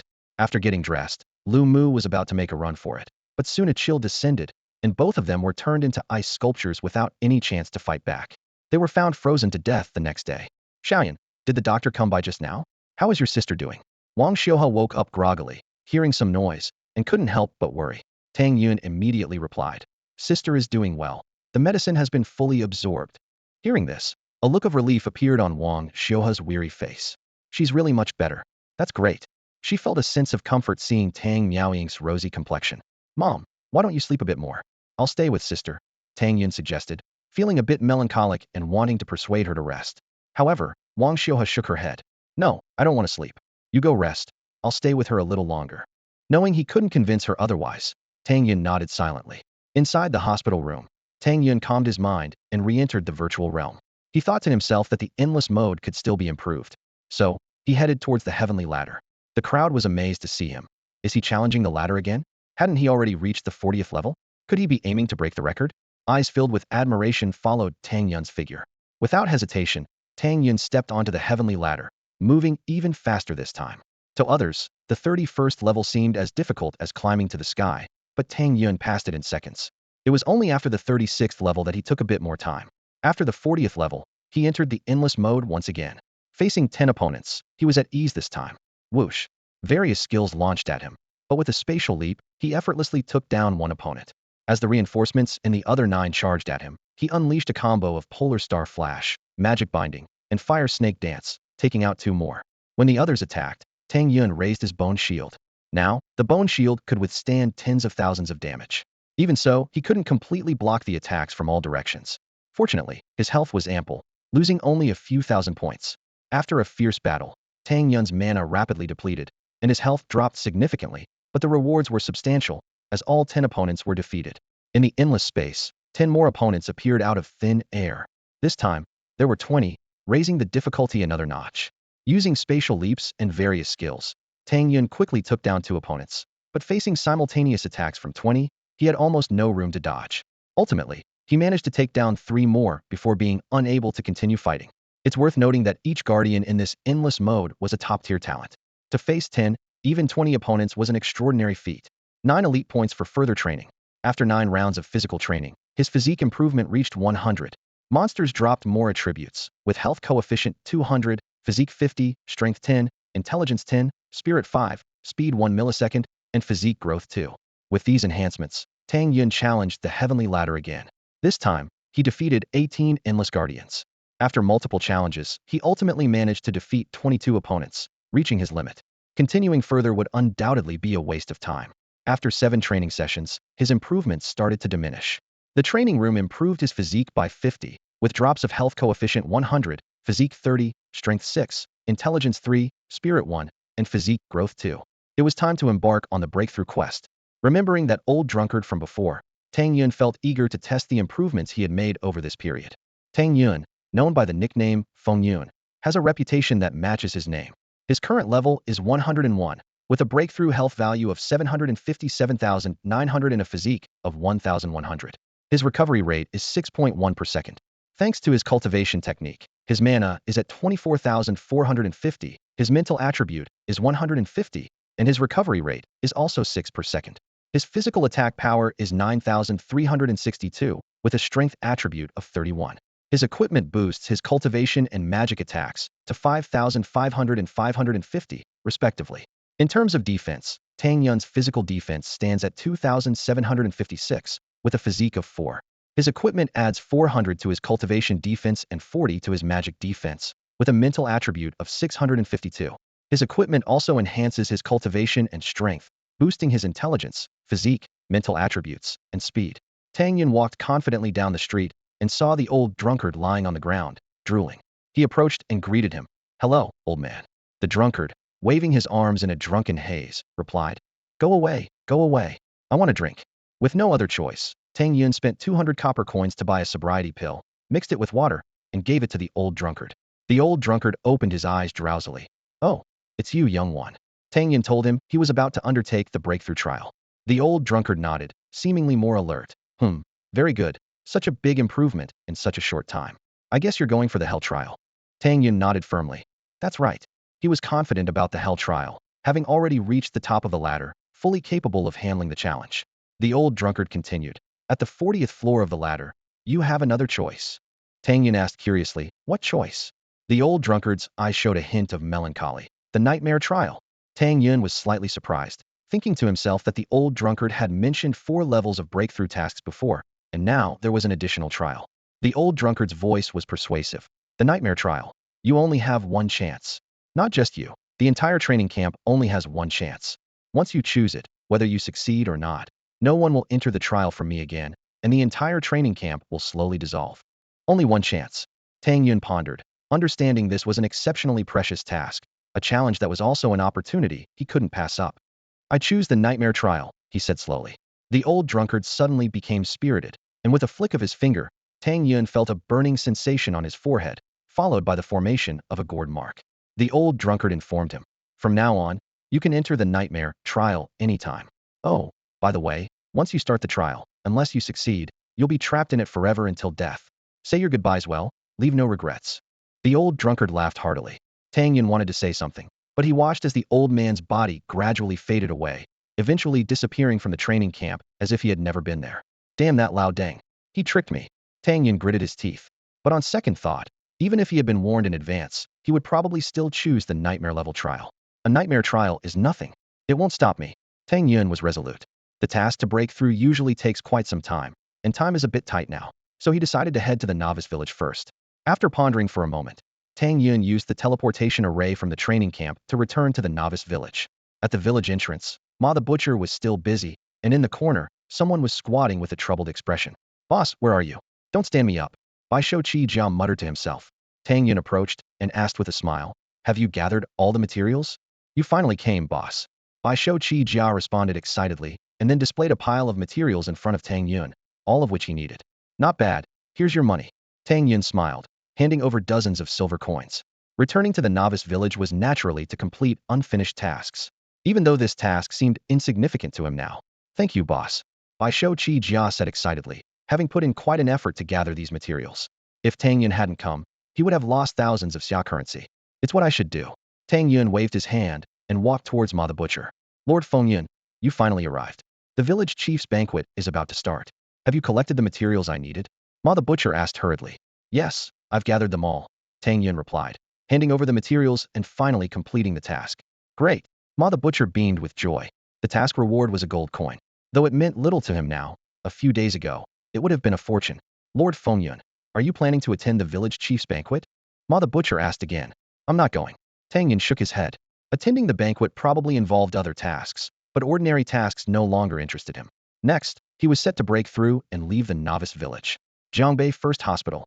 As he opened his eyes, the morning light had already filled the room. Xiao Yun, go back and get some sleep, Wang Xiuhe said with concern in her eyes. Last night, Tang Yun hadn't slept at all, immersed in the virtual world, working tirelessly. All right. Tang Yun took a deep look at the two of them, then nodded. After leaving the hospital room, he dialed Tang Yuan's number. The call was quickly answered. Yuan Ge, do you know Shen Bingning? Tang Yun asked directly. Did she come to find you? Tang Yuan replied quickly, evidently knowing her. Yes, Tang Yun nodded. 2 years ago, she came to me. For the sake of Sister Miaoing, she helped me a lot. And her identity needs to be kept secret, so I never told you. Tang Yuan said quietly. Tang Yun nodded silently. It seemed Shen Bingning was someone trustworthy. I need to go to the border with her, Yuan Ge. Could you please look after things at home? Tang Yun said solemnly. Tang Yuan was silent for a moment before replying. Given your situation, going to the border might be for the best. Don't worry about home. I'll take care of everything. Thank you, Yuan Ge. Tang Yun took a deep breath. The call ended, and Tang Yun felt a bit melancholy. His phone kept buzzing with messages. He didn't need to look to know what those people were saying. After the news of Tang Miaoying's treason spread, the Tang family became the subject of gossip and judgment. Former friends quickly distanced themselves, and the family's business was doomed to struggle. Jiangbei City, where they had lived for nearly 20 years, was no longer suitable for them. Tang Yun left without saying goodbye to his parents, leaving behind a bank card with the millions he had earned. He sent a message telling his family he was traveling with Tang Yuan's friends and not to worry. At the hospital entrance, Shen Bingning had been waiting for some time. She whispered, I came secretly too. Can't stay long. Let's go quickly. Don't worry. I'll have someone keep an eye on things here. Seeing Tang Yun's concern, Shen Bingning reassured him. Tang Yun thanked her. Thank you, Bingning. She nodded, taking him to the airport, where they boarded a private plane without any hindrance. Tang Yun hadn't slept in 2 days, and soon felt drowsy. Shen Bingning softly said, if you're tired, sleep. Before awakening, you're just an ordinary person. After awakening, you can go a week without sleep. Tang Yun closed his eyes and soon fell into a deep sleep. The plane flew west, passing Shijing, heading straight for the border. Meanwhile, Wang Xiuhe received Tang Yun's message and burst into tears. Xiao Yun. She sobbed quietly. Her daughter lay unresponsive in a hospital bed, and her son had to leave. Her heart ached. Tang Qingyang sighed. It's for the best that he's gone. Yuan also called, saying Xiao Yun is with his friends, so he should be fine. Due to the Tang Miaoying incident, staying would only subject Tang Yun to disdain. Leaving was the best option. My poor child. Wang Xiuhe gently caressed Tang Miaoying's face, unable to stop her tears. The vast expanse of Daxia, with its population of 10 billion, stretched out. Traveling west from Wanjing province to the border took over 10 hours by plane. From above, a winding mountain range seemed endless, like a sleeping dragon. This was the Duanlong mountain range, severing Daxia's connection with the western countries. 300 years ago, with the advent of the virtual realm, many monsters appeared. Initially, humans suffered great losses, but through trials in the virtual realm, humanity's strength grew, and they rebuilt their homes. Most monsters were eliminated, with the remainder retreating to the oceans or hiding in places like the Duanlong Mountains, serving as buffer zones between nations. When Tang Yun awoke, the plane had already landed. Stepping out of the cabin, a biting cold wind made him shiver involuntarily. It was summer in Wanjing province, yet here it felt like winter. Shen Bingning seemed unaffected, and Tang Yun couldn't help but envy her. Such was the benefit of awakened powers. Shen Bingning retrieved a set of warm clothes from her space and handed them to him. Put these on. Once dressed, Tang Yun stopped shivering. Soon, a military vehicle arrived, and a burly man stepped out. Commander Shun.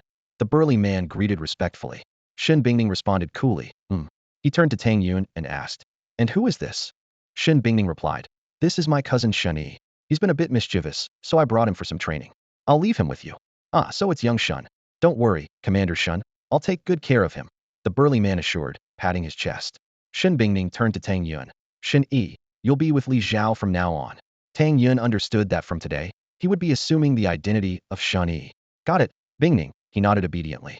Shin Bingning continued, "Get him enrolled at Xiling Military University and arrange for his awakening as soon as possible." The benefits of awakening were obvious. At least every time he logged into the virtual world, he wouldn't feel so exhausted. Li Zhao was filled with confidence, believing that once he awakened, even those two people who appeared last night wouldn't be able to compete with him. Li Zhao nodded respectfully, and Shun Bingning earnestly said, "In the school's rankings, Xiling Military University is considered a top-tier school, but how many abilities you can awaken mainly depends on the individual. It's not uncommon for students from second-tier schools to awaken with attributes exceeding 90. She continued to emphasize that the school's reputation wasn't important. The real learning happens on the battlefield, as there's a considerable difference between the virtual world and reality. Shin Bingning spoke a lot, and Tang Yun listened attentively. In less than 2 hours, the car drove into the military district. Shin Bingning turned to Li Zhao and said seriously, "Li Zhao, I'm entrusting him to you. Be strict and don't let this kid slack off. If there's no progress in a month, I'll hold you accountable." Li Zhao immediately responded, "Yes, I guarantee to complete the task." Shin Bingning then busied herself with her own affairs, and Tang Yun, seeing her departure, breathed a sigh of relief, thinking to himself, "Commander Shin's presence is truly intimidating. Follow me. You can call me Captain Li from now on," Li Zhao said as he led Tang Yun towards the dormitory. "Yes, Captain Li," Tang Yun replied respectfully. Li Zhao explained, "Since you haven't awakened yet, you'll be placed in the preparatory camp. There aren't many tasks, but you must train with the team for at least 4 hours a day to strengthen your body. This will make your awakening easier and might even increase your awakening percentage." Tang Yun nodded silently, indicating his understanding. Soon, they arrived at the dormitory building, where many people approached, calling out to Captain Li and curiously eyeing Tang Yun. Amidst the surprised glances, Li Zhao took Tang Yun to the far right dormitory on the 4th floor. Tang Yun was astonished by the dormitory's environment, thinking it was even better than his own home. "All right, this is your dormitory. You can take a few days to get familiar with it. If you need anything, come directly to me," Li Zhao said with a smile. "Okay, Captain Li," Tang Yun replied. "Captain Li, I'm about to undertake a breakthrough mission in the virtual world, which might take some time," Tang Yun added. "No problem," Li Zhao agreed wholeheartedly. After settling Tang Yun in, Li Zhao left, surrounded by a crowd. "Captain Li, who was that just now? He got a single room directly?" "Yeah, we're all in 4-person rooms. I'm in an 8-person room." Everyone was envious. Li Zhao chuckled. "Don't pry, he's someone you can't afford to mess with." This only fueled their curiosity, but no one dared to disturb. In room 405, Tang Yun stretched and took a deep breath before entering a meditative state. He silently communicated with the mark between his eyebrows, thinking, "Virtual world, elite training camp." The system's voice echoed in his ear. "Would you like to start the nightmare trial?" "Yes." Tang Yun chose without hesitation. After a dizzying whirl, he awoke to find himself in the midst of a forest. Introduction: Zhu Shan was ambushed by enemies. To heal her father, Zhu Cixi intends to venture into the ancient demon forest for medicine. Your role as a master hired by the Zhu family. Task: escort Zhu Cixi through the ancient demon forest. Tang Yun paused slightly, understanding that since it was a nightmare-level mission, the difficulty would be considerable, far from an ordinary escort mission. He had to approach it with caution. Tang Yun carefully surveyed his surroundings. The convoy was traveling along a narrow path, surrounded by lush greenery on both sides. The Zhu family was no ordinary household. They had over 100 guards. "Miss, you shouldn't have invited Feng Yun. He does nothing on the road, hides when there's danger, and just eats and drinks like he's on a leisurely tour." "It's infuriating," said Xiaoman, the maid, angrily inside the carriage. "Xiaoman, mind your manners. Mr. Feng is a skilled expert invited by my grandmother. He'll step in when there's danger," Zhu Cixi gently reprimanded. Xiaoman still felt dissatisfied. Warriors have exceptional hearing, so Zhu Cixi reminded her. "If you speak like that, Mr. Feng might have already heard you." "Ah," Xiaoman exclaimed and dared not speak further. Not far away, a young scholar-looking man stumbled towards them, limping, with blackened lips and tear-filled eyes, appearing utterly unmanly. The guards immediately intercepted him. "What's going on?" Zhu Cixi asked as she stepped out of the carriage and looked at the scholar. "My name is Lu Wenjie. I've been bitten by a venomous snake and fear I won't last much longer," Lu Wenjie said weakly, his face full of helplessness. "If you're about to die, why come to us? Isn't that bad luck?" Shaman scolded. Lu Wenjie was left speechless and could only turn away, wiping his tears. Wait, Zhu Sisi called, stepping past the guards to Lu Wenjie. She took a pill from her pocket. This is an antidote pill. It can cure most snake venoms. Lu Wenjie stared at Zhu Sisi, murmuring, "Thank you." He had approached the group seeking help, but Xiaomon's scolding had left him too embarrassed to ask. Thankfully, Zhu Sisi offered her assistance. "Miss, you're too kind. This guy might be an assassin sent by our enemies." Xiaoming grumbled.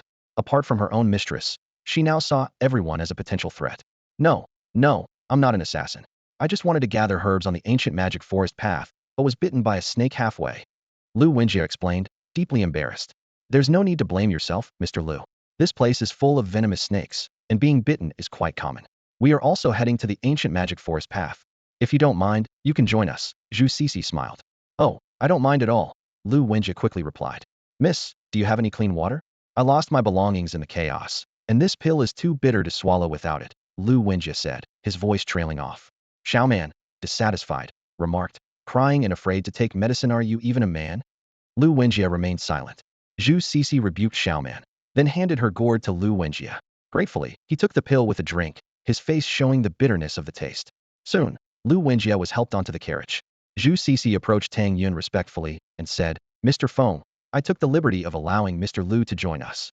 I hope you don't mind. No problem, Tang Yun replied with a wave of his hand. At this point, he wasn't sure what challenges the mission would bring and could only wait and see. Thank you, Mr. Feng, Zhu Sisi said with a bow. Miss, ahead lies the territory of the giant axe bandits. We should consider taking a detour, the guard captain suggested. A detour? Zhu Sisi pondered, then looked at Tang Yun. Mr. Feng, what do you think? How long would a detour take? Tang Yun calmly replied. 2 days. That's not acceptable. Tang Yun shook his head. This is no joke. Once a breakthrough mission begins, it can't be interrupted. If it takes 2 days to detour, how do we proceed afterward? He understood that, not yet awakened, his physical body in reality wouldn't withstand it. Commander Zhang angrily said, Do you understand the power of the giant axe bandits? They are a group of hundreds. If we engage, we will suffer heavy casualties. Tang Yun replied calmly. If we delay any longer, Mr. Zhu's health will not hold up. Zhu Sisi nodded in agreement. Mr. Feng is right, we can't take a detour. As a highly skilled doctor, she knew her father's condition required immediate medication, and a 2-day delay was too much. Miss, if we confront the giant axe bandits, we might not have the strength to pass through the magic forest path. Commander Zhang quickly added. Zhu Sisi calmly analyzed. The bandits are after wealth. If we offer them some benefits, it should solve the problem. She was willing to sacrifice treasure to save her father. Commander Zhang felt helpless upon hearing this. Although he was the leader of the guards, he was ultimately just a servant in front of Zhu Sisi.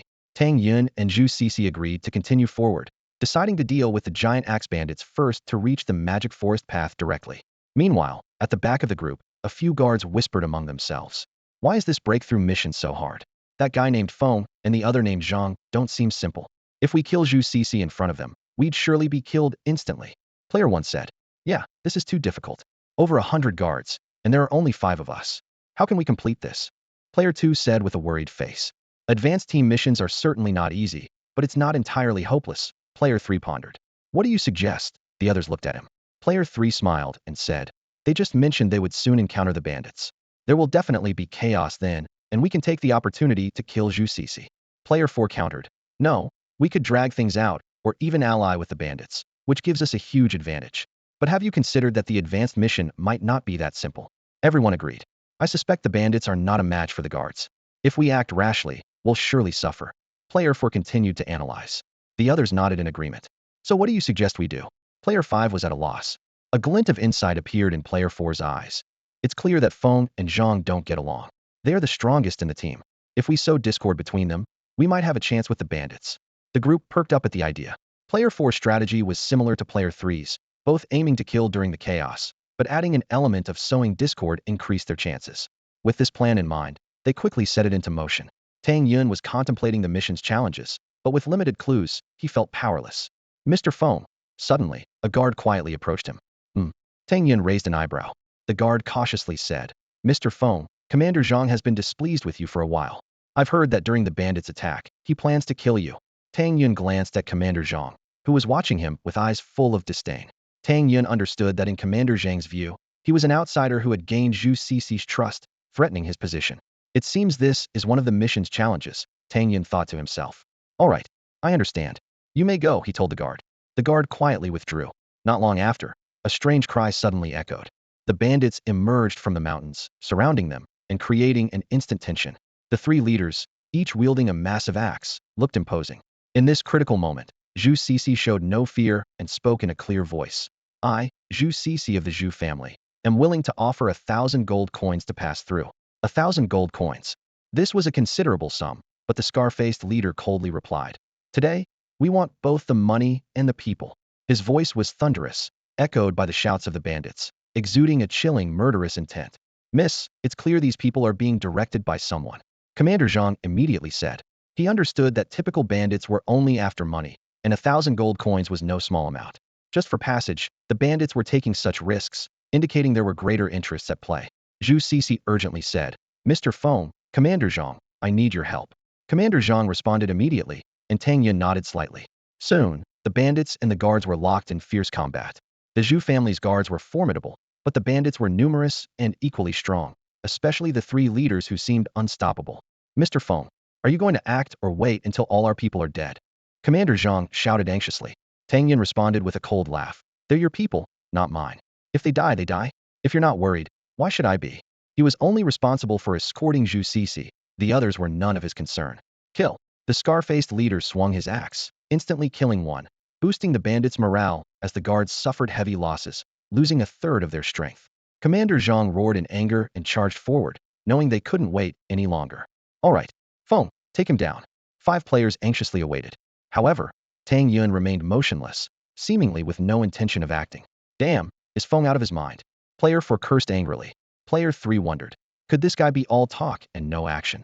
By now, the bandits had the upper hand, and Commander Zhang was gradually being overwhelmed. The guards couldn't hold their ground. The bandits were unexpectedly well trained. Seems we were wrong. The bandits are overpowering the guards. Player 1 said excitedly. Protect the lady. Player 4 shouted as they rushed towards the carriage. Zhu Cixi looked anxious, not expecting her guards to turn against her, and quickly called out. Mr. Feng, Commander Zhang seems unable to hold on. Please assist me, and the Zhu family will reward you handsomely. Tang Yun pondered for a moment, realizing that too many deaths might not be ideal, so he decided to act. Sword chi soaring sky. With Tang Yun's command, a torrent of sword energy descended from the sky, causing chaos among the bandits, leaving them in disarray, with over a dozen bandits slain instantly. Now's the time. Player 4 shouted, and the 5 of them rushed towards the carriage. Zhu Cixi was panic-stricken, seeing her guards turn traitor, and quickly called out, Protect the lady. Xiao Man, though frightened, stood in front. Miss Zhu run, Lu Wenjie said, his expression frantic.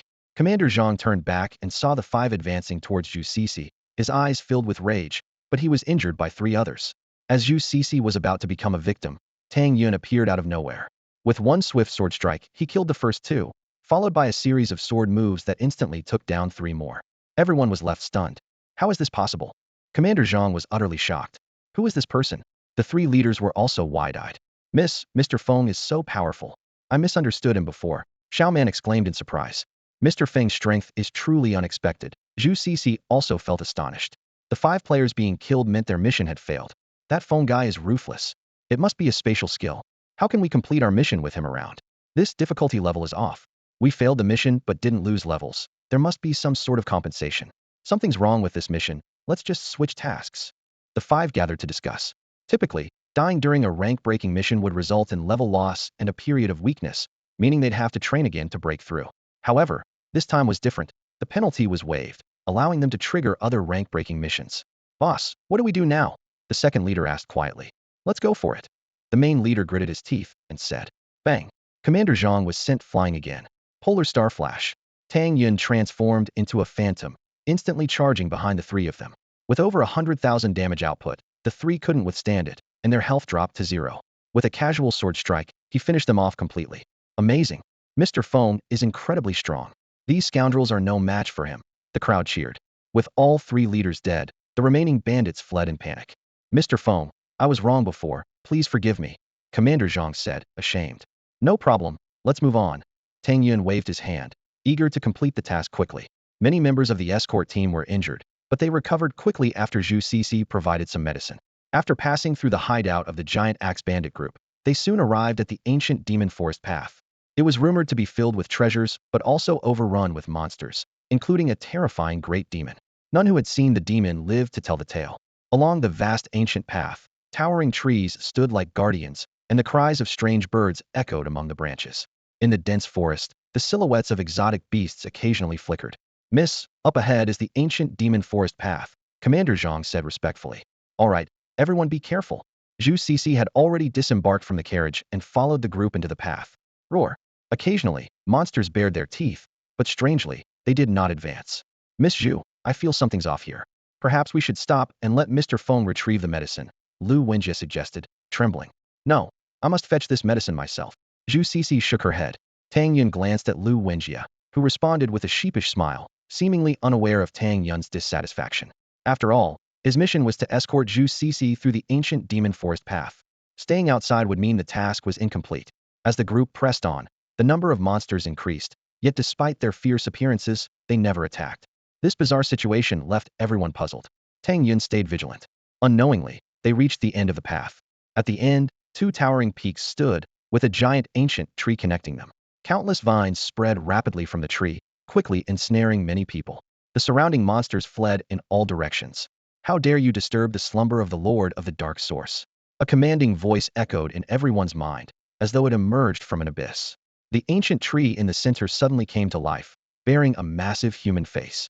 Its lips moved, and a formidable sense of oppression washed over them.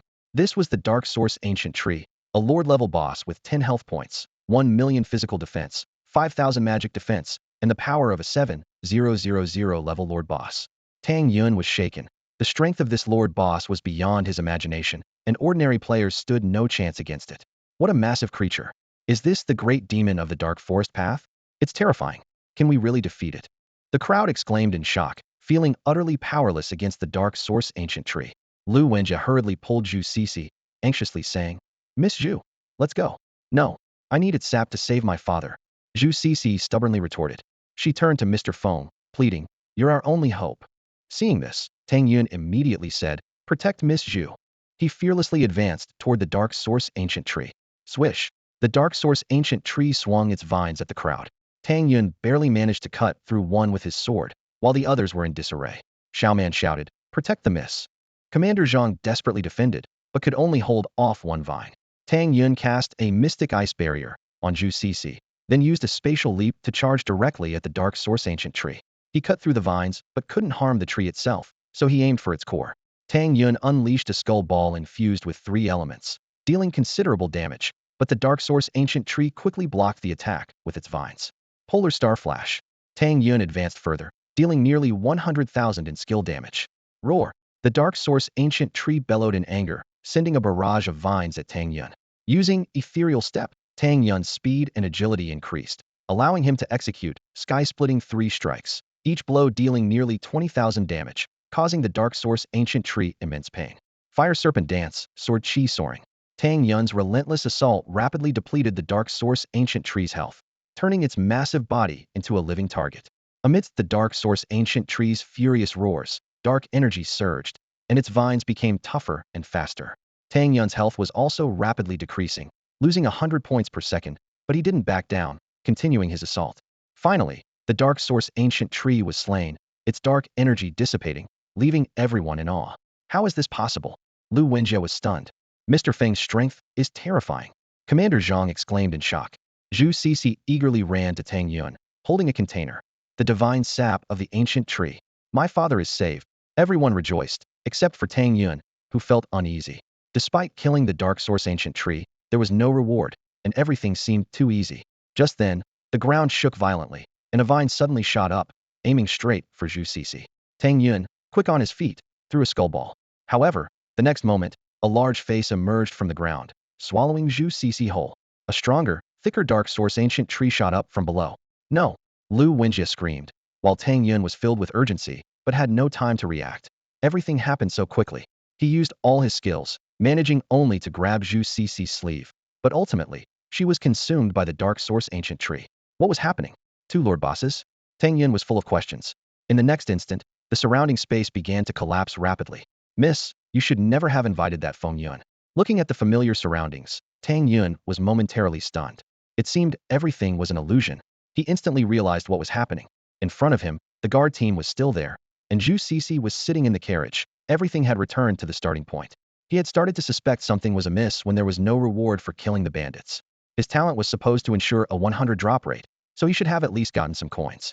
However, nothing was dropped. At that time, he thought it might be due to the special nature of the breakthrough trial. But when he killed the Lord Boss and still received no reward, it made him even more puzzled. Now, returning to the beginning, he finally understood. But even if it's an illusion, how am I supposed to complete my mission? Tang Yun frowned, unable to figure it out, and decided to go through it again. This time, he would observe carefully. Tang Yun got up and approached a few guards, mercilessly killing one with a swift sword. It was one of the 5 who had rebelled last time. "Feng, what are you doing?" Commander Zhang roared, clearly not expecting Tang Yun to dare to kill someone in public. "Miss, Feng has gone mad," Xiaoman said in horror. The surrounding guards were also filled with fear towards Tang Yun. Zhu Cixi frowned and said, "Mr. Feng, what is the meaning of this?" "Miss Zhu, this person has been bought by the Yao family. It's better to eliminate him early to prevent future troubles," Tang Yun said calmly. The Yao family was the archenemy of the Zhu family, and Zhu Shan's serious illness was also due to the Yao family. Moreover, they had caused a lot of trouble for the Zhu family along the way. "Nonsense. What evidence do you have?" Commander Zhang was furious. Tang Yun couldn't be bothered to explain. The reason he killed was to test if there were other players. Last time, these 5 behaved strangely. Although he couldn't see their information, Tang Yun speculated they were players too. However, their mission was to assassinate Zhu Cixi. Now, after killing one of them, the remaining 4 were only left in fear. And these few did not gather to discuss anything. Thus, it was evident that this time around, those players were not present. If it were an assassination mission, it would be simple, but unfortunately, Tang Yun sighed inwardly. Although he protected Zhu Cixi, as long as the few followed the convoy to the end without dying in the process, they could complete their mission automatically. But unfortunately, last time, those 5 did too much, leading to mission failure. "Help! Help!" In the distance, Lu Wenjie cried for help again, diverting everyone's attention. Zhu Cixi also turned to rescue Lu Wenjie, and everything returned to the right track. Tang Yun carefully searched for a breakthrough. This time, he would keep a close eye on Lu Wenjie. Tang Yun thought to himself. In the convoy, this person was the most peculiar. The key was that he was utterly useless, purely a burden. Even Xiaoman stepped up to protect Zhu Cixi. Yet, Lu Wenjie claimed he was going to the magic forest path to collect herbs. But along the way, he kept persuading Zhu Cixi to stop, which was contrary to the mission. Initially, he thought Lu Wenjie was also a disguised player with another mission. Now it seemed that might not be the case. Soon, they arrived at the territory of the giant axe bandit group. As before, the bandits did not negotiate. Their mission was to kill Zhu Cixi. At this moment, several people started to believe Tang Yun. Of the 5 who previously rebelled, only 4 were left. These 4 were dedicated and showed no sign of rebellion. Tang Yun's conjecture was confirmed. When Commander Zhang was at his wit's end, Tang Yun effortlessly slew the 3 leaders, leaving everyone present in shock. As he stepped back into the eerie demon forest path, the surrounding creatures remained strange, prompting Tang Yun to quicken his pace.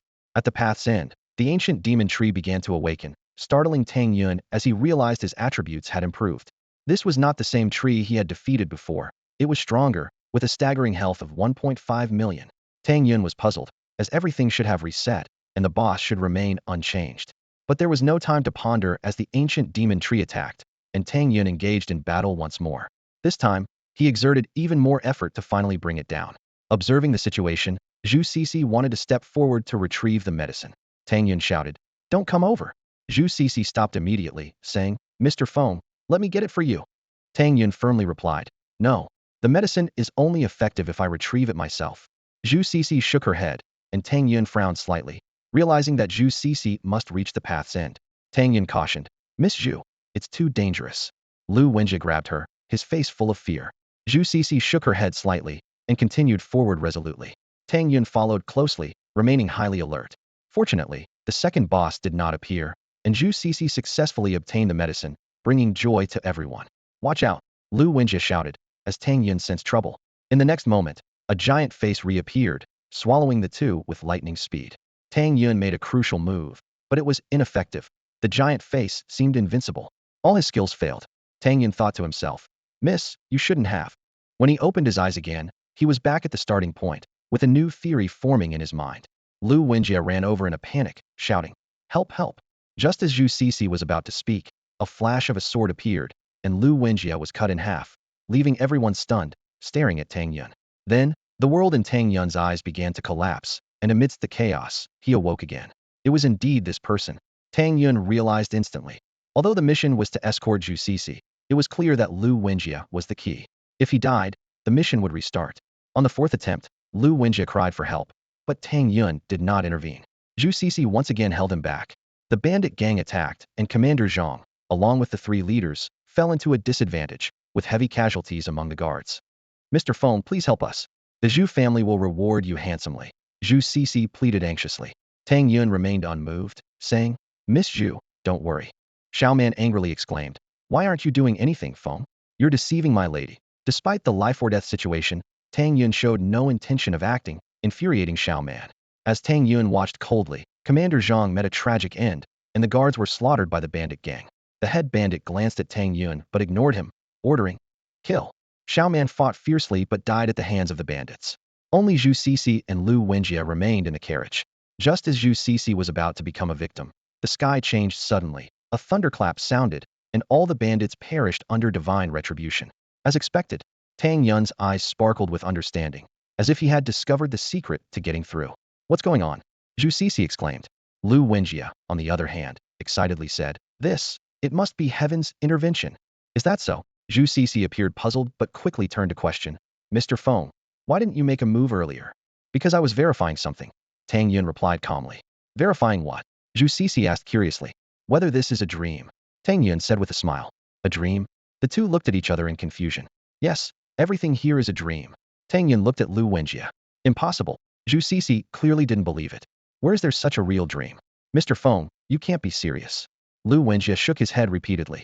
Yeah, what if I say that when we step onto the ancient demon forest path, those monsters won't attack us? Would you believe me?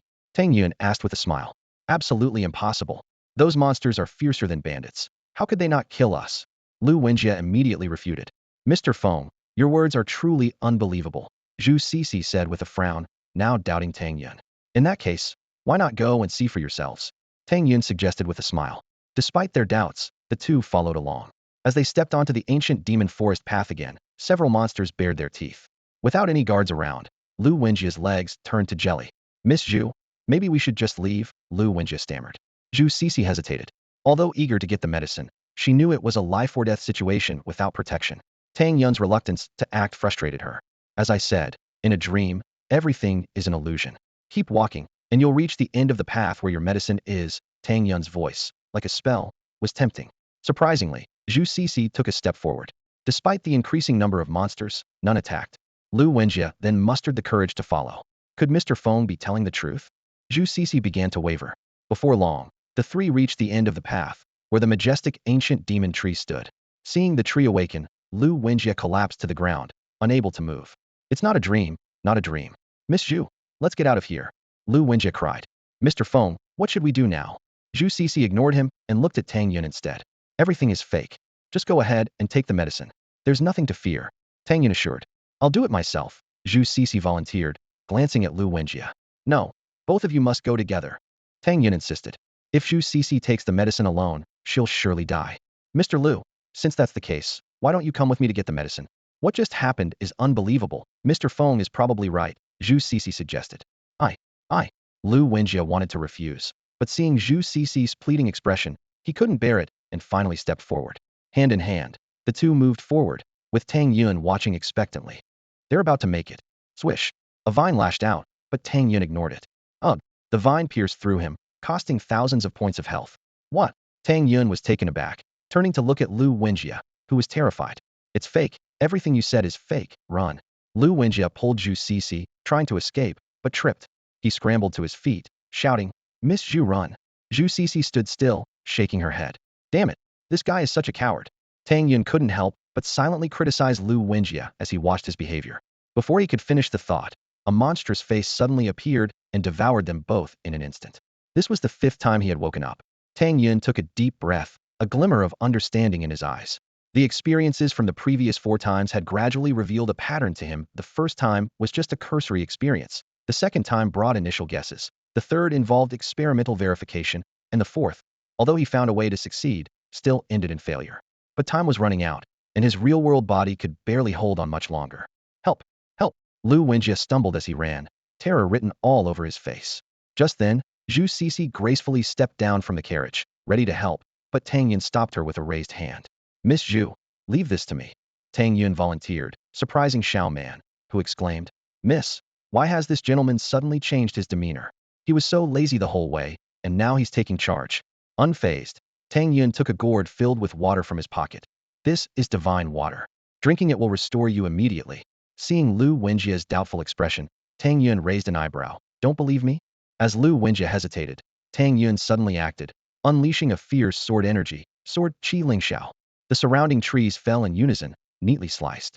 This display stunned everyone present, including the guards, Zhang Commander, and Xiao Man, who were left speechless.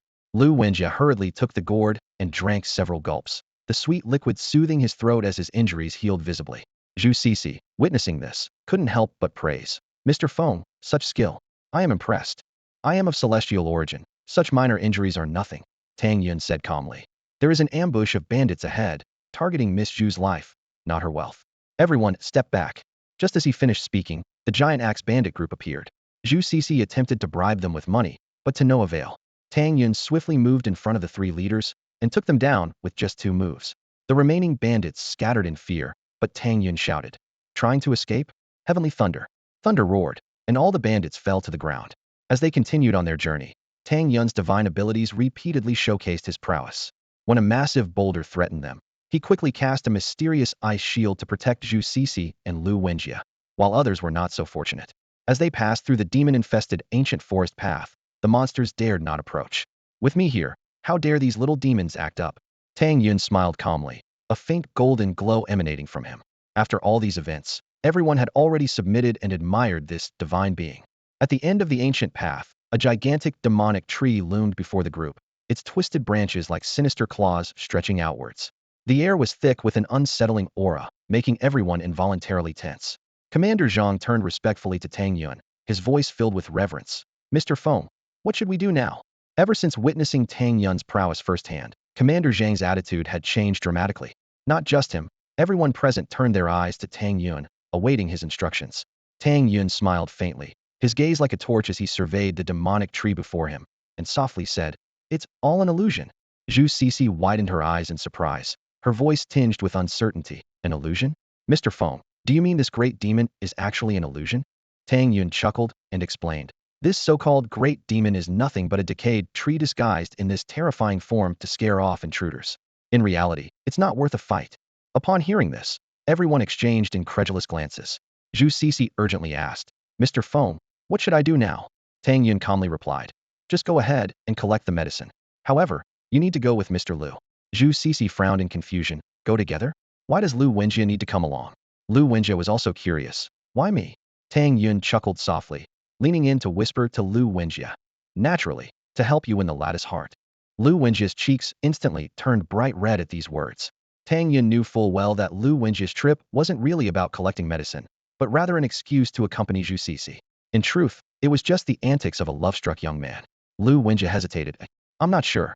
Tang Yun shot Lu Wenjia a glance, his tone carrying a hint of impatience. "What are you afraid of? Do you not trust me?" Lu Wenjia quickly waved his hands. No, it's just that I..." He looked truly troubled. Tang Yun understood that deep down, Lu Wenjia still harbored fear towards this ancient tree. Tang Yun reassured him, "Don't worry, I have a talisman to protect you." As he spoke, he illuminated the gourd on his forehead, and a phantom of the gourd appeared, which he then sealed inside Zhu Cixi's gourd. "With the gourd collecting the medicine, no harm will come to you. If you're still doubtful, I'll add a barrier of mystical ice." Tang Yun offered a double layer of protection. The gourd emitted a golden light, seemingly capable of dispelling all evil. The mystical ice barrier had already proven its worth as a life-saving artifact. Seeing this, Lu Wenjia's courage grew significantly. Tang Yun led the way, acting as a third layer of protection. "Follow me," he said decisively. Suddenly, a vine lashed out, and Lu Wenjia cried out, "Watch out." Tang Yun dismissed it casually. "No worries. It's just an illusion." Sure enough, the vine passed through Tang Yun's body and disintegrated into dust. Everyone was amazed. Lu Wenjia exclaimed excitedly, "It really is an illusion." More vines lashed out at them, but whenever they touched Tang Yun, they vanished instantly.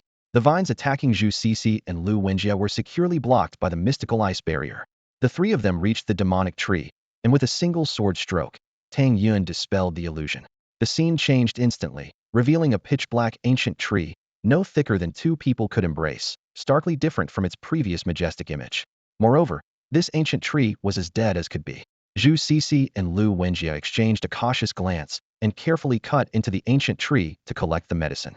Once they finished, the ancient tree suddenly vanished, revealing a golden path.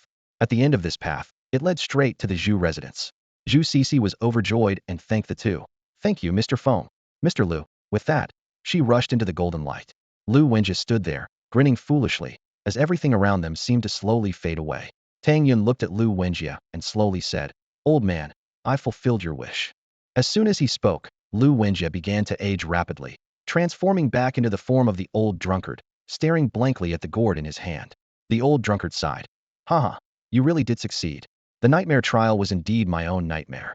Then, the old drunkard began to recount his story. "I was the son of a duke." He spoke of his illustrious background, his inherited title, and how he fell in love with Zhu Cixi, the daughter of the Zhu family. Upon learning that she had gone up the mountain to find medicine, he disguised himself and joined the group, just to catch a glimpse of his beloved. In a blend of dream and reality, Tang Yun realized that everything he experienced was eerily similar to Lu Wenjie's nightmare. However, the monsters in reality were not as formidable as those in the dream. While everyone fought bravely, he found himself powerless, merely observing from the sidelines. Zhu Cixi was extraordinary. Not only was she a brilliant healer under the tutelage of a master, but her martial skills were also exceptional. Together, they fought off the creatures, creating an opportunity for Tang Yun to retrieve the medicine. Yet, despite Zhu Cixi's earnest pleas, he hesitated and missed the chance. Eventually, everyone met with disaster, but the timely arrival of the Lu family saved him. This experience left a lasting scar on Lu Wenjie's heart. He abandoned his scholarly pursuits for martial arts, yet he could never shake off the guilt, even giving up his title of duke. Everything Tang Yun went through was merely a projection of Lu Wenjie's nightmare. In the dream, he depicted Zhu Cixi as powerless like himself, convinced that only she could retrieve the medicine, using this as an excuse for his cowardice. "If it weren't for my incompetence, they wouldn't have died." The old drunkard slumped to the ground, eyes filled with regret. He was trapped in his nightmares, yearning for a savior. Tang Yun was the imagined strong figure he wished for, yet the tragic image of Zhu Cixi's demise lingered. In his subconscious, even if Tang Yun could slay the monsters, a more formidable force would emerge to claim Zhu Cixi's life. This is why Tang Yun's slaying of the ancient tree monster was futile. In Lu Wenjie's dream, he was the true master of fate. It also explained why, even without Tang Yun's intervention, divine lightning would strike down the bandit gang. In Lu Wenjie's mind, Zhu Cixi was destined to die at the hands of the tree demon, and nothing preceding it could alter this outcome. After defeating Lu Wenjie, Tang Yun finally understood everything. However, during his fourth attempt, he used the wrong approach. Telling Lu Wenjie that it was a dream did not convince him. No matter how confident Tang Yun was, as long as Lu Wenjie believed he would be hurt by the vines, he indeed would be. From the fifth attempt onward, Tang Yun changed his strategy, establishing an invincible image in Lu Wenjie's heart. In fact, Tang Yun's invincibility and omnipotence stemmed from Lu Wenjie's imagination. From healing poison wounds to slaying bandits, even the conjured falling rocks were imagined by Lu Wenjie and effortlessly resolved by Tang Yun. Lu Wenjie firmly believed in Tang Yun's invincibility, making it impossible for the vines to harm him, and everything fell into place. The outward mission was to escort Zhu Cixi, but the true goal was to break Lu Wenjie's obsession. Otherwise, Zhu Cixi would continue to die in his dreams. "Now that the obsession is lifted, it's time for me to go," the old drunkard said, pulling out a lavish medal. "This is the Lu family medal. Though I've forsaken the title, it still holds some value. Today, I give it to you." With that, his figure completely vanished. Tang Yun took the medal, and a system prompt appeared. Duke medal item, upon use, connects two worlds, granting game attributes and materializing game items. Note: this item is expired and can only be used once. This is an awakening item. Tang Yun's eyes lit up. He had thought awakening was out of reach, later learning that earning a title in the game could lead to awakening, but it was too difficult. Then, Shun Bingning approached him, offering an opportunity for awakening. And now, he could awaken on his own. At that moment, the system's voice echoed in his mind. "Congratulations, you have completed the nightmare trial." The system's alert sounded, announcing Tang Yun's completion of the nightmare trial. A flood of reward notifications followed. A 2,000 increase in his health coefficient, a 150 boost in mana, a 20-point rise in both physical and magical attack coefficients, and a 3-point increase in defense. Even more exciting, he received an additional attribute bonus of 10 levels. The joy of his breakthrough was still fresh when the system declared his successful advancement. His strength, intelligence, spirit, and constitution growth rates all multiplied by 5, and his speed growth tripled. Immediately, he soared to level 11, with a staggering 45-point increase in strength, breaking through the first tier in one leap. Tang Yun couldn't hide his inner joy, as these attribute boosts far exceeded his expectations. He speculated that few opponents at the first tier could now rival him. Entering the virtual realm, facing a brand new world, Tang Yun realized he needed to change his nickname to protect his identity. He recalled discussions on the novice forum about Feng Yun, worried that someone might trace back to his real identity. After a brief consideration, he decided to change his nickname to Tatian. This name not only signified his intent to tread upon this world, but also symbolized his determination to never bow down again. Tang Yun spent a gold coin to swiftly complete the name change. Reviewing his attribute panel again, he felt immense pride in the astonishingly impressive stats. His health exceeded 3 million, his defense was remarkably high, and his attack power reached over 20,000. Tang Yun carefully examined each attribute, contemplating his future development path. Even before his excitement over the attribute boost subsided, Tang Yun was eager to face his next challenge awakening. After a quick meal, he immediately used the Duke's Medal. Instantly, a vast and boundless power flooded into his body like a breached river. Initially, his limbs felt a dull ache. Then it was as if countless ants were gnawing at his veins and flesh. This was just the beginning. His internal organs first felt like they were burning, then as if being repeatedly crushed by an invisible hand. Tang Yun gritted his teeth, enduring the excruciating pain as every cell seemed to be frantically dividing. Finally, amidst this indescribable agony, his consciousness gradually blurred, and he eventually fell into unconsciousness. When Tang Yun awoke again, he felt as though the entire world had changed. He could sense an almost imperceptible flow of energy around him, as if the air was woven with an invisible texture. With a mere thought, a bone shield the size of half a person appeared before him, glowing faintly. I've successfully awakened, and I've brought back all my skills. Tang Yun was ecstatic, his heart racing. This meant that the skills he had acquired in the virtual realm were fully retained, a rarity among those who awakened. Typically, most people experienced an enhancement in their physical attributes post-awakening, but rarely could they carry over their skills from the virtual world into reality. Eagerly, Tang Yun checked his attribute panel, only to find no changes. 100 awakening. His eyes gleamed with understanding, realizing that this world wasn't fully data-driven and the attribute panel was merely a reference. Even so, he was keenly aware that he was now a different person. Suddenly, a foul odor assailed his nostrils, and Tang Yun noticed the unbearable stench emanating from his body. I need a shower, now, he thought, looking at himself with distaste. He realized that this awakening had cleansed his body, expelling all impurities. After a hurried wash, Tang Yun glanced at the time, surprised to discover that 5 whole days had passed. The nightmare trial had taken 2 days, while the awakening process itself had lasted 3. Despite this, he felt rejuvenated, as if reborn. The training camp has 4 hours of training every day, and I haven't attended a single session. I must go today. Tang Yun quickly dressed and headed to the training grounds. At the training grounds, a man in an officer's uniform was calling roll from a high platform. Shen Yi. His voice echoed across the open space, but no one responded. The members of the training camp stood at attention, glancing at each other. Where's Shen Yi? How dare he be late for the weekly assembly? The officer was furious, his gaze sweeping the crowd like a hawk. Shuizhan, he's your recruit. Where is he? Shuizhan, looking troubled, replied. Captain Wang, I don't know. What? You don't know about your own recruit? Captain Wang questioned coldly. Shuizhan stammered. Captain Wang, I really don't know. Although he's under my command, he hasn't shown up for a single duty, and I didn't dare to interfere. What? Who is he that you don't dare to manage him? Captain Wang's tone grew harsher. Shuizhan inwardly grumbled, but quickly answered. He's from the Shin family, supposedly connected to Commander Shin Bingning. So what if he's from the Shin family? Does being from the Shin family exempt him from military rules? Find him and bring him here for disciplinary action. Captain Wang barked. Seeing no one move, he shouted again. Hurry up! The crowd snapped into action, rushing toward the barracks, murmuring among themselves. It's bad luck to cross the Shin family. Yeah, but we can't cross Captain Wang either. Getting caught between these two is a disaster. Shuizhan advised, stop talking. Both the Shun and Wang families are major clans in Xijing. It's best not to offend either. Be smart about this. Yes, everyone responded quickly. Just as they reached the barracks, they spotted Tang Yun. Shuizhan hurried over, respectfully saying, Young Master Shun. Tang Yun was a bit taken aback, replying, Leader Shui. He recalled Li Zhao explaining the military hierarchy to him and mentally assessed his current status. Apologies, I've been caught up with some matters these past few days and missed training. I hope you understand, Leader Shui, Tang Yun said with a smile. Shuizhan quickly waved it off. It's nothing really, just minor issues. But today is the day for roll call, and Captain Wang is a bit upset. Tang Yun nodded, understanding the situation. I see. He then followed the others back to the training grounds, ready to face the impending confrontation. Shen Yi, 5 training sessions, and you've missed all 5. Do you even care about the military regulations? Wang He's angry shout echoed across the training ground as he glared at Tang Yun, his face full of disdain. Tang Yun frowned, sensing that the vice captain was overreacting. He decided to bring up Li Zhao, the real captain, as his trump card. Captain Wang, I've already got Captain Li's approval, Tang Yun said calmly, with a hint of unnoticeable confidence in his voice. However, Wang He didn't back down. A fierce look flashed in his eyes, and his voice grew sharper. Captain Li? Does Li Zhao think he can ignore the military regulations? How dare he, just a captain, trample on the rules?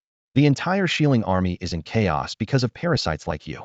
If I don't punish you today, how can I manage the team? Tang Yun frowned deeply at this, knowing full well that this guy was just looking for trouble. Military rules existed, but they often only constrained the lower ranks.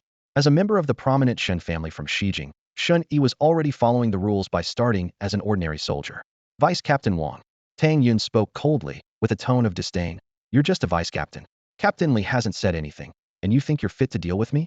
Wang Yi's eyes widened in rage, as if ready to devour Tang Yun. Insolent. How dare you be disrespectful to Captain Wang? You're just a minor reserve member. How dare you? His follower chimed in immediately. Humph. You're just relying on the Shun family's influence. Captain Wang is from the main line of the Wang family. He's not afraid of you. You must be punished today, no matter who comes. Tang Yun's gaze was icy as he replied, word by word. Punish me? You are not worthy. Very well. Wang He shouted. Take him down. At his command, 2 team members approached Tang Yun from either side. As vice captain, Wang He not only managed 10 groups, but also had his own loyal team members. The surrounding reserve camp members watched the scene unfold, murmuring among themselves. Some worried that Shun Yi would get into trouble, while others admired the Shun family's guts. However, most believed Tang Yun was too young and reckless, and that provoking Captain Wang would surely lead to disaster. Just then, the hefty, dark-skinned team member on the left cracked his knuckles, smirking as he closed in on Tang Yun. You brat, get on your knees. Tang Yun smirked coldly, a trace of disdain in his eyes. Kneel? You should be the one kneeling. With those words, he lunged forward, delivering a powerful slap that sent the hefty man spinning through the air before he crashed to the ground, kneeling heavily. The other team member rushed at Tang Yun, but was promptly kicked away, writhing in pain on the ground. This scene left everyone stunned. Tang Yun had defeated 2 awakened individuals with just 2 moves. Wang Yi's face was dark with fury as he gritted his teeth and said, So, you've awakened after all. Tang Yun chuckled dismissively, retorting, What? Is that all you've got? Wang Yi was infuriated by this, and he advanced toward Tang Yun with authority in every step. You brat, you've just awakened and caught us off guard, and you dare to be arrogant? Let me show you the true power of an awakened one. The onlookers gasped in surprise, exclaiming, Captain Wang is going to fight personally. I heard he's close to his second awakening. The crowd murmured in awe of Captain Wang's strength. Indeed, Captain Wang is definitely a top-tier expert in the first rank. This is going to be interesting. Tang Yun frowned slightly, not daring to underestimate his opponent. The 2 before were insignificant, but Wang He was a different story. The first rank ranged from levels 11 to 30, and if Wang He had undergone a second awakening, he could very well be at level 30. At level 30, even the basic strength attribute would be at least over 200 points. Of course, this was the most conservative estimate. Generally, the actual value would double, and for true experts, the upper limit was unpredictable. Huh, Wang He shouted, his arm muscles bulging like coiled dragons, ready to give Tang Yun a harsh lesson. Tang Yun met him head-on, matching his strength punch for punch. Wang He was taken aback, thinking, could he not be newly awakened?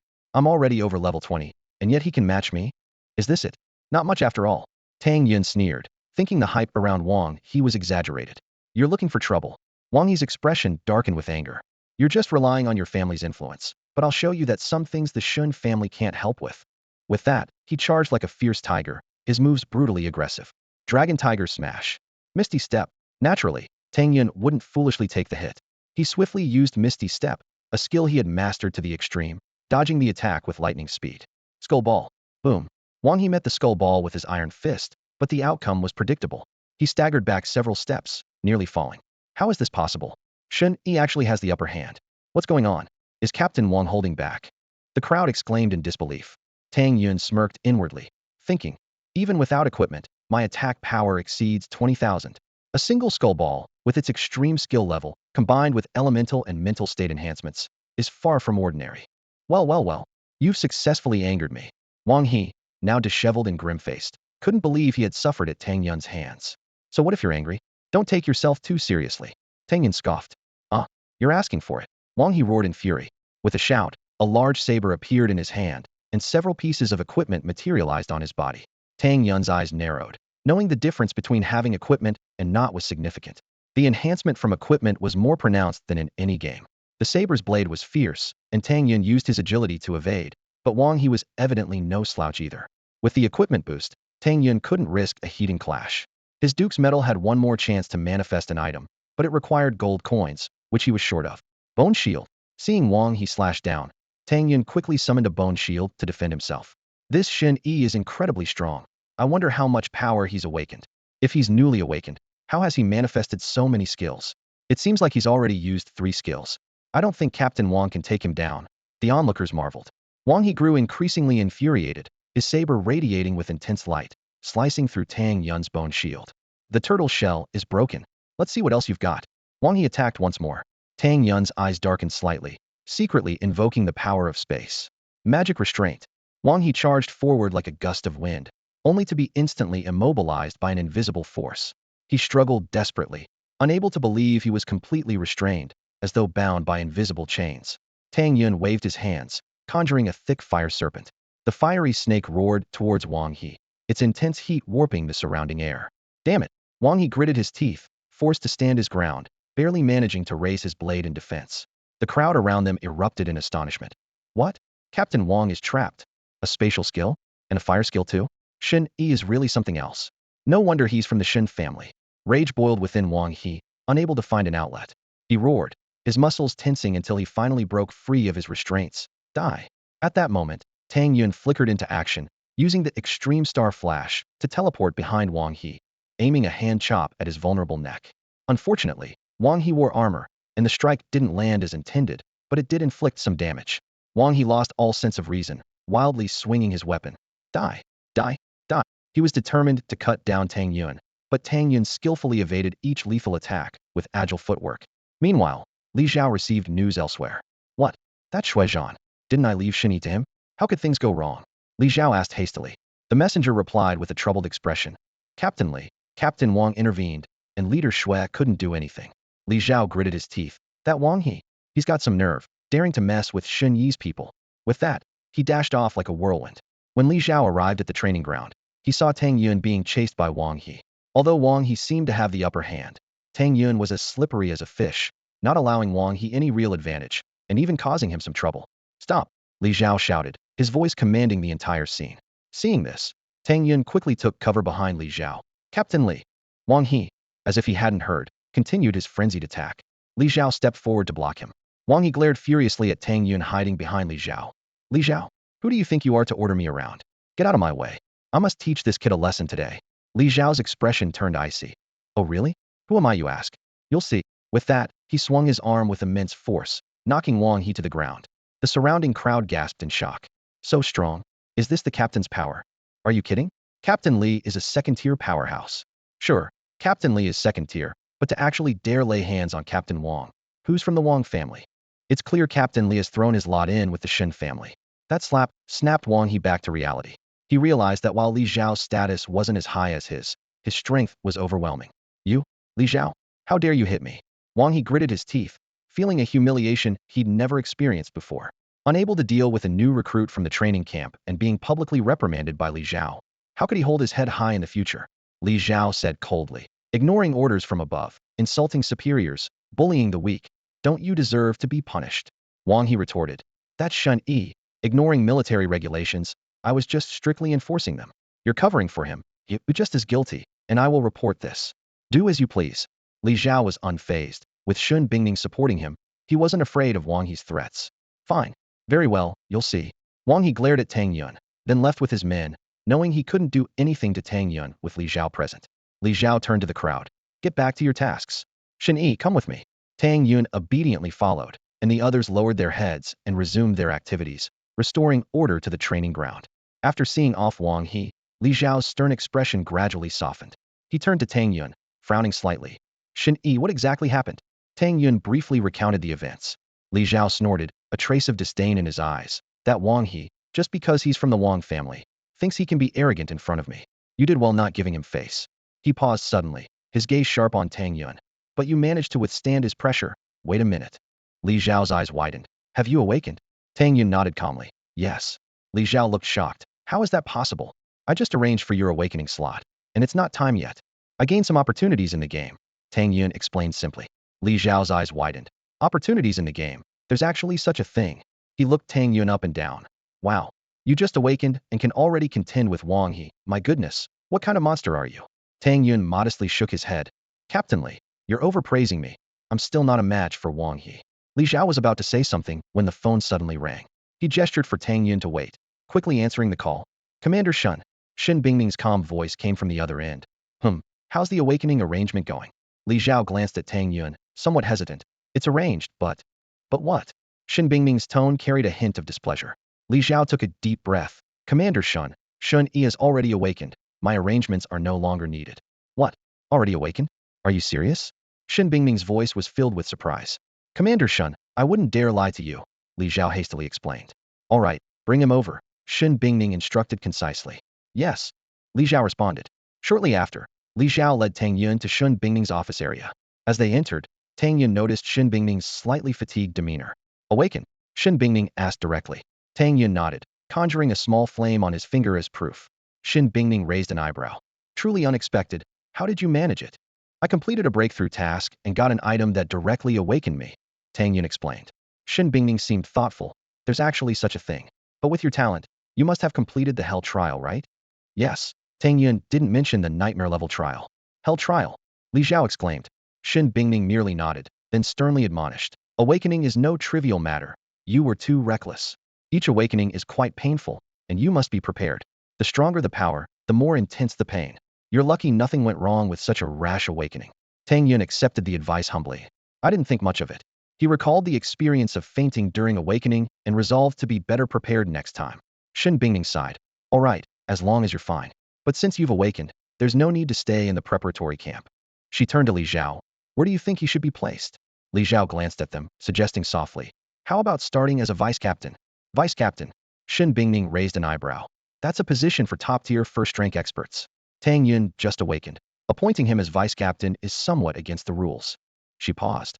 Of course, there are exceptions for some people. Li Xiao, do you think he's capable of being a vice captain? Li Xiao quickly explained. Commander Shun Yi is on par with Wang He. Being a vice captain is more than suitable. On par with Wang He. A hint of surprise flashed in Shin Bingming's eyes as she scrutinized Tang Yun closely. Li Xiao quickly reported the situation to Shin Bingming. After listening, Shin Bingming furrowed her brows slightly, deep in thought. Moments later, she looked up at Li Xiao and said firmly, although Wang He might not be as strong as he seems, according to what you've said, he can still manage as a deputy captain. Li Xiao, let's assign him to be a deputy captain under your command. Yes.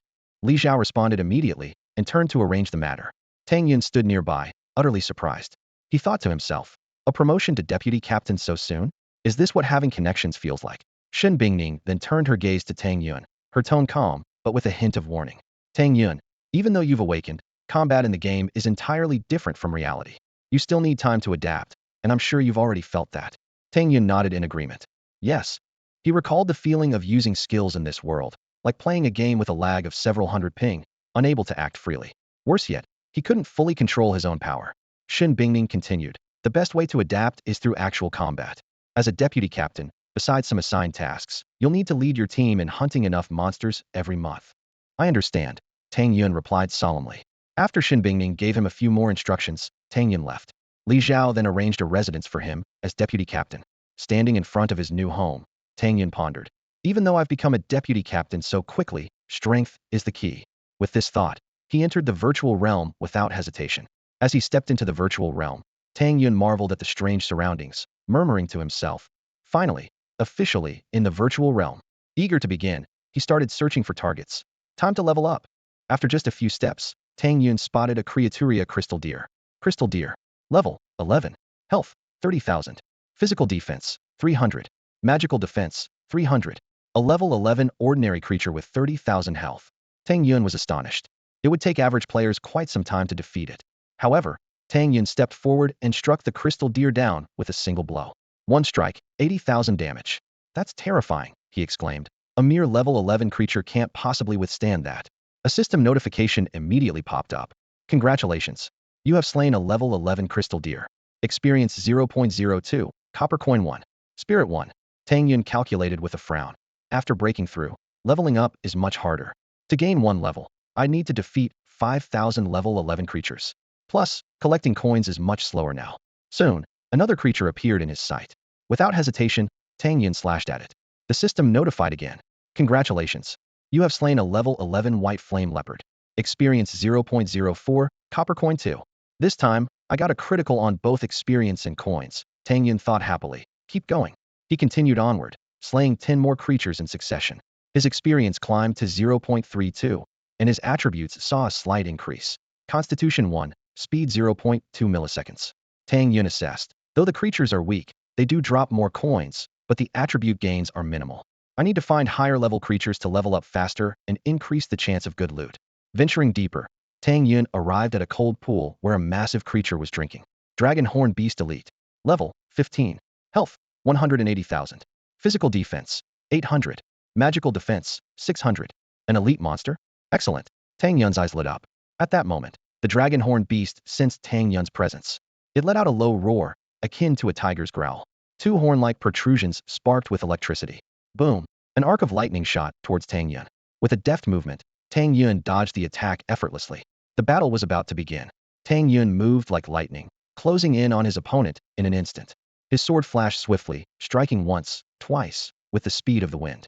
At the same time, the Dragonhorn Beast charged fiercely. In the nick of time, Tang Yun raised his bone shield, just barely blocking the lethal blow. Without giving his opponent a chance to recover, he slashed again with precision, killing the Dragonhorn Beast. The system notification sounded immediately. Congratulations, you have slain a level 15 elite Dragonhorn Beast.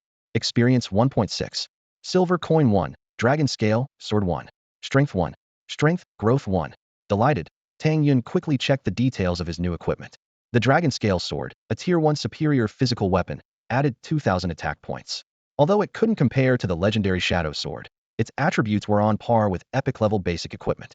He calculated silently, thinking that while he couldn't use the sword himself, it could fetch a good price later. Just then, a frantic shout came from a distance. Senior, I saw the Dragonhorn Beast heading this way. Hurry, we can't let it escape again. Before the voice even faded, a group appeared near the icy pond. When they saw the fallen Dragonhorn Beast, disbelief spread across their faces. The Dragonhorn Beast is dead. Someone snatched it. They exchanged glances, then fixed their eyes on Tang Yun. Who is this guy? He doesn't look like he's from Longhua University. A person who seemed to be the leader stepped forward, questioning coldly. Who are you? You're not from Longhua University, are you? Tang Yun replied calmly and briefly, no. His answer caused a stir among the group. Wow, he's really not. Only level 11, and he killed a level 15 Dragonhorn Beast? That's impressive, someone exclaimed. But soon, another voice shouted, so what? He came to our territory and stole our prey. We should kill him to teach him a lesson. The leader, known as Hong Yang, spoke coldly. Kid, do you know that Cold Cloud Mountain is the territory of Longhua University?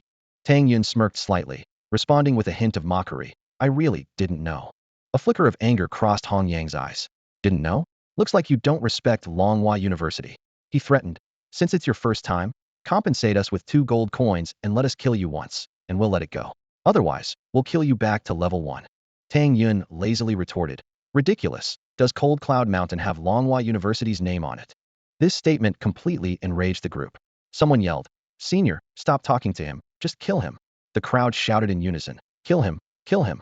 He doesn't know the rules. How infuriating. Hong Yang, furious, conjured an ice spear and hurled it at Tang Yun, shouting, you arrogant brat, prepare to die. Tang Yun easily sidestepped, then shouted, skeleton ball. A skeleton ball shot out, dealing 200,000 points of damage and obliterating Hong Yang instantly, leaving him no chance to resist. This scene shocked everyone present. How is this possible? A single skill took out the senior? Who is this guy? Tiatian? Never heard of him. Panic and chatter spread among them. A glint of satisfaction appeared in Tang Yun's eyes. More equipment. Not bad, he thought happily, then turned his gaze to the remaining 9. Phantom step. Tang Yun's form blurred, his speed suddenly increasing. In the blink of an eye, he cut down one person. The others panicked, turning to flee while cursing. Run, run. Damn it. This guy is too arrogant. Bastard. I won't let him get away with this. Tang Yun gave them no chance to catch their breath, using skills like Death Charge, Extreme Star Flash, and Space Jump, in quick succession, swiftly eliminating the remaining 9. The system notification sounded again, with his experience reaching 3.67. Even more exciting for Tang Yun was that he had acquired 10 pieces of Tier 1 equipment. He couldn't help but exclaim, awesome! Among the 10 pieces of Tier 1 equipment, Tang Yun found a necklace he could use. The Xuanxi necklace, a tier 1 superior mana regeneration item, could restore 3 mana per second and up to 9 mana per second when out of combat. Tang Yun nodded in satisfaction, thinking, great. Fast regeneration, this could save a lot of time. Han Yang suddenly sat up in bed, his eyes filled with disbelief. He muttered to himself, how is this possible? I got taken out in an instant. At level 20, being instantly defeated by an 11th level player left Han Yang both shocked and furious. He gritted his teeth and said, damn it, I dropped a level. I don't know how long it will take to get it back. Just then, his communicator lit up with a message from his junior. Han Yang quickly opened it to find her lamenting. Senior, I died? What should I do? What? You died too? Han Yang asked in surprise. The junior continued. Senior, it's not just me. Our whole team was wiped out. What should we do now? Han Yang's brow furrowed, a cold glint in his eyes. All dead. This guy is no ordinary player, he said angrily. The junior cautiously asked, Senior, what do we do now? Are we just going to let this go? Let it go. Han Yang sneered. Of course not. We have to bring him down to level 1. That's what he gets for angering Longhua University. The junior expressed concern. But, Senior, we can't beat him. That player, Tatian, is pretty formidable. Han Yang scoffed. Formidable? How formidable can an 11th level player be? We just underestimated him. With so many people at Longhua University, we can't handle a mere 11th level player? If word gets out, how will we face anyone? Senior, we'll follow your lead, the junior said respectfully. Good, Han Yang decisively ordered. Everyone, log back in. Having awakened, their physical abilities were significantly enhanced. Although they had just experienced death, logging back imposed no issue. However, dying again might require some downtime. As soon as Han Yang logged in, he quickly contacted a senior from the school. Senior Kai Kai? We were wiped out at Han Yun Mountain, he said urgently. Wiped out? By whom? Isn't Han Yun Mountain our territory? Senior Kai Kai asked in surprise. Han Yang replied angrily. The opponent's nickname is Tatian, only level 11. He dared to invade our territory and flaunt his strength. Senior Kai Kai pondered for a moment. Level 11? A skilled player. But so what? If he's arrogant, he must pay the price. Or how can Longhua University stand firm? Rest assured, this grievance will be avenged.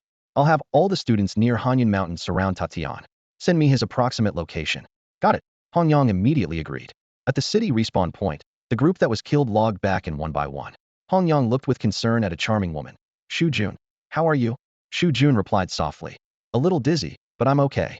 Another teammate asked worriedly. Senior Han Yang, what do we do now? Are we going straight after Tatian? It might be tough. Han Yang replied confidently. Don't worry, I've already informed Senior Kai Kai. He's gathering all the players at Han Yun Mountain to hunt down Tatian. Senior Kai Kai? That's great. Shu Jun said excitedly. Han Yang announced with determination. Let's head to Han Yun Mountain. We must teach him a lesson. Just then, a teammate suddenly said, Wait, Senior, I need to buy a weapon. My weapon got destroyed earlier. That guy had incredible luck. Han Yang frowned and asked, Your weapon got destroyed too? Yeah, I don't know if it was his luck or my bad luck, the teammate complained. Suddenly, he realized something. Wait, too? Senior, did your weapon get destroyed as well? Han Yang admitted through gritted teeth. Yes, my crescent spear got destroyed. Thinking about the rare weapon he had spent a fortune on being lost like that made his heart ache. This only strengthened his resolve for revenge. He silently vowed to himself that he would defeat Tang Yun and retrieve his weapon. This is so unlucky. The senior's exclamations echoed one after another, like a sudden downpour washing away the cheerful atmosphere. Senior, my gear got destroyed too, a junior shouted in frustration. Mine too. Mine too. As soon as this was said, it was like Pandora's box had been opened, with everyone chiming in. Han Yang's heart sank as he turned to Shu Jun. Shu Jun, what about you? Shu Jun bit her lip, tears welling in her eyes. Senior, the Xuanxi necklace you gave me got destroyed. Her voice trembled as if she might burst into tears at any moment. What? Han Yang exclaimed, erupting like a powder keg. That Xuanxi necklace was a gift he spent tens of thousands on. In the virtual world, equipment prices aren't cheap. Even low-grade weapons cost hundreds, and ordinary ones are over 1,000. Few excellent-grade items exceed 10,000, but those with recovery effects are often pricier. Not to mention the aesthetically pleasing gear favored by female players, whose prices are even higher. The Xuanxi necklace was such a treasure. Xiong Lixiang frowned and said, Senior, something's not right. How did we all get destroyed? Han Yang, seething with anger, explained through gritted teeth. It must be due to that guy's talent. In the virtual world, there are talents that can destroy players' gear. Some players even have talents to steal others' equipment. Once discovered, such people are either killed on the spot or recruited. After all, no one wants the gear they bought at a high price to be stolen. He's a talented one. No wonder he's so arrogant, someone exclaimed. Han Yang sneered. So what if he's talented? Longhua University isn't without its own talented individuals. He looked around at everyone. All right, let's buy some gear and head to Hanyan Mountain. Everyone began purchasing equipment, most of which was reasonably priced, around $1,000. Hong Yong, seeing the hopeful look in Shu Jun's eyes, softened but couldn't help but feel the sting of the money he'd spent. He whispered to Shu Jun, let's not buy the necklace for now. We'll make that guy cough it up later. Okay, Shu Jun replied, disappointed, the light in her eyes dimming. Hong Yong pretended not to notice her disappointment, quickly turning his head away. Meanwhile, Tang Yun was hunting monsters on Hanyan Mountain. There were plenty of monsters here, and he had already taken down 20 in one go. The system notification chimed. Attributes gained, Strength 1, Intelligence 2, Spirit 1, Intelligence Growth 1. Plus, some copper coins and a 0.6 increase in experience. Tang Yun was secretly delighted. Not bad at all. I can save up some money and even materialize my gear. His ducal metal was almost worn out, but it could still materialize a game item, including equipment. While Tang Yun was basking in his joy, Hong Yong was busy contacting others. Senior Kai, we discovered that the stepping talent is peculiar and can increase the equipment destruction rate. All of our gear got destroyed. Be careful, Hong Yong messaged. What? There's such a thing. Senior Kai replied in shock. Then we can't let him stay? We can't have such talent in Longhua University's territory. It wasn't long before Senior Kai sent another message. Hey, someone found him. Expect good news. Time seemed to freeze at that moment. Suddenly, an excited shout broke the silence. Found him. This guy's pretty bold, didn't even run. Get him. Take him down. Level 11, and so arrogant. However, the leader calmly stopped everyone. Hold on. This guy's got some skills. Wait for the other two teams to arrive. Then we'll hit him with everything we've got. Before long, 4 teams gathered. The leader gave the order, fire your skills. In an instant, over a dozen long-range attacks flew toward Tang Yun like a meteor shower. Tang Yun was taken aback. Huh? An ambush? These people were clearly familiar with the terrain, catching him off guard. However, as soon as the skills flew towards him, Tang Yun sensed the danger. Bone shield, Tang Yun shouted.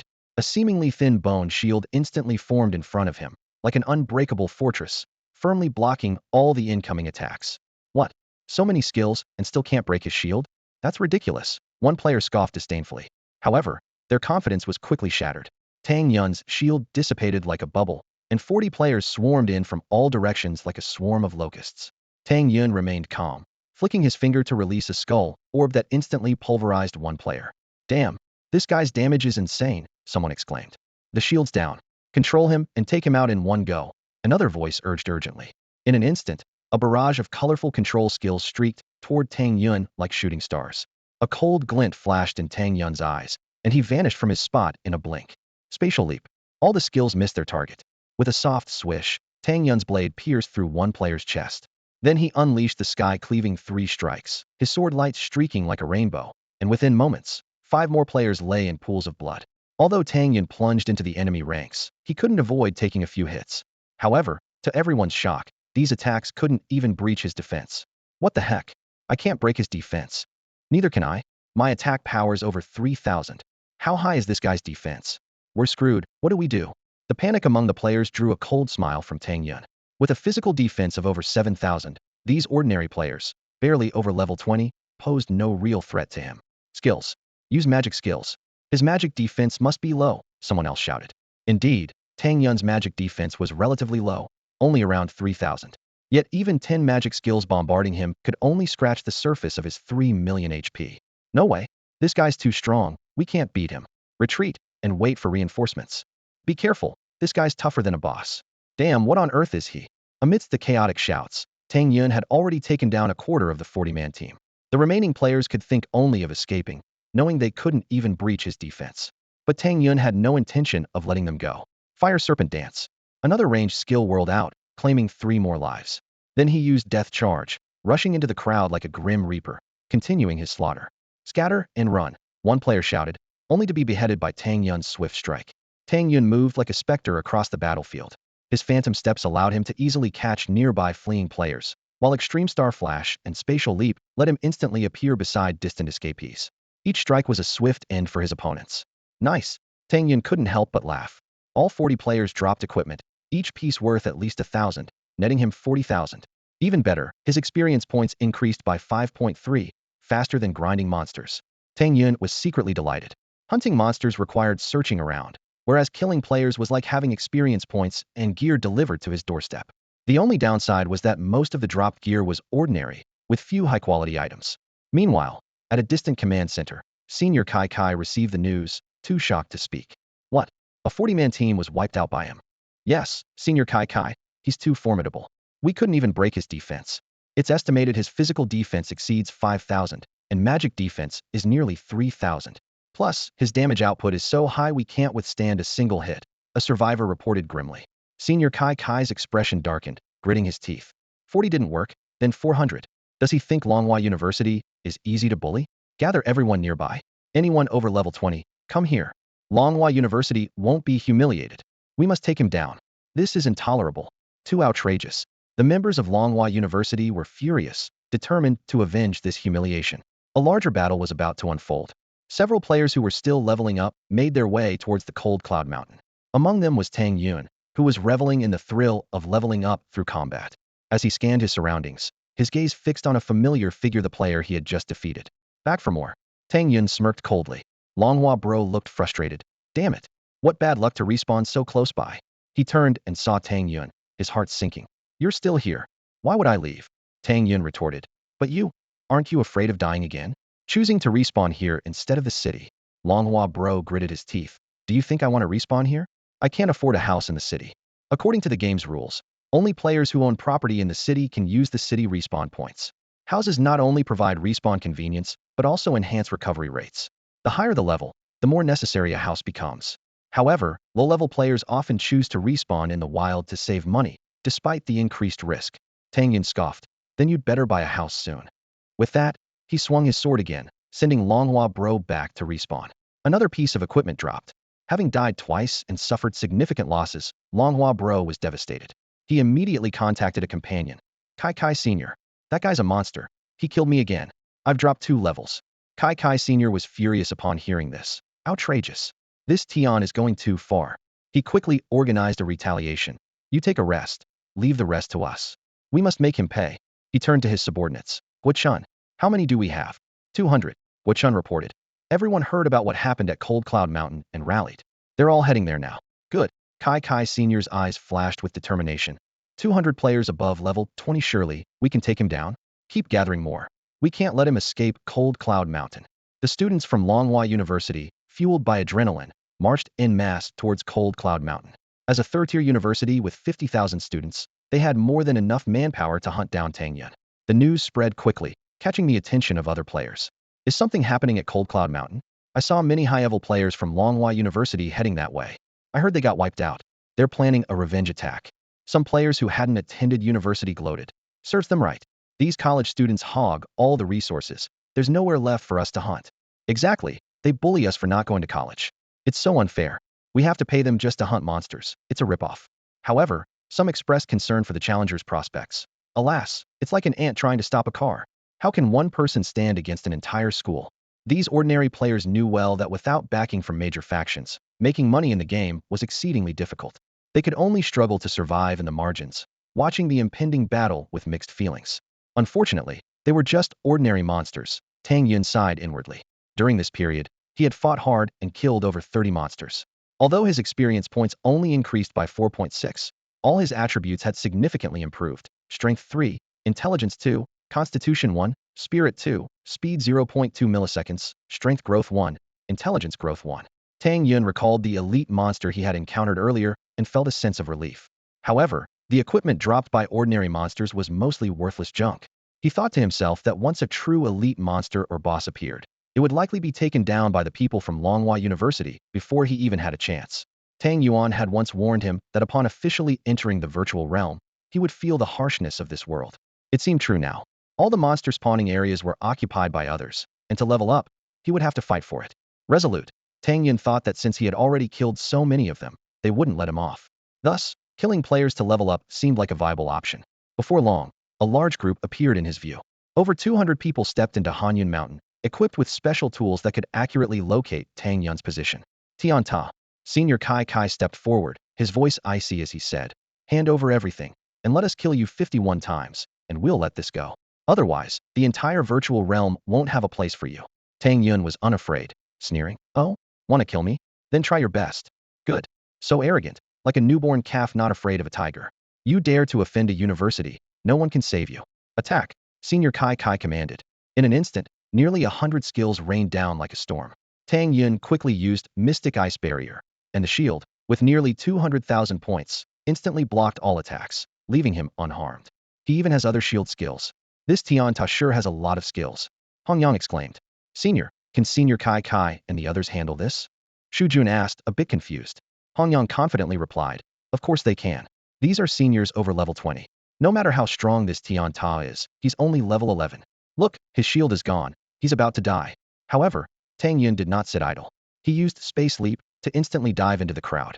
Sword Chi Soars, Flame Serpent Dance, and Sky Splitter Trio were unleashed in quick succession. In the blink of an eye, more than 10 people fell. Tang Yun moved through the crowd like a ghost, and wherever his sword pointed, nothing survived. In the blink of an eye, another 10 were down. This guy's strength is terrifying. I'll control him, Senior Kai Kai shouted, throwing a small ice crane. As the ice crane was about to reach him, Tang Yun used Death Charge to dodge to another spot. Even so, many skills still hit him, taking away several thousand of his health points. Tang Yun thought to himself that as long as he avoided some control skills, he would be fine. To him, their skills were like a light scratch. Even if they broke his defense, he had the Banshee armor to reduce damage. Plus, with 3 million health points, even if he stood there and let them hit him, it would take a while. Suddenly, a piercing noise struck, and Tang Yun's body trembled. Innate demon roar, he thought, slightly surprised. It's working. Quick, attack, everyone shouted excitedly. Great. Cheers erupted as the battle reached a fever pitch. Senior student Lei Huiying's talent, the magic roar, demonstrated astonishing power on the battlefield. The louder her voice, the stronger the control effect and the wider the range. While its effectiveness was limited in unknown situations, in this chaotic skirmish, the magic roar combined with her stealth ability became a deadly combination. Tang Yun was caught off guard and instantly became the target of everyone. Hundreds of skills rained down on him like a storm. He reacted quickly, immediately using spatial jump to evade. Nonetheless, a few skills still hit him, reducing his health by over 1,000. This guy is as slippery as an eel, someone complained. Tang Yun didn't pause and quickly counterattacked. His magic confinement accurately targeted Lei Huiying's position, dealing over 100,000 damage. Seeing this, the others rushed to protect their senior. The battle grew fiercer, with Tang Yun charging into the fray like a tiger among sheep, using skills like Extreme Star Flash and Skull Ball with great enthusiasm. Although his health was rapidly declining, he had already taken out 40 to 50 opponents. Why isn't he dead yet? Someone exclaimed. He's taken so many hits, his defense must be too high. Don't panic, he must be on the brink. Let's push harder, they encouraged each other. However, Tang Yun's strength far exceeded everyone's expectations. Seizing the opportunity, he took down Lei Huiying with a single blow. Losing this key player threw the remaining opponents into further disarray. Bastard, Senior Kai Kai cursed. He must be running low on mana. Hit him with everything you've got. Hearing this, the group intensified their assault. But Tang Yun smirked inwardly, knowing that of his 90,000 mana, he had used less than 10,000 so far, far from reaching his limit. As time passed, Tang Yun eliminated another 50 opponents, bringing his total kills to over 100. Yet, the number of enemies around him increased, and the encirclement tightened. Tang Yun faced mounting pressure and challenges as the battle continued, with the outcome still uncertain. On the battlefield, a thrilling and intense fight was unfolding. Senior Kai Kai's team of 200 unexpectedly encountered a formidable opponent, Tang Yun, a player at only level 11. This guy can really fight. We've already lost half our people, one student shouted in disbelief, his voice filled with astonishment. Senior Kai Kai gritted his teeth, a hint of hesitation in his eyes. Retreat for now. Wait for reinforcements, he ordered, his tone tinged with resignation. However, Tang Yun had no intention of stopping. He moved like lightning through the enemy ranks, each strike claiming a life. His experience point skyrocketed, quickly reaching 42.4. Damn it, Senior Kai Kai fumed with rage. Stop retreating, attack him. Tell those who fell to revive nearby. I'll drag him down if I have to. The battle grew fiercer, and Tang Yun's health was rapidly depleting. 300,000 health points vanished in a flash, and his mana was down by over 10,000. Yet, he continued to cut through like a force of nature, a single player against 200 high-level opponents. Hong Yang watched in shock and awe. Those were all seniors in their 3rd and 4th years. Senior, he's coming our way, what do we do? Shu Jun asked frantically, as panic spread among the others. Tang Yun was like a god of war, his skills raining down like a storm. Brothers, give it your all. Draining his health is a victory, someone shouted in defiance before falling. Just then, the system announced. Congratulations, you have reached level 12, strength 47, intelligence 37, constitution 110, spirit 45, speed 3.6 milliseconds. Tang Yun was ecstatic. The upgrade made him even more unstoppable. Anyone watching from above would be amazed by the senior level 12 player chasing and slaying a group of players in their teens and 20s. What's the situation now? The resurrected Senior Kai Kai urgently asked. Senior Kai Kai, we've roughly calculated that guy has lost at least 800,000 health, a team member reported. 800,000 health. And he's still not dead. Senior Kai Kai was incredulous. He should be close, but he's still hunting down our people. The report came with a tone of frustration. Senior Kai Kai took a deep breath. What's our casualty status? He asked, a hint of concern in his eyes. On Hanyan Mountain, a fierce battle had just ended. Senior Kai Kai stood at the peak, gazing at the devastated battlefield, his face full of anger and frustration. He turned to the statistician Long Hua beside him, his voice slightly trembling. Calculate our losses this time. Long Hua looked down at the data in his hands, his voice growing somber. Everyone above level 20 died at least once, and many around level 10 also fell. In total, there were at least 300 deaths. He paused, his voice breaking into a sob. 300 levels, senior. If we handed this to the leveling team, it would mean millions in losses. Not to mention we lose equipment every time we die. The other side now has at least hundreds of our gear. Hearing this, Senior Kai Kai gritted his teeth and said, 300 deaths. That's at least 300 levels.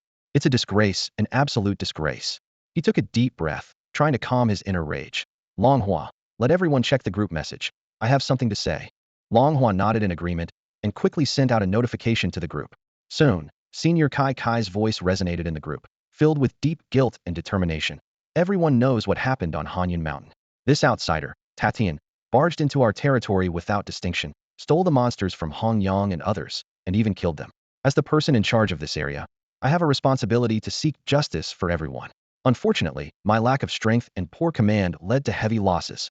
The group fell silent, and even those who were dissatisfied with Senior Kai Kai refrained from complaining. Lei Huiying, a top member who unfortunately became a target of Tang Yun, was the first to speak up. This isn't Kai Kai's fault. It's that Tatian who's too despicable. We should unite against him. Her words seemed to ignite a fuse, and the group erupted. That's right. Unite against him. Senior Kai Kai's command was fine.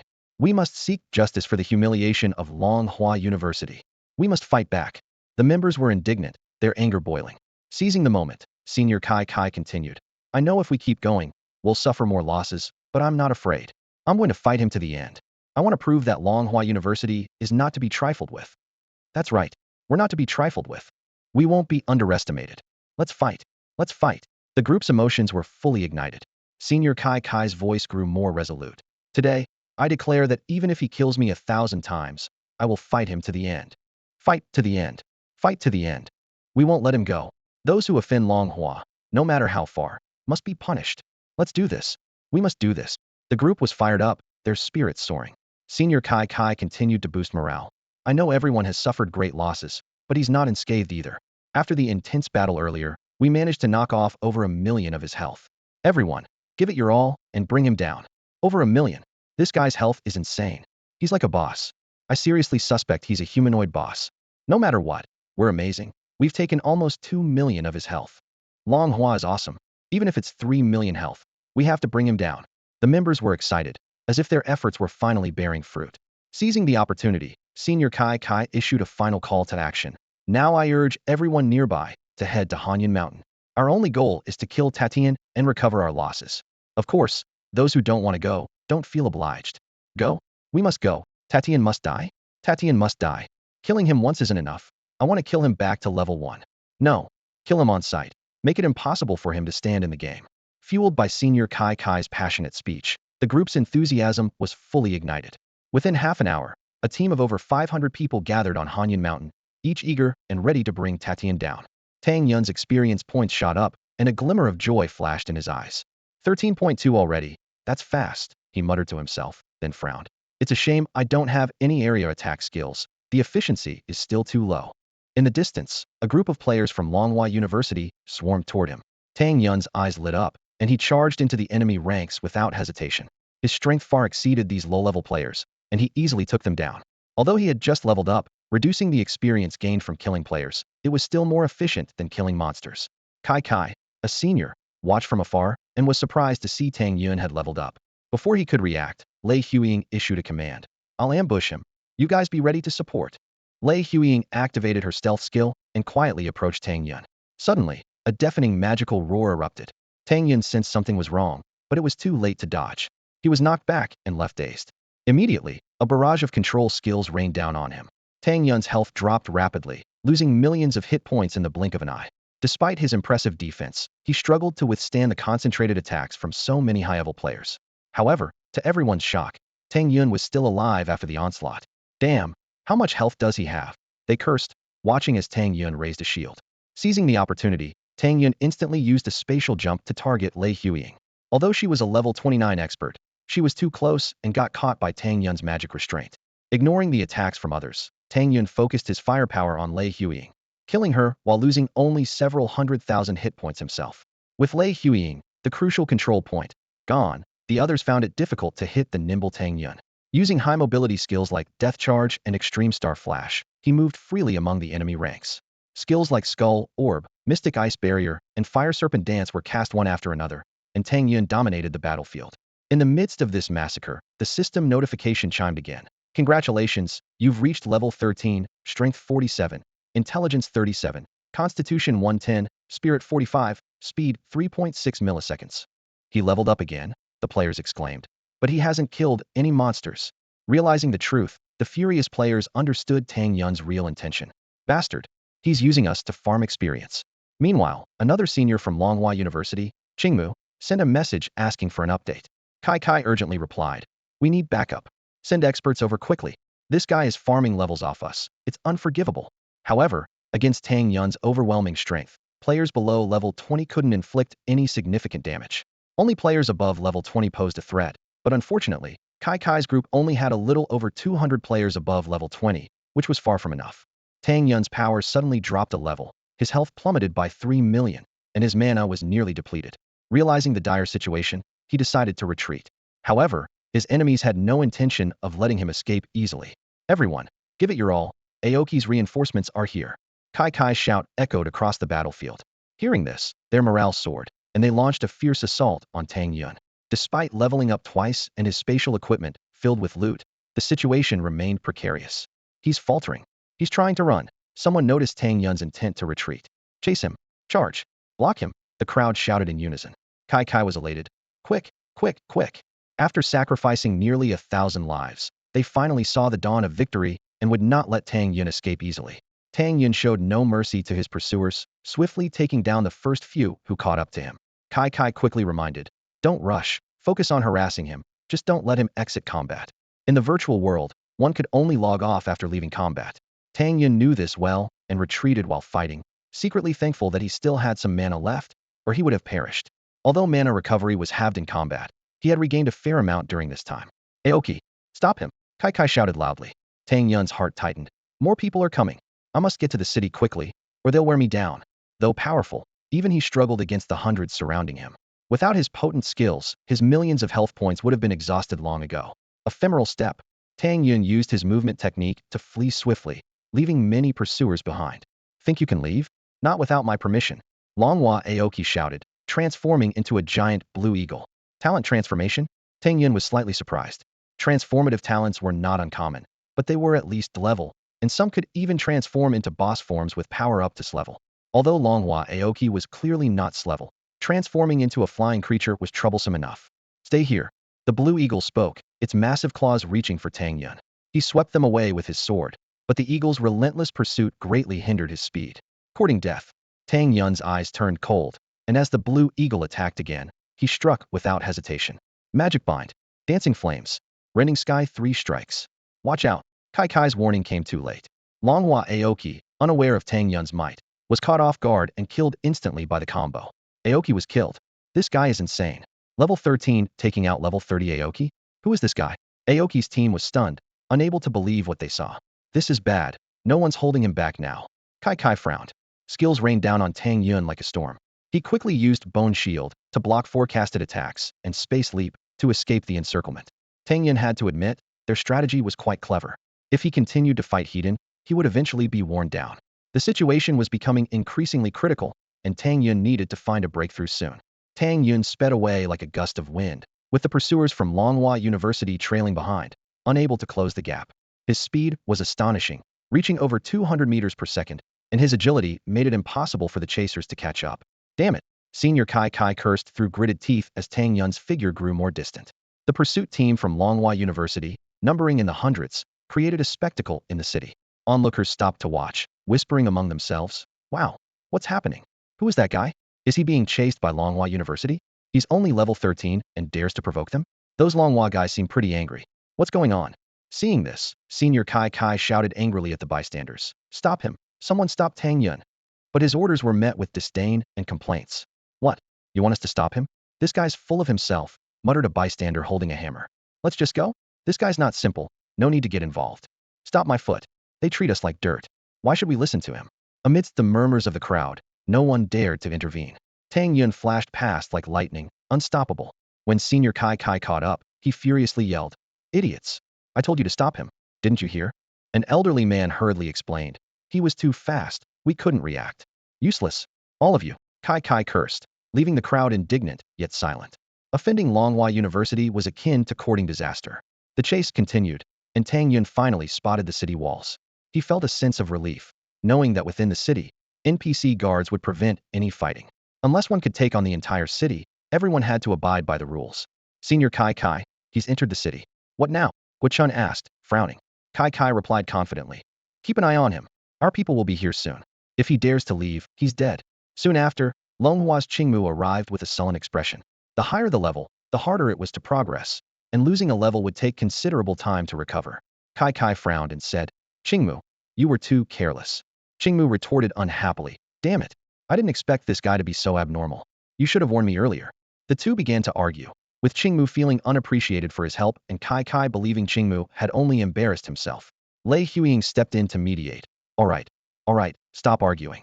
Let's wait for Yuan Feng and the others to arrive. Then we'll figure it out." She had been killed twice and, though logged in again, feared further action might exhaust her. Qingmu glanced disdainfully at Kai Kai and suggested, "What's there to discuss? Just get the second-tier teachers to deal with him." Kai Kai scoffed, "Ask the teachers? You might not mind losing face, but I do." Qingmu taunted, "Afraid of losing face? That's a joke. Do you even have any left? How many people are laughing at you right now?" Their argument escalated, creating a deadlock. Tang Yun was temporarily safe within the city, while the pursuers from Longhua University waited outside, anxiously planning their next move. Aoki's words hit everyone like a heavy blow. "It's one thing if you embarrass yourself, but don't drag us at Longhua down with you," he accused sharply, his eyes blazing with anger. Kai Kai was instantly infuriated, his face flushed red. "You? Aoki, are you looking for trouble on purpose?" he retorted through gritted teeth, as the tension between the two friends escalated over Tang Yun's actions. Amidst the rising tension, Lei Huiying's shout cut through like a bolt of lightning. "Enough! What's the point of arguing? The priority now is to recover our losses." Her voice was filled with urgency and frustration. At this moment, Tang Yun held hundreds of their equipment pieces, and she herself had lost two valuable pieces, a loss that was hard to bear. Aoki clenched his fists, his facial muscles twitching with rage. "Damn it! How do we recover? My rare weapon was taken. Damn it! If I had known, I wouldn't have come." His words were filled with regret and resentment. Lei Huiying frowned slightly at his words. "A rare weapon was taken too?" she asked, a hint of surprise in her tone. A first-tier rare weapon was worth at least 10,000. No wonder Aoki was so furious.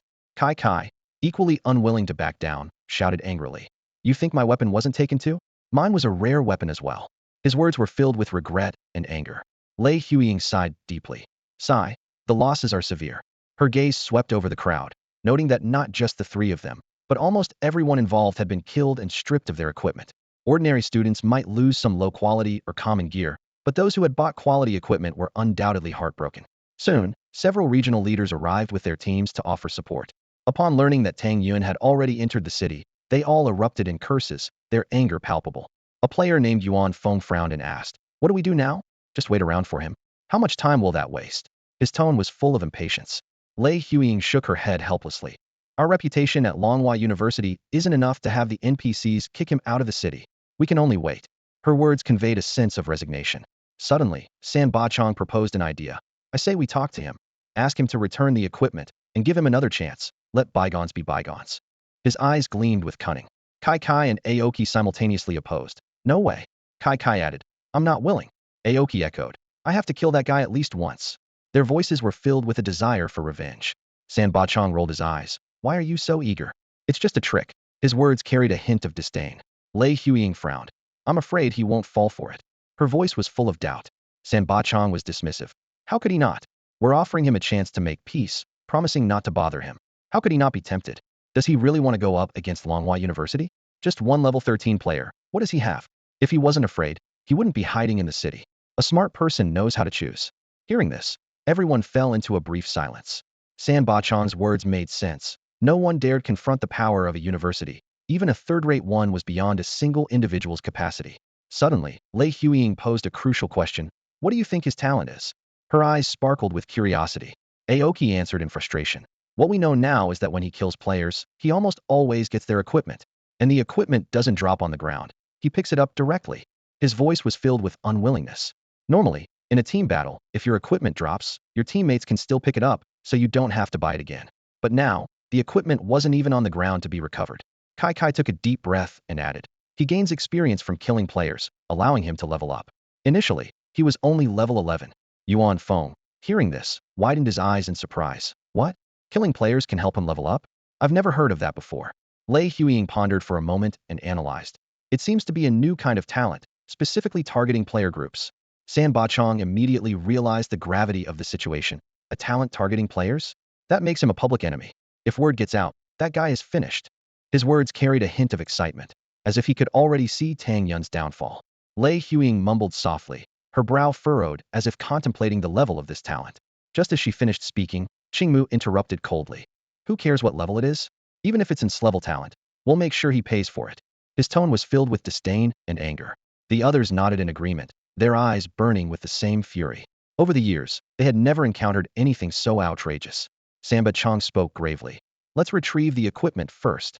Before he even finished his sentence, everyone stepped forward, heading briskly toward the city gate. Jianyang City, a small city with a population of tens of thousands, slowly unfolded before their eyes. As they stepped through the city gate, the rich aroma of daily life hit them, with bustling streets and vendors shouting their wares.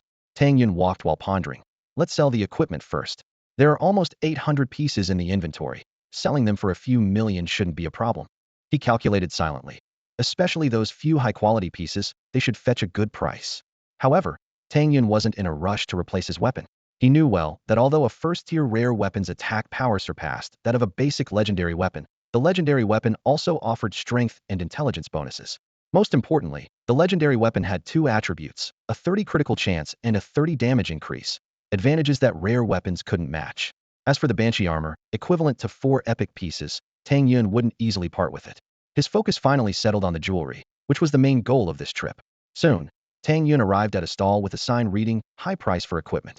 The stall owner, a middle-aged man with a mustache, clearly had years of experience in the gaming world. Tang Yun approached and asked directly, Boss, how do you buy? The mustached owner chuckled slyly. That depends on what equipment it is. Without further ado, Tang Yun pulled out a longsword. The owner's eyes lit up, exclaiming, Rare weapon. He knew very well that the higher the weapon's grade, the greater the profit margin. Inferior equipment, on the other hand, wasn't just cheap, but also hard to sell, barely turning a profit. How much? Tang Yun asked bluntly. The mustached owner held up 8 fingers. I'll give you 8 gold. 8 gold. Tang Yun was instantly furious. I wouldn't even sell it to an NPC for that.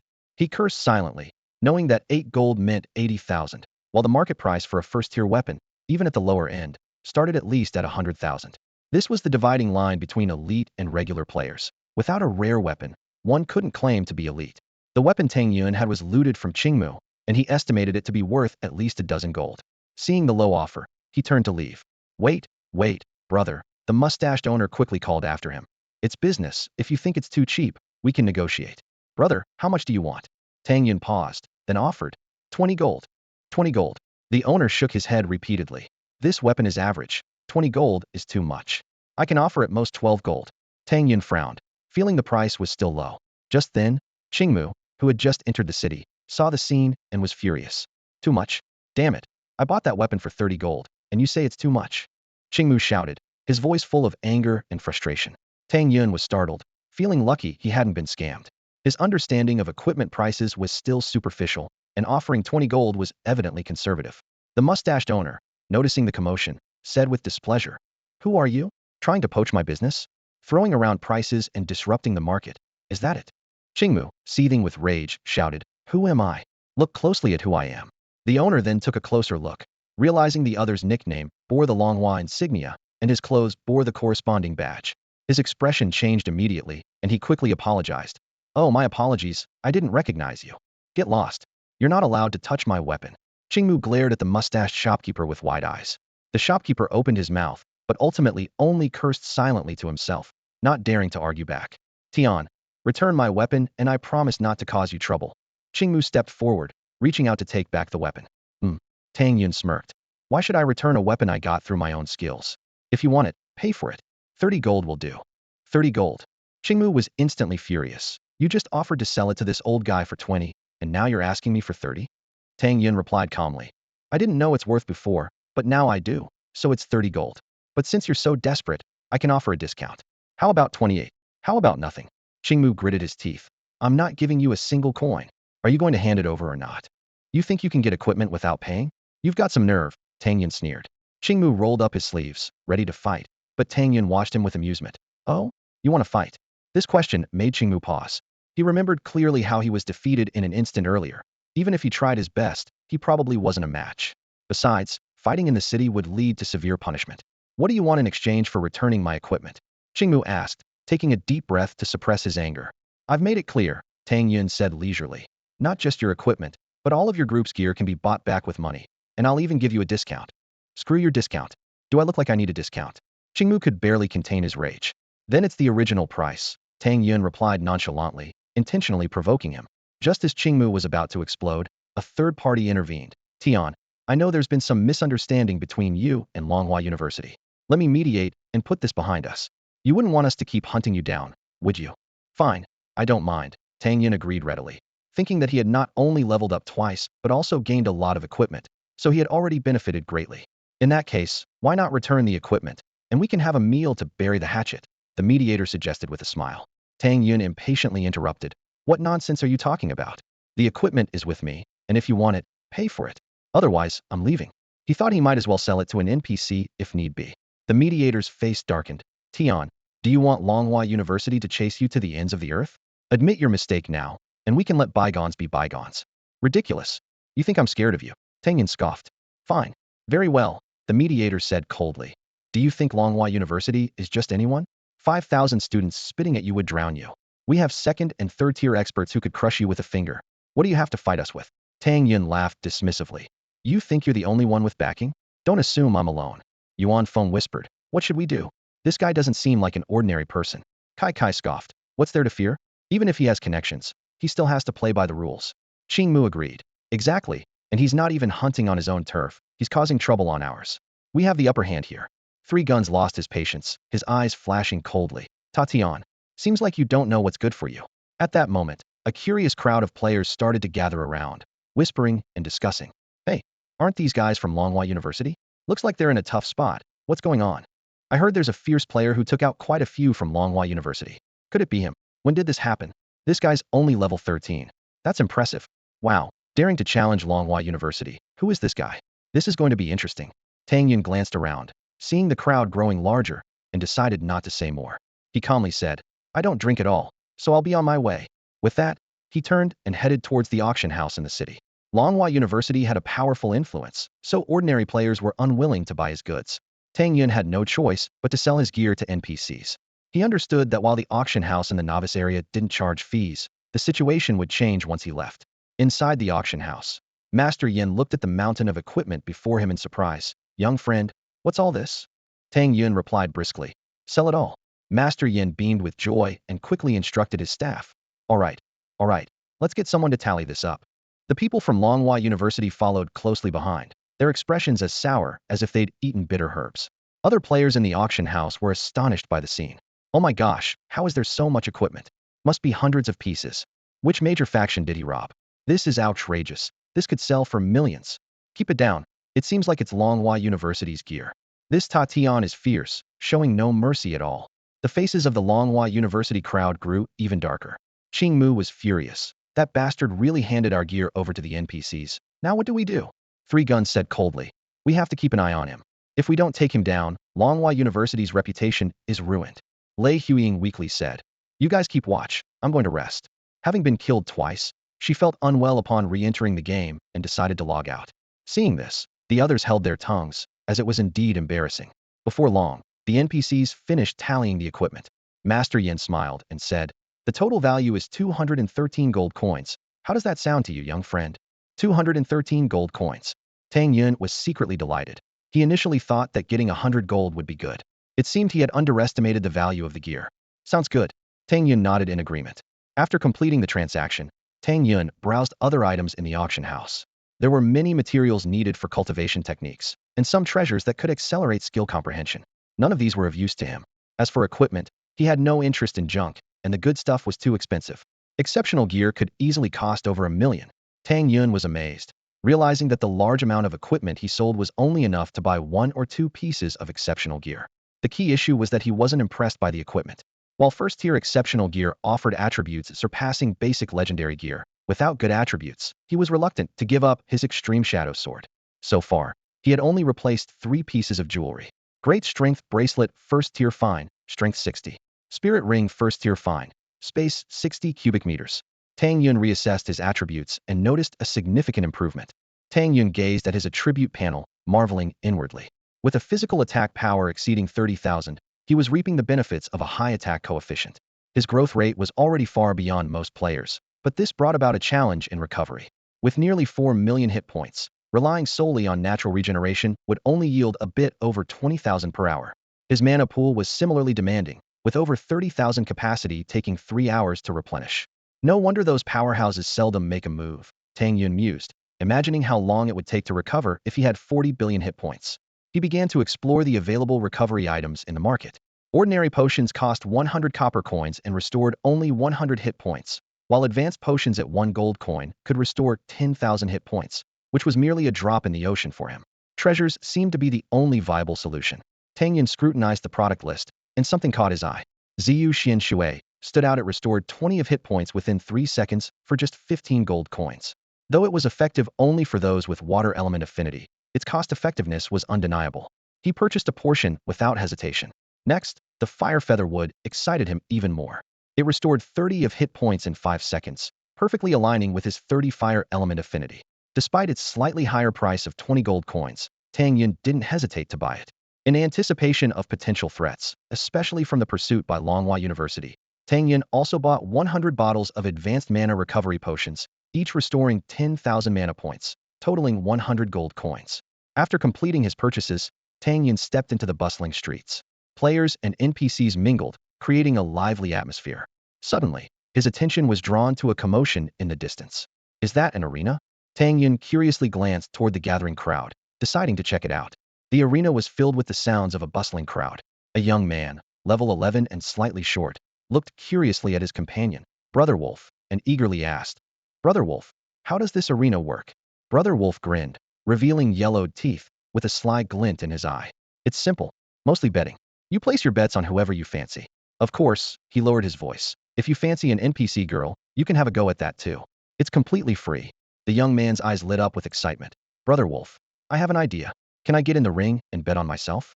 That way, I can level up and make money." Brother Wolf gave him a thumbs up and laughed. "Great idea. I support you." However, the young man soon calmed down and asked with a frown, "Brother Wolf, is there a catch?" Brother Wolf's smile faded as he replied seriously, "Of course there's a catch. For starters, fighters can't place bets. And even if you want to get in the ring, you don't have the qualifications." "How do I qualify?" the young man pressed, his eyes shining with anticipation. Brother Wolf gestured with his mouth towards a distant entrance. "See that entrance over there? There's a solo dungeon quest. Complete it, and you'll qualify."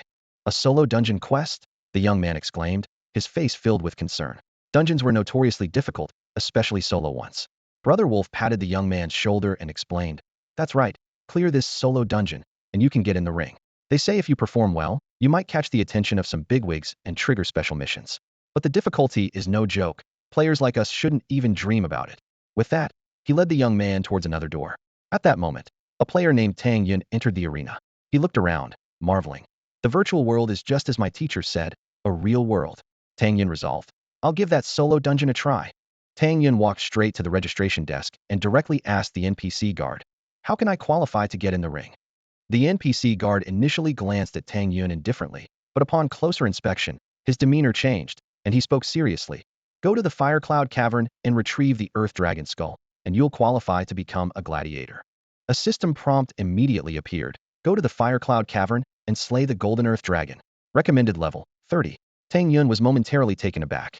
At level 13, he was clearly underqualified in the eyes of the NPC. But since the quest was issued, he saved himself some words. All right, thank you. Tang Yun expressed his gratitude and headed towards the housing rental area. Although Jinyang City was small, housing prices were steep. Even the simplest room cost hundreds of gold coins. Tang Yun planned to rent a place for now. Suddenly, a sleazy-looking NPC uncle approached him. Hey, young man, looking to buy a house? No, just renting, Tang Yun replied bluntly. The uncle's eyes gleamed. Huh, you're in luck. Look at this, the most basic room, just 1 silver coin per day, only 20 for a month. He showed a sample of a roughly 30 square meter room. How effective is it? Tang Yun asked. Increases recovery by 50, the uncle said proudly. Tang Yun frowned slightly. 50 seemed low as he needed to recover quickly. Seeing this, the uncle suggested, take a look at this. A double bed. Tang Yun was puzzled. What's the use of a double bed? It only adds a bit of space, doesn't increase recovery, and costs double. The uncle grinned and lowered his voice. A double bed can fit 2 people, you know, and we offer special services, if you catch my drift. Of course, it'll cost a bit more. Tang Yun decisively refused. No, I need a place for quick recovery. Tang Yun waved his hand, his gaze landing on the top-tier accommodation recommended by the shifty uncle. Look at this, a top-tier place with 400 recovery boost. How about that? The shifty uncle's eyes gleamed with cunning. Tang Yun nodded slightly. 400 boost. Not bad. Seeing a chance, the shifty uncle continued his pitch. Actually, we can also add a double bed here. Tang Yun's expression froze instantly. No need. Are you sure? Fair skin, beautiful face, long legs. The shifty uncle persisted. Enough. Tang Yun hurriedly interrupted. I want fast recovery. The faster, the better. The shifty uncle shrugged. All right, I can see you're in a hurry. Tang Yun looked at him speechlessly, wondering why this person was like this. The shifty uncle suddenly became serious. There's just the right room, super deluxe. 10 times recovery. It's a bit pricey, 30 silver coins a day, 7 gold a month. How about it? 10 times recovery. Tang Yun was tempted, calculating silently. Full recovery in just 20 hours. But the rent was indeed exorbitant, equivalent to 70,000 yuan a month. Tang Yun weighed his options, knowing that his brother, Yuan, would never rent such an expensive place with his 10,000 yuan monthly allowance. But Tang Yuan had joined a corporation, with equipment and accommodation covered by them. Rent it for a month. Tang Yun decided decisively. He still had dozens of gold coins, enough to splurge. Plus, he wasn't slow at making money. Completing solo missions and entering the arena would speed things up. However, with people from Longhua University waiting outside, he couldn't leave the city yet. Once in the room, Tang Yun immediately went into meditation, exiting the game. This special room left a phantom to recover his state automatically. Meanwhile, Kai and his group approached the shifty uncle. Are you looking to buy a place? The shifty uncle raised an eyebrow. Three Guns got straight to the point. We want to know how long that person rented the room. The shifty uncle pretended. We can't disclose customer information. I'm a salesman with principles. Three Guns smiled, pulling out a shiny gold coin. Great, we like principled people. Do you think this is round enough? The shifty uncle's eyes lit up. Round. Tell us, and it's yours. Three Guns tempted. The shifty uncle immediately turned talkative. He rented it for a year. Kept asking if there were special services. I think he's a scoundrel, but business is business. Yuan Feng suddenly asked. So, are there any special services? The shifty uncle hesitated, while the other three looked at Yuan Feng in surprise. Yuan Feng felt a bit embarrassed. Ahem, I just wanted to learn more about this Tiant. Hearing this, Qing Mu's anger surged. That scoundrel, using my money to find women in the game? Three Guns analyzed calmly. If he's renting for so long, he's planning for a long-term fight with us. That's fine, we'll just keep someone watching him. Everyone, let's disperse. Kai, you need to think about how to explain this to those juniors. Kai felt his head spinning at the thought. Tang Yun felt a tingling pleasure coursing through his body and couldn't help but sigh softly. As he logged out of the game, the virtual realm infused him with power once again. This time, the enhancement was much more pleasant compared to the initial painful experience, even bringing a hint of delight. It's time to meet up with the team, Tang Yun thought, quickly freshening up before striding toward the training base. Inside the base, 15 team members were each engaged in high-intensity training.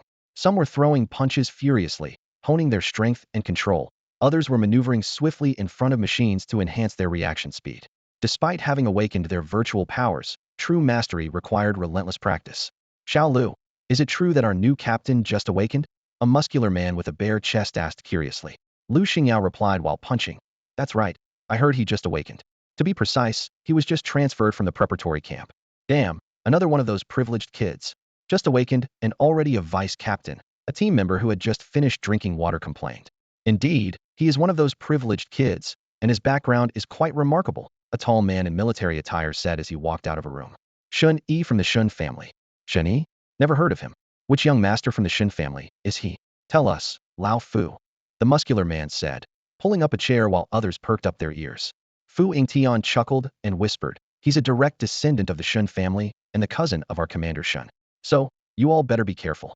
Commander Shun's cousin. Damn, Tang Yun exclaimed, tossing an empty bottle accurately into the trash can. As the group reeled from the revelation, someone whispered, he's here, be careful. A young man with a tall stature and a youthful face walked into the training room. 10 team members immediately lined up and shouted in unison, hello, Captain Shun. Tang Yun nodded slightly, his gaze sweeping over the group. Get ready. Today, we're going up the mountain to hunt monsters. Today? Tang Yun asked in surprise. Is there a problem? Tang Yun raised an eyebrow. No, none at all. Everyone quickly shook their heads. Then let's move out. Let's aim to complete half of this month's mission, Tang Yun ordered decisively. Despite some doubts, the team geared up and followed Tang Yun toward the Duanlong Mountains. The Duanlong Mountains, surrounded by towering peaks, were teeming with monsters. As part of the military, they had monthly combat missions requiring each person to hunt 10 first-tier monsters. However, the real world was far more dangerous than any game. Death meant a true end, and their abilities were not as effective as in the virtual world. Even seasoned veterans faced significant challenges in unknown encounters. The captain's role was to supervise the team while also completing his hunting tasks. Shortly after starting their ascent, they encountered an ape-like monster. It's a red gold ape. First tier, superior class. Lu Xingyao warned in a serious tone. Everyone's expressions changed, not expecting the first monster they encountered to be of superior class. In the real world, they couldn't directly see a monster's level and had to rely on experience to categorize them as inferior, average, or superior. High-level monsters are typically those above level 25 or elite monsters of lower levels. Either way, they are a formidable force. In the 10-person team, most members have combat power at an intermediate level, around level 20. Facing such monsters, they find themselves somewhat outmatched. I'll handle this. Zhang Hu, a burly man, charged to the front without hesitation. Lu Xingyao quickly cautioned. Be careful, Zhang Hu, afraid of nothing. Zhang Hu shouted back defiantly, his equipment appearing instantly. Though mostly of poor quality, a few standard pieces were mixed in. Roar! The golden red ape, provoked by Zhang Hu's challenge, let out a deafening roar. Boom! The ape swung its massive fist down, but Zhang Hu agilely rolled aside. The other team members joined the fray, launching 3 ranged attacks. Yet, the ape effortlessly dispersed them with a single punch. Taking advantage of the moment, Lu Xingyao and Fu Yingtian dashed forward, each landing a strike. Splat! Splat! Blood splattered, further enraging the ape. Its muscles bulged, glowing with a golden light, and it sent Zhang Hu flying with a powerful slap. Fortunately, a teammate quickly cast a defensive shield, preventing severe injury. Nevertheless, Zhang Hu felt his blood surge. Damn, this thing hits hard. Be careful, everyone. Zhang Hu warned through gritted teeth. Everyone became more cautious, adopting a hit-and retreat strategy, with others covering them. The 10 of them maneuvered around the furious golden red ape. Tang Yun stood by, silently observing without intervening. After all, the mission was to develop their combat skills, not for him to solve every problem. After half an hour of grueling combat, the team finally managed to slay the golden red ape. They were left panting and exhausted. Phew, that was tough, Zhang Hu said, breathing heavily. Where's Captain Shun? Fu Yingtian suddenly asked. Did Captain Shun bail on us? Tang Yun couldn't help but mutter softly. That's possible. Captain Shun just awakened. It's normal to be scared. Quiet, don't let him hear that. They whispered amongst themselves. Lu Xingyao intervened to stop the discussion. All right, let's not talk about this. Be sensible. Captain Li asked us to take care of Captain Shun, so let's leave this monster for him to complete the task. Hearing this, they fell silent, feeling both reluctant and slightly dissatisfied. As the vice-captain, Tang Yun's task was to slay a first-tier high-level monster. Their standard was lower, only requiring a first-tier mid-level monster. The disparity left them feeling uneasy. Before long, Tang Yun returned, seemingly having completed some secret task. Good job, Tang Yun nodded approvingly, satisfied with their performance. Stay alert, I noticed others nearby, he advised. Since awakening, his perception had significantly improved, and he had just gone to investigate. It should be people from other teams, no need to worry, Captain Shun, Lu Xingyao explained. Also, let Captain Shun handle this monster. All right, Tang Yun agreed. Put the monster in your spatial equipment and take it back. He gestured with a wave. Just as Lu Xingyao was about to speak, a thunderous roar suddenly filled the air. They all froze, as if struck by lightning. A moment later, an even larger giant ape landed heavily before them. Its overwhelming presence left everyone breathless, unable to utter a word. A rank. Super. Super tier. Black rock giant ape. The shouts of astonishment echoed through the forest.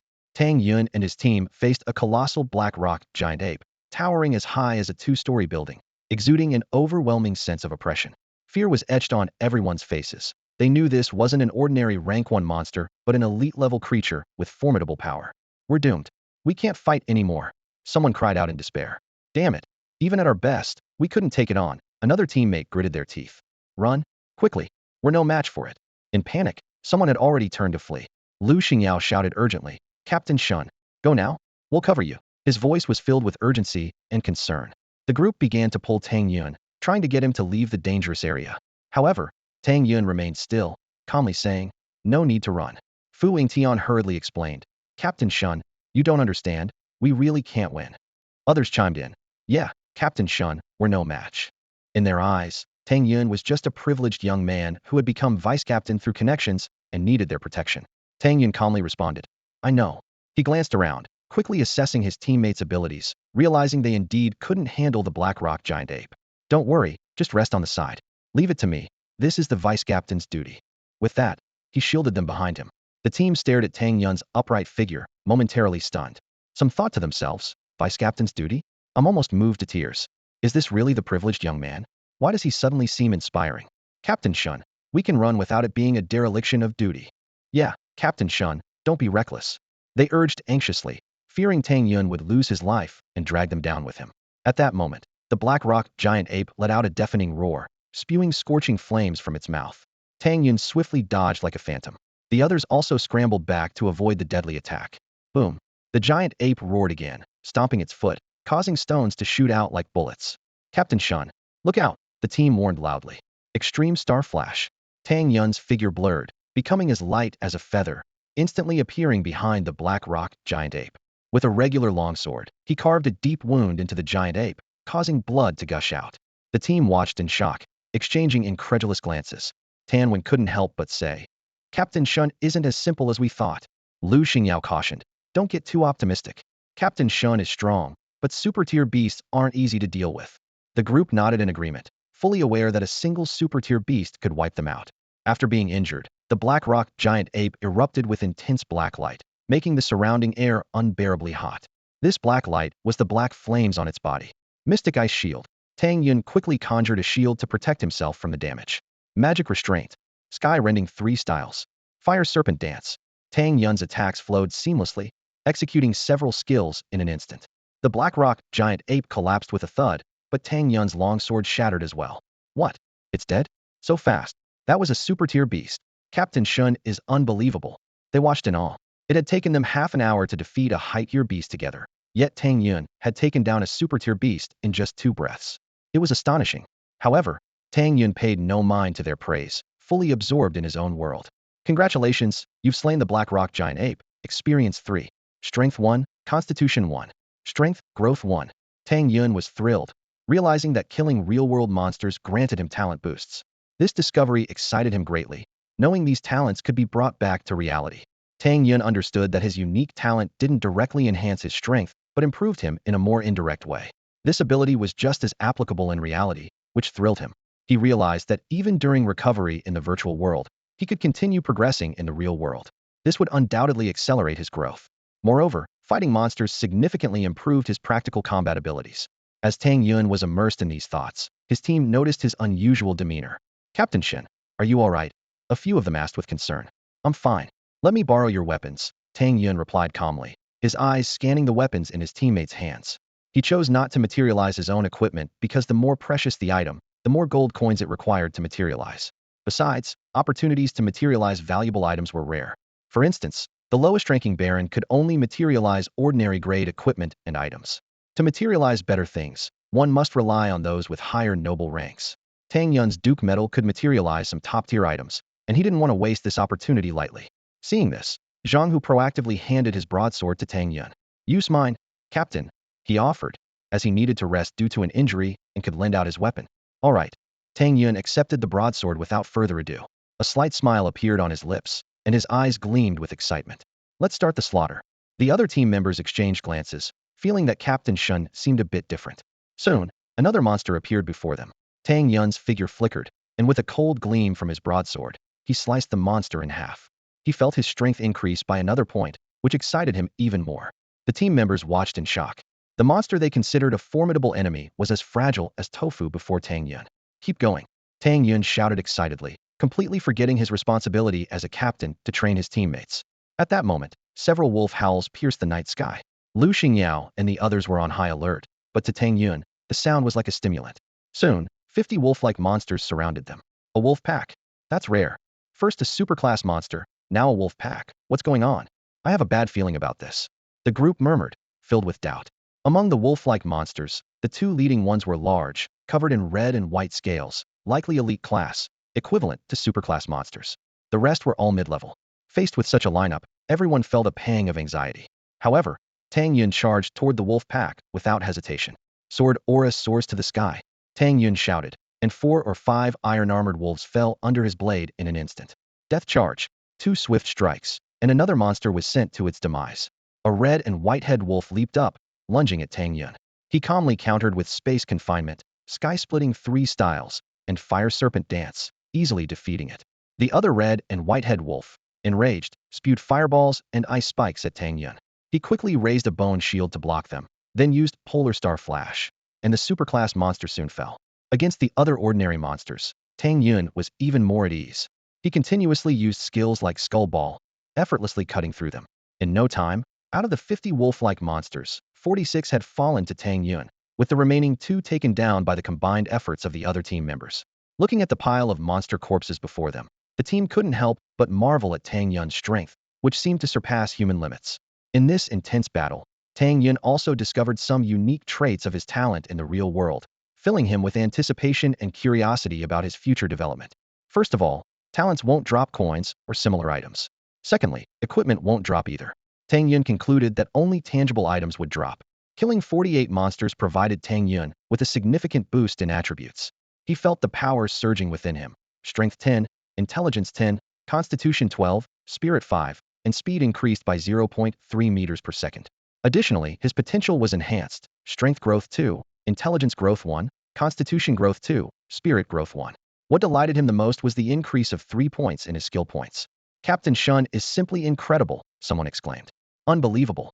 I heard Captain Shun is just over 18 and has already mastered so many skills. Not only that, but his combat power upon awakening is unheard of. The crowd was filled with shock and admiration. Tang Yun laughed heartily, moving like the wind. Wait for us, Captain Shun, the others called out, following closely, fearing they might fall behind. However, they were unaware that a pair of sharp eyes were watching them from afar. Lord Pierre, a burly man with shiny black skin, respectfully addressed the red-haired man. All the monsters controlled by Lord Fairmont have been killed. Should we take action now? Pierre decisively refused. No, we can't disrupt Lord Fairmont's plan. Lord Pierre, we've suffered heavy losses this time. If we do nothing, we might face punishment when we return, the man named Ton quickly added. Pierre smiled mysteriously. No, as long as we bring back information about this young man, not only will we avoid punishment, but we will also be rewarded. Ton scratched his head, looking puzzled. Pierre patiently explained. This guy is so young and already has such strength. He's definitely a genius from Xia country. Reporting this and finding a chance to eliminate him would also remove a future rival. Ton suddenly understood. I get it. Meanwhile, Tang Yun frowned, sensing something was amiss. There seemed to be fewer monsters than expected. He had intended to go on a rampage, but found the battle ended too quickly. Lin Xingyao and others breathed a sigh of relief. Finally, things are back to normal. By nightfall, Tang Yun had only killed a little over 100 monsters, far less efficient than before. Lu Xingyao analyzed. The nearby monsters might have already been cleared out. Tang Yun pondered, vaguely feeling that there were others around. He searched secretly, but found nothing. Was it just my imagination? He wondered, uncertain. Regroup, Tang Yun ordered. Although it was only over 100 monsters, for others, it was equivalent to a month's worth of tasks. As for Tang Yun, the gains from the 3 super monsters were already considerable. He silently calculated his improvements. Health coefficient 50, mana coefficient 10, physical attack coefficient 2, magic attack coefficient 2, strength 15, intelligence 10, constitution 9, spirit 6, speed 0.5, strength growth 2, intelligence growth 3, constitution growth 3, spirit growth 2, speed growth 0.2 meters per second. Skill point 6. 9 skill points, still not enough to upgrade my skills. What a pity, Tang Yun sighed slightly. After returning to the camp, Tang Yun shared his suspicions with Li Zhao, but left the handling of it to him. Back at his quarters, Tang Yun slept soundly and, upon waking, directly entered the virtual realm. Meanwhile, Wang He received some troubling news. What? That Shen Yi not only became a deputy captain, but also led a team to hunt over 100 monsters. Yes, Captain Wang, his subordinate confirmed, leaving Wang He deep in thought. Shen Bingning is blatantly playing favorites by appointing Shen Yi as the deputy leader, which is completely against the rules. A short, stout man complained indignantly. Beside him, Wang He gritted his teeth, his eyes blazing with anger. This Shen Bingning is abusing her power. Just wait, my Wang family will deal with her sooner or later. Wang He knew very well that Li Zhao dared to reprimand him publicly because Shen Bingning was backing him. However, the Wang family wasn't one to be trifled with either. In Xijing, both the Shen family and the Wang family were among the top clans, and their rivalry had been ongoing for a long time, each trying to outdo the other. But in recent confrontations, it was clear that the Wang family was at a disadvantage. Wang He coldly instructed his subordinates, I can't deal with Shen Bingning, but Shen Yi won't have it easy. Keep a close eye on him. Report to me immediately if he makes any moves. His subordinates nodded repeatedly. Suddenly, Wang He remembered something and frowned. Did you just say they killed over 100 monsters? How could they kill so many in one day? Shen Yuchen quickly replied. Yes, everyone finds it strange, but the news is spread, and it doesn't seem fake. Wang He sneered. Humph, it must be Shen Bingning who arranged it to pave the way for that kid. A murderous glint appeared in his eyes. Shen Yi, just wait. I'll make sure you meet your end. Meanwhile, in the virtual realm's Jianyang city, Tang Yun awoke in his room, feeling fully recovered. He decided it was time to head to the Fire Cloud Cavern. Tang Yun left his room, stopped by the auction house to purchase 2 more healing items, and then made his way towards the city gate. However, Tang Yun's every move was being secretly monitored by people from Longhua University. Quick, we've spotted Tiatian. Notify Senior Kai Kai immediately. I'll follow him. One of the watchers hurriedly relayed the message. He went to the auction house. It seems he might not be leaving the city. Upon hearing that Tiatian was online, Kai Kai was instantly filled with energy. After Tang Yun logged off last time, Kai Kai had sincerely tried to appease the juniors, but some dissatisfaction remained. It was understandable, considering the losses they suffered because of him couldn't be resolved with just a few words. Kai Kai knew the only solution was to kill Tang Yun. Even if it couldn't recover their losses, it would at least restore some dignity. Otherwise, the juniors at Longhua University would never respect him, and his future prospects would be bleak. Yuan Feng. 3 guns. Lei Huiying. Qingmu. Kai Kai quickly gathered his helpers. Qingmu was a bit annoyed when he received the call. What's the rush? Just because Tiatian is back doesn't mean he's leaving the city. But at that moment, Kai Kai received word that Tang Yun was heading towards the East City Gate. He immediately shouted, he's leaving the city. He's already out. Hurry up. Gather at the East City Gate. Kai Kai quickly organized his team, and before long, 100 people were gathered at the East City Gate. Soon, there were 200, then 300, and soon over 500 high-level players, all above level 20, had assembled. This scene caught the attention of other players in the city. What's happening? Is Longhua University planning an attack? Someone exclaimed. That's crazy. They can't possibly be attacking the city. Are they out of their minds? Even though Jianyang City is small, it has a garrison of 2,000 elite soldiers. Longhua University couldn't take it even if they all came, another player analyzed. Suddenly, someone realized, I know, they're planning to besiege someone. Who could be so formidable that it requires so many from Longhua University to besiege them? And all over level 20. Everyone was curious. Tiatian, someone blurted out. He's a fierce one, only level 13, but he's said to have killed hundreds from Longhua University. At this moment, Tang Yun's name was already spreading throughout Jianyang City, and an epic siege was about to unfold. The audacity of Tiatian is truly remarkable, daring to snatch a monster from Longhua University. Outside the city gate, a group of players was fervently discussing this topic. You're just too used to kneeling. Monsters in the game are meant for everyone. They've just been occupied by them. One player exclaimed loudly. I have to say, Tiatian did the right thing. Keep your voice down. Do you have a death wish? Someone beside him quickly cautioned. That's true, but you can't fight City Hall. Others have resisted before and ended up unable to survive in the game. Everyone looked towards the city gate, whispering. With so many guards, Tiatian probably won't dare to leave the city. Kai Kai, Qingmu, and Lei Huiying stood at the forefront of the crowd, their expressions serious. Qingmu snorted. Kai Kai, I think Tiatian is deliberately mocking us. Lei Huiying agreed. He knows there are so many people guarding. He probably won't come out. 3 guns frowned. Time is money. If he doesn't come out, we're losing big. Kai Kai kept her eyes fixed on the city gate and suddenly shouted. Hold on. Let's wait a bit longer. The crowd held their breath, finally seeing a flash of red emerging from the gate. He's out. Kai Kai shouted. Instantly, the gathered players perked up, murmuring, "That's Tian. He actually dared to leave the city. This is going to be interesting. Quick, back off a bit, so we don't get caught in the crossfire." The crowd instinctively parted, making space for the impending battle. Tang Yun walked out with his head held high, showing no fear in the face of the 1,000-strong team outside. Kai shouted loudly, "Tian, the same as before, meet all our demands, or prepare to be punished." Tang Yun scoffed and shouted, "Enough talk. Skull ball." A skull ball whistled out. It took more than a dozen skills to finally shatter the skull ball. Taking the opportunity, Tang Yun activated his elusive steps, sprinting eastward. "Damn it! After him!" Kai roared. Tang Yun had barely run far when he was intercepted ahead. Without hesitation, he unleashed sword chi soaring and fire snake dance, forcibly carving a path through. However, this severely slowed him down. Qingmu transformed again into a giant green eagle, this time wiser and not charging directly, instead harassing from the side, occasionally spitting out a wind blade.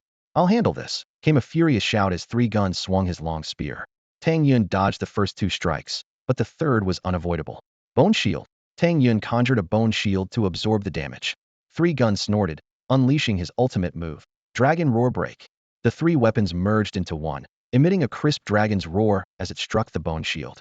Impossible. Three Guns was incredulous, his most powerful attack unable to break the opponent's shield. Tang Yun's eyes narrowed, thinking, weapon mastery. This Three Guns talent must be weapon mastery, allowing him to equip multiple weapons, with all attributes effective. He can equip 3 weapons, which is quite a talent. Polar Star Flash. Tang Yun attacked instantly, dealing a massive blow of 300,000 damage. Though it didn't kill instantly, he followed up with another strike, taking down 3 Guns. A system notification sounded. "Congratulations, you have killed player 3 Guns, experience 0.2. Broken Star Spear 1. From afar, Kai witnessed this and couldn't help but curse. Damn it. Tang Yun, during the battle with 3 Guns, was also hit by several skills, losing about 1,000 health. With his current defense exceeding 9,000, this damage was hardly a threat.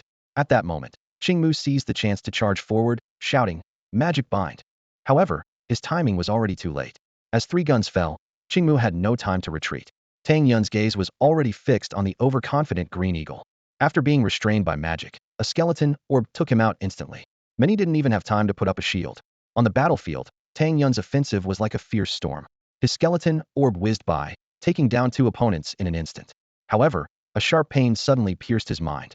Not again, Tang Yun thought to himself, realizing he had been hit by a magic whale. The opponent had approached invisibly, and he had no way to counter it.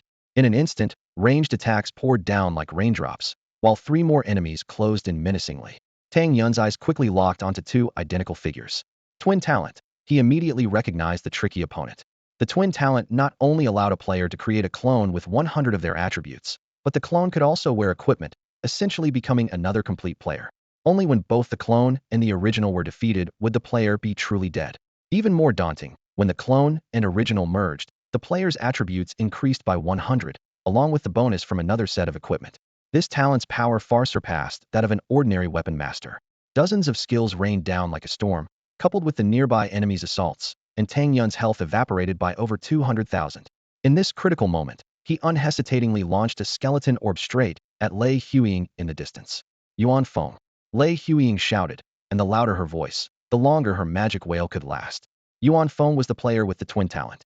One of the clones quickly stepped in front, taking Tang Yun's skeleton orb hidden. Tang Yun dared not approach recklessly, knowing that Lei Huiying's talent was area control. Entering her field would result in being stunned, perfectly countering melee attacks. He decisively unleashed Sword Chi Ling Xiao and Fire Serpent Dance, 2 long-range skills that roared out. Sensing danger, Yuan Feng chose not to resist directly, while Lei Huiying retracted her abilities and retreated hastily. In that split second, Tang Yun used a spatial jump, appearing right next to Lei Huiying. Lei Huiying was about to unleash another magic wail, only to be met with Tang Yun's fierce attack. With a single sword strike, her health dropped by 100,000. Her defense was weak, barely withstanding 2 blows. Although she managed to use her talent, with her demise, the control effect vanished instantly. In the brief gap, the 2 Yuan Fengs attacked together. Tang Yun, though losing some health, used his phantom step to move like a ghost, maintaining the upper hand against both. The skill gap was too large. Yuan Feng couldn't fully block the damage, and within a few moves, 1 clone was slain. "This is insane," Yuan Feng exclaimed in disbelief. Even formidable opponents like 3 Guns, Qingmu, and Lei Huiying were powerless against Tang Yun. Even his clone couldn't escape fate. Retreat. Yuan Feng decided swiftly, sprinting in the opposite direction, clearly unwilling to lose levels. Tang Yun didn't pursue, knowing that continued fighting would attract attacks from reinforcements. With his health reduced by hundreds of thousands, it was unwise to linger. Death charge. Spatial jump. Tang Yun decisively exited the battlefield. Despite the grand presence of the 1,000-member team, their uneven strength meant they couldn't keep up with him. Those few who could catch up would only face defeat. Just then, the system notification chimed. Congratulations, you've reached level 14, strength 52, intelligence 41, constitution 115, spirit 48, speed 3.8 milliseconds. Leveled up. Excellent.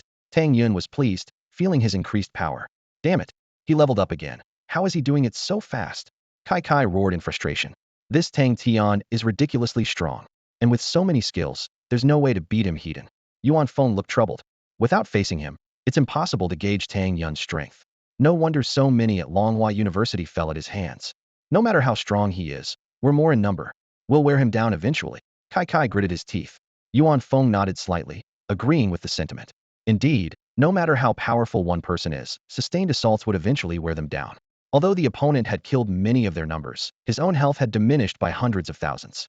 Continuing the fight, victory would ultimately tip in their favor. Tang Yun dashed out of the encirclement like an arrow, racing eastward. The pursuers followed closely behind, but the gap between them was widening. If it weren't for occasional interference and obstacles, Tang Yun would have been even faster. Where on earth is he heading? Yuan Feng couldn't help but ask curiously. Who cares? Even if it's to the ends of the earth, he must die. Kai responded angrily. The pursuers from Longhua University were relentless, staying on Tang Yun's trail even if they couldn't catch up to him. Their massive pursuit drew the attention of many bystanders.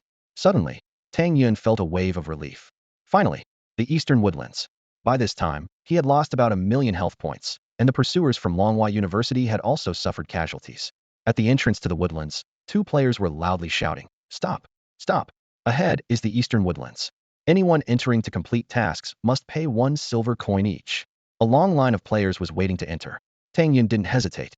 He swung his sword at the players blocking his way. The surrounding people were shocked and began to chatter. Who is this guy?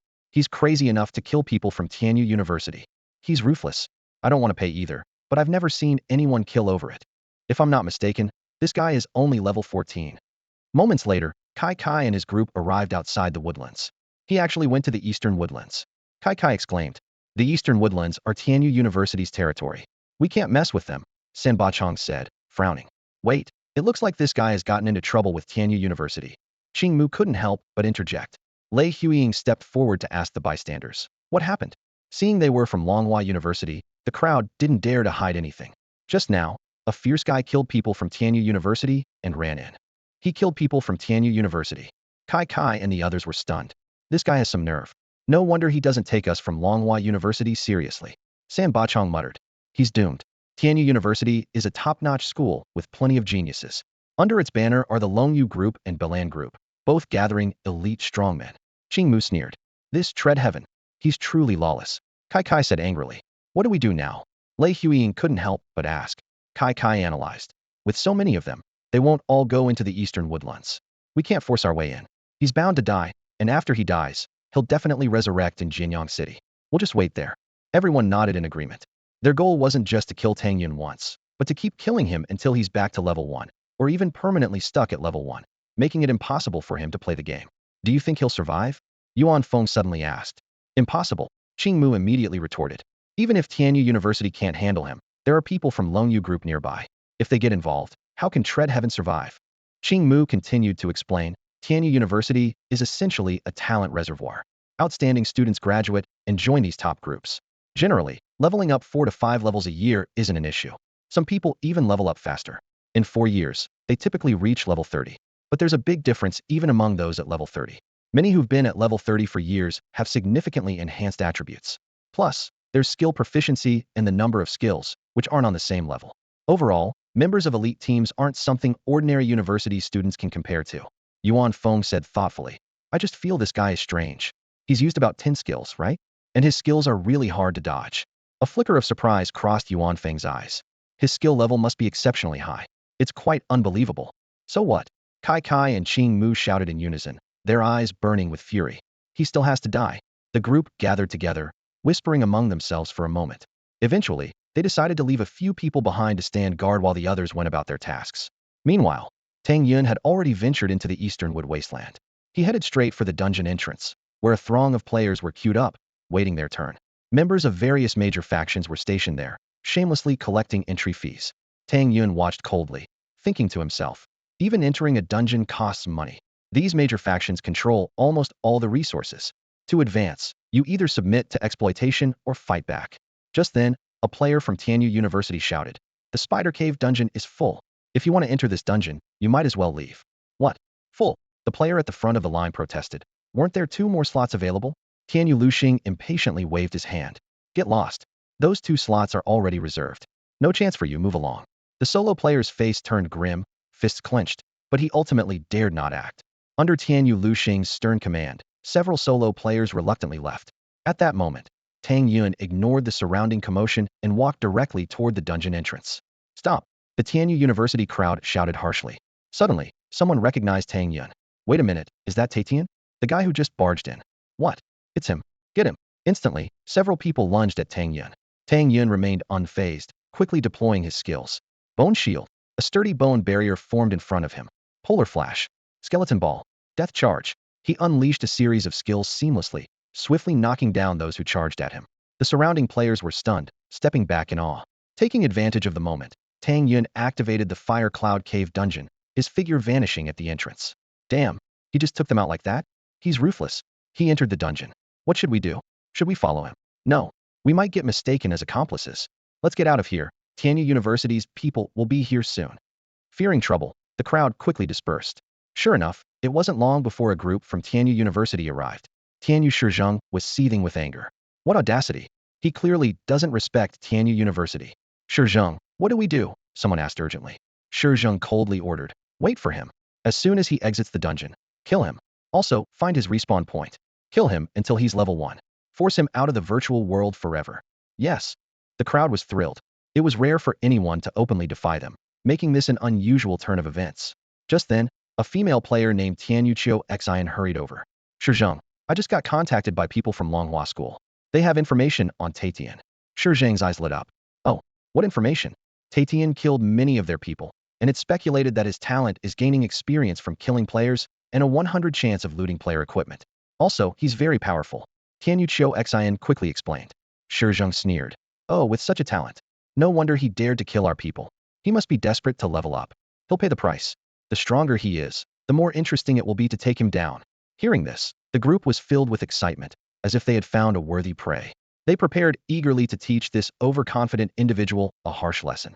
At the entrance of the Huiyun Cavern, a wave of scorching heat rushed forth. Tang Yun cautiously stepped inside, finding himself in a world of fiery red magma. The searing lava roiled incessantly, emitting an oppressive heat. The only path forward was a narrow stone trail, where a single misstep could lead to a fall into the magma and serious injury. Suddenly, a strange gurgling sound emerged from the magma. In an instant, 12 slimes formed entirely of magma burst forth, their bodies glowing with an orange-earth hue and exuding a sense of danger. These level 30 lava slimes each had 500,000 health points, 1,500 physical defense, and 2,000 magical defense, making them formidable opponents. Without hesitation, Tang Yun unleashed Sword Qi Lingxiao. The sharp sword energy sliced through like lightning, instantly slaying the 12 slimes. However, the magma they transformed into remained scalding, forcing Tang Yun to keep his distance. System notifications chimed continuously, with rewards for the kills rolling in. Experience points, copper coins, and attribute enhancements came in abundance. Just as Tang Yun felt a bit relieved, the magma began to churn violently again. This time, dozens of lava slimes surged forth like a tidal wave, their numbers increasing rapidly until they surrounded Tang Yun's position. Facing such peril, Tang Yun fought while retreating. He used skills like Skull Ball and Fire Serpent Dance, but the sheer number of monsters was overwhelming, making it difficult to eliminate them all at once. In a critical moment, Tang Yun deployed the Mystic Ice Barrier, temporarily holding off the monster's attacks. However, the barrier soon vanished, forcing him to switch to using a bone shield for defense. Despite his efforts, Tang Yun couldn't avoid injury. After sacrificing tens of thousands of health points, he finally annihilated all the lava slimes. This arduous battle brought him substantial rewards, significant improvements in various attributes and skills. Tang Yun paid particular attention to his speed attribute.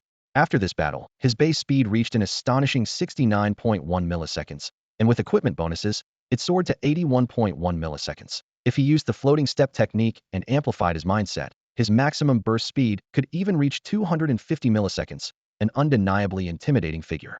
After a brief rest, Tang Yun continued forward. Suddenly, a massive whirlpool appeared in the magma to his right.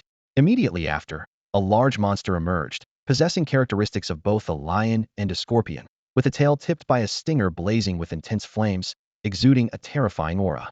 A massive lava scorpion lion stood at the edge of the magma, its elite-level attributes intimidating. Level 30 with 2 million health, 200,000 physical defense, 4,000 magic defense, and 5,000 attack power.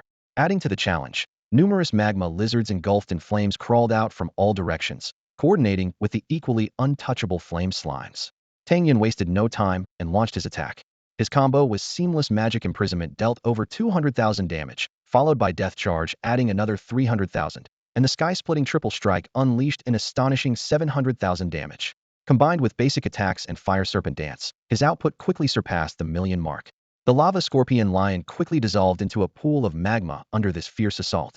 The system prompt followed. Defeated level 30 elite lava scorpion lion, gaining 2.5 experience, 2 gold coins, an increase of 5 intelligence points, and 2 intelligence growth points.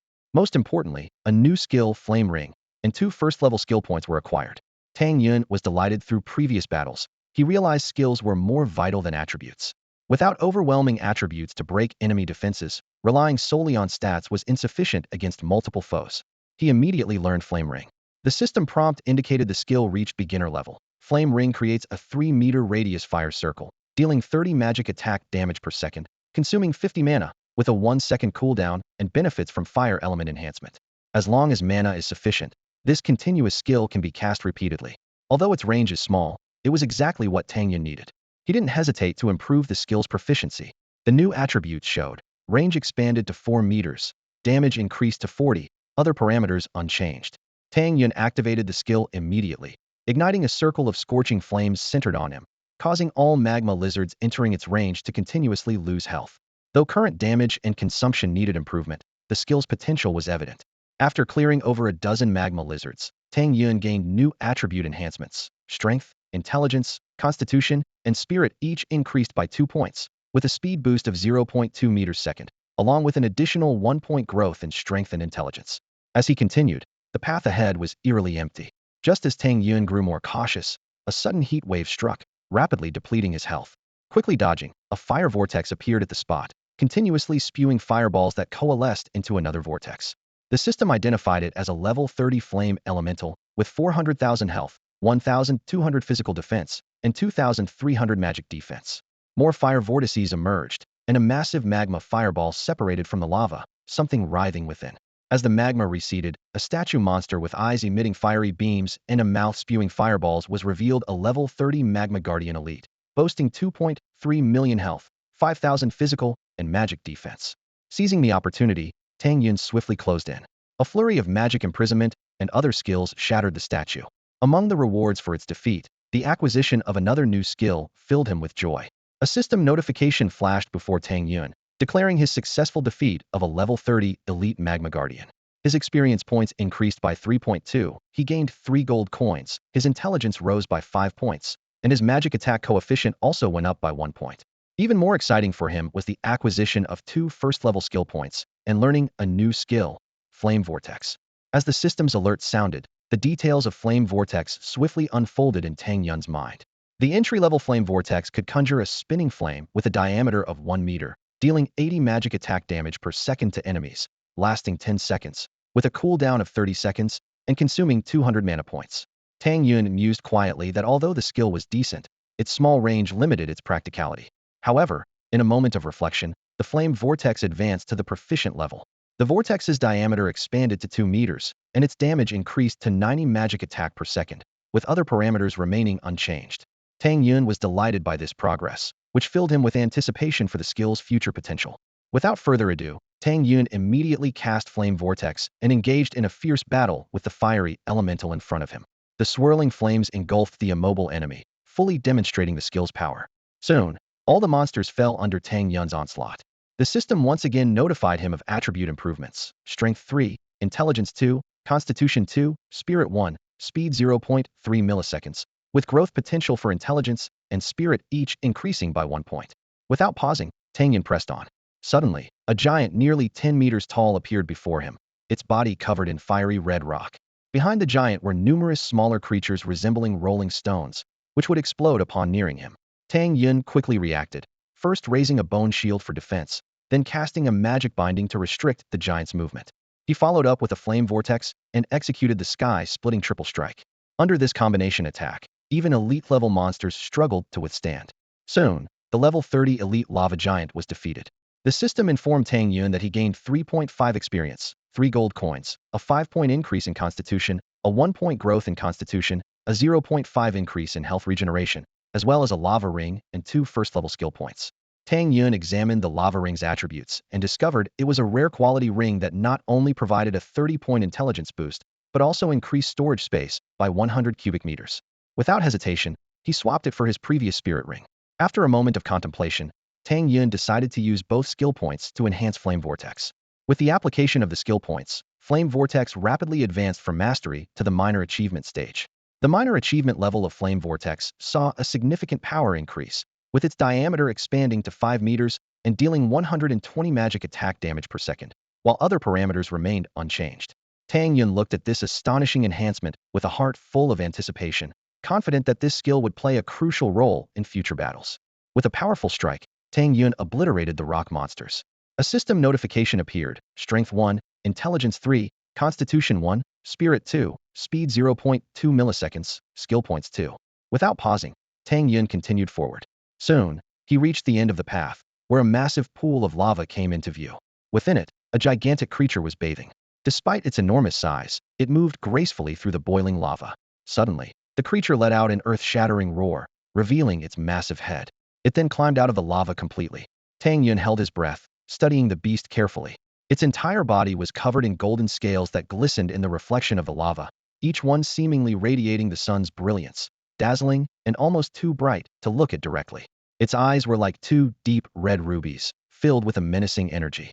The system immediately provided information: Golden Earth Dragon, Boss Level 30, HP 15 million, Physical Defense 15,000, Magic Defense 15,000. Before Tang Yun could react, the Golden Earth Dragon opened its mouth and unleashed a torrent of molten breath.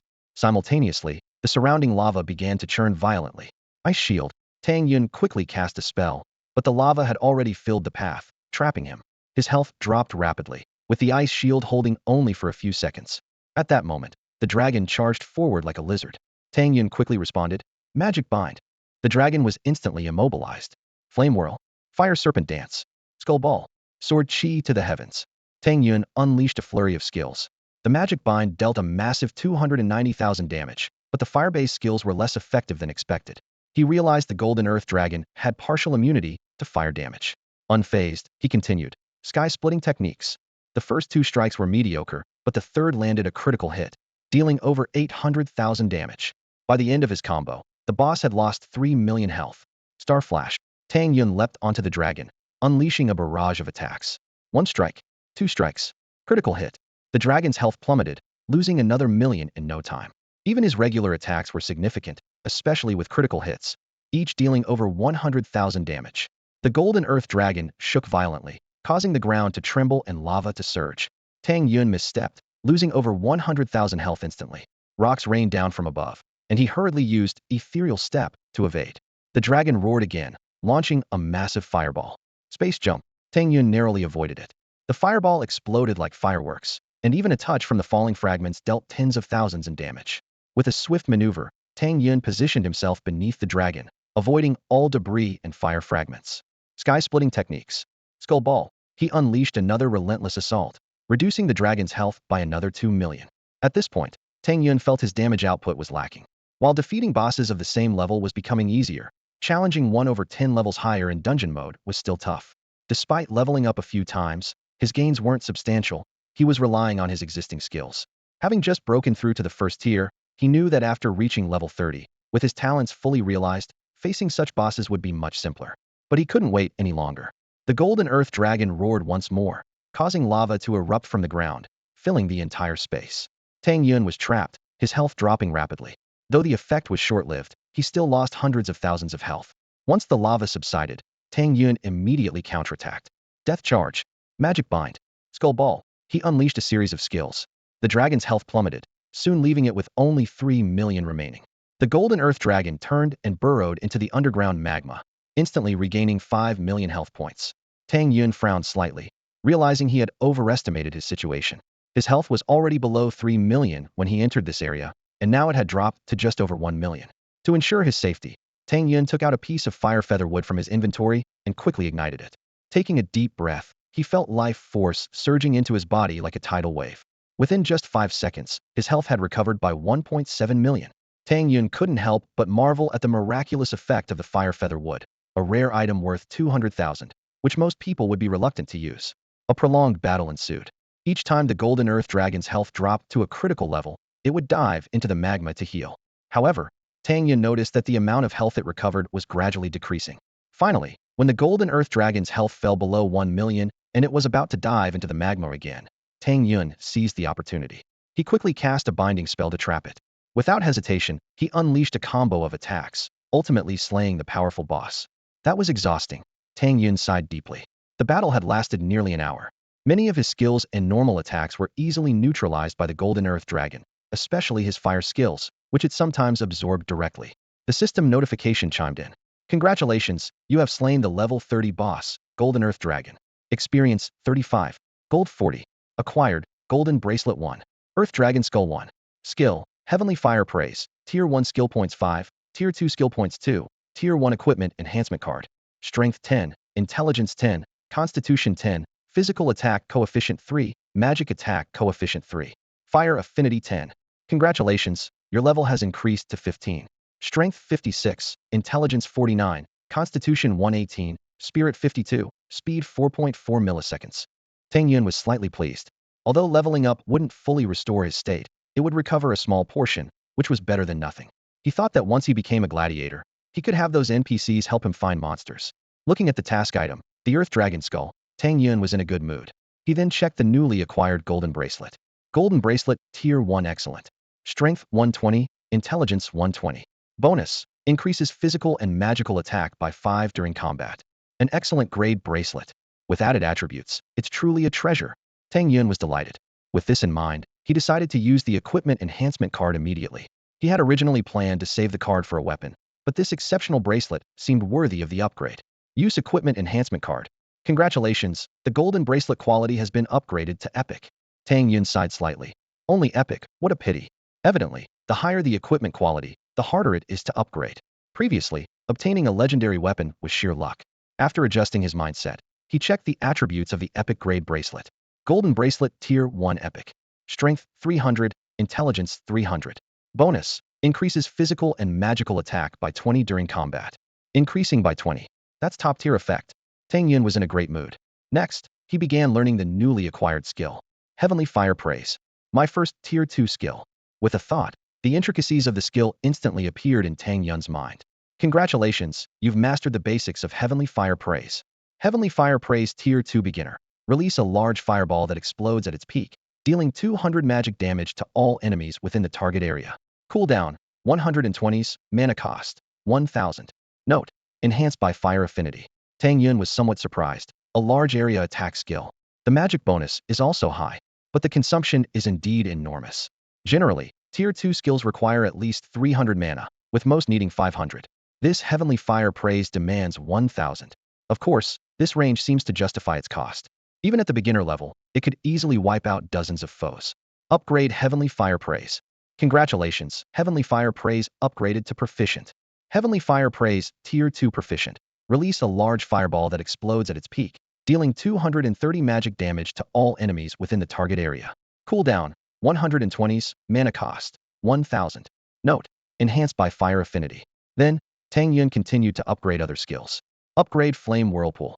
Congratulations, Flame Whirlpool upgraded to Perfection.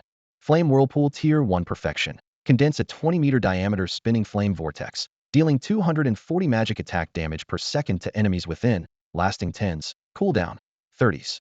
Mana cost, 200. Note, enhanced by Fire Affinity. A 20-meter diameter vortex. Fantastic. Tang Yun was quite excited. The larger the vortex, the stronger the suction.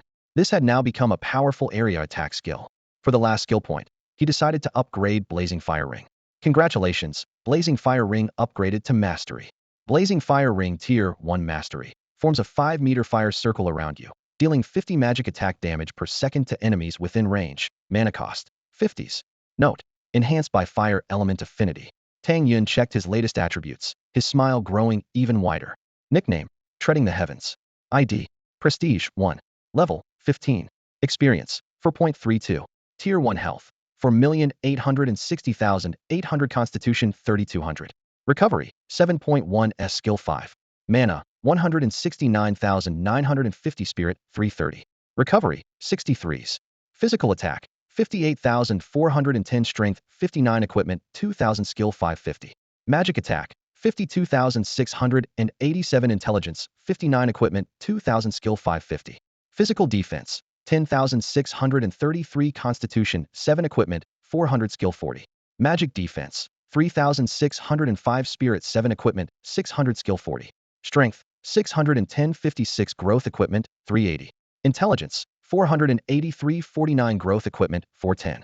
Constitution, 1,489. 118. Growth equipment, 30. Spirit, 485. 52. Growth equipment, 30. Speed, 74.2 milliseconds, 4.4. Growth equipment, 12. Talent, Infinite Treasure Drop Unique. Elemental Affinity, Fire 40, Space 10, Water 10. Mind Amplification, 40.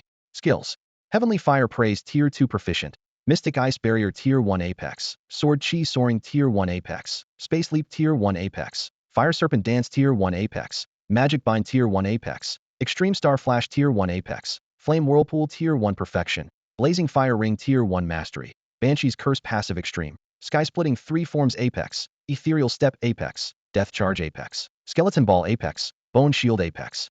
Techniques. Dual Spirit Magic Heart Technique 10. Dragon Elephant Body Refining Technique 10.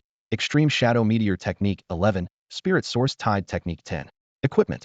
Legendary Shadow Sword. Golden Bracelet Tier 1 Epic. Banshee Battle Garb Epic. Lava Ring Tier 1 Rare. Mystic Heart Necklace Tier 1 Excellent. Nearly 5 million health. Over 60,000 physical attack. Magic attack is nearly as high. In combat, it can increase by another 20. Tang Yun exclaimed with excitement. Thinking of the enemies possibly still waiting outside, a glint of battle intent flashed in Tang Yun's eyes. Perfect. Let them witness my new skills. Outside the dungeon, hundreds of people from Tianyu University were on high alert. Senior Shi Zheng's brow was furrowed as he scanned the surroundings with a piercing gaze. Tianyu Meteor couldn't hold back any longer and spoke up. Senior Shi Zheng, it's been so long. That guy should be dead in the dungeon by now, right? Shi Zheng turned to Qiuxin, his voice deep. Qiuxin, what did Longhua University say? Qiuxin responded quickly. They said they haven't seen Tatian at the resurrection point. He must still be in the dungeon. She added, if you die in the dungeon, you can resurrect in the corresponding city or at the point of entry. Since we're guarding here, it can only mean one thing: Tang Yun is still inside. After all, you can't exit the virtual realm directly from the dungeon. Then we'll keep waiting. Shi Zheng said decisively. Qiuxin tried to persuade him. Senior, why don't you go handle other matters first? I'll notify you immediately if anything happens. Shi Zheng interrupted her. No need. My most important task right now is to kill this person. Tianyu Meteor asked cautiously. Senior, you seem to be giving this person too much importance. Although he had been killed before, he thought a mere rogue wasn't worth such a fuss. Shi Zheng explained. So many people from Longhua University couldn't gain any advantage. Better to be cautious. Initially, he also thought Tang Yun was just an arrogant individual, but after hearing from Longhua University, his vigilance increased, and he gathered hundreds of people. The surrounding students from Tianyu University agreed confidently. Don't worry, Senior. We are naturally not comparable to mere Longhua University. Exactly. If Longhua University can't kill him, we will. Let's show them what a top university is capable of. There's still a gap between a third-rate university and us. This Tatian bullied Longhua University and thinks he's invincible, daring to provoke us. Once he comes out, we'll send him home in one wave. Shi Zheng listened and remained silent. While he took Tang Yun seriously, he also agreed with these sentiments. How could mere Longhua compare to Tianyu? Suddenly, there was a ripple at the dungeon entrance. Qiuxin quickly shouted, someone's coming out. Attack. Go. The crowd shouted in unison, unleashing a barrage of skills. However, those who emerged from the dungeon were just a group of innocent players. They were terrified and shouted, what the heck? What's going on? Why are there so many people? Spare us. Qiuxin laughed awkwardly. We got the wrong people. Shi Zheng shook his head, indifferent to the fate of these people. It's fine. The Tianyu crowd grumbled. Damn, wasted my skills. What are these weaklings doing coming out? So unlucky. Whoever comes out, We'll just bombard them. Soon, the dungeon entrance rippled again. 100 skills were launched instantly. Boom, boom, boom. The skills slammed into a shield with deafening noise. It's him. He's out. Increase the firepower, the crowd shouted excitedly. Tang Yun was prepared and immediately cast a shield upon emerging. The bone shield could withstand about 320,000 damage, and the ice shield could block 650,000 damage. Together, they could absorb nearly 1,000,000 damage. Even so, under such intense attack, the bone shield shattered instantly. Tang Yun decisively used a spatial jump to teleport to a relatively safe location. Qiuxin quickly spotted his movement and shouted, "Over there!" Everyone swiftly adjusted their direction and continued their fierce assault. Many also charged forward, attempting to engage in close combat. Tang Yun snorted coldly, unfazed. Flame vortex. A searing wall of fire instantly formed around him, creating a rotating barrier that blocked the enemy's approach. Tang Yun conjured a massive vortex with a 20-meter diameter, its immense suction distorting the surrounding space. Everyone was terrified to find themselves unable to move, with some being abruptly pulled in. At the vortex's center, intense flames blazed, dealing a staggering 400,000 points of damage per second. Those who fell in were instantly reduced to ashes, while those farther away dared not make any rash moves. There was no mention of this skill in the intelligence from Longhua. Qiu Xin exclaimed in shock. Lu Xing speculated. Could it be something he just learned? Shi Zheng immediately dismissed the idea. Impossible. A skill of this level is far beyond a beginner's reach. He's been holding back. This person won't be easy to deal with. Everyone stay alert. Despite the fiery vortex blocking a frontal assault, many began to flank around, while ranged attackers continued their bombardment. Tang Yun sneered. Perfect timing for you to experience a real bombardment. Heavenly fire praise. A colossal fireball exploded in the sky, transforming into countless smaller fireballs that rained down. Each fireball carried over 300,000 points of terrifying damage, causing explosions even if they missed their target. In an instant, more than 40 people perished, leaving the survivors in sheer panic. And this is just a proficient level skill. Shi Zheng gritted his teeth. Once he levels up further, his destructive power will be even more terrifying. Seeing the dire situation, Shi Zheng shouted, "We can't go on like this. Everyone at the front, charge." Hearing this, Tang Yun laughed. "Bring it on." Blazing flame ring. In an instant, a massive ring of fire rose within a 5-meter radius around him, inflicting over 80,000 points of burning damage on anyone it touched. Cursing, the crowd retreated, while only a few managed to break through the ring using sprint skills. Tang Yun smirked contemptuously, activating Ethereal Step, and swiftly cut down the approaching enemies with 2 strikes.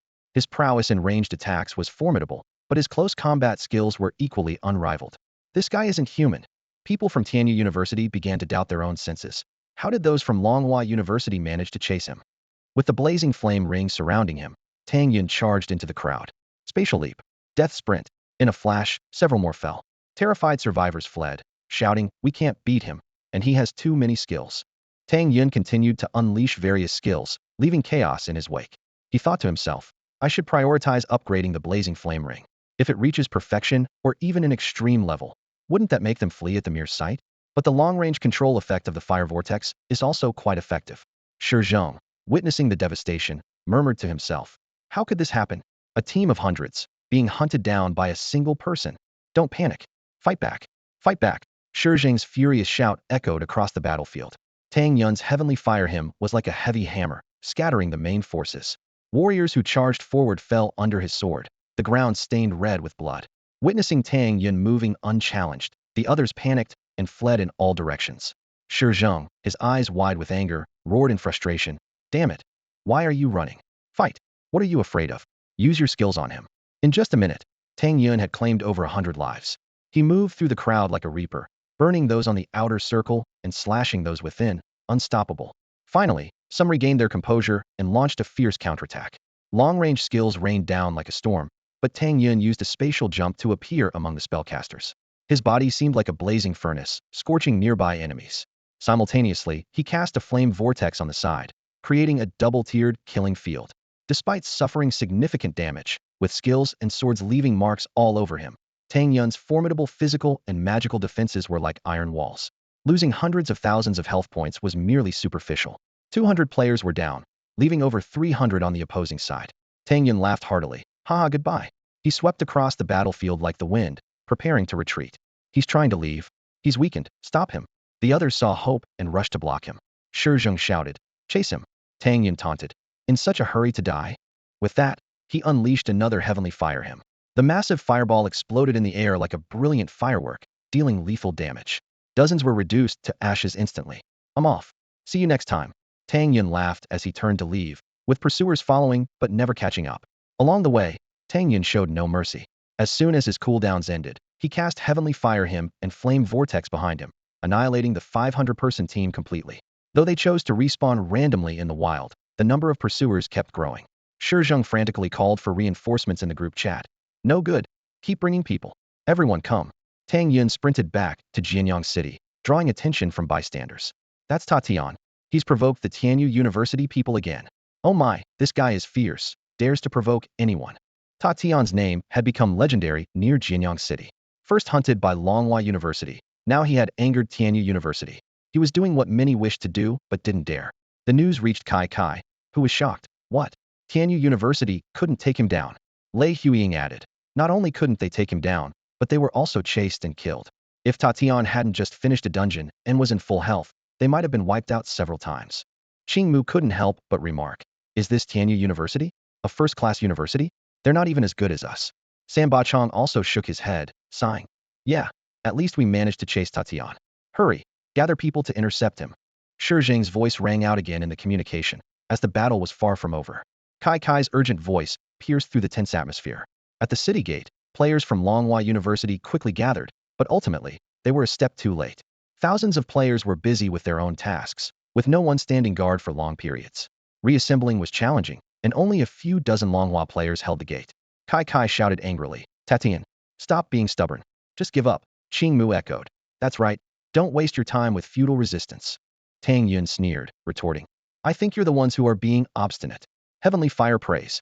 He hurled a massive fireball, which exploded with a roar, instantly wiping out the crowd that Longhua University had painstakingly gathered. Although Kai and others narrowly escaped immediate death, they were severely wounded. Yuan Feng exclaimed, a new skill. Tang Yun gave them no time to catch their breath. His sword flashed, Polar Star Slash. 3 guns tried to block, but were knocked away by a single strike. Even with the guns blocking the sword, they suffered heavy damage and perished. The remaining 3 fell under the Polar Star Slash, leaving only Yuan Feng standing. Tang Yun knew Yuan Feng was skilled at escaping using clones, and unless Yuan Feng made a fatal mistake, he would be hard to kill. Not wanting to waste time, Tang Yun went straight into the city. Moments later, the forces from Tianyu University arrived at the city gates, and the players from Longhua University began to revive. The summoned crowd surged forward, quickly forming a group of nearly 2,000. Shizheng's face was grim. Has Tatian already returned to the city? Kai nodded with a dark expression. Yes. Useless. Shizheng fumed. I notified you in advance. Why didn't you stop him? Kai retorted defiantly. And what about you? We gave you so much information, yet you let him escape. What are you talking about? Information? Shizheng's eyes widened in anger. Your information was useless. If it weren't for your false information, we wouldn't have suffered such losses. Kai countered. Ridiculous. You only gave us such short notice. We didn't have enough people, and we ended up dying for nothing. The two sides were at each other's throats, blaming each other for incompetence. Tianyu Qiuxin quickly stepped in to mediate. Stop arguing. Let's discuss this calmly. Lei Huiying agreed. Yes, this Tatian is tough to deal with. We should work together. The intervention from the 2 girls helped calm the leaders down. They realized that arguing was pointless and that they needed to eliminate Tang Yun to restore their school's reputations. Shizheng took a deep breath. I was a bit impulsive. This Tatian is indeed formidable, with impressive skill proficiency, capable of taking down players easily, and having wide-range attack skills. Kai also softened her tone. Yes, we also have our faults. This is all caused by Tatian, and we're all victims here. We should indeed unite. Qingmu, Sambachang, and others nodded in agreement. Shizheng suggested, since Tatian has entered the city, I propose we gather more manpower to deliver a fatal blow. If we let him escape again, we'll all lose face. Kai pondered for a moment. That's true. How many people do you think we need to gather? Shizheng's eyes were intense, clearly furious. The more, the better. As many as possible, ideally over 10,000. Over 10,000. Kai and the others exchanged shocked glances. Even though the university has tens of thousands of students, only about 10,000 are scattered around Jianyang City. Kai analyzed seriously. To organize an effective attack, we need experts of at least level 20.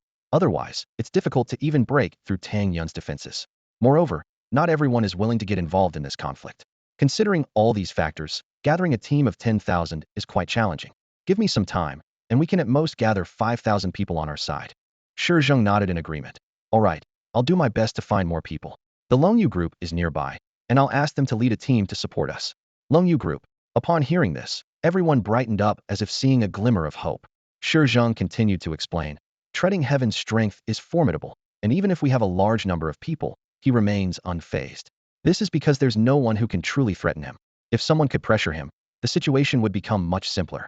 Impressive, as expected from Tianyu University. Kai quickly praised, and others chimed in. The people from Tianyu University felt slightly relieved. After Tang Yun's actions, they felt their reputation was tarnished. They needed to reclaim their honor, or else they would be embarrassed to call themselves students of Tianyu University. In the game, a bald player greeted cheerfully. Hey, Shi Zheng, what brings you to contact me? Shi Zheng spoke sincerely. Brother Quan, we're in trouble this time. Without your help, Tianyu University's reputation might be completely ruined. What's the situation? Dong Quan asked curiously. Shi Zheng briefly explained the situation. After listening, Dong Quan frowned. According to what you said, this treading heaven has millions of health points and tens of thousands of attack power. He's already an absolute top-tier existence in the first tier. Except for some monstrous characters, no one should surpass him. Exactly, Shi Zheng added. Based on estimates, his health is around 3 million, and his skills are extremely powerful. I suspect he might be from a major faction, deliberately stirring up trouble. Dong Quan said seriously. Even if he's from a major faction, it doesn't matter. He's broken the rules and must be punished. Shi Zheng said urgently. We've suffered heavy losses, which is why we have to ask for your help, Brother Quan. Otherwise, our losses might be even greater. Dong Quan looked troubled. Shi Zheng, I'm also from Tianyu University, and I have a close relationship with your brother. But Longyu Group isn't an affiliate of Tianyu University. We charge for our services. He explained that training a group of elites requires vast resources, and their equipment, skills, and techniques are the group's assets. Without the group's permission, acting rashly would harm the group's interests. Shi Zheng nodded in understanding. Brother Quan, I understand. How much would it cost to take down Treading Heaven? Also, I'll have many junior students join the battle. Longyu Group just needs to assist from the side. Dong Quan thought for a moment. If that's the case, we can send an elite team. Since it's for Tianyu University, we can offer a discount 800,000. 800,000. All right. Shi Zheng agreed readily. This price wasn't unreasonable, considering a team of 10, each receiving a 20,000 bonus wasn't excessive. Moreover, there's risk involved in such missions. If someone dies and loses equipment and levels, it's a huge loss, and these are risks the group has to bear. Notify us in advance when you take action, Dong Quan reminded. Got it, Shi Zheng promised solemnly. After Shi Zheng spoke urgently, he immediately began rallying people in the school group chat. The reactions were mixed, some were eager to join, while others chose to stay out of it to avoid getting involved in disputes. Meanwhile, Kai and others were also busy garnering support. They detailed Tang Yun's actions, stirring up anger among the crowd, and rallying under the banner of defending the school's honor. Their words ignited a fire within everyone, who were now determined to seek justice. At this moment, Tang Yun had entered the city, ready to hand over his task. When he presented the Earth Dragon Skull, the gatekeeper's eyes widened in shock. You actually completed the task, Tang Yun asked. Can I become a gladiator now? The gatekeeper quickly nodded. Of course, you are completely qualified. Tang Yun continued to inquire. What are the benefits of being a gladiator? The gatekeeper explained in detail. There are plenty of benefits. Upstairs, there's a special spiritual gathering array for gladiators to rest, allowing recovery at least 20 times faster than usual. There's also a periodic blessing from the Holy Spirit, which fully restores you for free. Winning matches earns points that can be exchanged for valuable items. The arena also issues exclusive tasks that come with generous rewards. If you perform well, you might catch the attention of important figures, and reaching a certain level could even lead to a title, granting you your own territory. The gatekeeper's tone carried a hint of envy. Hearing the word title, Tang Yun's eyes lit up. He knew how important titles were in the game, relating to awakening and manifestation. Although he had gained some reputation in the novice village, earning reputation would become increasingly challenging after officially entering the virtual realm. All major factions wouldn't miss the chance to accumulate reputation. Tang Yun carefully reviewed the list of items available for exchange and was secretly amazed. These items were far more precious than those auctioned by players. He couldn't help but think, even after 300 years of the game, NPCs are still the masters of this world. I need to recover first, then join the gladiators, Tang Yun told the gatekeeper. The gatekeeper nodded. All right, please follow me. He led Tang Yun upstairs to a VIP room. In the VIP room, Tang Yun felt his recovery speed soar. He thought he could log off and rest as if he were at home, so he chose to exit the game. After logging off, the power of the virtual realm surged back into his body, causing a dull ache, but he endured it. He quickly dealt with some mundane tasks in reality, then fell into a deep sleep. When the time came, he immediately logged back into the game. A petite and charming female NPC approached with a tray, on which lay a medal. She smiled and said, Master Tiatian, I am your personal assistant, Chen Lu. This is your silver badge. Curious, Tang Yun asked, silver badge? Chen Lu explained, every gladiator has a rating, with bronze being the lowest. The earth dragon skull you brought proves you have the strength of a silver gladiator. Tang Yun realized that the gatekeeper's task was indeed challenging. He eagerly asked, when do I go on stage? Chen Lu smiled and replied, it's already arranged. You're up next. Filled with anticipation, Tang Yun examined the attributes of the silver badge. It possessed a special power, increasing intelligence, constitution, spirit, and all 4 attributes by 100 points. Tang Yun was delighted, thinking this must be the reward for the task. In the arena, the host's voice boomed like thunder. Next up, please welcome the newly minted silver gladiator, Tatian. His opponent is the violet venom serpent from the Nether Gorge. With this announcement, the entire venue erupted. NPCs applauded enthusiastically, and cheers filled the air. Amidst the clamor, a young man with a bitter expression turned to his companion, Lang Gu, and whispered, Lang Gu, who should we bet on? I lost a lot just now, and I've already put in 10,000. I'm almost out of money.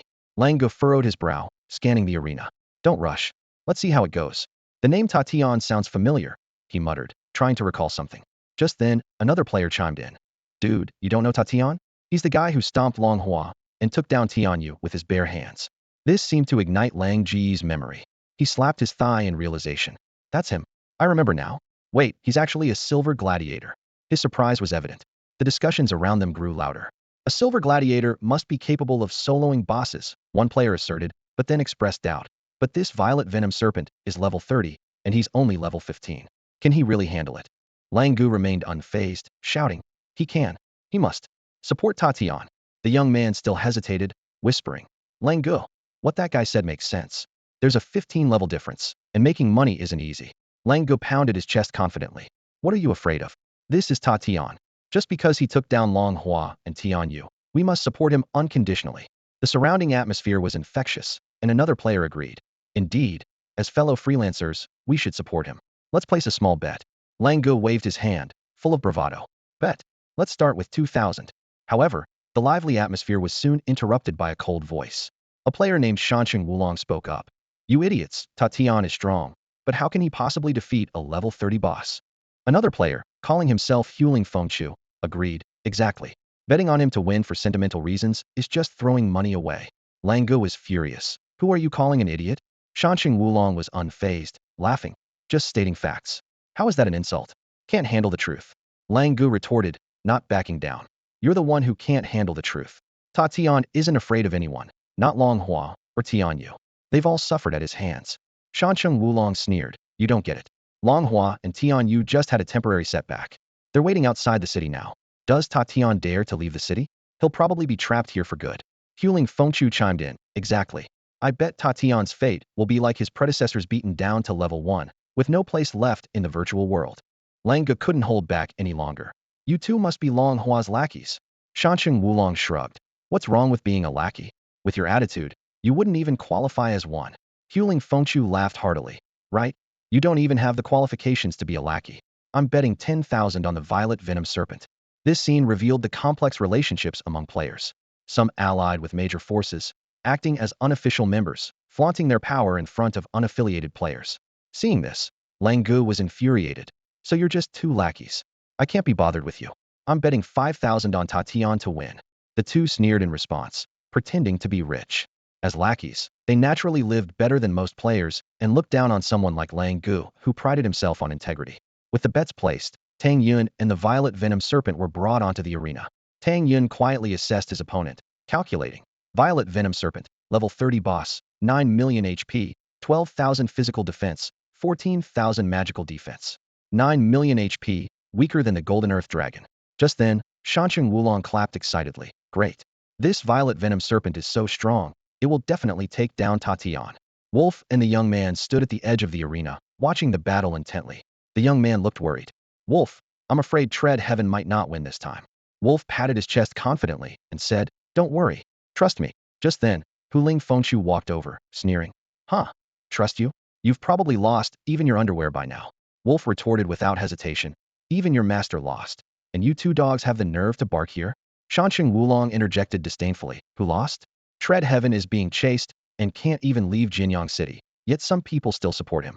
It's laughable. Hu Ling Fengshu agreed. Yeah, if he's so capable, why doesn't he fight his way out? Hiding isn't a skill. Wolf stood his ground. That's called strategy. You don't know anything.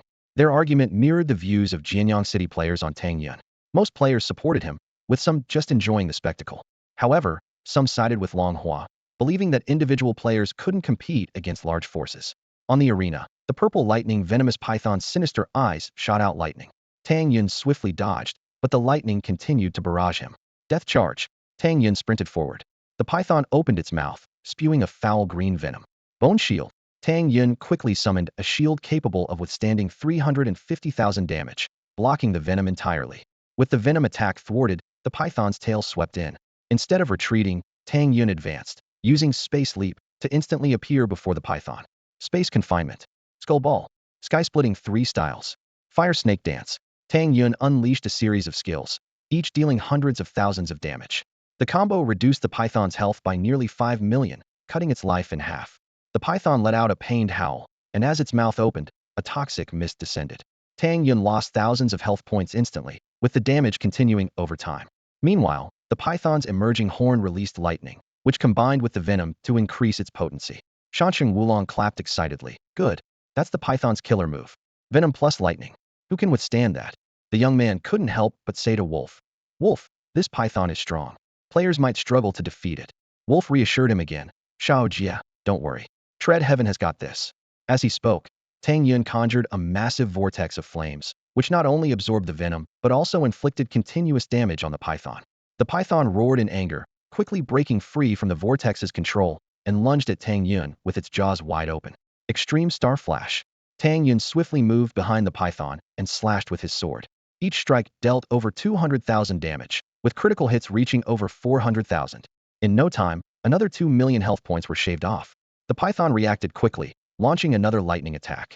Tang Yun used Space Leap to change positions and immediately released Skull Ball and Sword Chi rising to the sky, combined with normal attacks, to slay the python.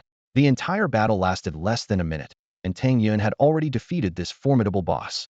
The arena fell silent, everyone stunned by the spectacular fight. Moments later, thunderous applause erupted, celebrating Tang Yun's victory. The corpse of the purple lightning venomous python crashed to the ground, shaking the entire arena. The audience erupted in excitement, their chatter filling the air. He defeated the purple lightning venomous python so quickly? Among the silver gladiators, he's definitely one of the best. I never imagined our Jianyang City would produce such a formidable silver gladiator. I'm willing to bet that he could become a gold gladiator. Lang Gu was so thrilled that he waved his arms and shouted, Well done. That's the spirit. As expected of Titan. Shansheng Wulong roared in disbelief. This guy? How is this possible? Huling Fengchu, unwilling to admit defeat, argued. That purple lightning venomous python must have been injured. Lang Gu laughed heartily in response. No, your old man must have deceived you, huh? The two of them were so frustrated that their faces turned ashen, regretting losing 10,000. Even working for Long Hua as a lackey wouldn't earn them that much. For them, 10,000 was no small amount. On the gladiator platform, Tang Yun was immersed in the joy of victory. System notifications rang out continuously. Congratulations, you have killed the level 30 boss, the purple lightning venomous python. Experience 20. Gold 30. Obtained purple lightning whip 1. Skill rewards. Purple lightning ray, tier 1 skill points 5, tier 2 skill points 2, cultivation points 5. Attribute enhancement. Strength 10, intelligence 10, constitution 10, spirit 10, speed 1 millisecond. Combat ability enhancement. Physical attack coefficient 3, magical attack coefficient 3. Lightning affinity 10. Looking at the purple lightning whip he acquired, Tang Yun felt a tinge of regret. It's a pity it's only rare grade equipment. He estimated that this rare item was worth about 30 gold. If it were of excellent grade, it could instantly fetch 100 gold. Recalling the equipment he sold from Tianyu University earlier, he had accumulated around 200 gold. Adding his current earnings, he had about 300 gold in total. More importantly, with the added lightning affinity, he could now learn lightning skills. With a thought, Tang Yun instantly mastered the purple lightning ray. The system notifications sounded again. Congratulations, you have learned the purple lightning ray. Purple lightning ray tier 1 beginner. Concentrate a lightning ray to deal 180 magical attack damage to the target. Cooldown time 20 seconds. Consumes 100 mana. Note, with lightning affinity bonus, tier 1 skill damage has a 180 increase, making it quite powerful. Tang Yun contemplated. I should first upgrade the flame vortex to its peak. The flame vortex was already at its grand completion, needing just 3 Tier 1 skill points to level up. Then, the system notifications came again. Congratulations, Flame Vortex has been upgraded to its peak. Flame Vortex Tier 1 Peak. Form a rotating flame vortex with a 30-meter diameter, dealing 400 magical attack damage per second to enemies within, lasting 10s. Cooldown time 30 seconds. Consumes 200 mana. Note: enhanced by Fire Element Affinity. Tang Yun continued to enhance other skills. Congratulations, Fiery Ring has been upgraded to Small Success. Fiery Ring Tier 1 Small Success. Forms a ring of fire within a 7-meter radius, dealing 65 magical attack damage per second to enemies in range, consuming 50 manas. Cooldown time 1 second. Note: enhanced by Fire Element Affinity. Tang Yun was delighted. Great, the Flame Vortex's damage is also high, although he realized it might be a bit challenging to maximize its damage. Finally, he decided to enhance the Heavenly Fire Praise. Congratulations, Heavenly Fire Praise has been upgraded to Mastery. Heavenly Fire Praise Tier 2 Mastery releases a large fireball that explodes at its peak, dealing 260 magical damage to all enemies within the target area. Cooldown time 120 seconds. Consumes 1000 mana. Note: enhanced by Fire Affinity. Congratulations, Heavenly Fire Praise has been upgraded to Small Success. Tang Yun felt the surging power within him, readying himself for the challenges ahead. Tang Yun unleashed the second-level Celestial Fire Hymn minor achievement, sending a massive fireball soaring into the sky. At its peak, it exploded with a thunderous roar. Fire and magical energy swept across the battlefield, dealing 300 magical damage to all enemies within range. The power was astonishing, not only increasing the damage, but also significantly expanding the attack range. Tang Yun nodded in satisfaction, pleased with the enhancement from his fire affinity. After the battle, Chen Lu excitedly announced, "Master, your performance was outstanding. You've earned 100 points from this match." Tang Yun was eager for more, yearning to challenge even stronger opponents. His primary goal as a gladiator was to battle these top-tier monsters, as even the weakest in the arena were elite-level creatures, a rare resource for any player. Chen Lu was a bit surprised. "Master treading heaven, don't you need to rest?" Tang Yun shook his head. "No need. The expenditure was minimal. Killing the purple lightning venomous python only cost me tens of thousands of health, and my mana usage was low." Chen Lu explained. "All right, if you wish to continue fighting, you'll need to apply for challenge mode. Once initiated, the arena will keep presenting stronger opponents until you fail or become a gold medal gladiator." Without hesitation, Tang Yun decided, "Yes, I want to apply for challenge mode." Chen Lu quickly set about the application, also suggesting Tang Yun visit the arena shop for some items. Tang Yun agreed and followed Chen Lu to the shop, where he began to carefully browse the merchandise. Dragonfish fruit. Worth 100 points. It can increase strength by 10 points. What a treasure! Tang Yun immediately spotted this valuable item. Such attribute-enhancing treasures were extremely precious, usually only available to top players from major factions. Besides that, the shop offered various restorative potions, martial arts techniques, and skill books. Tang Yun resolved to work hard to raise his gladiator rank to access higher quality treasures. Shortly after, Chen Lu returned with news. "Master treading heaven, your application has been approved. But are you ready? Once challenge mode starts, it cannot be stopped." Tang Yun replied firmly, "I'm ready." Immediately, the host's excited voice echoed throughout the arena. "Ladies and gentlemen, here's an exciting announcement. Our warrior treading heaven has initiated the gold medal challenge. From now on, the stage is all his, so let's cheer him on." In the audience, Lang Gu was thrilled, explaining to Xiao Jie, "The gold medal challenge means treading heaven will fight to the end, aiming to become a gold medal gladiator. The difficulty will keep increasing. As far as I know, no player has ever completed this challenge. Only NPCs have." Xiao Jie was a bit worried. "Is it that tough? What about treading heaven?" Lang Gu reassured him. "It's okay. Even if he fails the challenge, each victory against these bosses brings rich rewards. For players, bosses are invaluable resources." However, Shancheng Wulong and Hu Ling Fengchu sneered at Tang Yun. Shancheng Wulong smirked. "This treading heaven is really courting death. I've long seen that he's recklessly arrogant." Hu Ling Fengchu taunted Shancheng Wulong. "Weren't you always supporting treading heaven, you fool? Why don't you keep betting on him to win? Dare you? Huh? Ha, you think I'm scared?" Lang Ji's eyes flashed with a fierce determination as he boldly declared, "I'm betting 10,000. No, 100,000. I'm topping up right now. Tread the heavens will win, and I'm betting on him all the way." He waved his hand with an air of arrogance.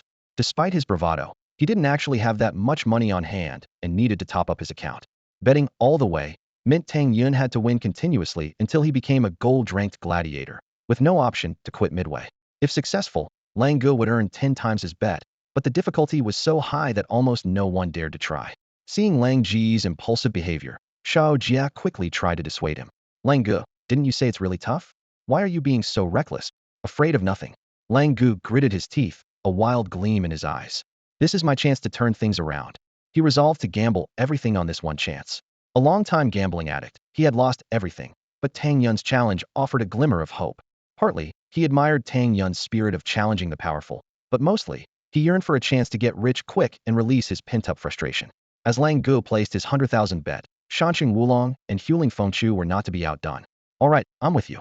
Shanqing Wulong laughed heartily. 100,000 on tread the heavens losing, ha. Huling Fengchu chimed in mockingly. Heh, heh, after this round, your wife might run away. Oomph, just wait and see. Lang Gu snorted coldly, though doubt was creeping in. He regretted his rashness. Damn, I might have been too impulsive. If I lose this 100,000, I'll never hold my head up again. At that moment, Tang Yun had already taken the stage. His opponent was an ice-fire two-headed serpent from the Nether Gorge, even stronger than the previous purple lightning venomous python. The announcer's voice boomed across the arena. Tread the heavens opponent is the ice-fire two-headed serpent from the Nether Gorge, with strength surpassing the purple lightning venomous python. The serpent's stats were immediately displayed. Boss level, 30. Health, 13 million. Physical defense, 14,000. Magical defense, 14,000. Hiss. The serpent's two massive heads fixated on Tang Yun, emitting a chilling hiss. Instantly, ice shards formed beneath Tang Yun's feet, spreading rapidly. He reacted quickly. Mystic Ice Shield. A sturdy ice shield formed in front of him. Skeleton Ball. Tang Yun struck first, launching a howling skull ball. Simultaneously, the serpent retaliated, one head spewing a massive fireball while the other unleashed a torrent of icy power. The fireball collided with the skeleton ball, sparking a fierce explosion. Spatial Leap. Tang Yun swiftly repositioned himself, dodging the icy attack. Magic Bind. A critical hit from the Magic Bind dealt over 800,000 damage. Hiss. The serpent struggled violently, its two heads rising high. Seizing the opportunity, Tang Yun unleashed a flurry of ultimate moves. Sky-splitting triple slash. Sword Chi to the sky. Fire Serpent Dance. Each skill hit hard, swiftly depleting 3 million of the serpent's health. Finally breaking free from the bind, the serpent lashed its long tail, shattering ice on the ground into countless spikes aimed at Tang Yun. Bone Shield. Tang Yun raised his defenses again, but still took significant damage from the overwhelming number of ice spikes. Polar Star Flash. Without pause, Tang Yun continued his assault. Each skill dealt tens of thousands of damage, with his regular attacks pushing the output over 1 million. Flame Vortex. Just as the serpent prepared to counterattack, Tang Yun unleashed a massive vortex of fire. Crack, crack, crack. The flame vortex relentlessly burned and tore at the serpent. Desperate to escape, the serpent found the vortex's pull too strong. Tang Yun capitalized on the moment, striking precisely at its major arteries with every sword swing. Purple Lightning Ray. Skeleton Ball. Tang Yun kept up his relentless assault, each strike deadly. Tang Yun's skills and basic attacks flowed seamlessly, unleashing a torrent of damage like a storm. The ice and fire twin-headed serpent was powerless against this fierce assault, its health depleting at an astonishing rate. In just a few breaths, the massive creature lost millions of health points, while Tang Yun only lost tens of thousands, thanks to the boss's high damage output and his own 20 damage reduction. Outside the arena, the NPCs were abuzz with conversation, marveling at Tang Yun's prowess. This treading heaven is incredible. The ice and fire twin-headed serpent isn't even a match for him, someone exclaimed. Not a match? It's more like it's being completely overwhelmed, another agreed. His strength is overwhelming. No wonder he's a renowned warrior. Mountain City Wulong and Lake Ridge Phoenix Chick shouted in disbelief. Impossible. Meanwhile, Brother Wolf was overjoyed, laughing heartily. Haha, great. Let's see how you lose now. Lake Ridge Phoenix Chick, infuriated, retorted, no, it won't happen. The ice and fire twin-headed serpent will strike back soon. Just wait. Sure enough, the ice and fire twin-headed serpent, unable to endure any longer, suddenly soared into the sky. Both heads spewed out attacks, converging into a giant sphere of intertwining ice and fire. If this sphere were to fall, it would cause devastating damage. Boom! The sphere crashed down toward Tang Yun like a meteor. But he was prepared, softly uttering space jump and dodging in an instant. With a 3-second cooldown on his space jump, hitting him became exceedingly difficult. He maneuvered past the sphere, facing the ice and fire twin-headed serpent once more, launching another storm-like assault. The sphere struck the arena, unleashing an incredible shockwave.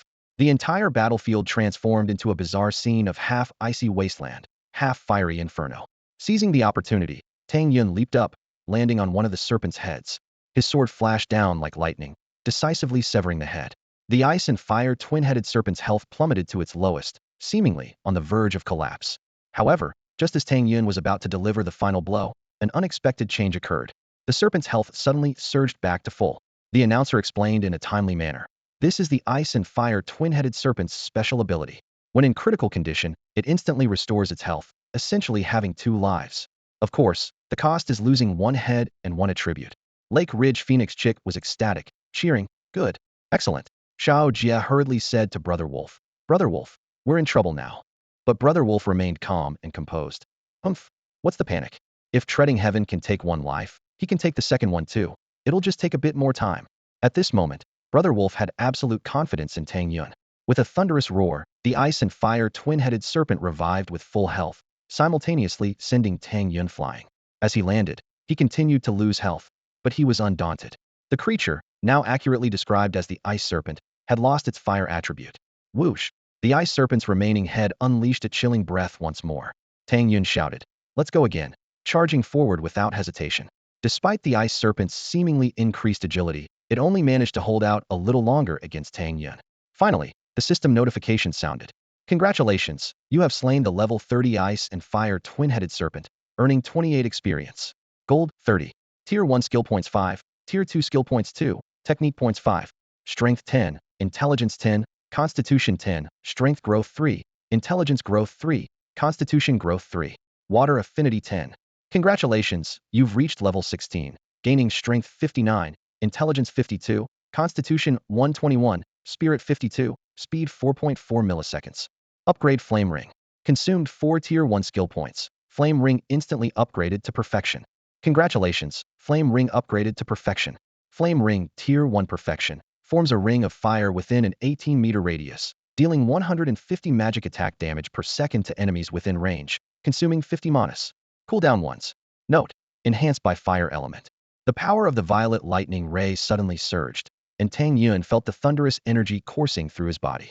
He concentrated it into a dazzling purple beam capable of inflicting double magical damage on his enemies. While this move consumes a fair amount of energy, its short cooldown makes it exceptionally practical. Following this, the might of the heavenly fire anthem soared again. A fiery ball appeared in Tang Yun's palm, tracing a graceful arc through the air before exploding. The flames rained down like a storm, delivering nearly 5 times the magic damage to enemies within its range. Although this move is tremendously consuming, it is highly effective against large enemy groups. Tang Yun was secretly delighted, as the enhancement of these 2 moves gave him a significant advantage in team battles. In particular, the Heavenly Fire Anthem could effectively disrupt enemy formations, creating favorable opportunities for his allies. Seizing the moment, Tang Yun immediately invested skill points into enhancing the Extreme Shadow Meteor art.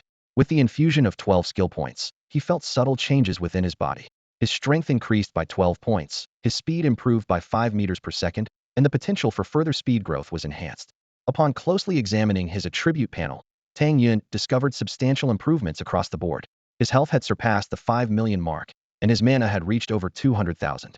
His attack power was astounding, with a physical attack power of 76,392 and a magical attack power of 68,580. With the 20 boost from the golden bracelet, his actual attack power had already exceeded the 90,000 mark. The increase in speed also thrilled Tang Yun. He calculated that he still had considerable room for growth, with limitless potential in the future. However, just as he was basking in his joy, an unbelievable thought suddenly flashed through his mind. "No, it can't be," Tang Yun exclaimed, seemingly realizing something incredible.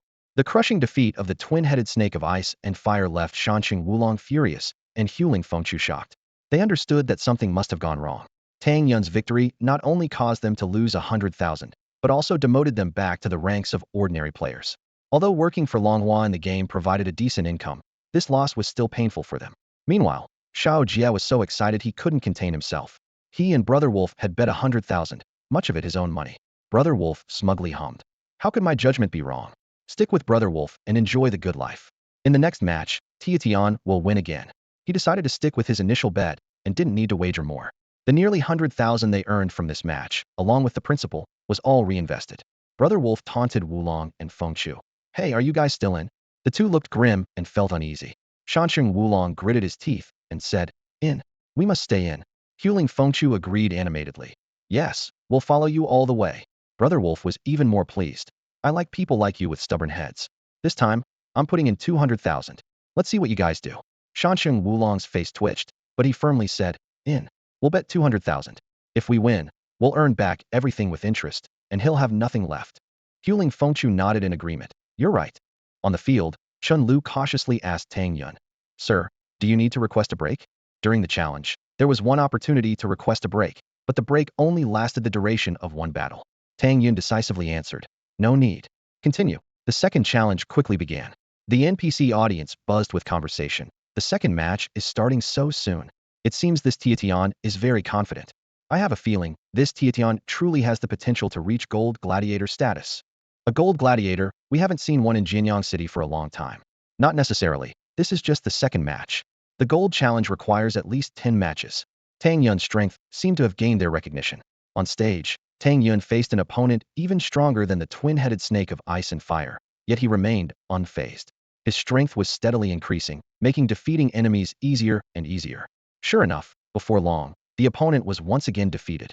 System notifications rang out continuously, and Tang Yun gained a large amount of experience, coins, and skill points, with significant improvements in various attributes. Tang Yun quickly upgraded skills like Fiery Ring of Flames, Purple Lightning Ray, and Skyfire him. Each skill enhancement made him even stronger. Chen Lu once again asked if a break was needed, only to receive Tang Yun's decisive continue. In the audience, Xiao Jie shouted excitedly, One again. Their bet had nearly quadrupled. Brother Wolf's stake had skyrocketed from 100,000 to nearly 400,000, and he shouted in excitement. Amazing. Xiao Jie? I sparkling, curiously asked. Brother Wolf, if we keep winning, how much money will that be? Brother Wolf dreamed aloud. The odds might adjust later, but a few million is just a start. Maybe tens of millions, or even over 100 million.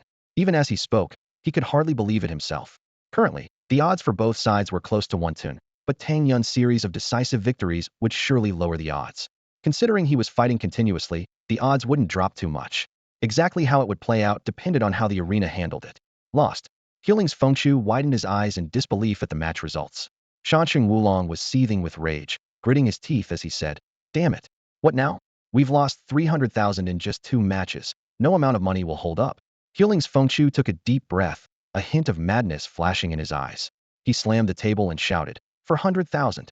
Bet another 400,000. We can still win. Hearing this, Shansheng Wulong was instantly furious. Are you crazy? If we put in another 400,000, all the money we've earned over the years will be gone. Healing's Fengchu was also furious, but there was a hint of helplessness in his voice. What else can we do? If we don't continue, everything we've spent so far will be wasted. Shansheng Wulong fell into deep thought. He understood that Healing's Fengchu was right. When you're down, you have to win it back. For gamblers, stopping losses is never an option. Just then, Lang Gu, who was watching, said gloatingly, Haha, are you guys scared? If you're scared, just say so. Otherwise, why not join me in betting on Tatian to win? These words only added fuel to the fire. Both of them were even angrier upon hearing this. Healing's Fengchu proudly declared, Humph, even if we lose everything, we won't bet on Tatian to win. He will lose eventually. As long as we keep betting, we'll win. Lang Gu, in a great mood, replied in a more conciliatory tone. Makes sense, you have to stick to your guns. After all, he had won 300,000 in just 10 minutes, naturally putting him in high spirits. The third match began, and Tang Yun won effortlessly. In the following fourth match, he emerged victorious again. The crowd in the arena was electrified, with cheers echoing throughout, and the name, Tatian, resounded everywhere. Shansheng Wulong was on the verge of collapse, shouting hoarsely, Lost. Lost. We've lost 1.5 million. Their savings over the years were not only completely gone, but they were also in debt. Healing's Fengchu slumped to the ground, staring blankly, completely dumbfounded. At this moment, the host's voice rang out across the arena. In the first 4 matches, you've all witnessed the greatness of our Tatian. Next, we will send multiple powerful monsters to challenge Tatian. Tang Yun's new opponents emerged 2 level 30 bosses, each as formidable as the previous ice and fire twin-headed serpent. The spectators immediately began to murmur. 1 against 2? This might be tough. Tatian is strong, but Onianon and Oniantuo are entirely different scenarios. Exactly, the 2 monsters working together might really tear him apart. The appearance of the 2 monsters shook the crowd's confidence in Tang Yun. Shansheng Wulong and Healing's Fengchu exchanged a glance, gritted their teeth, and decided to fight to the end. They scraped together enough money to keep betting. On the other hand, Lang Gu and his companion, having already made a fortune, had unwavering confidence in Tang Yun's strength and continued to place their bets without hesitation. The 5th match began. Facing 2 bosses, Tang Yun indeed encountered a greater challenge. Although he couldn't instantly defeat the bosses, their cooperation only managed to inflict some damage on him. In the end, Tang Yun swiftly won the battle at the cost of 200,000 health points. The arena fell silent, with everyone stunned by Tang Yun's prowess. By the end of these matches, Tang Yun had defeated 4 more bosses, gaining enormous rewards. His Purple Lightning Ray and Celestial Fire Hymn had both reached their peak levels. Purple Lightning Ray Stage 1 Extreme condenses a lightning ray, dealing 900 magic attack damage to the target. Cooldown, 20 seconds, mana cost, 100. Enhanced by Lightning Affinity. Celestial Fire Hymn Stage 2 Extreme releases a large fireball that explodes at its peak, dealing 1200 magic damage to all enemies within the target area. Cooldown, 120 seconds, mana cost, 1000. Enhanced by Fire Affinity. Additionally, Tang Yun's attributes had significantly improved. Strength 40, Intelligence 30, Constitution 30, Spirit 30, Speed 2 meters second. Strength Growth 6, Intelligence Growth 6, Constitution Growth 6, Spirit Growth 6, Speed Growth 0.3 milliseconds. Tang Yun felt a surge of powerful energy coursing through his body, rapidly enhancing all his attributes. The system notification sounded. HP Coefficient 50, Physical Attack Coefficient 3, Magic Attack Coefficient 3. Congratulations, you have reached level 17. As his level increased, Tang Yun's body seemed to be infused with new vitality. Strength 68, Intelligence 58, Constitution 130, Spirit 58, Speed 5 milliseconds. He felt his body becoming stronger and his mind more agile. Following this, his Extreme Shadow Meteor technique also advanced. The system notified again. Congratulations, Extreme Shadow Meteor technique increased to 13. Strength 14, Speed 6 milliseconds. Speed growth 0.3 milliseconds. Tang Yun felt his body becoming lighter and his movements more swift. But it didn't stop there. The Extreme Shadow Meteor technique continued to improve. Congratulations, Extreme Shadow Meteor technique increased to 14. Strength 16. Speed 7 milliseconds. Speed growth 0.3 milliseconds. At this moment, Tang Yun felt like a gust of wind, capable of darting across the battlefield in an instant. Meanwhile, Shansheng Wulong and Huling Fengchu lay on the ground, pale-faced. Despair filled their eyes as they realized they had lost all the money they had earned over the years, even depleting their savings. Unable to bear the humiliation, they quietly exited the game, uncertain whether to gather funds or lick their wounds.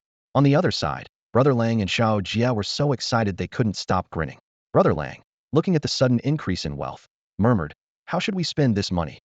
Their eyes gleamed with excitement, as if they saw endless possibilities. After the 5th match, Tang Yun didn't pause and immediately plunged into the 6th battle. This time he faced 3 bosses. Despite his significant power increase, Tang Yun still lost hundreds of thousands in health during the intense battle. The 7th match was even tougher, with 4 bosses attacking simultaneously. Tang Yun gritted his teeth, paying the price of hundreds of thousands in health, and ultimately claimed victory. The 8th match also featured 4 bosses, and by the 9th match, the number of bosses increased to 5. The audience's emotions rose with the intensity of the battles, cheers erupting continuously. Tang Yun felt his blood boiling, and during this time, he leveled up twice more, significantly boosting all his attributes. At this moment, Chun Lu reminded him, "My lord, the next one will be the final match." Tang Yun felt a bit unsatisfied, as each boss he defeated brought him substantial rewards. He asked, "How many monsters are next?" Chun Lu replied with a serious expression, "My lord, there is only one. Please be careful." Tang Yun immediately realized something and said, "Oh, just one. I understand. I need to rest." The continuous battles had depleted over 2 million of his health, and his mana was running low. He suspected the next opponent might be a Lord-level boss, requiring him to be in peak condition to fight. Chun Lu nodded in agreement and immediately arranged for a rest. Tang Yun left the stage to recuperate. The host, trembling with excitement, announced, "Ladies and gentlemen, the Skywalker Warrior is about to face the final showdown." After requesting a rest, the next performance will be brought to us by the Illusion Breaker Warrior. Following that, the Skywalker Warrior will continue to challenge the Lord of the Underworld. In Jianyang City, the audience was in an uproar. It had been so long since anyone reached this stage. "The Lord of the Underworld. We will finally see the Lord of the Underworld again," someone shouted excitedly. The crowd buzzed with conversation, recalling how previous challengers had all fallen under its might. Since the Lord of the Underworld was captured by the City Lord, no one had ever cleared the stage. Everyone speculated whether the Skywalker could create a miracle. The battle in the arena seemed somewhat lackluster, carefully arranged by the Colosseum. Both sides were evenly matched, giving Tang Yun ample time to rest. Tang Yun calculated silently. "I just gained 2 more points in HP recovery, and leveling up twice recovered a lot of health. I'm now just a million short of full health." With the special recovery formation, I can be back to full in just over an hour. The battles against 16 bosses not only leveled him up twice, but also yielded some excellent superior equipment. At this moment, his assets were approaching 1,000 gold. His attributes had significantly improved: Strength 130, Intelligence 120, Constitution 100, Spirit 100, Speed 10 milliseconds. Strength growth 20, Intelligence growth 23, Constitution growth 25, Spirit growth 18, Speed growth 2.4 milliseconds.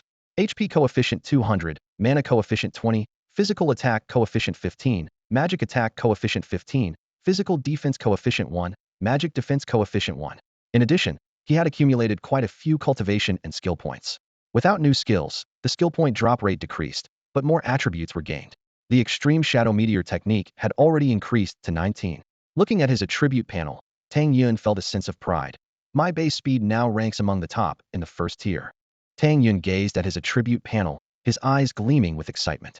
His power had reached an astonishing level. Dual attack power exceeding 100,000, health points up to 8 million, and physical defense nearing 20,000. What made him most proud was his base speed, which, with the improvement of the extreme star meteor technique, had reached an impressive 180 meters per second, with a top speed soaring to 554 meters per second. Simply terrifying. Tang Yun murmured to himself, filled with a sense of accomplishment. His gaze swept over the remaining 8,000 points, already contemplating how to make the best use of this wealth. After the next match, I'll buy some good stuff, he decided quietly. The break quickly passed, and Tang Yun felt he had almost fully recovered. Wasting no time, he decisively stood up and left the rest area. Morning Dew immediately got the message and began arranging the next match. The gladiators in the arena received the information, quickly wrapping up their current battles. As the fight concluded, the entire arena erupted in deafening cheers. Po Wang knew that the cheers were not for his victory, but for the arrival of treading heaven Tang Yun. The host's voice pierced through the noise, echoing throughout the venue. Ladies and gentlemen, let's warmly welcome the god of war, treading heaven Tang Yun. His enthusiasm was infectious, instantly bringing the atmosphere to a boiling point. In the audience, Xiao Jie was so excited that he was jumping up and down, repeatedly asking, Wolf brother, how much have we won? He was too thrilled to calculate. Wolf brother swallowed hard, his voice trembling with excitement. 50 million. It's already 50 million. If we keep winning, it'll be 100 million. No, 1 billion. His eyes sparkled with greed. As the difficulty of the matches increased, Tang Yun's odds did not decrease. Each victory doubled their stake. 10 consecutive wins meant a tenfold increase. It was practically like printing money. Wolf brothers secretly felt lucky. If it weren't for Tang Yun, their initial 100,000 would have been lost long ago. However, he was also acutely aware that the toughest challenge was yet to come. Tang Yun's victory was no longer a guaranteed outcome. Brother Wolf, we've won. Does that mean we're going to be rich?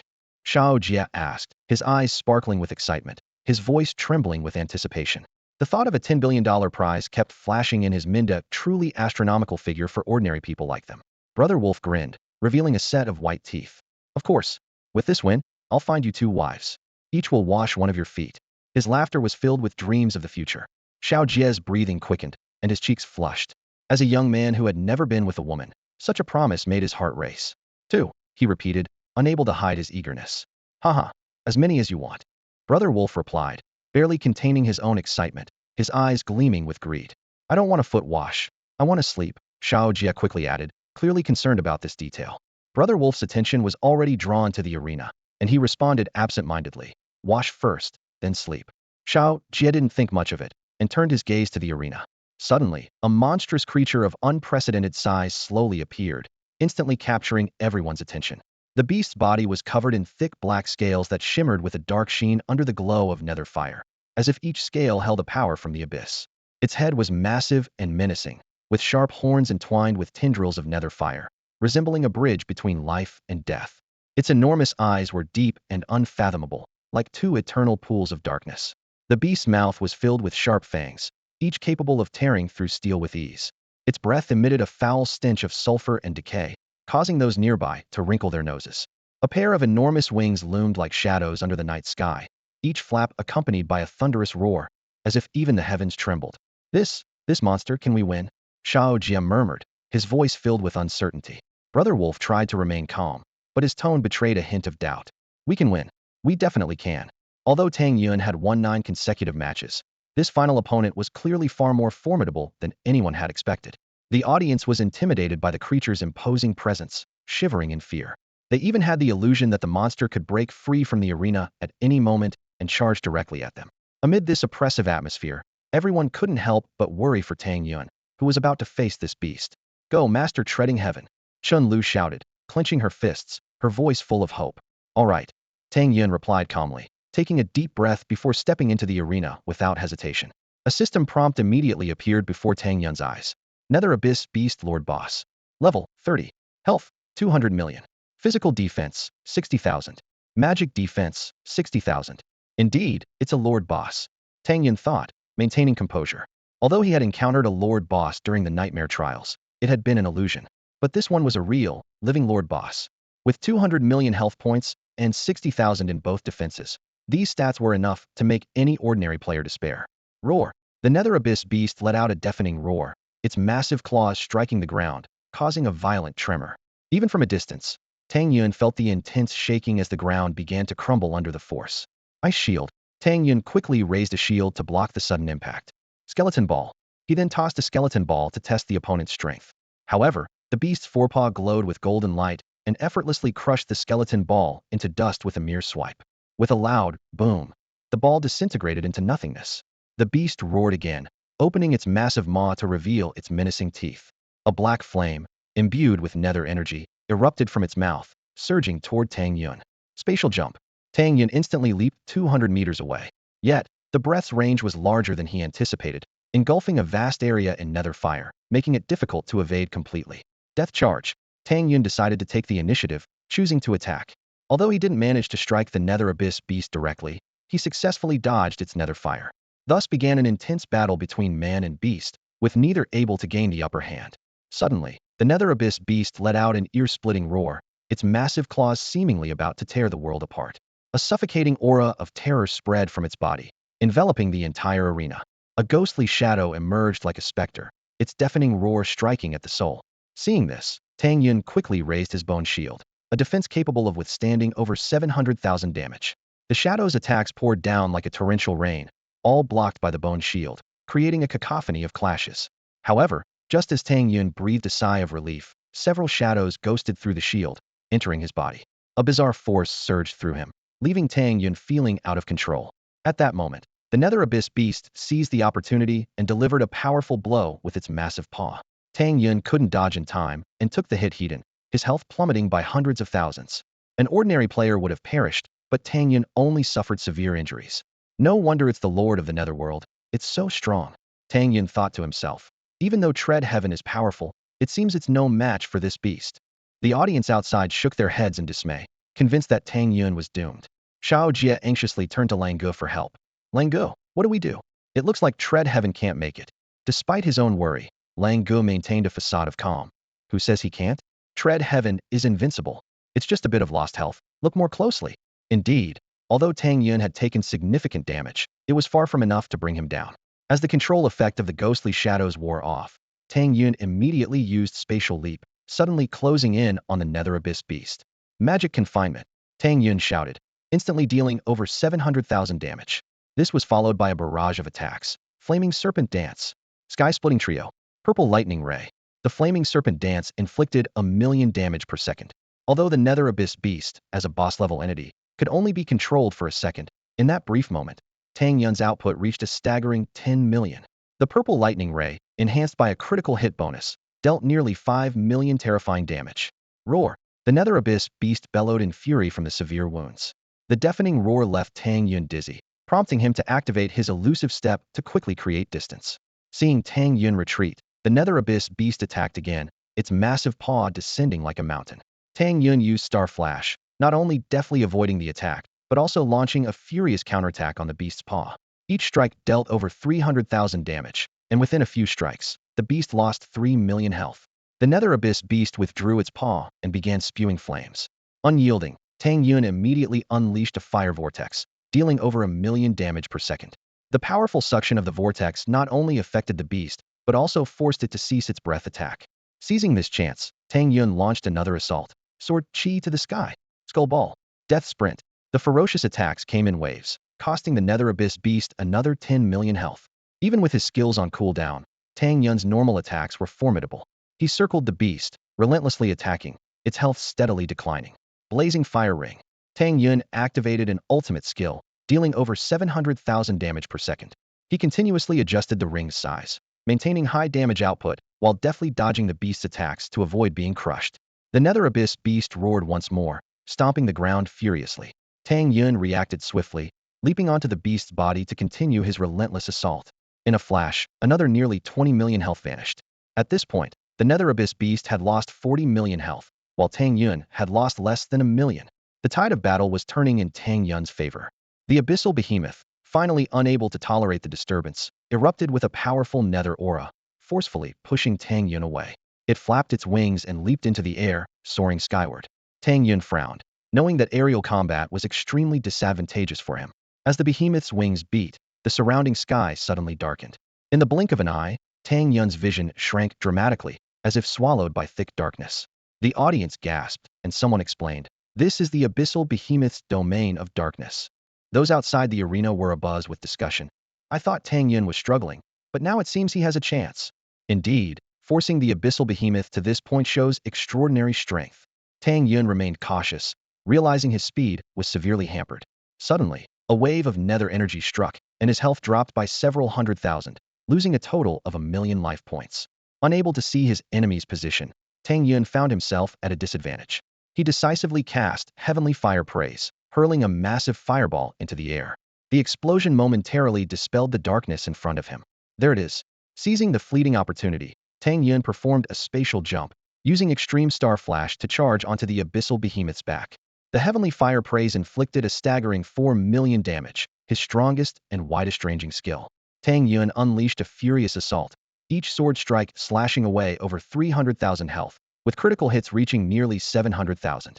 The relentless blaze from the fire ring continued to burn, rapidly depleting the behemoth's health. 8 million health left, Tang Yun calculated silently. Although he lost a significant amount of health to the nether fire on the behemoth, the ice shield and bone shield mitigated much of the damage. He had only lost just over 2 million health, putting the situation in his favor. The abyssal behemoth was clearly unwilling to sit idly by. With a roar, several nether phantoms attacked. Tang Yun's heart sank, knowing he had no countermeasures for this control technique. He quickly deployed the ice shield and bone shield. Although controlled, most damage was blocked, costing him only about 100,000 health. My turn. Tang Yun seized the opportunity, unleashing Extreme Star Flash, Skull Ball, and Fire Serpent Dance in a fierce offensive. The behemoth's health eventually dropped to around 5 million, while Tang Yun retained 500,000 health. The outcome was clear. Realizing Tang Yun's prowess, the abyssal behemoth roared in fury. The audience, unable to see the battle within the domain, speculated upon hearing the roar. Is the abyssal behemoth completely enraged? Is Tang Yun going to win? No, the abyssal behemoth might unleash even more terrifying skills. Sure enough, after an earth-shaking roar, Tang Yun was sent flying by a massive shockwave. The abyssal behemoth emitted a terrifying aura of darkness, enveloped by a massive shield. It then opened its abyssal maw, releasing a powerful suction. Tang Yun felt his body being irresistibly drawn towards the monstrous mouth, as the surrounding dark aura was also being devoured voraciously. I see it. I see it. What is that? Such terrifying power. Tang Yun's eyes were wide with shock as he watched the scene unfold before him. The power of the Lord of the Netherworld was so frightening that everyone present couldn't help but gasp. Brother Wolf clenched his fists tightly, silently praying in his heart. Master Titian, you must win. Dark elements surged into the belly of the nether abyss beast like a tide, and Tang Yun felt a powerful force tearing at him. He quickly cast Skull Ball and Fire Serpent Dance, only to watch helplessly as these skills were easily devoured by his opponent. Tang Yun was startled, realizing this foe was far from ordinary. Refusing to back down, Tang Yun repeatedly used Space Jump and Extreme Star Flash, appearing instantly behind his opponent to unleash a fierce attack. However, all his strikes were blocked by the dark shield on the nether abyss beast. The dark energy seemed endless, and Tang Yun had to keep attacking for a long time before finally breaking through the defense. At that moment, the nether abyss beast spat out a massive black ball, as if to devour everything in sight. Tang Yun felt his life force rapidly draining as the black ball continued to expand. Realizing that attacking the ball would only hasten its completion, he decisively turned his focus to the nether abyss beast itself. 10 million. 20 million. The beast's health plummeted rapidly. Suddenly, a deafening explosion rang out as the black ball shattered, and dark energy seeped into every corner. In a critical moment, Tang Yun retrieved a piece of fire feather wood from his space, igniting it to boost his health by over 3 million. To be safe, he took a sip of purple jade mystical water, fully restoring his health. Ice shield, Tang Yun shouted, gathering his defenses. With a loud crash, the dark force swept through, and the nether abyss beast roared in rage. This strike caused Tang Yun's health to drop by millions. However, after unleashing this attack, the nether abyss beast seemed to have exhausted its strength. Seizing the opportunity, Tang Yun pressed the attack, ignoring the damage and swinging his chaotic sword in a frenzy. Although the beast continued to resist, it was no longer a significant threat. After paying a price, Tang Yun finally took it down. A system notification sounded, declaring victory in this arduous battle. Congratulations on defeating the level 30 boss. Experience 150, gold 100, nether abyss staff 1, dark crystal necklace 1. Skills, nether invasion, dark soul slash, devour shield. First tier skill points 10, second tier skill points 5, technique points 20, strength 50, intelligence 50, constitution 50, spirit 50, speed 3 milliseconds. Strength growth 5, intelligence growth 5, constitution growth 5, spirit growth 5, speed growth 1 millisecond. Physical attack coefficient 5, magic attack coefficient 5, dark affinity 10, reputation 10. Tang Yun was thrilled, overjoyed by the abundance of rewards. Soon after, another message appeared. Congratulations on reaching level 20, strength 93, intelligence 86, constitution 160, spirit 81, speed 10.5 milliseconds. Level 20. 2 pieces of equipment, 3 skills, and dark affinity, plus 10 points of reputation. Tang Yun couldn't suppress the smile on his face. With 11 points of reputation, he was gaining fame. It said that reaching 100 reputation could earn you a title. Upgrade Extreme Shadow Meteor Technique. Congratulations, Extreme Shadow Meteor Technique upgraded to 20. Strength 28, speed 13 milliseconds. Speed growth 0.5 milliseconds. Tang Yun examined the new equipment he acquired, discovering that both the Nether Abyss staff and the Dark Crystal necklace were of perfect grade. Although he felt a slight regret for not getting an Ascension card, this was already a substantial gain. Nether Abyss staff, tier 1 perfect. Magic attack, 30,000. Physical attack, 10,000. Additional effect. When there are hidden units nearby, triggers Nether Abyss echo, revealing them and causing a stun. Tang Yun looked at the new equipment and skills with anticipation, ready for the new challenges ahead. Tang Yun gazed at the dark crystal necklace in his hand, a hint of excitement flashing in his eyes. This first tier, perfect quality item not only restored 30 health points per second, but also replenished 10 mana points per second, making it a rare treasure. His attention then shifted to the Underworld Staff. Although this weapon could boost magic attack by 30,000 points and had additional attributes, it still fell short in damage output compared to the basic tier Shadow Sword. After some consideration, Tang Yun decided not to switch his main weapon for now, but eagerly donned the Dark Crystal Necklace to significantly enhance his recovery capabilities. Next, Tang Yun began learning a new skill. As a mysterious energy surged through him, he mastered the basic level of the Nether Assault. This skill could summon a wraith to possess an enemy, dealing damage equivalent to 100 of his magic attack upon dispersal, with a cooldown of 30 seconds and a mana cost of 200 points. Remembering the trouble this skill had caused him in the past, now having it in his arsenal brought a smile to his face. With a wealth of skill points accumulated, Tang Yun quickly elevated Nether Assault to its ultimate level. The skill's power increased significantly, now dealing damage equal to 300 of his magic attack. Although this damage value seemed modest compared to other ultimate skills, Tang Yun understood its true worth lay in its powerful control effects. Following this, Tang Yun learned 2 second-tier skills. The first was Dark Soul Slash, a physical attack skill that unleashed dark sword energy. He immediately upgraded it to its ultimate level, allowing it to inflict an impressive 1,500 physical attack damage. Despite its high mana cost, Tang Yun's abundant mana reserves were more than sufficient to sustain it. Lastly, he mastered the Devouring Shield. This defensive skill formed a formidable barrier that could absorb substantial damage and convert a portion of it into health. Tang Yun swiftly enhanced it to its ultimate level, enabling it to absorb up to 2,000 magic attack damage and convert 30 of the absorbed damage into health.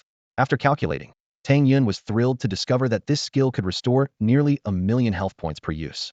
His eyes gleamed with excitement, eager to field test these newly acquired powerful skills. Step by step, unstoppable. In the arena, the audience erupted into deafening cheers.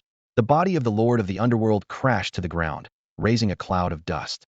All the NPCs were frantically shouting the name of Tatian, their voices merging into a torrent that pounded against everyone's eardrums. This was not only a recognition of Tatian's strength, but also a direct reflection of his rising prestige. Outside the arena, Xiao Jia was trembling with excitement. He lunged at Lang Ge, hugging him tightly. We won! We won! Lang Ge, we did it! His voice was sharp with excitement. Slap! A loud smack interrupted Xiao Jia's cheers. He stood frozen, staring at Lang Guo in disbelief. Lang Guo. Lang Ji's eyes were a bit dazed as he murmured, "Does it hurt?" Xiao Jie shook his head repeatedly, biting back the sting on his cheek. "It doesn't hurt." The joy overshadowed the pain. And at that moment, even if someone offered him billions to endure a few more slaps, he would gladly accept. "Doesn't hurt."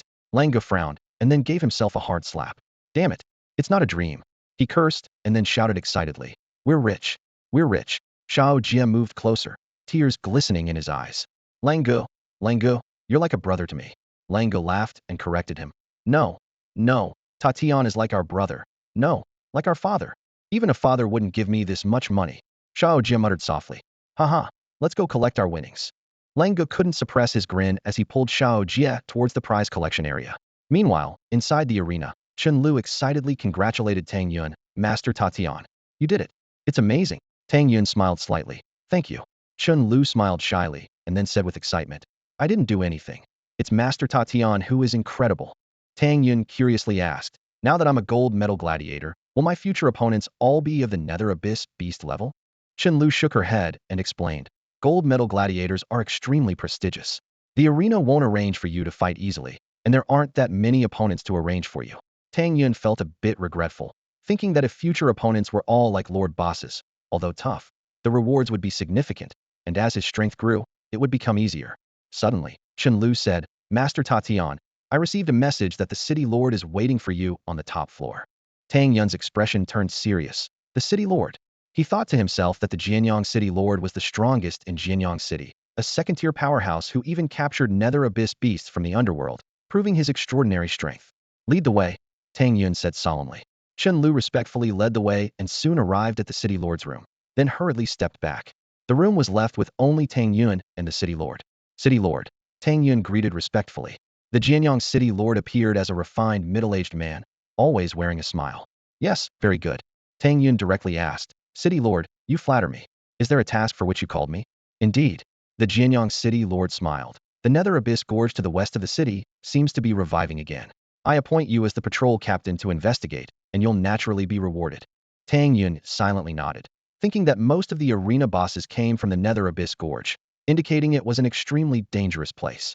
"I am willing to serve the City Lord." Tang Yun immediately expressed his willingness. "Good, then take this gold medal badge." The Jianyang City Lord handed over a badge. Tang Yun accepted the badge, feeling secretly pleased, as the gold medal badge was far superior to the silver one. "I'll need to take back your silver badge," the Jianyang City Lord said. Without hesitation, Tang Yun removed the silver badge and handed it over.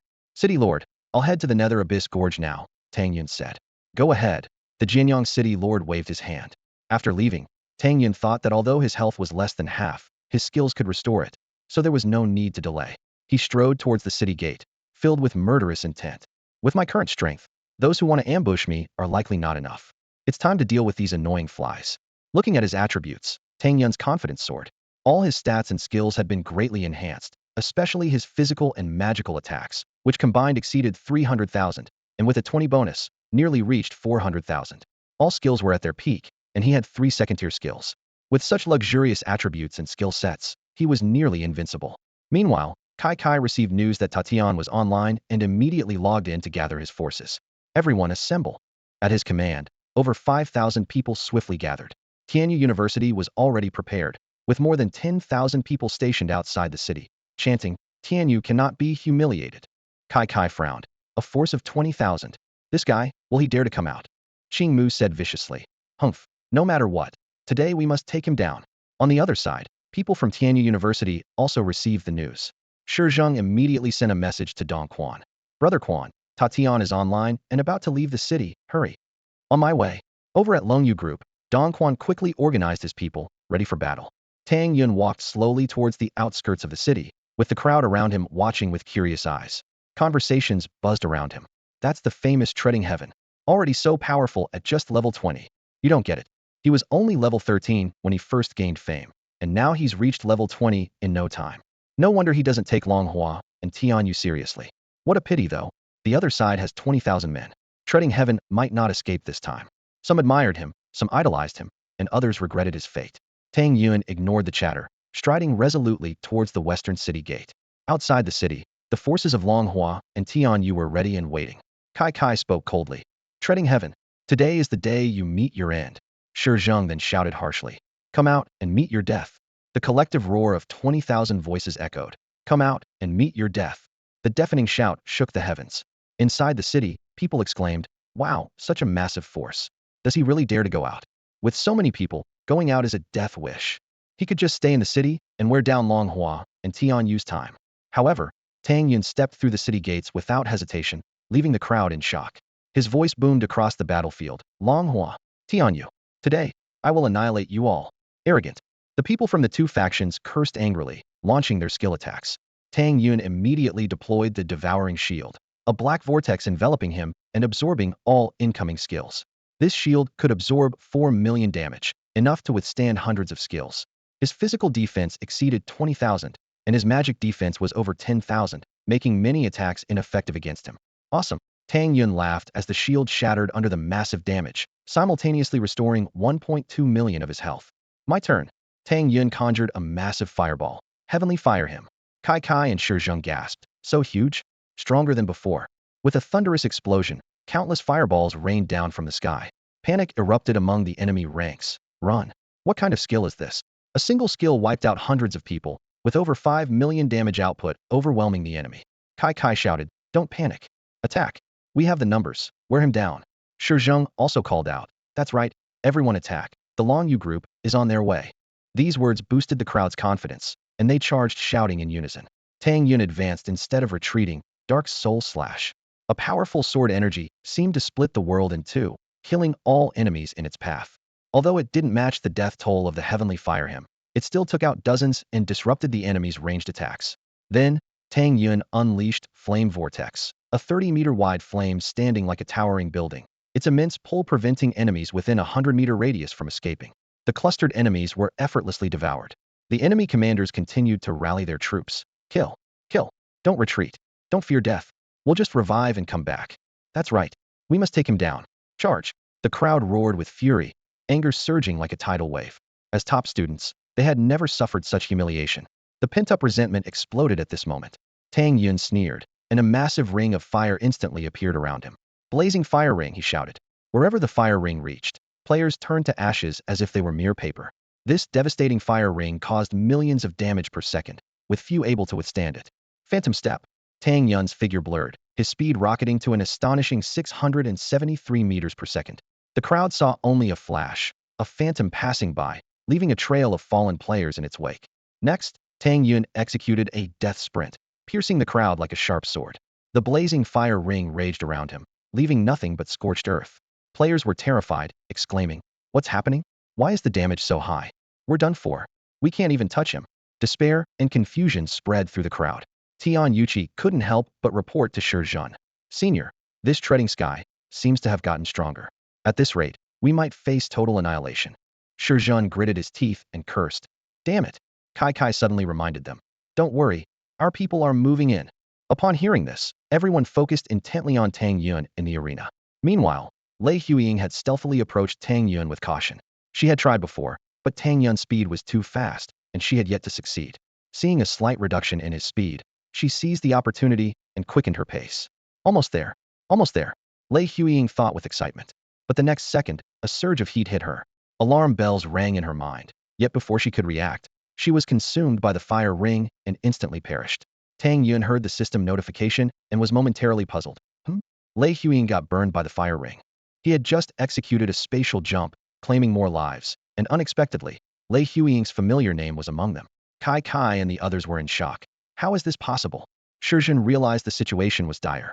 At this moment, Tang Yun was like the Grim Reaper, unstoppable and relentlessly hunting down the crowd. They couldn't mount an effective defense. Is this the power of treading sky? It's terrifying.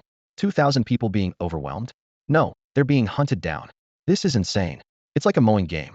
In front of the city gates, countless players were dumbfounded, Tang Yun's strength leaving them incredulous. At this moment, Tang Yun was indeed like a lawnmower, leaving nothing but devastation in his path. He only needed to dodge most skills, charge into the crowd, and the fire ring would instantly harvest a large number of lives. Haha, this is awesome. Tang Yun laughed heartily. With a mana consumption of 50 points per second, he could continue fighting for over 2 hours.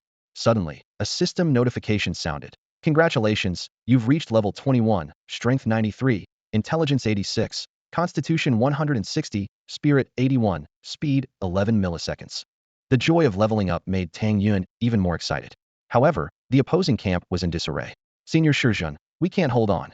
Senior Kai Kai, this guy is too monstrous. I can't even touch him. I don't want to play anymore.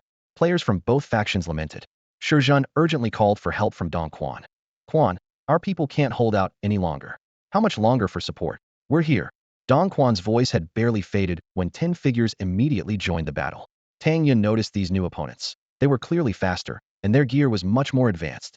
The battle was about to enter a new phase. Great. The people from Longyu Group are here. Kill him. Quick, kill him. Charge at him. Make sure to finish him off. The crowd erupted into a frenzy, their shouts surging towards Tang Yun like a tidal wave. 10 figures shot forward like arrows, attacking Tang Yun with lightning speed. However, despite the fierce assault, Tang Yun remained calm and unflinching. Spatial leap. Tang Yun muttered, and his figure vanished instantly. With a sharp sizzle, a ring of flames appeared out of nowhere, engulfing several attackers in an instant. This is bad. Boss, his damage is insane. I'm barely hanging on. What's going on? This is ridiculous. The members of Longyu Group were horrified to find themselves on the brink of death as soon as they made their move. Looking towards their leader, they saw he had already become a cold corpse. So fast. We just got here, and we're already sent back. The surviving few exchanged incredulous looks.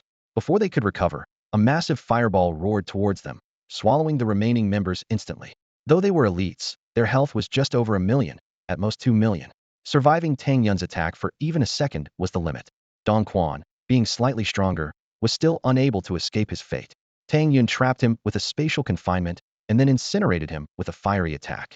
Kai Kai and the others were stunned, unable to believe what they were witnessing. Shizheng widened his eyes, unable to accept that the Longyu Group members he had high hopes for were so easily defeated. Brother Quan, what's going on? He urgently asked. Moments later, Dong Quan's voice came through. Shizheng, you've screwed me over. The squad lost 10 pieces of equipment. Millions in losses. Brother Quan, you guys died too quickly, Shizheng couldn't help but remark, suspecting that the 10 hadn't even touched Tang Yun's clothes before perishing. Dong Quan was silent for a long time before saying heavily, this, treading heaven, is terrifyingly strong. The fire ring burns 1 million health per hit. It's unbearable. What? 1 million health? Shizheng exclaimed in disbelief. He actually has such power. Is there really no way to deal with him? No way, Dong Quan said helplessly. In the first tier, apart from those with scrayed talents, no one can match him. Continuing would only mean more losses. We'll have to call for second-tier help. Second tier. Just teleporting them costs several gold coins. Their help will be even more expensive. Shizheng couldn't help but complain. We have to report this to the school. Let the teachers handle it. Dong Quan suggested. Even if we kill Treading Heaven, it won't recover the losses. We need to negotiate with his backing forces for compensation. It seems that's the only option. Shizheng sighed. The situation had already spiraled beyond his control. Just as they finished their conversation, a wave of exclamations rang out. Shizheng's vision went dark, and he found himself at the respawn selection interface. With the ring of flames, Tang Yun's killing speed was terrifying. In just a few minutes, he had massacred 20,000 people. Even those who tried to flee were hunted down and killed. This time, he vowed to leave no survivors. Some who died early chose to revive nearby, only to be caught and killed by Tang Yun again. In no time, Tang Yun's kill count exceeded 20,000. The onlookers were numb to the scene. Leveled up again. Tang Yun smiled slightly. Unbeknownst to him, he had leveled up twice. So much equipment, I wonder how much it will sell for. Tang Yun thought excitedly. Over 20,000 pieces of equipment could easily fetch over 1 billion. After finishing off his opponents, Tang Yun walked away unchallenged. Unlike before, no one dared to pursue him. Kai Kai and the others logged back in, silent. The losses are too great, and many juniors and underclassmen are unwilling to participate again. Lei Huiying sighed. She was originally level 30, but now only level 25. The aftermath of the battle lingered heavily in everyone's minds. The students from Longhua University wore grave expressions, some lowering their heads to check their levels and equipment, letting out frustrated sighs. Those who were originally under level 30 were hit the hardest, their levels dropping even further. The group chat erupted in chaos. Anger poured out in a torrent of messages, nearly overwhelming the screen. Kai Kai, why did you have to provoke Tiatian? Exactly. Why deceive us if you can't handle it? This is infuriating. My equipment. My parents' hard-earned money was spent on this gear, and now it's gone because of you. Compensate us.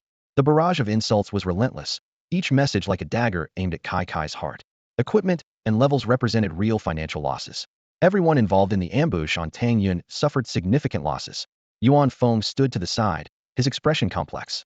He was the only exception, having not participated in the battle with his avatar, remaining unscathed. But this immortality came with endless shame. We've completely lost face. We should report this to the teachers. Yuan Feng sighed, his voice filled with resignation. San Bachong looked down at his empty weapon slots, his heart aching. There's no other choice, he murmured to himself, his once proud 3 guns now reduced to a joke. Qingmu shook his head and sighed. Although his hatred for Tang Yun still burned fiercely, seeing the other's plight quelled his anger somewhat. His losses were relatively minor in this disaster. Kai Kai sat on the ground, deflated. I understand. He muttered, his eyes vacant. At that moment, he realized he had become Longhua's disgrace, with countless people eager to tear him apart. Compensation? What could he possibly offer? Not far away, Shu Jun anxiously asked, Senior, what do we do now? If Tiatian isn't dead, can I get my necklace back? Hong Yang replied somberly. Shu Jun, it's not just about the necklace anymore. I'm afraid Senior Kai Kai might target us. They had seen the messages in the group chat, with Kai Kai becoming the focal point of blame. But in truth, they were the ones who first provoked Tang Yun. Hong Yang and Shu Jun exchanged a worried glance. Their lower levels spared them from the latter stages of the ambush, resulting in minimal losses. But if the truth came out, they might not escape unscathed. This can't be, we didn't do anything wrong. It was Tiatian who stole our monster. Shu Jun frowned, her voice tinged with unease. Even so, we need to be careful, Hong Yang replied resignedly, a hint of caution in his eyes. Meanwhile, Kai Kai had already contacted the teachers at Longhua University. His voice trembled as he recounted the events in detail. On the other end of the line, Director Fan's face turned grim. He gritted his teeth and said, to commit such a heinous act, do they think Longhua is defenseless? I'll send a few teachers to the first-tier area immediately. Director Fan furrowed his brows and, after hearing Kai Kai's report, responded coldly. No problem. Anyone who breaks the rules by stealing monsters and slaughtering players on others' turf will face judgment, no matter who they are. Kai Kai, worried, pressed on. Director Fan, we've suffered heavy losses. Even if we defeat Tatian once, it won't recover our losses. What should we do? A glint of cunning appeared in Director Fan's eyes as he confidently replied, don't worry. This person is likely a prodigy from a major faction. If we take action, they won't remain silent. Once the people behind him show up, we'll demand compensation as per the treaty. He explained briefly. The virtual realm has been running for 300 years, with many unwritten rules in the game and treaties established by major powers. Tang Yun has violated the most severe of these. Hearing this, Kai Kai breathed a sigh of relief, secretly glad they wouldn't have to compensate the juniors for their losses. Director Fan concluded firmly. All right, let's wait patiently. Although Longhua University is merely a third-rate institution, we won't allow anyone to trample over us. Kai Kai felt greatly relieved and pleased, thankful for the support from the powerful faction backing them. He gritted his teeth and said, Tatian, no matter how strong you are, once the second tier intervenes, you'll pay the price. Knowing that their teacher would take action, everyone felt uplifted. They looked forward to gaining multiple compensations according to the treaty, secretly pleased that misfortune had turned into a blessing. Meanwhile, Tang Yun was deep within the level 30 wild map Nether Gorge. In the miasma-filled canyon, he was losing 10 health points per second. Suddenly, eerie screeches echoed as dozens of green-head bats appeared before him. Tang Yun quickly cast Flame Vortex, devouring the batch of bats. However, more bats swarmed in, as dense as dark clouds overhead.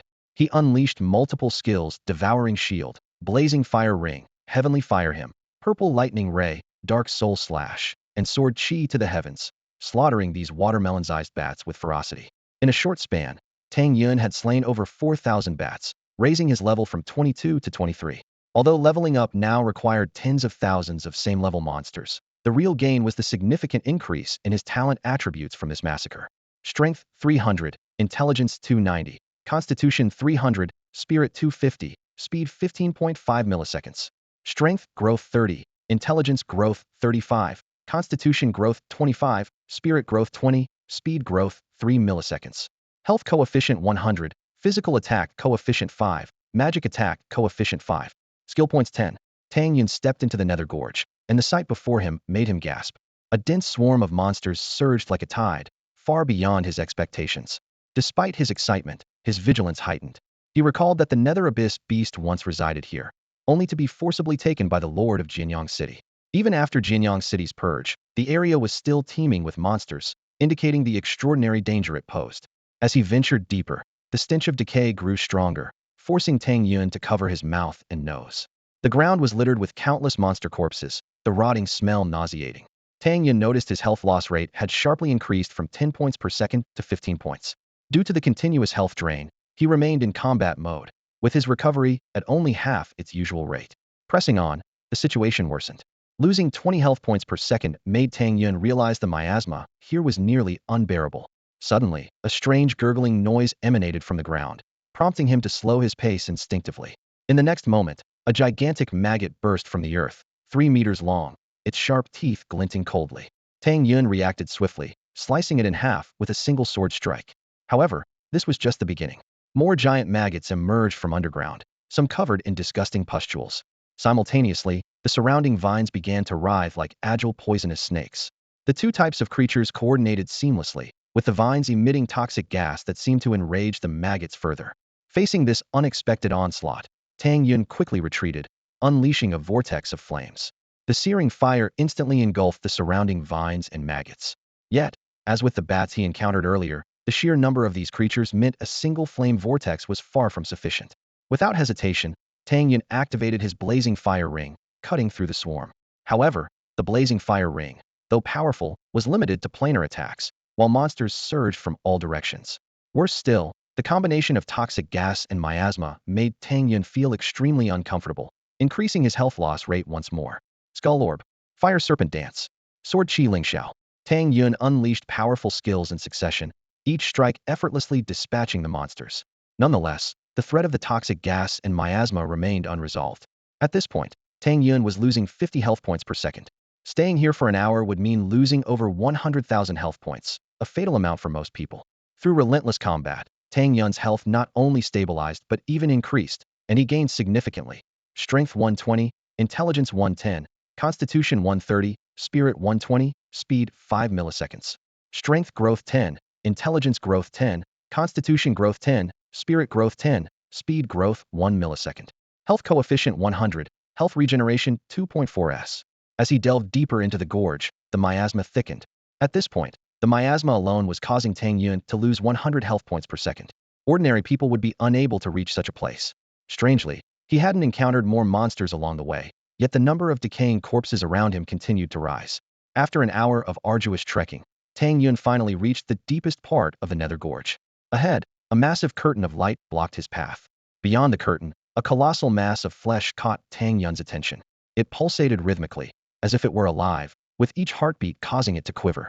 Cautiously approaching, Tang Yun was filled with curiosity. What on earth could this be? Bang! As Tang Yun was about to step into the area ahead, an invisible force bounced him back. A system message immediately appeared. Barrier ahead, entry not possible. Tang Yun paused slightly, frowning. Looks like I need to head back and submit the quest first, he thought, glancing around the environment. He was curious about what level of monsters might be hidden there, but he didn't linger. The task of exploring the nether gorge was complete. While it seemed simple on the surface, not everyone could reach this point. Even without hordes of monsters, the miasma in the gorge was enough to deter most players. Tang Yun turned around and started retracing his steps. Even with his speed, it took him over an hour to get out of the gorge. Outside the city, a group of people was waiting in formation. Miao Laosher, Gao Laosher, Dai Laosher, Kai Kai and the others respectfully greeted the three middle-aged individuals. These teachers were the backbone of Longhua University. Miao Laosher and Gao Laosher were responsible for instructing students, while Dai Laosher, though a title of respect, was actually a guest professor at the school. Where is that treading heaven person? Dai Laosher's sharp gaze swept around. Kai Kai quickly responded. Our people didn't dare follow too closely, but there are scouts around the city. We'll spot him as soon as he appears. Dai Laosher nodded slightly. In that case, let's wait. The other two teachers also nodded in agreement, indicating his higher standing among them. What should we do when he shows up? Lei Huiying asked tentatively. Dai Laosher replied coldly. Kill him once to teach him a lesson. The group brightened at his words. It was exactly what they wanted to hear. After suffering heavy losses against Tang Yun, they wouldn't be satisfied without avenging themselves. San Bachong suggested. I think we should hide first, so he doesn't run away as soon as he sees us. Gao Laosher nodded in agreement. That makes sense. Dai Laosher pondered for a moment and agreed with the suggestion. Soon, the group concealed themselves around Jinyang City. He's coming. Treading heaven is heading towards the west gate, someone suddenly shouted. The crowd perked up, muttering through clenched teeth. Good. This time, we must finish him off. With the three teachers here, it's a sure thing. As Tang Yun returned from the nether gorge and approached Jinyang City, he sensed something was off about the atmosphere around him. He cautiously scanned his surroundings and continued towards the city gate. Whoosh! An ice arrow suddenly shot through the air. Spatial leap. Tang Yun dodged instantly. In a flash, three figures appeared before him. Go. Teachers, cheers echoed from a distance. Tang Yun's eyes narrowed as he recognized them as teachers from Longhua University. You've got some skills, Miao Laoshe remarked slowly. Dai Laoshe said coldly. No need for chatter. Kill him once first, then talk. I'll handle this. Gao Laoshe swung a long whip towards Tang Yun. Bone shield. Tang Yun quickly raised his defense. With two cracking sounds, the shield, boasting a defense of 1.5 million, was shattered by two strikes. Tang Yun was shocked. The opponent's attack power was at least in the tens of thousands. Binding technique. Gao Laoshe's whip lashed out like a serpent. Magic imprisonment. Spatial leap. Tang Yun rapidly deployed his skills, trying to escape the predicament. Tang Yun's heart pounded like a drum as he immobilized his opponent without hesitation and dashed towards the city gate. Despite his remarkable strength, the odds were slim against three formidable Dragon Hua University teachers. Moreover, many experts within the school were eyeing him keenly. Not good. Stop him. Teacher Gao exclaimed in shock, never expecting Tang Yun to escape her control. Trying to leave? Dragon capture technique. Teacher Dai snorted, conjuring a massive energy handprint with both hands, aiming to seize Tang Yun. Meanwhile, Teacher Miao launched a fierce attack from the side. In a critical moment, Tang Yun reacted swiftly, using the Netherworld strike against the pursuing Teacher Miao. With a bang, Teacher Miao was instantly controlled, inadvertently blocking the path of the other two's attacks. Miao Qing, what are you doing? Teacher Dai and Teacher Gao were furious. I don't know what I'm doing. Teacher Miao, drenched in cold sweat, was utterly shocked. Amidst the chaos, Tang Yun utilized ethereal step and death sprint, darting into the city like a flash of lightning. Teacher Dai roared and followed closely, but was still a step too late. Damn it! Miao Qing's face was ashen as he regained control. Kai Kai and the others exchanged incredulous looks. Even with the intervention of three powerful teachers, Tang Yun managed to slip away. I underestimated him. Teacher Gao was filled with regret, gritting her teeth. Run? Where to? After him. Teacher Dai, furious, charged into the city first, with the other two in tow. Tang Yun glanced back, apprehensive. The three were incredibly fast, and his ethereal step had just ended, leaving him unable to keep pace. Whoosh! Teacher Dai swung his sword, conjuring an iron cage from thin air to trap Tang Yun. However, Tang Yun was prepared, instantly executing Space Leap to escape effortlessly. This guy, Teacher Dai cursed. Wind Dragon's roar. Miao Qing shouted, as a tornado whirled in, blocking Tang Yun's path. Lord of the city, Tang Yun called out loudly. In an instant, the Lord of Jianyang City appeared out of nowhere, slicing the Wind Dragon's roar to pieces with a single sword stroke. Dare to kill in my Jianyang City. Courting death. The city lord was seething with rage. Teacher Dai, what now? Teacher Gao felt a twinge of fear. What are you afraid of? We're all second tier. The three of us are enough to take him down. Teacher Dai replied coldly. Though he dared not kill a city lord, a minor conflict was of no concern. Take me down? With just you three? The Lord of Jianyang City sneered, then unleashed his sword, releasing a burst of sword energy. The three were instantly injured, stunned by the city lord's formidable power. Damn, we're no match. Miao Qing gritted his teeth. Retreat for now. Teacher Dai's face was extremely grim. Leave? Stay. The Lord of Jianyang City swept his sword horizontally, instantly killing the three. Outside the city, as they resurrected, Teacher Dai was incredulous. Impossible. We're level 50, yet we couldn't resist at all. How can a city lord of such a small city have this level of strength? Miao Qing was utterly baffled. Losing a level for nothing. We must destroy that place. Teacher Gao fumed.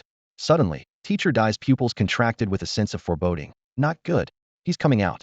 Before he finished speaking, a figure appeared in a flash. It was the Lord of Jianyang City. The three turned pale, fear surging like a tide within them. Die!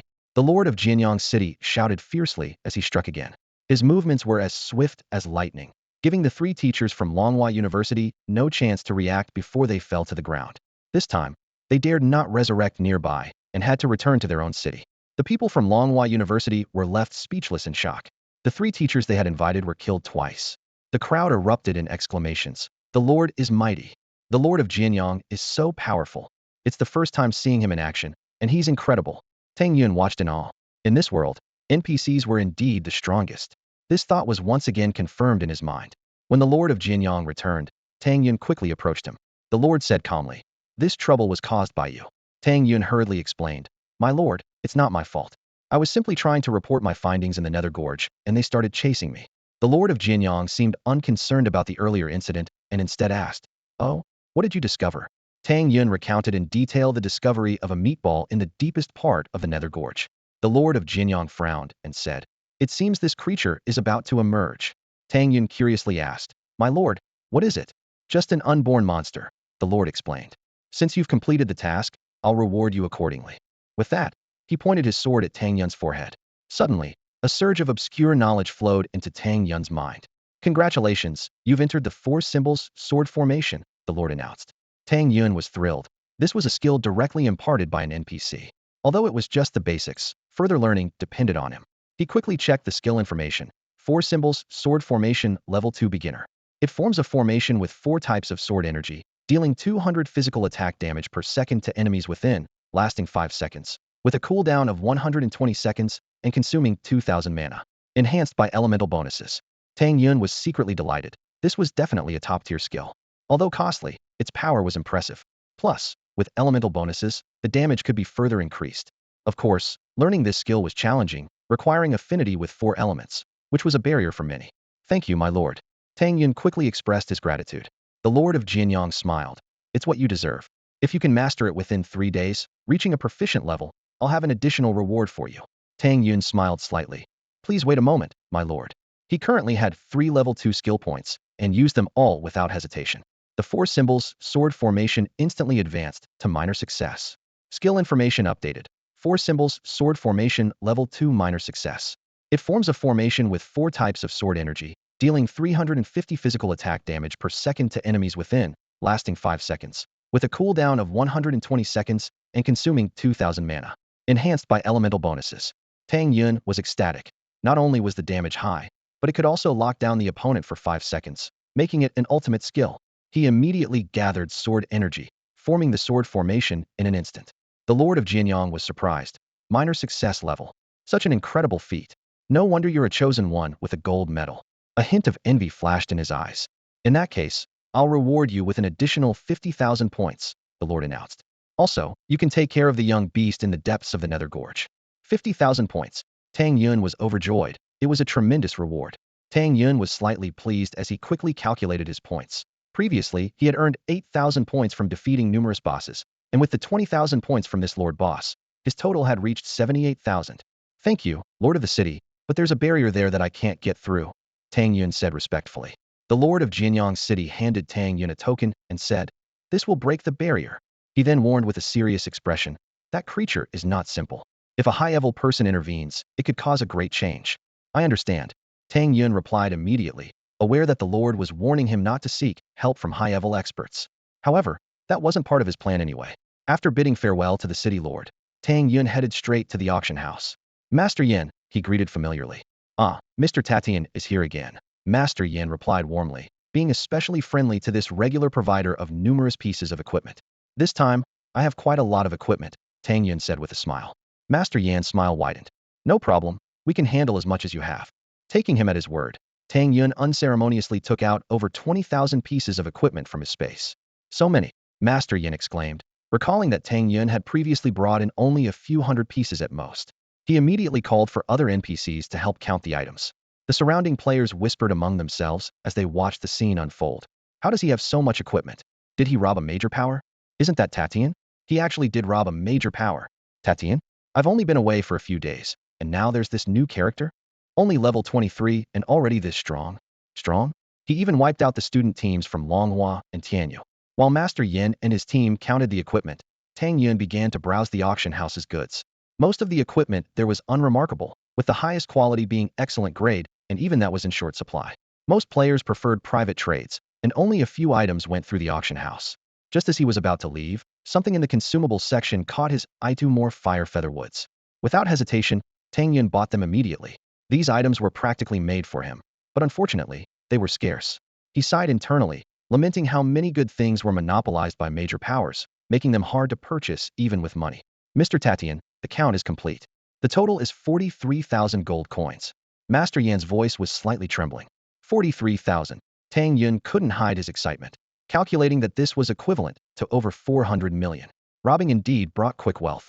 He couldn't help but think about wiping out Longhua and Tianyu's people again. But he quickly suppressed that thought. Those factions not only had second-tier experts, but also third-tier individuals who had lived for centuries. Even though he was now invincible at the first tier and wouldn't fear facing class talents like Jiang Xiaoyun or Ma Dong, he was still too weak compared to second and third-tier experts, not to mention the fourth-tier ones who had been ennobled in the game. However, Even those powerful players were nothing compared to the NPCs. Although the game had been running for 300 years, it was far from over. The highest level player was only at level 81, while the strongest NPC had already reached level 100. The virtual world is highly regulated, and players are hitting a bottleneck. Maps for level 80 and above cannot be unlocked, causing their levels to stagnate. Experts have pointed out that this is the reason for the diminishing experience points and drop rates. Only by unlocking new maps can the virtual world have hope. Tang Yun was contemplating his next move, deciding to save his coins and head straight to the arena to buy equipment. He quickly made his way there, already planning his next actions in his mind. Meanwhile, elsewhere, Xiao Xian reported to Shi Zheng with a serious expression. Senior, Longhua has sent a few teachers over. Shi Zheng raised an eyebrow in surprise. Oh? Longhua acted so quickly. He recalled that he had also reported the situation to Tianyu's teacher, but there had been no response yet. He asked, was Tatian killed by them? Do you know which faction they belong to? Xiao Xian shook her head, a complex expression on her face. No, it's not that simple.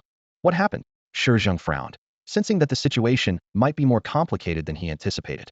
Xiao Xian took a deep breath and revealed the shocking news. 3 teachers from Longhua arrogantly forced their way into the city, only to be slain by the city lord of Jianyang with a single sword strike. What? Shi Zheng exclaimed, eyes wide in disbelief. He hadn't expected the city lord of Jianyang to be so formidable. Xiao Xian continued. Not only that, the city lord pursued them outside the city and killed each of them once more. Shi Zheng gasped, his mind racing to grasp the implications of this sudden development. How could this be?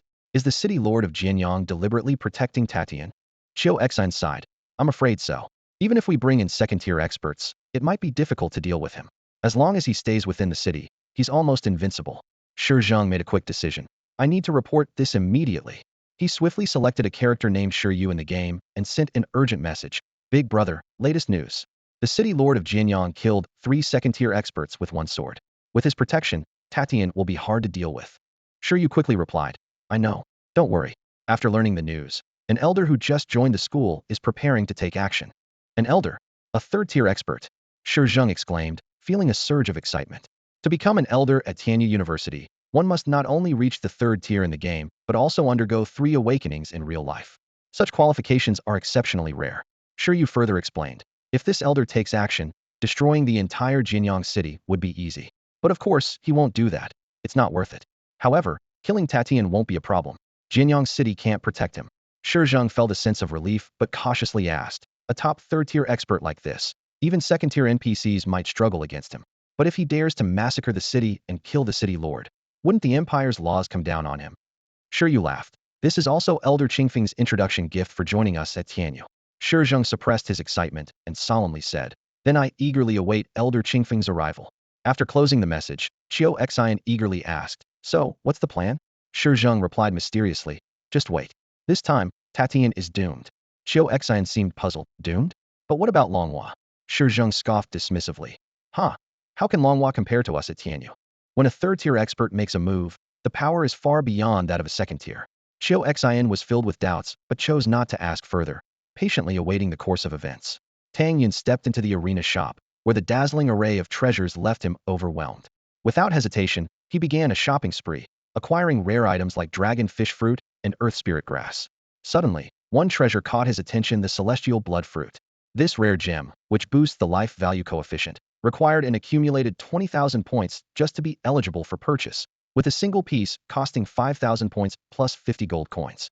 Tang Yun was delighted, realizing that even major powers would find it hard to obtain such a treasure easily. For them, gold coins were easy to come by, but points were not. The shop also offered treasures that increased attack and defense coefficients, requiring at least 50,000 points for purchase eligibility. Tang Yun was dazzled by the selection, including some rare items needing over 100,000 points. Unfortunately, his 70,000 plus points were still insufficient. Additionally, there were treasures that could be purchased directly with gold coins if one had enough points. Although these items weren't particularly rare, they were quite practical. For instance, the fire featherwood, rarely seen even at auctions, could be bought here for just 20 gold coins if one's accumulated points exceeded 10,000. Continuing to browse, Tang Yun discovered items that enhanced potential, increasing the growth value of various attributes. Without hesitation, he made substantial purchases, quickly boosting his attributes to a new level: Strength 300, Intelligence 300, Constitution 300, Spirit 280, Speed 15 milliseconds. The growth values of various attributes were significantly enhanced, and the life value, mana value, and attack defense coefficients were all strengthened. However, good things are never enough. Looking at his dwindling gold coins, Tang Yun couldn't help but sigh.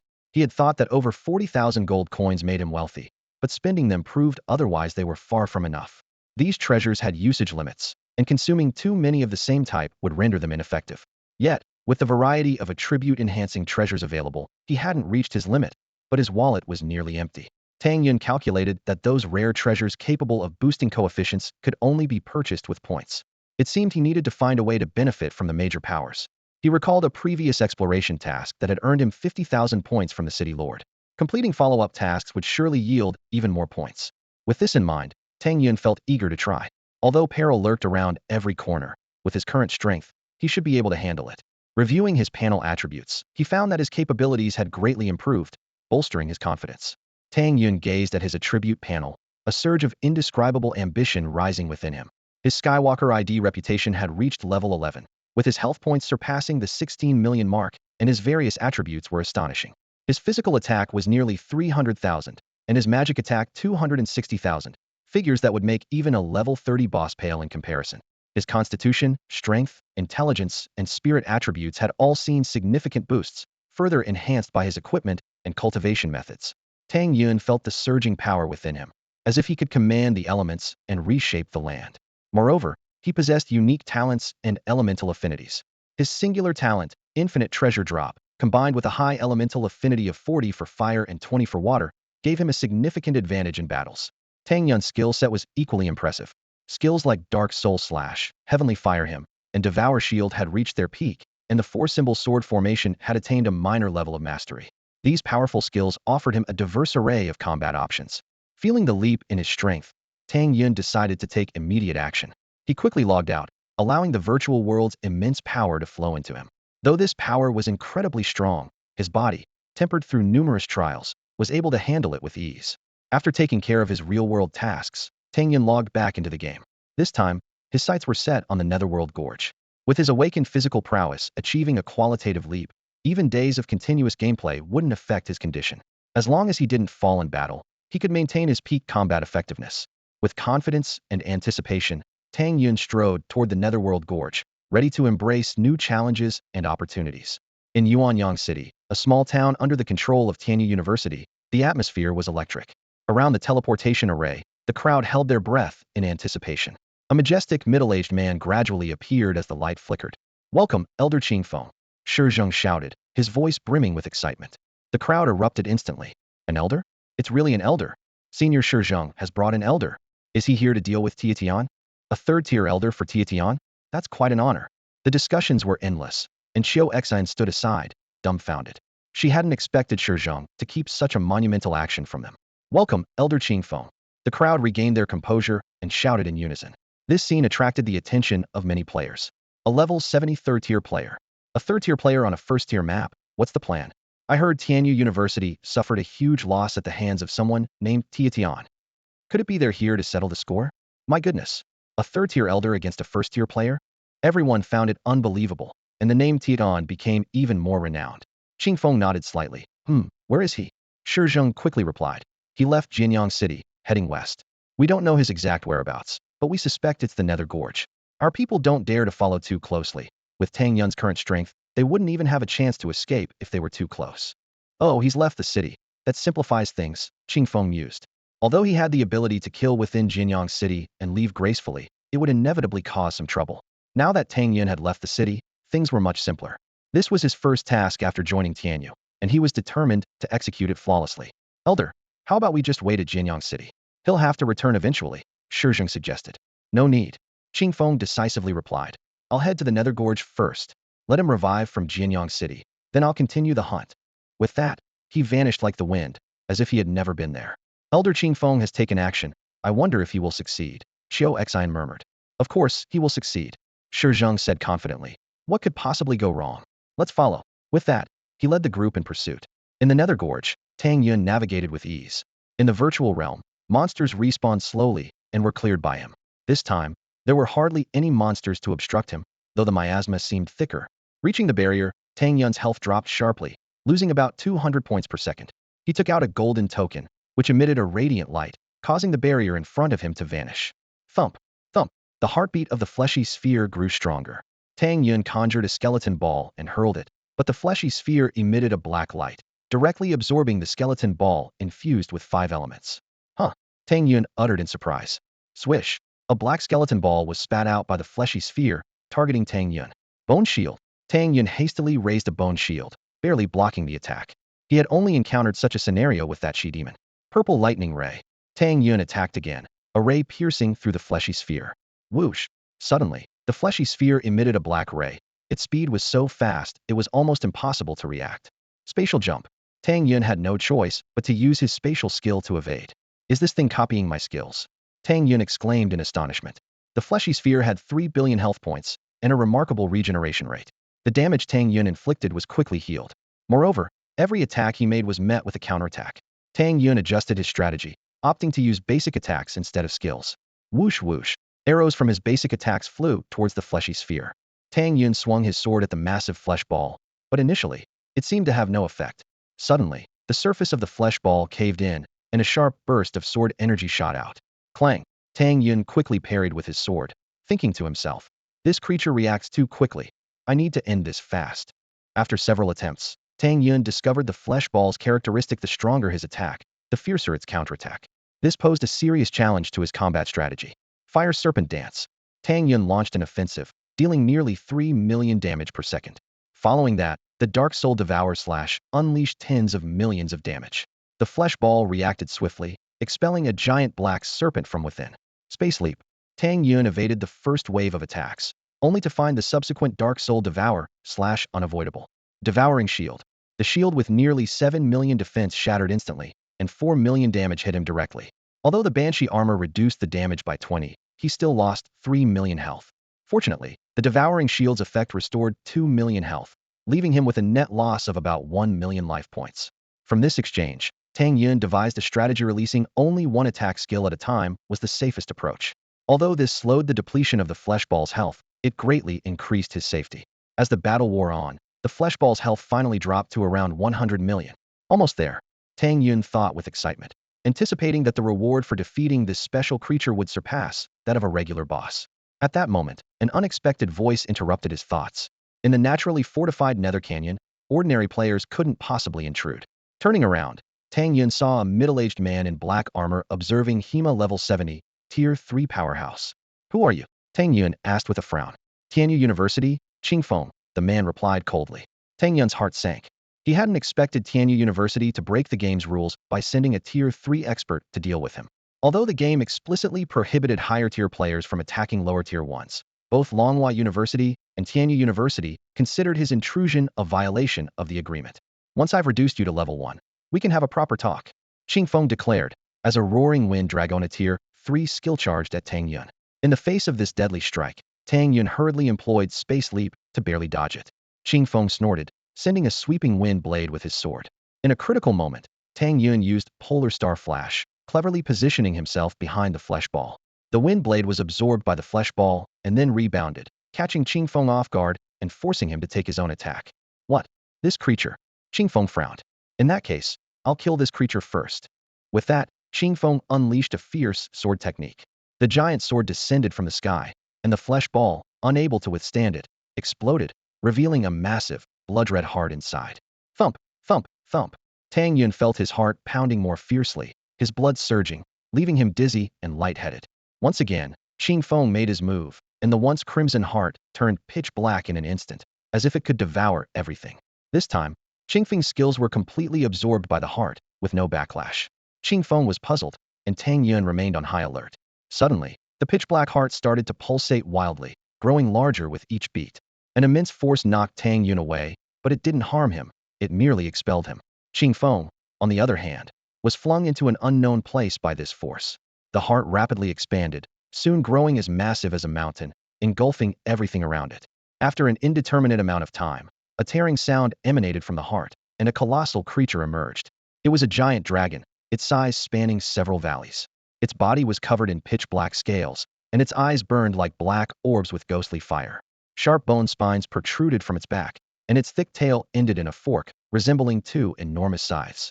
Its wings were broad and powerful, each feather like a blade in the night. With the edges flickering with a ghostly blue glow, akin to willow-wisps from the abyss. In the presence of this behemoth, Tang Yun seemed as insignificant as an ant. The system immediately issued a notification. Dark Abyss, Soul-Devouring Dragon, World King level boss, has been born. Level 30, health points 100 billion, physical defense 500,000, magic defense 500,000. Emergency notice. All Tier 1 players are required to slay the boss within 3 days. Tang Yun was utterly shocked. This was a world boss, and a king level 1 at that. He knew well that from ordinary, elite, boss, lord boss to king level boss, each level marked a significant leap in power. The strength of this Dark Abyss, Soul-Devouring Dragon was already comparable to a legendary boss. Tang Yun was acutely aware of his own capabilities. Even with his impressive output and various bonuses, the boss's defense meant he could barely scratch the surface. To cut down 100 billion health points seemed like an impossible feat. But this was a world boss, not just his problem alone. By now, the news had surely spread to every Tier 1 player's ears. Meanwhile, Shi Zhen and his group were rushing towards the underworld gorge, only to find Qingfeng had been repelled by a mysterious force. Damn it, Qingfeng gritted his teeth. Elder Qingfeng, what happened? Xiao Xian asked urgently. Before Qingfeng could respond, an announcement resonated in everyone's mind, declaring the appearance of the world boss. A world boss at Tier 1. A king-level boss has a chance to drop epic gear. A world king-level boss is guaranteed to drop epic, and might even drop legendary items. Killing this boss could grant immense prestige, maybe even a title. Everyone was driven to madness. A Tier 1 world boss represented both a massive opportunity and a formidable challenge. The players' enthusiasm was fully ignited, and they surged towards the boss's location. Elder Qingfeng's face was grave, his brows furrowed. Shi Zheng anxiously asked, Elder Qingfeng, how is Tatian? Is he dead? Qingfeng slowly shook his head, his tone heavy. No. A world boss that suddenly appeared saved his life. But I can't intervene. It's up to you now, he explained. There's a force of rules surrounding the world boss that repels anyone above its level. That's why I was thrown so far away and can't get close. Once the boss fully awakens, I fear I'll have to stay even further away. Everyone exchanged bewildered glances. If they could handle this situation, why would they need Qingfeng's help? Shi Zheng couldn't help but ask, Elder Qingfeng, how did this world boss appear? Elder Qingfeng's frown deepened as the image of a peculiar flesh ball flashed in his mind. Could the appearance of the world boss be related to it? Meanwhile, in Jianyang City, there was unrest. The city lord was attending to affairs when he suddenly sensed a powerful disturbance and stood up abruptly. What has Tatian done? He exclaimed in alarm. This is a huge problem. If we can't stop that creature, the entire city might be destroyed. This kind of monster can't be dealt with by higher ranks. It can rampage almost unchecked at the first rank. If it can't be killed, not just Jianyang City, but all surrounding cities could be devastated. The NPCs were in a panic, while the players were excited. A world boss. A world boss has appeared after so many years. Kai said excitedly. If we can take down this monster, we can make up for all our previous losses. Lei Huiying calmly reminded. Don't get too excited just yet. A world king level boss. We might not be able to handle it at all. Hearing this, the group fell silent. It was frustrating to have such a treasure within sight, but be unable to reach it. Sambakyang reassured them. Don't worry, when the time comes, there will definitely be countless strong players coming. We just need to get a share of the rewards. Qingyu suddenly realized a problem. With the world boss here, doesn't that mean we can't deal with Tatian? He explained. Previously, 3 teachers had been killed twice by the Jianyang City Lord, making them somewhat fearful. They had been discussing sending third-rank players to deal with Tang Yun, but now the appearance of the world boss disrupted all their plans. High-ranking players couldn't get close. The group exchanged glances, realizing the problem. With their current strength, they couldn't handle Tatian. Sambakyang calmly analyzed. Don't worry, within the first rank, Tatian might not be invincible. Those with level talents for major forces are not inferior to him. With his nature, he might dig his own grave without us having to intervene. That's true. Kai agreed. We should just wait and see, and after the boss is killed, we can deal with him. Everyone nodded in agreement. Meanwhile, in the Zhanghai University area, a group of level 30 players was teaming up to kill monsters. They would weaken the monsters until they had only a sliver of health left, then let another player deliver the final blow. A world boss. It doesn't seem far away, someone shouted excitedly. Wait, this is a world king level. A lot of people might die. Another person said worriedly. Everyone stopped what they were doing and started discussing. A first-rank world king level. This has never been seen before. Jiang Xiaoyan was filled with excitement and confidence. Could it be that it was born just for me, Jiang Xiaoyan? Ever since he broke through the ranks, the seniors had been helping him level up. In just a few days, he had leveled up 20 times, an astonishing speed. Zhanghai University had strong influence and abundant monster resources, allowing him to level up effortlessly. This was part of the promise made when they recruited him access to various resources and equipment at any time. A student from Jianghai University respectfully said, Jiang Jr., your talent has been rated as S-level by the council. Even though you're only level 20, your strength far exceeds ours. This time, everything depends on you. Jiang Xiaoyan responded confidently, don't worry. This time, the one who will deliver the final blow to the boss will be me. In a forest, a group of players hunting monsters suddenly paused, as a tense yet excited atmosphere quickly spread among them. Lord Motto, a world-class boss has appeared, one player shouted, unable to contain his excitement. Motto, dressed in a black robe, smirked slightly, a glint of determination in his eyes. A world-class boss appearing now? Even fate is on my side, he thought to himself, knowing his unique abilities were particularly effective against such bosses. The surrounding players from Wuyin Kingdom echoed, Lord Modong's slaying skills are unmatched. The world-class boss will surely fall by his hand. Let those from Xia Kingdom prepare our victory. Their voices were filled with fervor and anticipation. Modong raised his hand and commanded loudly, move out. Head to the Nether Gorge. With that, he led the group swiftly towards their destination. Meanwhile, in a different dungeon, a red-haired young man wielding a large sword was fiercely battling a boss. Suddenly, he too sensed the world's disturbance and paused momentarily. A world-class boss. The red-haired youth's eyes lit up with joy. A world-class boss, finally. Staying at level 30 was worth it. The heavens are on my side. He looked at the boss before him with disdain. Little guy, I won't play with you anymore. Even before he finished speaking, his blade unleashed a powerful slash, and the boss was instantly defeated under his fierce attack. The news spread swiftly across the Eastern District, and all first-rank players received the notification, heading towards the Nether Gorge. At that moment, only one player stood alone in the gorge, Tang Yun. Facing the colossal creature, Tang Yun didn't rush forward. The abyssal soul-devouring dragon let out a roar that echoed for miles. Is this a world-class boss? Qiu Xian murmured to himself. Just the sound alone feels overwhelming. At that moment, Shi Zheng exclaimed, Elder Qingfeng. In his view, Elder Qingfeng was sent flying by the dragon's roar, vanishing instantly.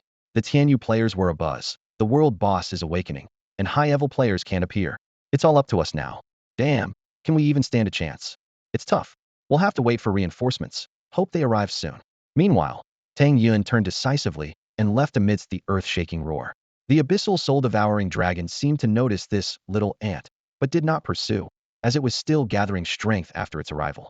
The Longhua people are here. Qiu Xian suddenly shouted. The Tianyu players watched coldly. They're quick, but it won't make a difference. To this boss, they're all ants. Let's keep waiting. When Kai Kai and others arrived, they didn't act recklessly. Soon, a figure dashed by at high speed. It's Tian. Qiu Xian, with keen eyes, immediately recognized Tang Yun. It's him, Kai Kai and the others exclaimed. Tang Yun's interest was piqued. Oh, Longhua and Tianyu people. Perfect for farming coins. Without hesitation, he charged towards the two groups. What's he doing? Damn, he's coming to kill us. Bastard. We didn't bother him, and he's coming at us. Shi Zheng roared. Tian, stop. Cease fire now. Upon hearing this, Tang Yun didn't stop. Instead, he accelerated. Ethereal step. His speed skyrocketed to 893.2 meters per second. Flame ring. The ring activated, dealing 2 million damage per second. No one could withstand it. Kai Kai shouted, Tian, are you really going to fight us to the end? Tang Yun ignored them, sprinting forward to continue taking them down. Hundreds, thousands fell before him without resistance. Run, scatter. The two school's members screamed as they scattered in all directions. Watching the fleeing crowd, Tang Yun laughed. Smart move. They thought by escaping in all directions, his speed wouldn't allow him to catch them all. Tang Yun moved with a speed that exceeded everyone's expectations, charging into the battlefield like a bolt of lightning, showing no mercy to the two prestigious schools. His ferocious assault was astonishing, instantly creating a scene of chaos and bloodshed. Go, treading the heavens. Go, treading the heavens. The surrounding independent players cheered excitedly, rarely witnessing someone who could so effectively fight back against the students from the dominant schools who had oppressed them for so long. Kai Kai and others resurrected at the respawn point in Jinyang City, gritting their teeth and cursing Tang Yun. Lei Huiying, seeing her level drop to 24, was full of regret. She couldn't help but think that if she hadn't gotten involved, she would still be at level 30, and her equipment wouldn't have been lost. Yuan Feng was clever, leaving his clone in the city, turning his twin talent into a survival skill, ensuring at least he wouldn't die. The problem now is that we can't do anything about treading the heavens, which means we can't participate in the boss battle, Sanba Chong said gloomily. Kai Kai said unwillingly, it doesn't matter. No matter how strong he is, can he fight against everyone? When the time comes, it won't just be us from Longhua and Tianyu. The First Academy and Tianchi Academy will also come. Qing Mu clenched his fists, wishing he could tear Tang Yun to pieces. The sentiment in Tianyu was similar to Longhua. Their 20,000-strong team had been wiped out, and sending more people would be futile. Hiring experts to specifically deal with Tang Yun would be too costly. After defeating these players, Tang Yun headed straight into the city. He greeted Master Yan with a smile, once again producing thousands of pieces of equipment, delighting in his newfound wealth. With the money in hand, Tang Yun didn't go to the arena but instead sought out the lord of Jianyang City. The city lord met with him immediately, his expression serious as he asked, treading the heavens, "What exactly have you done? Why was such a terrifying monster released? If this isn't handled, Jianyang City could be destroyed." Tang Yun explained, "My lord, I was close to defeating that beast, but another third-tier chosen one intervened, causing this situation." Third tier. I see. The city lord realized. That person is truly despicable. Treading the heavens, I cannot intervene personally, but you must stop that terrifying creature. It cannot be allowed to approach Jianyang City. Tang Yun quickly replied, "I came to see you precisely for this reason. It's my responsibility, and I won't let that beast destroy Jianyang City. However, I'm not strong enough to face it alone. I need your help." The city lord explained, "This beast is akin to a legendary monster, perhaps even stronger. In the Empire's history, there are scarcely 3 people who could stand against it. It's normal that you are not its match." Tang Yun was taken aback, thinking to himself that it was indeed impressive for an NPC to mention people who could contend with such a creature. He understood the city lord was referring to opponents of the same tier, since higher tiers couldn't intervene against a world boss. "Please, my lord, assist me." Tang Yun pleaded again, his eyes filled with expectation and determination. The face of the lord of Jianyang City was as dark as iron, his brows furrowed. The sudden appearance of the abyssal soul-eating dragon had cast a shadow of impending doom over the bustling city. Not only was Jianyang City in grave danger, but the surrounding cities were also at risk. And all of this was because of these chosen ones. The city lord's heart burned with anger as his gaze, sharp as a knife, fell upon Tang Yun. Tang Yun, keenly aware of the city lord's displeasure, quickly stepped forward and earnestly said, "My lord, this matter arose because of me. I am willing to pay any price and swear to slay the abyssal, soul-eating dragon." Hearing this, the city lord's anger slightly subsided, and he sighed deeply. "Enough, this isn't your fault. I was just upset. Though you are all chosen ones, each person acts differently." After a brief pause, he continued, "I can grant you access to the arena shop, but you'll need to figure out the points and gold yourself." Tang Yun was overjoyed. This was a rare opportunity. With the city lord's access, many treasures that were previously out of reach would now be attainable. Although some rare items still required points, this was a tremendous help. He quickly expressed his gratitude. "Thank you, my lord." The city lord solemnly instructed, "Remember, you must help me protect Jianyang City." Tang Yun responded gravely, "Rest assured, my lord, I won't let it set foot in Jianyang territory." After bidding farewell to the city lord, Tang Yun went to the shop. Gazing at the array of treasures, he couldn't help but sigh. Even though he had just borrowed over 10 million, it was still a drop in the ocean compared to the treasures. He resolved, "I must defeat this boss. I'll have to ask Sister Bingning for help." With that thought, Tang Yun logged off again, tidied himself up, and headed straight to Shin Bingning's office area. "Continue the investigation." Shin Bingning's voice came from inside. Moments later, a team leader exited, giving Tang Yun a surprised glance before quietly leaving. Tang Yun pushed open the door to find Shin Bingning rubbing her temples, seemingly troubled by something. Seeing him enter, she managed a slight smile. "You're here. Is there something you need?" "Sister Bingning, I want to borrow some money," Tang Yun said softly, a bit embarrassed. "Borrow money?" Shin Bingning realized. "I almost forgot. Advancing quickly in the virtual world does require quite a bit of money. How much do you need?" "As much as possible." Tang Yun scratched his head. "Oh, would 100 billion be enough?" Shin Bingning pondered. 100 billion. Tang Yun's breath quickened. That's more than enough. Although the arena shop had many items, many required points to purchase. His points were limited, and the items he could buy with gold likely wouldn't exceed this amount. "I'll create an account for you under Shun Yi's name," Shin Bingning said, then asked, "By the way, what's your game ID and nickname?" "Tianta. ID." Tang Yun answered truthfully. "Got it." Shin Bingning nodded. "You've just entered the first tier and officially entered the virtual world. There are some rules you need to pay attention to. 300 years have passed since the virtual world descended, and the resources in the player's world have long been divided up, making it increasingly difficult for individuals to stand out." Shun Bingning's voice echoed in Tang Yun's ear. "Our Shilling army has its own territory. You can teleport there directly." She paused and added, "But even in our territory, many resources need to be fought for. Relying solely on family without facing challenges will only turn a person into a useless adult." Tang Yun nodded obediently. "I understand, Sister Bingning." After a bit more conversation, Tang Yun took his leave. Not long after, a bank card was delivered to him. Seeing the balance, Tang Yun couldn't help but exclaim, "The Shun family of Xijing is truly impressive. They handed over 100 billion so easily." Over time, Tang Yun gained a deeper understanding of the Shun family of Xijing. Xijing has three major families: Shun, Wang, and Qi. The Shun and Wang families have long been at odds, often clashing with each other. The Qi family took advantage of this, becoming the leading family in Xijing, though their advantage isn't significant. In the power structure of the entire Xia kingdom, the three major families of Xijing, the four families of Shangjing, and the seven families of Daijing, along with the royal family, form the most formidable force. This illustrates the high status of the Shin family. Especially in the western region, even people from Shangjing and Daijing dare not act recklessly. 300 years ago, the royal family of Daxia was already in decline. The advent of the virtual world allowed them to barely maintain their position, but their control over Daxia is now limited to a small area. On the surface, Daxia seems united, but beneath the surface, there is an undercurrent of power struggles, creating a tripartite balance. The Daijing forces are the strongest, deeply rooted and hard for outsiders to penetrate, but internal strife is intense. Among the three capitals, Xijing is the weakest, but this is only relative to these top-tier forces. In the eyes of ordinary people, the Shun, Wang, and Qi families are already unattainable. Meanwhile, a family dispute is unfolding in the Shun family's villa in Xijing. A richly dressed woman anxiously said, "What is Bingning thinking? First, she locks Xiao Yi at home, and now she asks the family for 100 billion in his name. What is she planning?"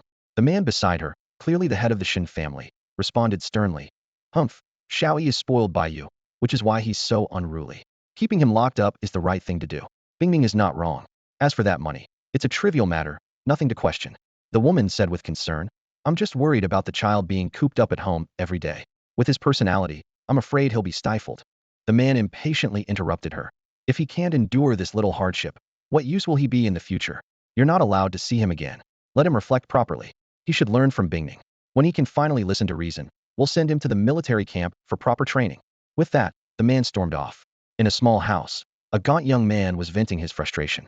He was Shun Yi, and at this moment, he was beating his chest and shouting, "I was meant to be a mighty eagle, and you've clipped my wings.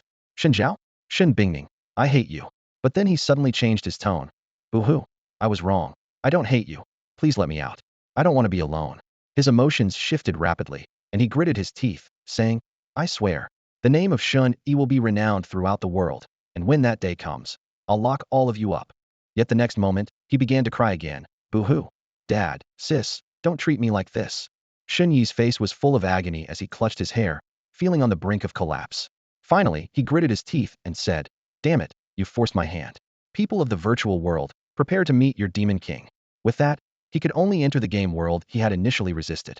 At the same time, Tang Yun logged into the virtual world once more.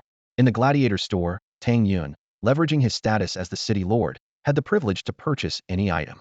However, his choices were limited by insufficient points, allowing him to buy only certain treasures with gold coins. Without hesitation, he opted for items that could enhance his strength and potential, embarking on a frenzied shopping spree. The store was filled with a plethora of items, most of which boosted attributes, with fewer enhancing potential, and even fewer increasing coefficients. Although the items purchasable with gold coins came with many restrictions, allowing only 2 or 3 purchases of each, Tang Yun still reaped substantial rewards. His billions in gold coins were quickly spent, resulting in remarkable attribute enhancements: an increase of 500 points in strength, intelligence, and constitution, a 400-point boost in spirit, and a speed increase of 20 milliseconds. Additionally, the growth potential of all attributes significantly improved, with the health coefficient rising by 200 points, and physical and magical attack coefficients each increasing by 5 points. Observing these improvements, Tang Yun couldn't help but sigh inwardly. With more points, he could have obtained even more. Many rare items required a combination of points and gold coins for purchase, while those bought purely with gold coins demanded a higher price. Nonetheless, his capabilities had significantly advanced, with physical attack nearing 370,000 and magical attack close to 330,000. Combined with equipment bonuses, his strength was formidable.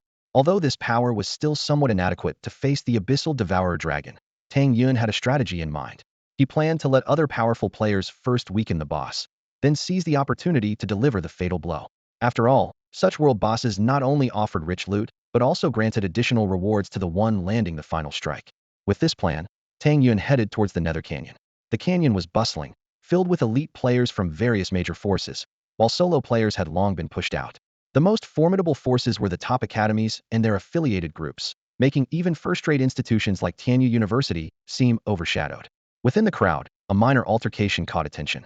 A red-haired youth looked in surprise at a man in white armor. Huang Rui, you still haven't advanced.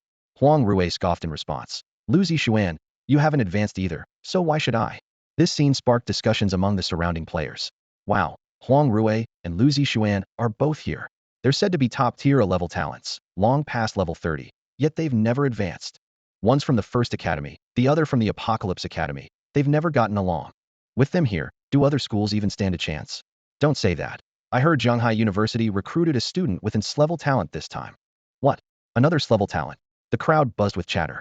While A-level talents appeared every year, S-level talents were exceedingly rare, not seen annually. Even so, seasoned fighters like Huang Rui and Lu Zixuan, who hone their skills at the first stage, might not be inferior to the newly emerging S-level talents.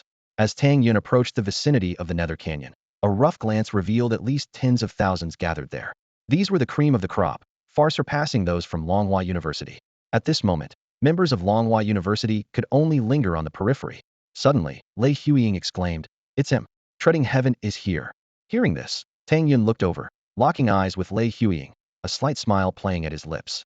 This seemingly ordinary smile sent a shiver through Lei Huiying, involuntarily filling her with a sense of unease.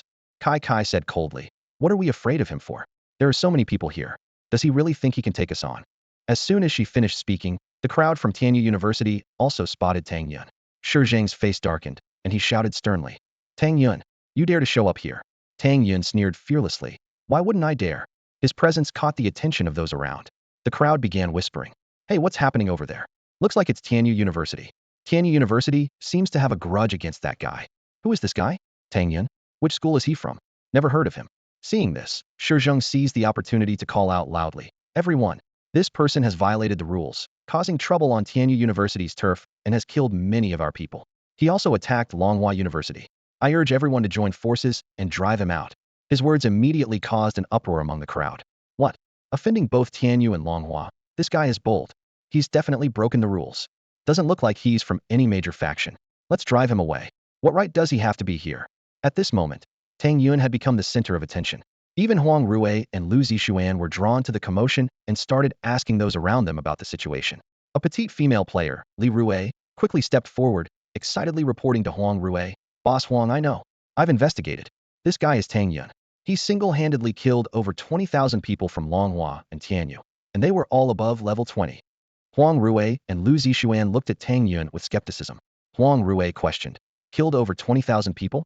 If 20,000 people attacked at once, even a boss could be taken down in seconds, and he managed to kill that many." Li Rui quickly assured, "Boss Huang, the intel is absolutely accurate. It's already spread nearby." Lu Zixuan mused, "If that's the case, this Tang Yun must be quite powerful. He could be a significant asset." Huang Rui nodded in agreement. Indeed, although they were rivals, they had to admit that facing a world-class boss wasn't something any one group could handle alone. Everyone needed to work together, and Tang Yun's strength was clearly valuable. Amidst the crowd from Longhua and Tianyu, angry shouts erupted. "Drive him out! Drive him out! Forget driving him out. He should be killed. Get rid of him. He looks so detestable." However, these people were all talk, hesitant to actually step forward. Shi Zhang and Kai Kai, seeing this, had a glimmer of excitement in their eyes. If they could use the crowd to kill Tang Yun, it would be excellent. The shouting from the two universities led many others to join in. Tang Yun glanced coldly at everyone, letting out a dismissive snort. These people were really courting death. He might not be able to kill the abyssal soul devourer dragon, but dealing with these people would be much easier. Just as the situation was about to spiral out of control, Huang Rui strode forward and shouted, "Enough!" The entire place fell silent. As the leader of the top academy, Huang Rui commanded considerable respect, with strength surpassing many veteran members of various groups. Lu Zixuan also spoke up at the right moment. "Our primary target now is that boss. All grievances should be set aside for the time being." With both of them speaking, people from other schools nodded in agreement. However, Kai Kai was relentless. She addressed Huang Rui and Lu Zixuan. "You two might not know about Tang Yun's special ability."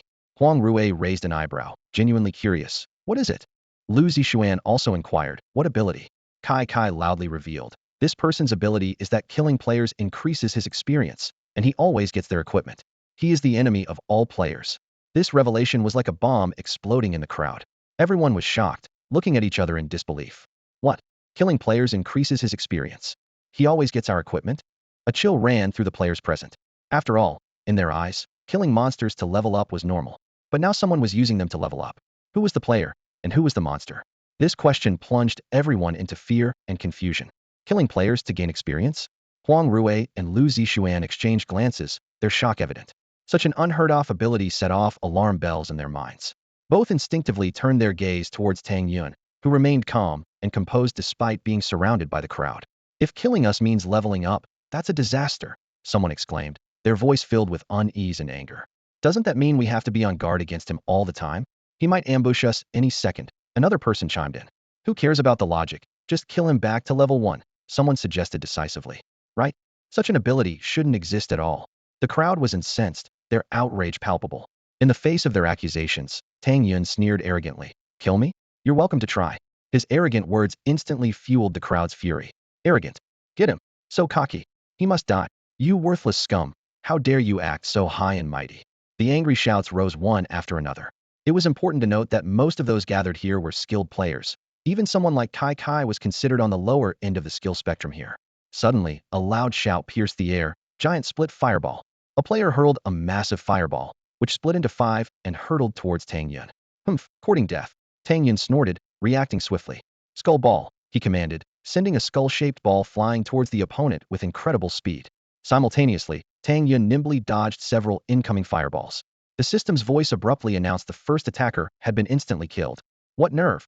With so many people here, he still dares to make a move. Attack! Kill him! He must die. The crowd could no longer hold back, launching their attacks on Tang Yun. Devouring shield. Tang Yun quickly raised his shield. With over 8 million shield points and tens of thousands of defense, breaking through it wouldn't be easy. Meanwhile, Tang Yun continuously regenerated his health. Flame whirlpool. Tang Yun attacked again, unleashing a massive 30-meter-wide vortex that devoured players' lives. With Tang Yun's output, this flame whirlpool was lethal. What? Such a terrifying skill. The damage is too high. The shield is broken. Push harder. The people present were significantly stronger than those from Longhua and Tianyu, belonging to an elite group. However, even they struggled against Tang Yun's overwhelming firepower. Blazing Fire Ring. Tang Yun unleashed his most powerful finishing move. Phantom Step. His figure flickered, evading enemy attacks. The blazing fire ring dealt over 2 million damage per second, something they simply couldn't withstand. In an instant, the battlefield was in chaos, screams echoing all around. The system notifications kept ringing, and in just a few seconds, thousands had fallen at Tang Yun's hands. His strength is truly formidable. Huang Rui couldn't help but exclaim. Beside him, Lu Zixuan's expression grew serious. Although their own strength was impressive, with millions of health points and over 100,000 attack power, they couldn't claim to handle such an onslaught as effortlessly as Tang Yun. The tens of thousands who attacked were wiped out by Tang Yun, turning it into a one-sided massacre. Those who hadn't yet attacked were left speechless by what they witnessed. Damn it! Damn it! Damn it! The resurrected Kai Kai couldn't hide his anger. Others were equally indignant. They had hoped to suppress Tang Yun with sheer numbers, but even with tens of thousands attacking, they couldn't escape defeat. It's important to note that these tens of thousands were far stronger than the combined forces of the two major schools from before. My equipment dropped. My equipment dropped too. We all lost equipment. His ability is truly a player's nightmare.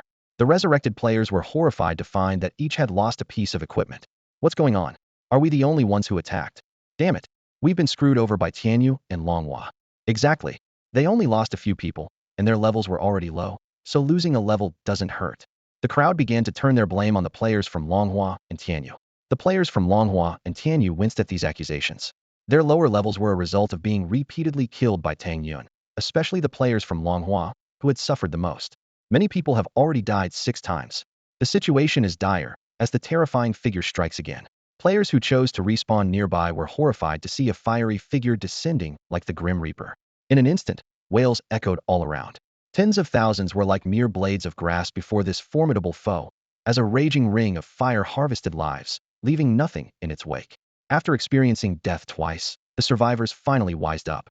Students from Longhua University were relatively lucky, as they could respawn in the nearby city of Jinyang.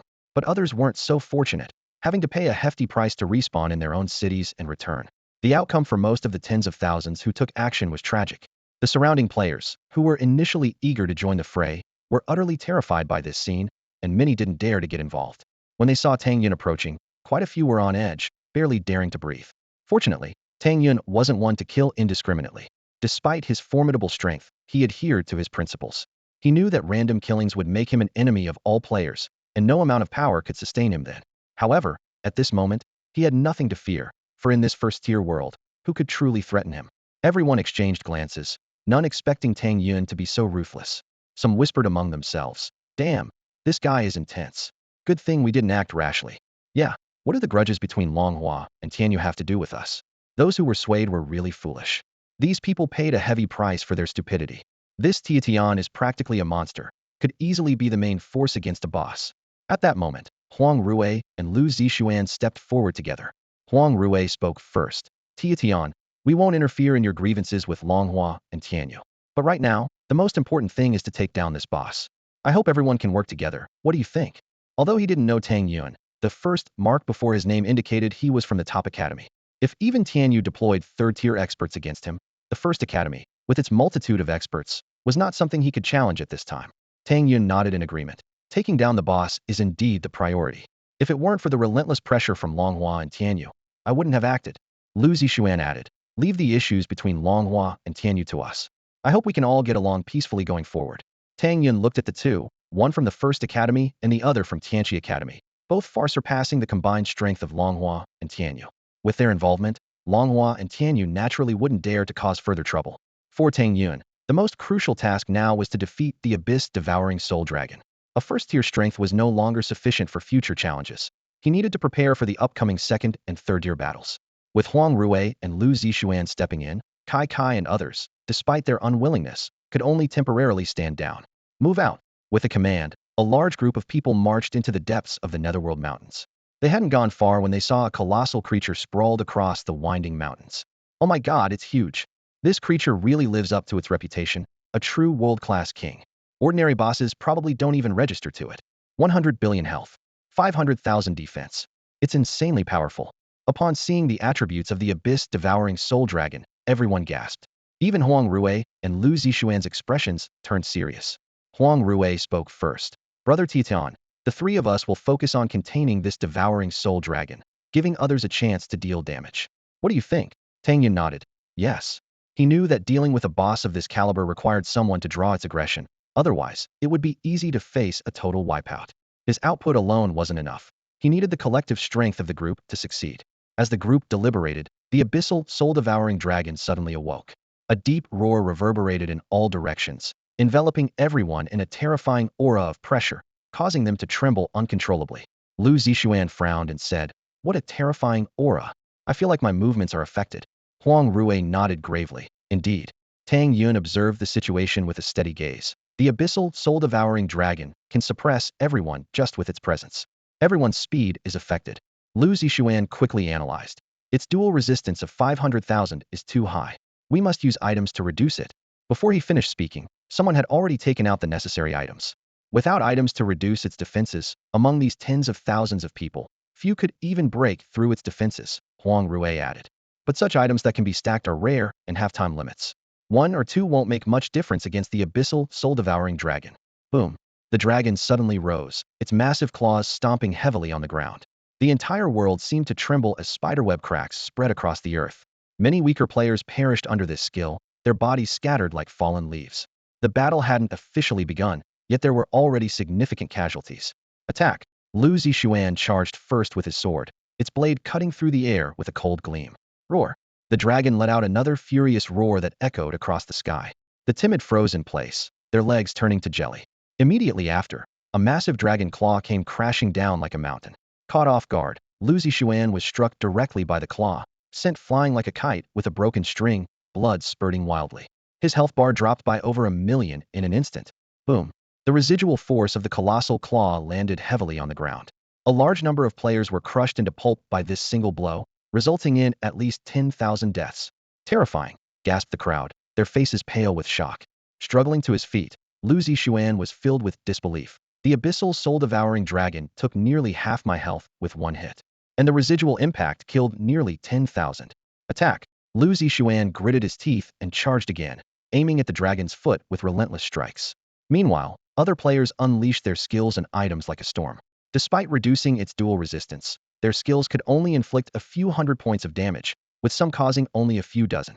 Even with 100,000 range skills hitting simultaneously, they could barely manage over 10 million damage. The abyssal soul-devouring dragon not only had absurdly high resistance, but could also partially immune to damage. Even more daunting was its rapid healing rate.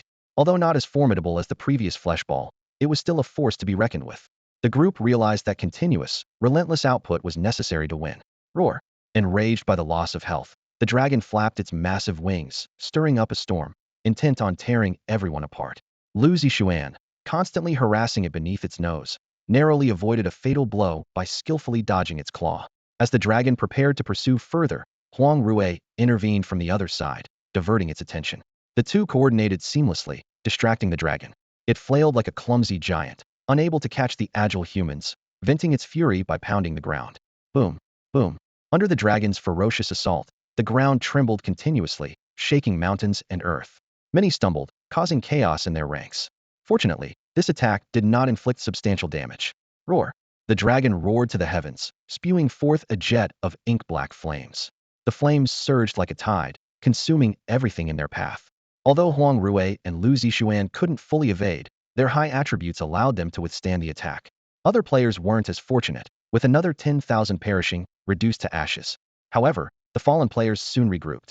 Unlike those killed by Tang Yun, these players didn't drop equipment, only losing one level of experience. Moreover, most had awakened, allowing them to immediately rejoin the battle, minimizing the impact on the fight. The group quickly reorganized, ready to launch a new wave of attacks. The deadly battle against the abyssal soul-devouring dragon had only just begun. Just as the abyssal soul-devouring dragon was about to charge into the crowd, Tang Yun acted decisively. Magic restraint, he shouted, and powerful magical energy instantly gathered. With his current strength, this move could inflict over 2 million damage. However, when the magic restraint hit the dragon, its effect was significantly reduced, causing less than 1 million damage. Even more surprisingly, the restraint effect was fleeting and was easily broken by the opponent. Despite this, Tang Yun's output still exceeded everyone else's present. Unfazed, he unleashed a series of powerful skills, including Flame Vortex, Fire Serpent Dance, and Dark Soul Slash. Under this fierce assault, the dragon's health plummeted by tens of millions. However, this colossal creature had an astonishing regenerative ability, quickly recovering its lost health. Suddenly, the dragon's eyes changed color, and an invisible force swept across the entire area. Everyone within its range seemed to be caught in an endless vortex, their health rapidly depleting. Many perished on the spot. Sensing danger, Tang Yun immediately used spatial jump to escape the perilous zone. Huang Rui and Lu Zixuan weren't as fortunate. Despite having shields stacked by everyone, they were still sent flying by the dragon's powerful attacks. Their health plummeted, and their situation became critical. On the other side, Tang Yun continued his relentless assault. He almost continuously used armor-breaking items, but even so, the boss's health barely dropped by 1 billion. This battle was far more challenging than anticipated. This thing heals too fast. At our current output rate, it might take a whole day to bring it down, someone said worriedly. A day? You're too optimistic, another person retorted. The mission time is 3 days. Right now, we're just scratching it. If it gets serious, it'll be even harder. Everyone couldn't help but sigh. Even with their formidable strength, nearly 100,000 had already been lost. In this brutal battle, Tian's prowess was particularly noteworthy. Tian is much stronger than Huang Rui and Lu Zixuan, someone exclaimed. That's right. He has numerous skills, his movements are elusive, and the boss finds it hard to hit him. Plus, his output is extremely high, with each move significantly reducing the boss's health. As time passed, the dragon's health finally dropped by 10 billion. Yet, this was only a tenth of its total health. Huang Rui and Lu Zixuan had to frequently take potions to maintain their condition. Suddenly, the dragon let out an earth-shattering roar. Immediately, a massive black orb descended from the sky. Run, spread out, move fast. Shields, shields. Everyone was terrified, shouting desperately. But it was too late. Accompanied by a deafening explosion, over 200,000 perished instantly. This was the dragon's first large-scale skill, and its power was terrifying. Immediately after, it flapped its wings, sending Tang Yun and the others flying into the crowd. Its 4 dragon claws swept across like harvesters, wiping out tens of thousands in an instant. Are we wiped out? The survivors exclaimed in shock. The dragon had only lost a tenth of its health, yet in its rage, it nearly wiped out everyone. Even top experts like Huang Rui lost over 1 million health. Facing such a terrifying opponent, everyone couldn't help but despairingly wonder, who could possibly stand against it? In an instant, the siege of hundreds of thousands vanished into thin air. Not far away, a group of university elites gathered, their eyes fixed intently on the battle unfolding before them. Although they were formidable in their own right, it was clear they still needed time to hone their skills. Long Yu Yuanbois, a tall young man, furrowed his brow and remarked, "This treading heaven is truly extraordinary. His damage output alone accounts for at least a fifth of the total, if not more." Beside him, a woman clad in tight leather armor quietly agreed. "Indeed, treading heaven's strength is remarkable. He's the one who stepped over Tianyu University and killed our Long Yu members." The members of Long Yu group couldn't help but glance at Dong Quan and his companions. They hung their heads in shame, all except Dong Quan, who calmly stepped forward and reported, "Captain Yuanbois, treading heaven's power has significantly increased." A glint of interest flashed in Long Yu Yuanbois' eyes. "Interesting, this kid's talent is extraordinary, far beyond being a mere enemy of players." He pondered inwardly, suspecting that Longhua University's assessment of Tang Yun's talent might be underestimated. A player enemy, no matter how strong, merely levels up quickly, drops player equipment, and has substantial resources. But the power Tang Yun displayed now far exceeded common sense. "Let's set aside treading heaven for now," interjected by Ling Gue, a tall woman. "We should focus on dealing with this abyssal, soul-devouring dragon." The first-tier experts from Long Yu and Bai Ling groups under Tianyu University have already gathered most of their forces. Long Yu Yuanbois nodded in silent agreement. Meanwhile, the recently resurrected players exclaimed in disbelief, "Wow, that was intense. We were wiped out in an instant. Who can handle that? We only managed to take out a tenth of its health. Now everyone's level has dropped, and our strength is weakened, making it even harder." On the other side, although Tang Yun and his two companions hadn't fallen, they wisely retreated to a safe distance. Surprisingly, the abyssal soul-devouring dragon didn't pursue. Soon, everyone regrouped, only to discover that the dragon's health had fully regenerated. This sight left them all feeling powerless. Tang Yun observed the situation calmly, aware that many strong individuals hadn't yet made a move. While the university elites were impressive, they likely couldn't compare to seasoned veterans who had remained at the first tier for a long time. Among the major renowned groups, there were bound to be experts on par with Huang Rui and Lu Zixuan. Just then, a voice called out from the crowd, "All right, looks like it's our turn." Long Yu Yuanbois and Bai Ling Gue each led several hundred experts onto the battlefield, all with health points of at least 1,000,000. It's the Long Yu group and Bai Ling group. The Yunlai group is here too. The Demon Realm group has finally shown up. "Look, that's the Shanghai group, the top group under Qingshan University." Exclamations rippled through the crowd. Tang Yun paused momentarily upon hearing Shanghai group, knowing Tang Yuan was one of them. But after scanning the 1,000-strong team, he didn't spot Tang Yuan. As time passed, more and more people joined the battle, and the size of the forces steadily grew. Tang Yun understood that these individuals had been hiding to conserve their strength. If they succeeded in defeating the abyssal soul-devouring dragon, they would rush in to claim a share of the spoils. Even if they failed, they could still deplete some of the dragon's power. However, they hadn't anticipated that the abyssal soul-devouring dragon would not only regenerate its health rapidly, but also possess such overwhelming strength, completely disrupting their plans. As the situation grew more tense, someone shouted loudly, "Don't wait any longer. Everyone attack together. Let's give it our all one last time," echoed the voice of Bai Chong, the leader of the Shanghai group, across the battlefield. Among all present, the Shanghai group's strength was undeniably the most formidable, with each member being a battle-hardened veteran. As Bai Chong's words faded, tens of thousands of new combatants surged onto the battlefield. This force was strong enough to easily crush hundreds of thousands of ordinary soldiers. They charged forward like a tidal wave, while the university elites provided continuous support from the rear, forming a balanced offensive and defensive formation.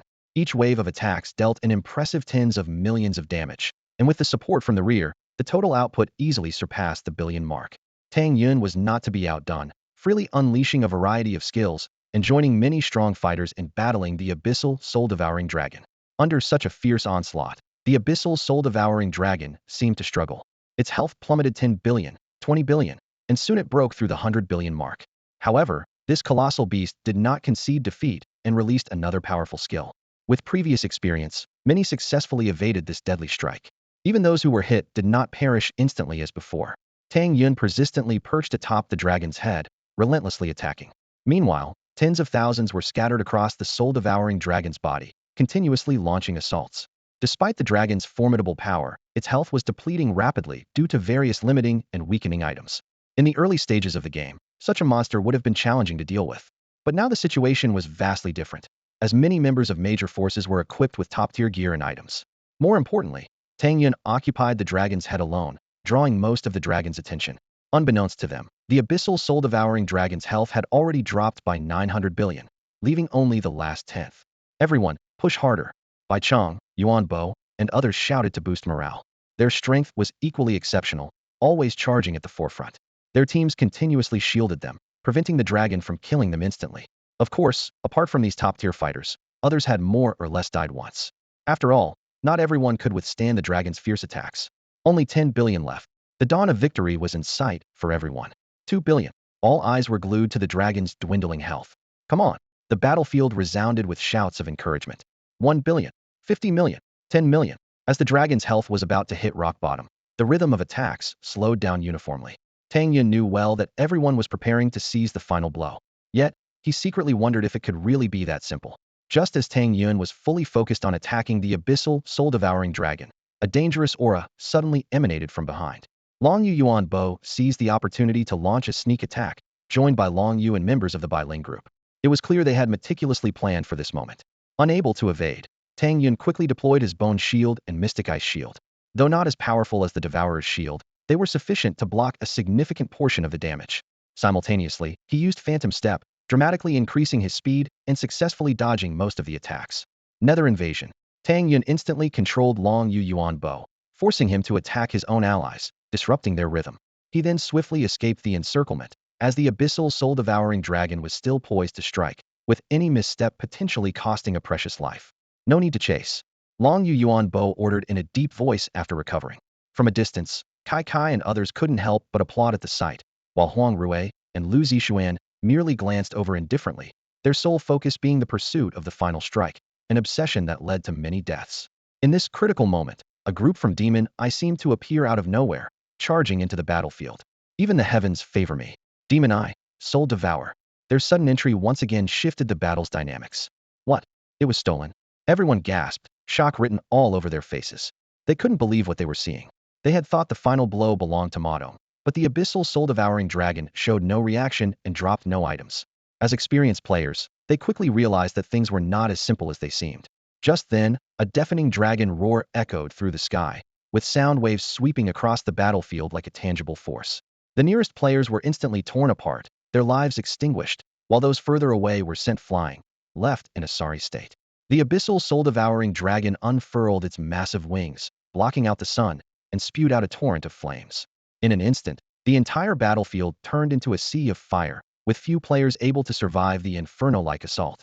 Even more despairingly, when they checked the dragon's status bar again, they were shocked to find it still had 1,000,000,000,000 health points remaining. We were wrong. This is the fully awakened abyssal soul-devouring dragon, someone exclaimed, their voice filled with fear and disbelief. Only then did everyone realize that the previously ferocious creature hadn't been fully awakened, and the situation was far more dire than they had imagined. Under the dragon's frenzied attacks, players fell one by one, without exception. After completing its massacre, the dragon took flight, heading straight for the nearest city. Clearly, the primary goal of these world-class bosses was to destroy human settlements, and if no one stopped them, the entire world would face a crisis of annihilation. Tang Yun watched the dragon's departure with a furrowed brow. He recalled the earlier battle, where the creature seemed like an easy target, completely different from the world-ending entity described by the Lord of Jianyang City. Now, the truth was clear: the dragon's power far exceeded expectations. Seeing the dragon flying towards Jianyang City, Tang Yun knew that if it wasn't stopped, the city would fall. Without hesitation, he used his ethereal steps, continuously performing spatial jumps, while casting a space confinement skill to try and hold back the terrifying dragon. The abyssal soul-devouring dragon, evidently not expecting anyone to dare intercept it, roared in fury and spat out a massive black fireball. Tang Yun quickly raised a bone shield, barely blocking the deadly strike. Seizing the opportunity, he leapt onto the dragon's body and began attacking with all his might. Flaming rings exploded on the dragon's scales. Despite its formidable defenses and partial damage immunity, Tang Yun managed to inflict a terrifying million damage per second.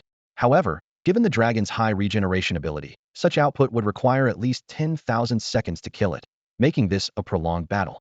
At that moment, other players arrived at the battlefield.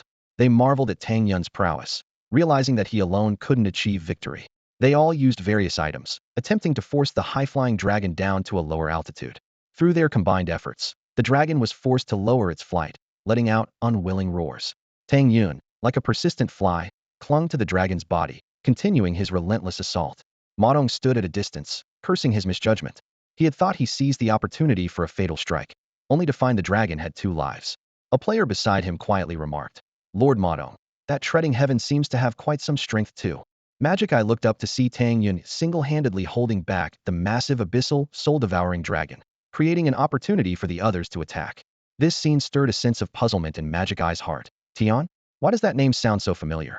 As he was lost in thought, someone beside him exclaimed, Lord Magic Eye? Look over there. Following the direction pointed out, Magic Eye's gaze landed on a fully armed young man standing proudly, with hundreds of people behind him, each exuding an impressive aura. Jiang Hai's Jiang Shaoyan. Magic Eye immediately recognized him. So he's the new rising class genius of Xia. Magic Eye's eyes were fixed on Jiang Shaoyan, who seemed to sense the gaze and turned to meet it. Nearby, a senior student at level 30 whispered, Junior Jiang, that person called Magic Eye is not simple. It said he's an class genius from the Wuyin Kingdom, with exceptionally strong talent. He just delivered the final killing blow, but fortunately, the abyssal soul-devouring dragon didn't actually die. Jiang Shaoyan sneered at this. Class genius? No matter. Even amongst class, there are differences in strength. Xia was able to destroy Wuyin Kingdom back then, and now this Magic Eye. I don't regard him highly. His tone was full of confidence, but his gaze was involuntarily drawn to Tang Yun. But this Tian, what's going on?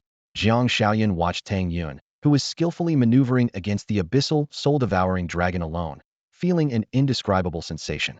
Although he considered his own strength formidable and his equipment top-notch, he hadn't been in the first tier for long and couldn't guarantee he could directly confront a world-class king entity. Yet Tang Yun seemed to handle it with ease, which made Jiang Shaoyan somewhat uneasy. Amidst the crowd from Jianghai University, discussions arose. Tian? Never heard of him. But now it seems he is definitely not to be underestimated. Jiang Shaoyan took a deep breath and decisively ordered, no matter what, let's kill this boss first. As soon as he finished speaking, his team immediately joined the battlefield, launching a fierce attack on the abyssal soul-devouring dragon alongside other players. The battle grew increasingly intense, with the abyssal soul-devouring dragon constantly unleashing skills as it moved around, taking out large groups of players each time. But the fallen players were quickly replaced by new ones, and it couldn't eliminate these relentless warriors. Especially with Tang Yun's restraint and the powerful attacks from Jiang Shaoyan and others, the dragon's defense and speed significantly decreased, and its movements were heavily restricted. This was the legacy built by players over 300 years of gaming. At this moment, over 1 million players were frantically attacking, including top-tier experts like Jiang Shaoyan and Magic Eye. Under this overwhelming offensive, the abyssal soul-devouring dragon's health plummeted. Just as it seemed close to death, the dragon suddenly opened its enormous abyssal maw, releasing a terrifying skill that devoured everything, instantly restoring its health to full. This move took out a large number of players, but more endured the discomfort and continued to rejoin the battle. Some players chose to log off temporarily to rest, waiting to claim rewards after the boss's death. After all, players participating in a world-class boss fight would receive rewards, the amount depending on their personal contribution. The third life. Although many sighed, they gritted their teeth and continued attacking. After an unknown amount of time, the dragon's health fell to 1 billion again. The players paid a huge price for this, but everyone knew victory was within reach. When the boss's health dropped to 50 million, it launched a final frenzied counterattack. Many players perished in this last moment, and some who were still attacking deliberately waited for the right moment, causing the abyssal soul-devouring dragon to enter an uncontrollable berserk state. Players fell every second, but the dawn of victory was near. That's all for today. Thank you so much for watching. I hope you guys enjoyed. If you wish to have another part of this recap, please give us at least 1,000 likes. Please don't forget to comment and subscribe to our channel for more content like this. Until next time.